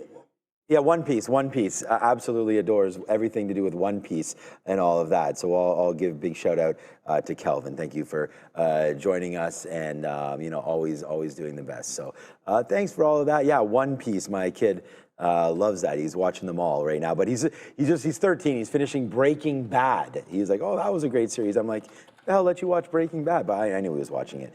Anyways, 13's fine for that. I was gonna say 13. Yeah, it's not that bad. I mean, there might be some. Aaron ain't watching that. Like there was some. Definitely. Well, Gia wants to start watching. Some of her friends have started watching Stranger Things. So she's almost 11. So I don't know. The thing is, for me, it's about like the SEX. Goonies when we were right. kids. Like I'm not violence and things like that. Honestly, in video games, yeah, is what it is. Like my kid plays, my boy's 13, like I was saying, plays Call of Duty and stuff like that. Like I know there are some bad things in all of these games, but honestly, like welcome to the real world, everybody. But Roblox, the more you, in my opinion anyways, the more you like hover around your kids and try to protect them, the worse it is. It's the opposite. You don't want to do that. Like my kid, Baxter, at the age of 21, took a company public and got bought out already. And and that was all about AI, right? Like he created a company in university and got seed money, bought out. So he's already doing big things there. And he was always into Andrino, like those little Andrino boards there for programming and all that kind of stuff. And we were always buying our kids like the iPads and all that. Obviously, you have to monitor them and they have to be responsible with them. That's for sure. But trust your kids is what I think. I mean, and then obviously if they disappoint you, there has to be some kind of a pushback. If you don't allow kids, we have friends of ours that don't test boundaries. Like it's we have friends like that will say, "Well, I'm never giving my kid an iPad." Okay, idiots. Honestly, in my opinion, we have a cheap tablet. She doesn't have an. That's nothing to do with an iPad. I'm just saying communication. I know you have a cheap. She didn't need no iPad. No, that's how I roll. She doesn't need it. It has to do with a cheap ass smartwatch too right now. That's like, yeah. But once she gets older, she's going to be all over Apple. She can get the good stuff when she's old. She's 8 years old, man. Oh, my kids had iPads. No, but she doesn't need that. It's just more. But it's like you said, like let them try. Experiment in life. You learn from failure. At the end of the day, like nobody ever succeeded at anything big without failing and stumbling a few times. Mm-hmm. Maybe you get lucky but usually that's how it is. So you got to try some stuff out, man. And it is what it is. I was telling to each their own. I mean, it has nothing. I don't know which way is the right way. I don't want to get too judgy. Saying. But we were talking about baseball. Like Erin, my daughter gets a little competitive at times, and because she's one of the better hitters on the team. She struck out in back-to-back at-bats, which doesn't happen in our weekend tournament, and she got really down on herself. And I said, don't you guys just like lob it in? It's like, well, okay, so the coach pitch, when I'm coach pitch, I tend to be a little bit lower. Like I'll throw a little bit, but the head coach, he'll bring it in there a little bit more, which is fine, just a little wilder. And I said, look, you get 4 pitches, and in 4 pitches then you strike out. And like 3 of them were completely unhittable. I said, look, you're probably not going to have been able to swing at those. It's just part of life. When you're a baseball player, Vladdy gets out 7 times out of 10. You're 300 hitter, you're going to the Hall of Fame. Like, you're going to fail. Baseball is a failure game. The point is, can you go back out there and do what you got to do and not get down on yourself? But it's like, that's what I love about baseball. That's what's fun about golf for a lot of people. I mean, look at trading. Is a kind of challenge that it is at the end of the day. We have 1 minute to lean balances, by the way. Yeah, exactly. So, all right, we can have a quick look at the imbalances. I'm not holding anything. So right now we've been relatively flat. Oopsies. I want to get rid of the ARCA imbalances. So I'm just going to get rid of those right now. All right, this is what we're looking at. Let's go. Size, there it is. So not too much action here. We'll keep this up. We only have less than 1 minute, 50 seconds left until all of these become real. Right now we only have New York and NASDAQ, but we're going to get rid of all of everything else. As of 9:30, the NASDAQ ones hang out, right? So all this market time right now, irrelevant. We're looking for something to come out right now. And, you know, the reason why I called up Roblox is just like sort of what's been going on Roblox right here. Again, another 52-week high made today on RBLX. And a lot of that going with Grow Garden and things like that. Okay, so JP Morgan also just hitting a scanner right now. Is that back to near highs? No, so I don't know what it's doing right now, just 288, maybe. I don't know why. It did show up on my, I'll have to figure out what crossing the 50-period moving average, I think is what, yeah, that's what's happening right there. But that scanner, that's why JP Morgan's been popping off. All right, less than 10 seconds to go. Right now, the size, we are now out on the imbalances. And what's the high side? Pfizer, Penn, Nvidia. Okay, so there's Nvidia right there. Nice sell. Of course, now Apple's a sell, and you can see where Apple is. What a disgrace right there. Apple upside, trying to take it out right there. Now goes positive. Oh, was positive, now just flashing around. So good move there. Sorry, I thought Apple was a buy, but it's a sell right there. So not much going on there. Microsoft a sell. There's the move down on Softy. Pretty aggressive move. That gets all the way down into that level. Plug power. Okay, so Nvidia was the one that we kind of ignored. Look at this afternoon for Nvidia, though. Not great, man. Take the stairs down, Nvidia, right now. So we'll have to wait to see where that winds up going. This is a good break short for Nvidia for sure. But right now at 155 is the break. But at this time at 350, might not be worth doing anything there on NVDA. Penn, yeah, Penn Gaming, right? When was the last time we even talked about that? Well, they were involved with Barstool, and then they gave Barstool back to Portnoy, so I don't know. And Portnoy really got. Yeah, I think he did well there. And he did really well. Penn's up to the back. Yeah, back at a fraction. Yeah, that was a good one. So Penn right now down. But yeah, I don't know. That's internet, that's gaming, right? So casinos and gaming and things like that. So yeah, anyways, not much going on there. We keep on seeing, what's up, Tia? I keep on seeing you say something about Big Bear AI. And remember what I said? Like, oh yeah, it looks like it's a short right there. And yeah, so I guess it was. It goes all the way down to 75 and bounces again off that 200-period moving average. So it looks like that's going to play well for that as well. So, all right, that's what's going on there. And any other names, people like SMC or whatever, but Big Bear AI just doing its thing. And then Nike into earnings tonight as well should be a mover. I saw Gavin H just put out that Dell was their winner today. Okay. I didn't, look. I'm feeling some Dell. 5%, 52, well, okay, never mind. Did it break the top? That's not a 52. That's back in November, so it's not quite a year. Well, it's not quite a year, so it doesn't count, but major resistance at 120. Yeah, it's almost at the 129 level. Dell is on one, and maybe just in like the 5th or 6th inning, for a baseball analogy, because we were just talking about baseball, of the move to the upside. That's a good look off the open. And I don't know if you, like, I have no idea how you traded it, but look at the VWAP hold as well.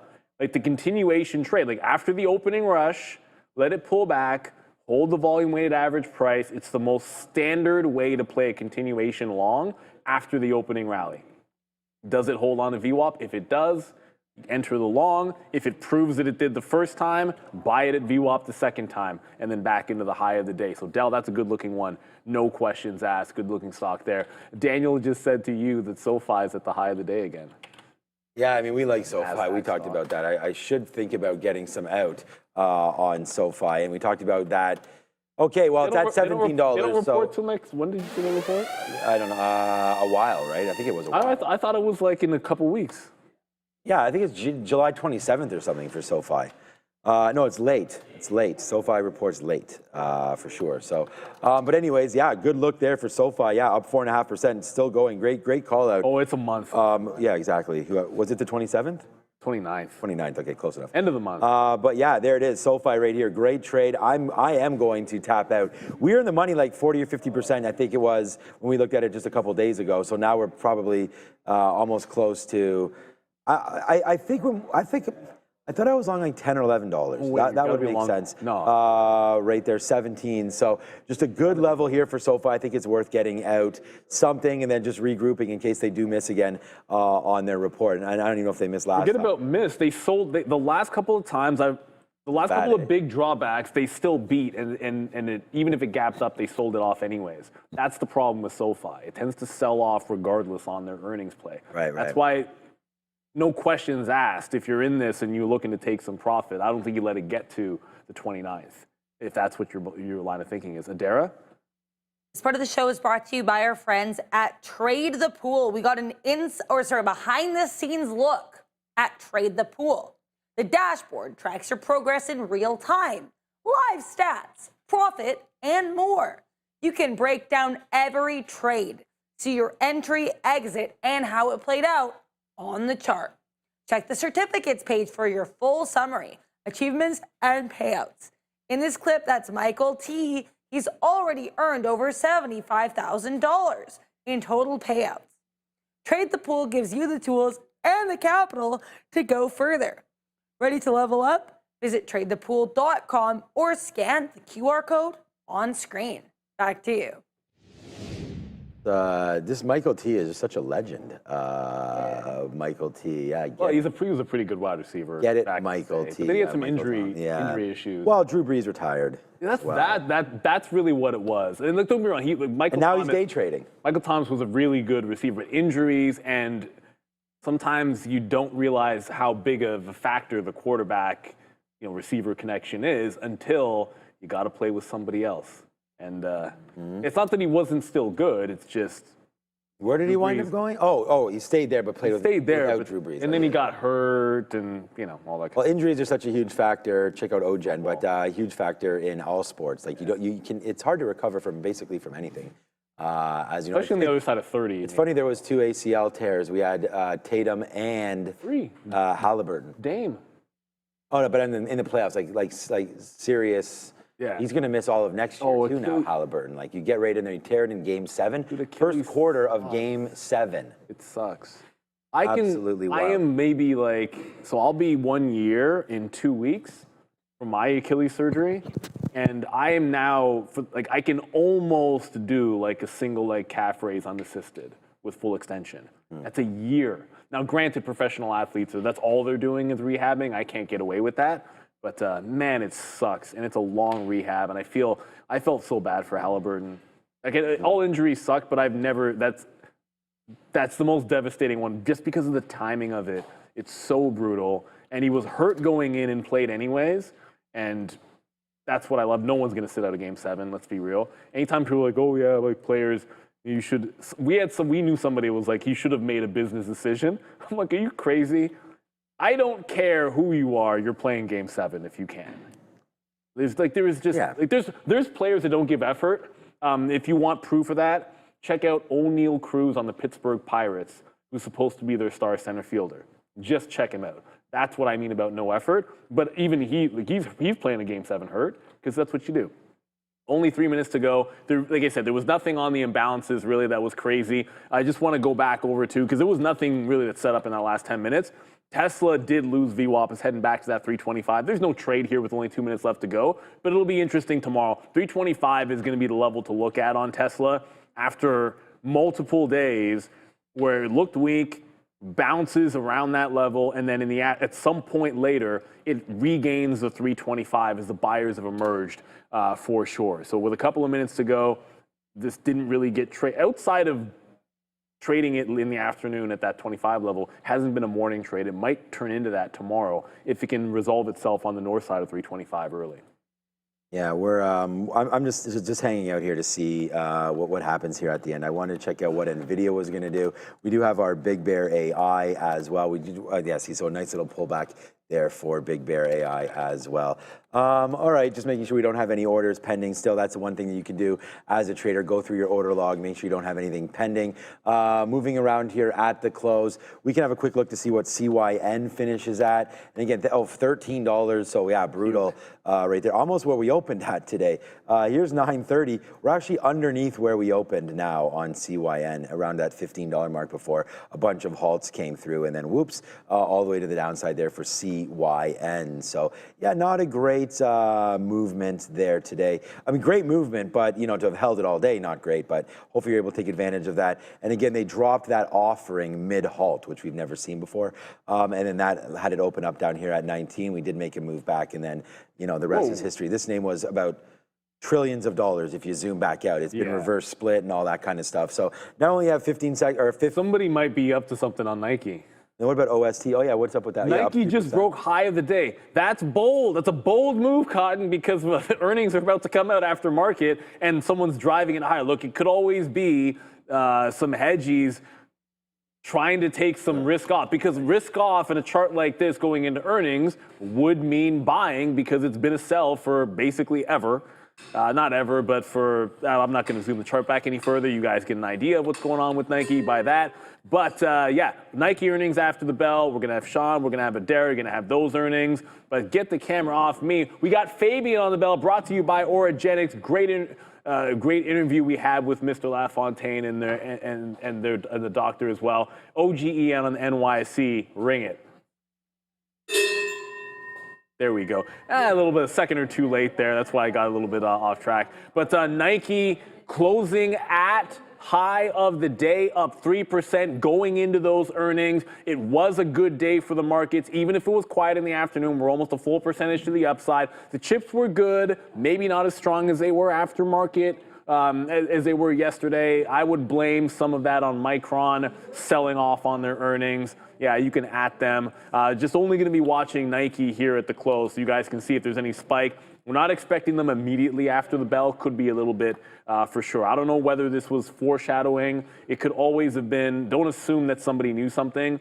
It's got a downward trending chart, so very much could have just been risk off all day, shorts covering going into it. That makes a little bit of sense for myself. That crazy OST, by the way, that penny stock or the $9 stock that went to penny stock back down to 50 cents. So I guess it topped out at about 87. So you had a long into 87, right back into 50, 93% to the downside for that Chinese ADR. Want to give a big shout out to Fabian, Ramin, and Andre, our team, doing a great job making us look and sound good. Fantastic interview. Thanks, Brendan, for that. Shout out to the Midday boys, the Bash brothers as well. But hey, you got Nike earnings, you got the market recap, you got Sean in the salmon, which we didn't even comment on. We love the salmon shirt. And of course, Adara, your market recap starts right about now. Go Nike.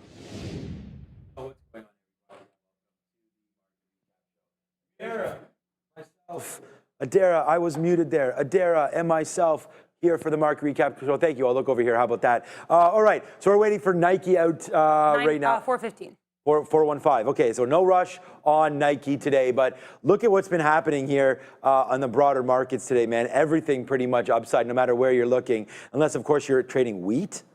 Or MSOS is there, gas, UNG a little bit to the downside, Berkshire, other than that, man, everything else, China, KWeb. We did have China on our watch earlier this morning, but you can see here, let's go over to FXI and have a quick look to see what that was doing today. So they're up a little bit. It's the Chinese internet names, which is KWeb, to the downside. The market continued to push higher today as Meta got a favorable decision. There it goes there. Kind of a light news day, as Adair's noted for us, but some of the catalysts where Mark Zuckerberg continues to fill the super intelligence team with heavy hitters there from OpenAI. So Meta, you know, obviously something's brewing there, as it's always been with Meta, and AI is the name of the game right here again, as there goes Meta. Looking at a daily chart for ME, whoops, that's a 30-minute chart, but wow, look, there goes Meta again at the highs. But on a daily, there it is. We are now moments away from that all-time break in and around 740 as Meta. Yeah, another gappy day there for META. Yeah, Tesla and Amazon, meanwhile,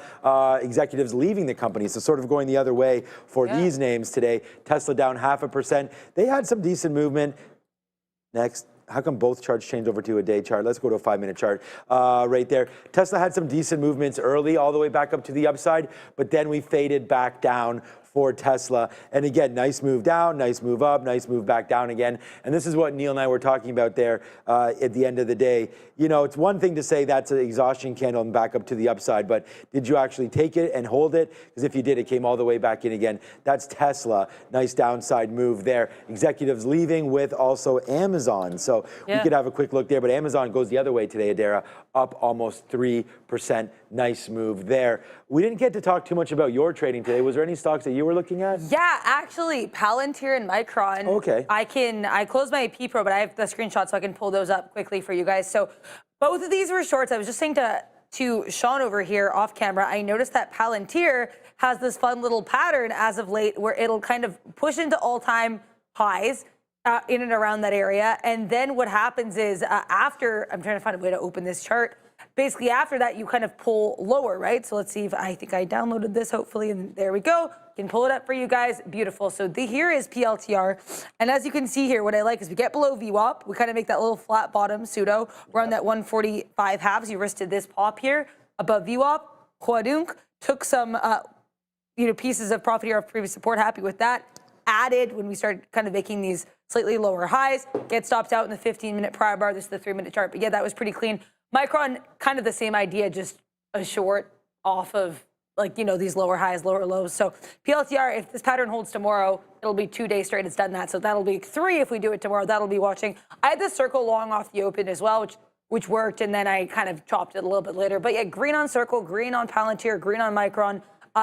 Red a little bit, went down one wrist here. Yeah. On Coin and Enphase, and I was very much up on the day. So there we go. I think Adara, I think you were number 2 P&L today out of all of the traders. Cool. So congratulations to Adara, making money on the desk, doing lots. I like that chat up there. So shout out to Fabian. Let us know if you like the chat on the screen. This gives you another opportunity to watch the show and not worry about the chat. You can sort of see everything at both times. And so yeah, there it is. Well, I don't like that version of it. I like on the actual screen right there. So congratulations to Adara, says Dinkelberg. And I'll talk about that success all the time over and over again. So yeah, congratulations on that one. All right, so yes, leave the chat up, says Bob that dog. All right, so interesting story today with Core Scientific, of course. Rumors, it wasn't official, reports that they were going to be acquired by CoreWeave. So Core Scientific looking to acquire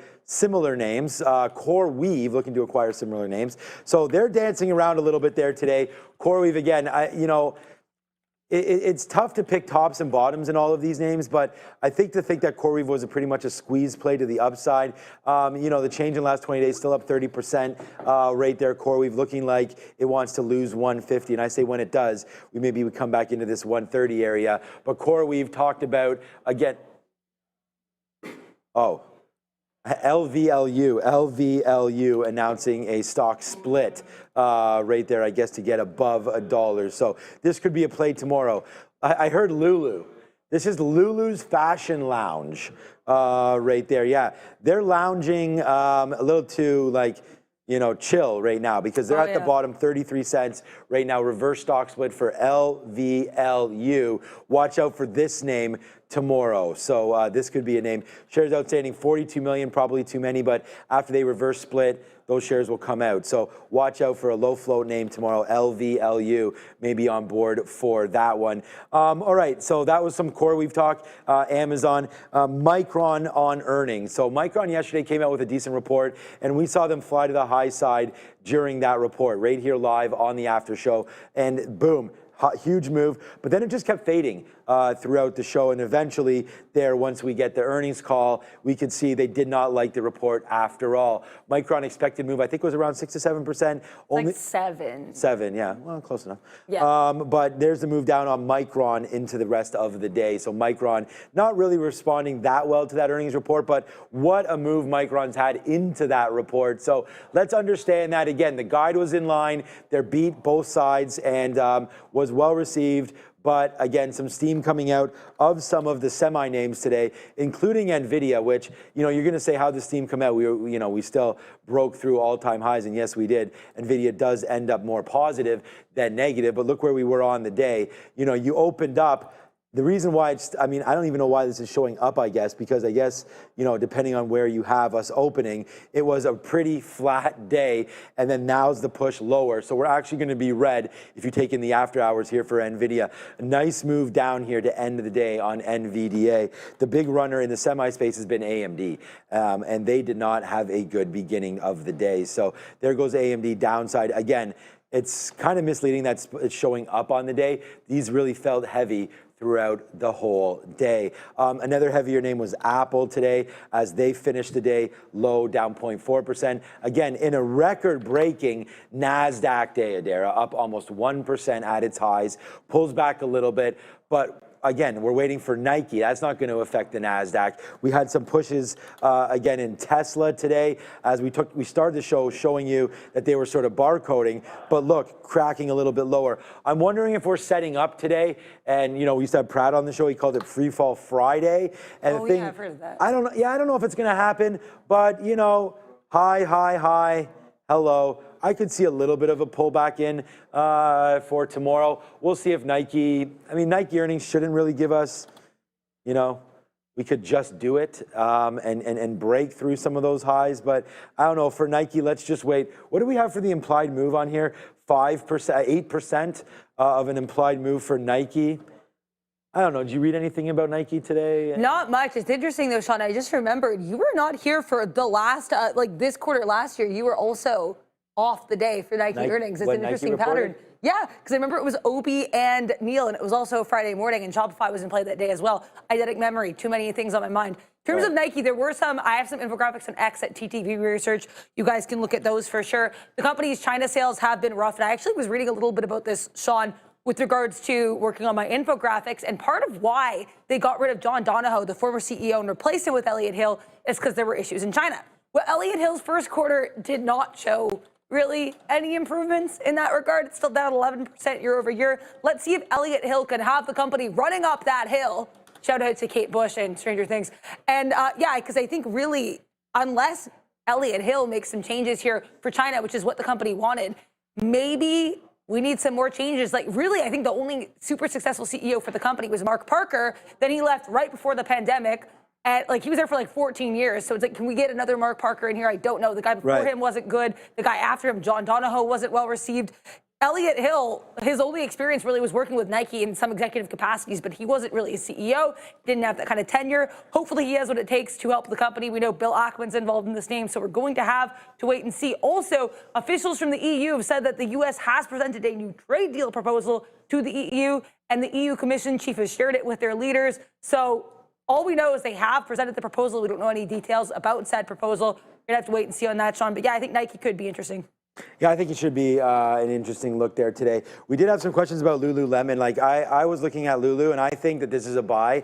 Just looking at the chart, we have 18 forward PE. I think that that's something that could be bought up there for Lululemon. Change is down 40% on year to date for Lululemon. So that's absolutely getting crushed right there. Still a good revenue, 11 billion, EPS of $2.60. So they still are reporting earnings again. And with Lululemon again, it's just a retail spot. We looked at Gap, we've looked at Nike, and some of the producers there, Under Armour, which is UA right there. Again, some of these names just not performing that well. I think at some point they'll come back. And remember, we do have that July 8th to July 9th talk coming up where we're talking about tariffs, and we'll see what happens with China and Taiwan, Indonesia, some of these things, Pakistan, where some of the clothings are made. We're just going to see how much that affects. A lot of these companies also put in what we call kitchen sink quarters, so meaning that they either didn't guide or they guided so low just because of the uncertainty in the tariffs that it's very hard to judge a company here like Lululemon. But honestly, there's Alo, there's a few different, we talked about Gymshark and some different competition entering the space for Lululemon. And I think every major apparel company, I don't know if they have pink sheets, ADD, what is Adidas? ADDY, There it is, ADDY. Oh, they do have it here. Okay, so I just want to check this name out because here we go, an ADR trade over in the German market. But they're actually holding out not as bad as Lululemon, but we wait for Nike earnings coming out right now. What we're looking for, it's Adidas here, but I think if you're over in Europe, you guys correct me, they like, every time I'm watching football, they say Adidas. But okay, so Nike right here, what we're looking for is an EPS of 12 cents. So when that number comes flying through, we're looking at for it on the Benzinga platform. We'll get that to you. I remember the thing about EPS and sales. So the sales revenue number estimate 10.67 billion. So just in line with actually Lulu's number of 10.75. So Nike and Lululemon battling here, who sells the most. But at the end of the day, it's always about the guide. So you're going to get a little bit of a move here in Nike. And Nike had a decent day today, right? Closing near the top. So we'll see if that's sort of a indicator of what is to come for Nike. There's another piece of earnings. It's not Nike, but there is this company, Concentric. We can talk about this a little bit. I usually just put like the biggest of the big earnings if there's names that we're familiar with on our earnings watch list, but I'll mention this one because it is moving. Concentric here, Q2 adjusted earnings missing $2.70 versus $2.75 expected. Sales beat 2.42 bill versus 2.38 bill expected. And then the company here with their guidance, they guided mostly below expectations for Q3 EPS and actually above expectations for sales. So generally this whole report has kind of been like that for CNCX. They narrowed their guidance here for the fiscal year. It looks like they actually raised the higher end of the guidance, like tightened it in general. Nothing super exciting. But yeah, also I want to mention here, Donald Trump set to host this big, beautiful event. It's basically to drum up support for the big, beautiful bill. KK asking in the chat. It's not details of the bill. It's just literally White House Press Secretary Caroline Leavitt said it herself today during the conference. They just want to get people to support the bill. That's the point of this event. I don't know what that entails yet, but Trump is set to speak there. Of course, he will be there. He is already about 15 minutes late. But speaking of 15 minutes, it's 4:15. Yeah, it's 4:15. I think Nike's going to beat, honestly, just because, see this little loop up right here? I think Nike, I would favor the long, if anything, on Nike right here, using 60 maybe as your bottom. Looks like it's moving around right now, so I would say Nike is out. Right now, so there goes 64 cents going to the upside. Remember, the EPS we're looking for was 12 cents on that. So there goes Nike to the upside. I mean, I was thinking a beat or thinking the stock may go up. I don't know about the beat, but right now here comes to the downside. So again, looks like we'll get that. Thank you for Trader TV #1, Mike P. Ryder. We do like that. Just do it, Nike. Go one way or the other. Don't stay flat. We need 8% for someone to win on these options. Let's go figure out what those numbers are. Do you have them yet? I don't want to rush I do have them. I was making that face because, so the numbers look good, but then I'll get into a little bit more with you guys. They did beat here. 14 cents per share earnings versus 11 expected. Sales 11.1 billion versus 10.72 billion expected. So that's a beat. But Nike didn't just report quarterly earnings, Sean. This is also Q4, so they reported their annual earnings as well, and that's where things get a little yucky. Full year revenue for Nike, 46.3 billion. That's down 10% year over year. Q4 revenue, again, a beat, but it's down 12% year over year, Sean. So not great. Not Nike good. Direct revenue down 14% year over year. Wholesale revenue down 9% year over year. Whoa. Gross margin down 440 basis points year over year. And I'm sorry, I feel like every stat I say it's dropping. I apologize. The number's a beat, but that doesn't make it good on a year over year basis. In this case, it is not. I'm looking right now through this report for China numbers because I think that's going to be key as well, as I mentioned earlier. Yes, that's trend line, and down goes Fraser right now. You know what might save them is like I want Donald Trump to walk out in his Air Force Ones. You know, Does he if have he was them? The event started. if he was wearing Air Force Ones entering into Air Force One, how sick would that be?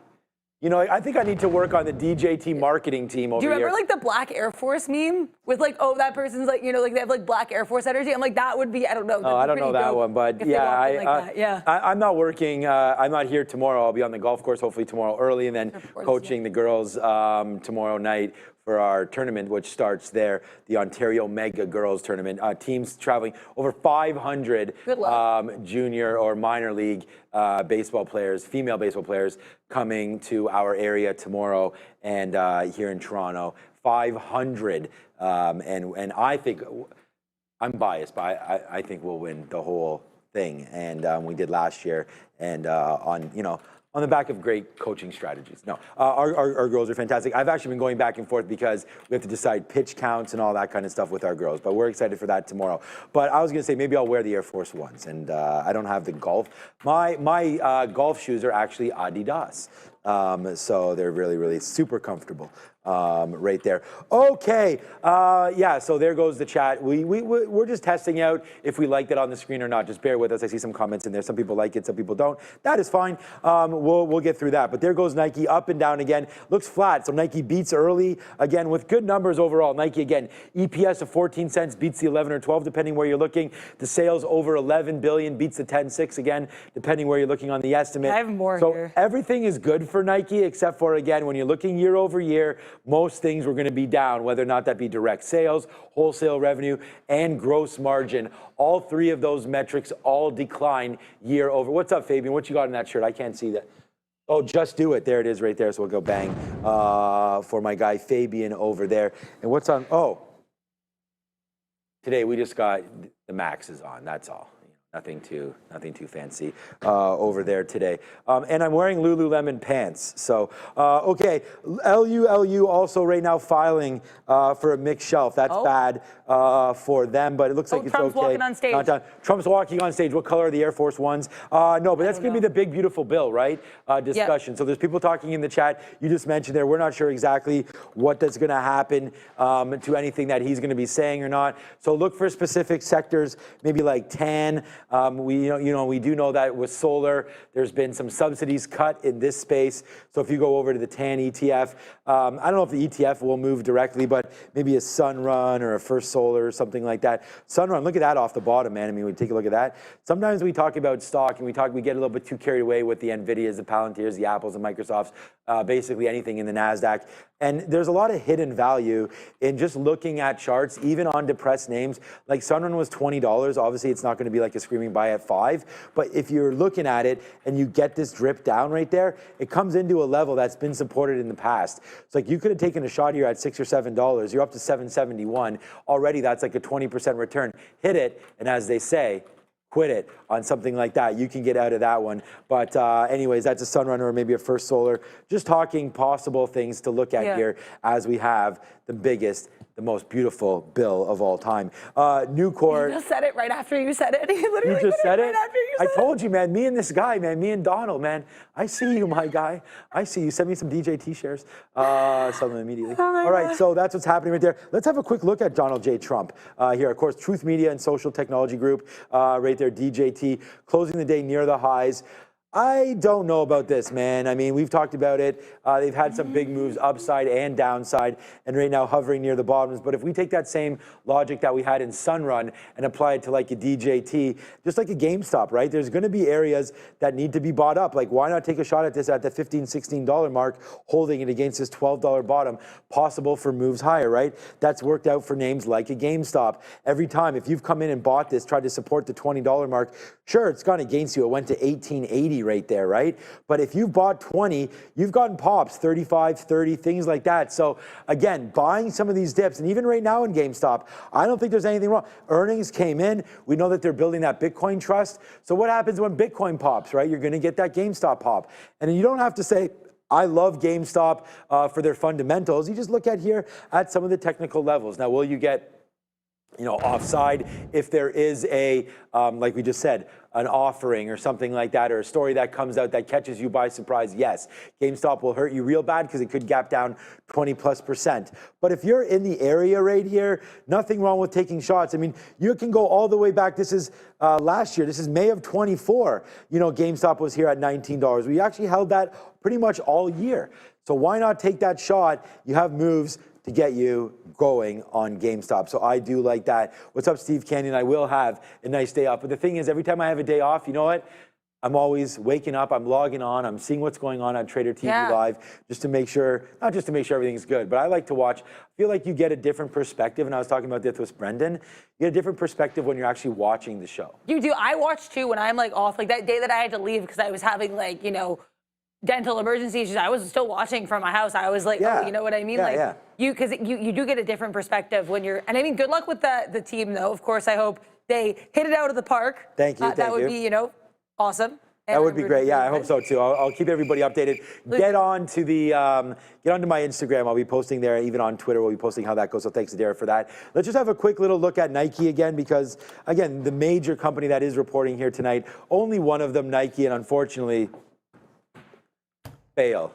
Ooh, something was signed with China yesterday. I just heard in my ear with DJ. Donald John Trump there talking again about this big, beautiful bill. Quick check-in on the triple Qs. If anything moving around, no. Check in on the SPY. Anything moving around, no. Check in on FXI, because I just heard China, a little bit of a bump there for that. So we'll figure it out. Nike conference call, I see on the chat there, 5 p.m. So that could get Nike going. All right, quick little look here on a few other names, just to go over the stock heat map. Okay, yeah, Trump talking, you're going to start to open up China, so that sounds good there. As we get more talk from Chinese, officials and Donald Trump. Well, it's just funny because you just mentioned Lululemon. Lulu actually just announced a mixed shelf offering, Sean. So speak of the devil, and the devil announces a mixed shelf offering. Devil cometh?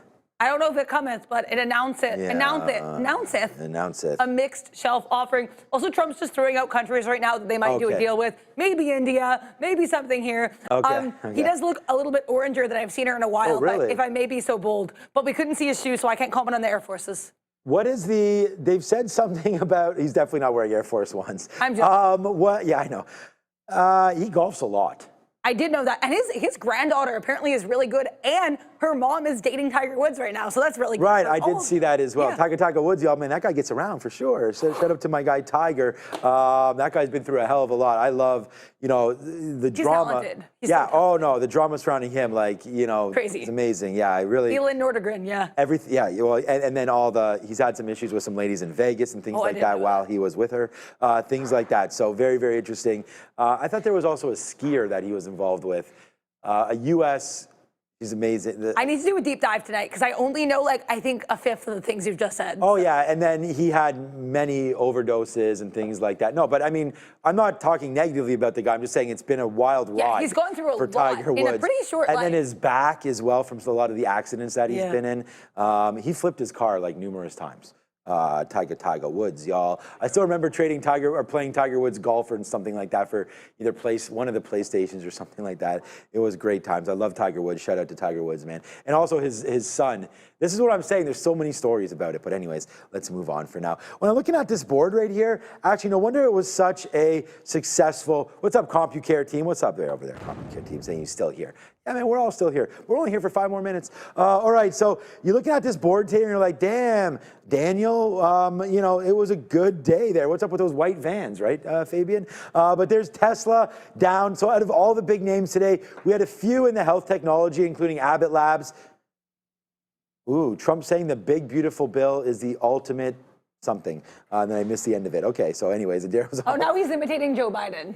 He's actually doing a vocal imitation of. Is this kind of uncomfortable? I'm only mentioning it because it just came in my ear, and Joe Biden is literally I don't know. I thought that he was not. I don't want to say on his deathbed, but he is suffering from his cancer. Yes, I'm. Yeah, it's an odd choice. Is he doing it in a mocking fashion? It's not in a positive fashion. Okay, well, anyways. I'll tell you that. Okay, well, look, the one thing about Donald, no matter hate him or like him, I think you know what he's coming with every time. So, shout out to being yourself, I guess. But all right, let's move on that one. All right, so looking for some negative names today. Abbott Labs, Merck, just heard in my ear that he's about to sign a deal with China on Wednesday. All right, so big, beautiful Wednesday, apparently. All right, Adobe today, downside, and Adobe keeps on fighting the AI worries, right? Of, hey, you talked about Canva, something that you use, Adara, and very much other aspects of ChatGPT and different things happening right now where you can get away from Adobe possibly as well. All right, so Palo Alto there as well, down. I think any sort of a move down in Palo Alto, PanW, CrowdStrike, Zscaler, anything like that. Look, man, we all just saw what war means. That 12-day war that apparently happened. I don't think it's over or anything like that, but cybersecurity, I think, is so super important because we already saw Iran's response to being obliterated was to fire 13, Scud missiles, which all got redirected or shot down.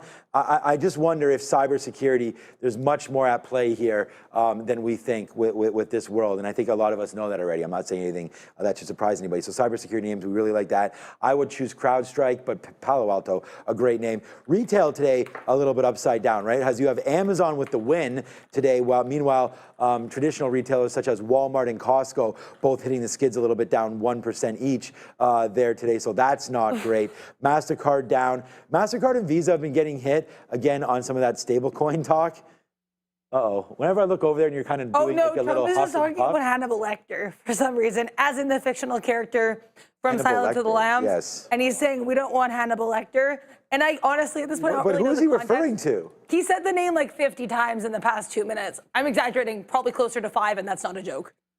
Yeah, sorry about the face. But I feel like I don't want anybody to change off of what we're doing right now, but No. the president is talking about Hannibal Lecter. It is really entertaining, right but now. please stick with us because you guys can see my live facial updates as I hear the news, which is probably just as cool as watching it live. Well, that's why I was looking over at you and saying like, okay, yeah, I can hear you just doing some like little under your breath sort of huffs and puffs. And that's why I'm going over to you because appreciate that. anything we talk about, I think, because at any time he could influence any of these major sectors, right? I don't think We he's gonna, never know. Yeah, I don't Maybe think he's there's a going to be. Hannibal Lecter ETF. I'm joking, but you know what I mean, right? Yes, It's literally anything. Really, you're joking? Okay. Yeah, no. I didn't think I was. What? I took that seriously. No, but right there, Nike right here. What a snooze fest for Nike. I'm going to say fail on that if you come over to the chart. Basically, in line or a beat on all of the major metrics. We got a beat 14 cents versus 11. We got a beat on the revenue side of things, 11.1 billion versus 10.6, 10.7. But again, when you're looking over the year-over-year numbers, they were all down. Year-over-year EBITDA margin, they're down. Sales down year-over-year. So it's not even online sales down. Remember, they did have a recent CEO shuffle, I think going back 8 or 9 months, and there it goes down. The Fed right now, on Trump's mind, he's talking about wanting the Fed to lower rates. So I think we already know about that. I think, unfortunately, Jerome Powell's days are numbered to next May. As soon as his appointment, because the president appoints the Fed chair, right? So he is not going to unless all of a sudden Powell changes his tone and somehow gives him some kind of guarantee. So we'll find out right there. So he's going to be fighting for a rate cut. We already know about that. Today's day, obviously not over until we talk about JP Morgan and the XLF. I mean, I just was noticing down here, XLF today up 0.72. This is about to break right there. But you want a space when we're talking about rates. My mind goes everywhere, much like Adara's. Mine's nowhere as complicated as hers, I feel like. Like you have a lot in there and you can remember. Maybe too much, yeah. Maybe too much, but what I remember is IWM. And I think that when you're talking about the Russell 2000, what you want to remember is these are lower cap names. Go ahead. You can always interrupt. Trump just said that on Fed Chair Powell, quote, we have to fight this guy. So I think, what do you think about a cage match? Well, honestly, he kind of suggested that as well, but ahead of the House meetings, because he posted on Truth Social, he was like, oh, like, you know, the people in Congress, they have to take him.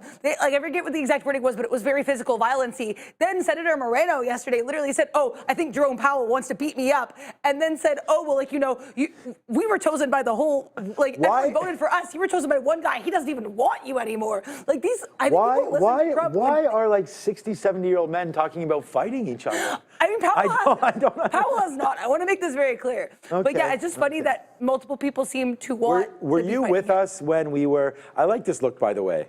This is a good one. Oh, hello, Sean. Hey, how's it going?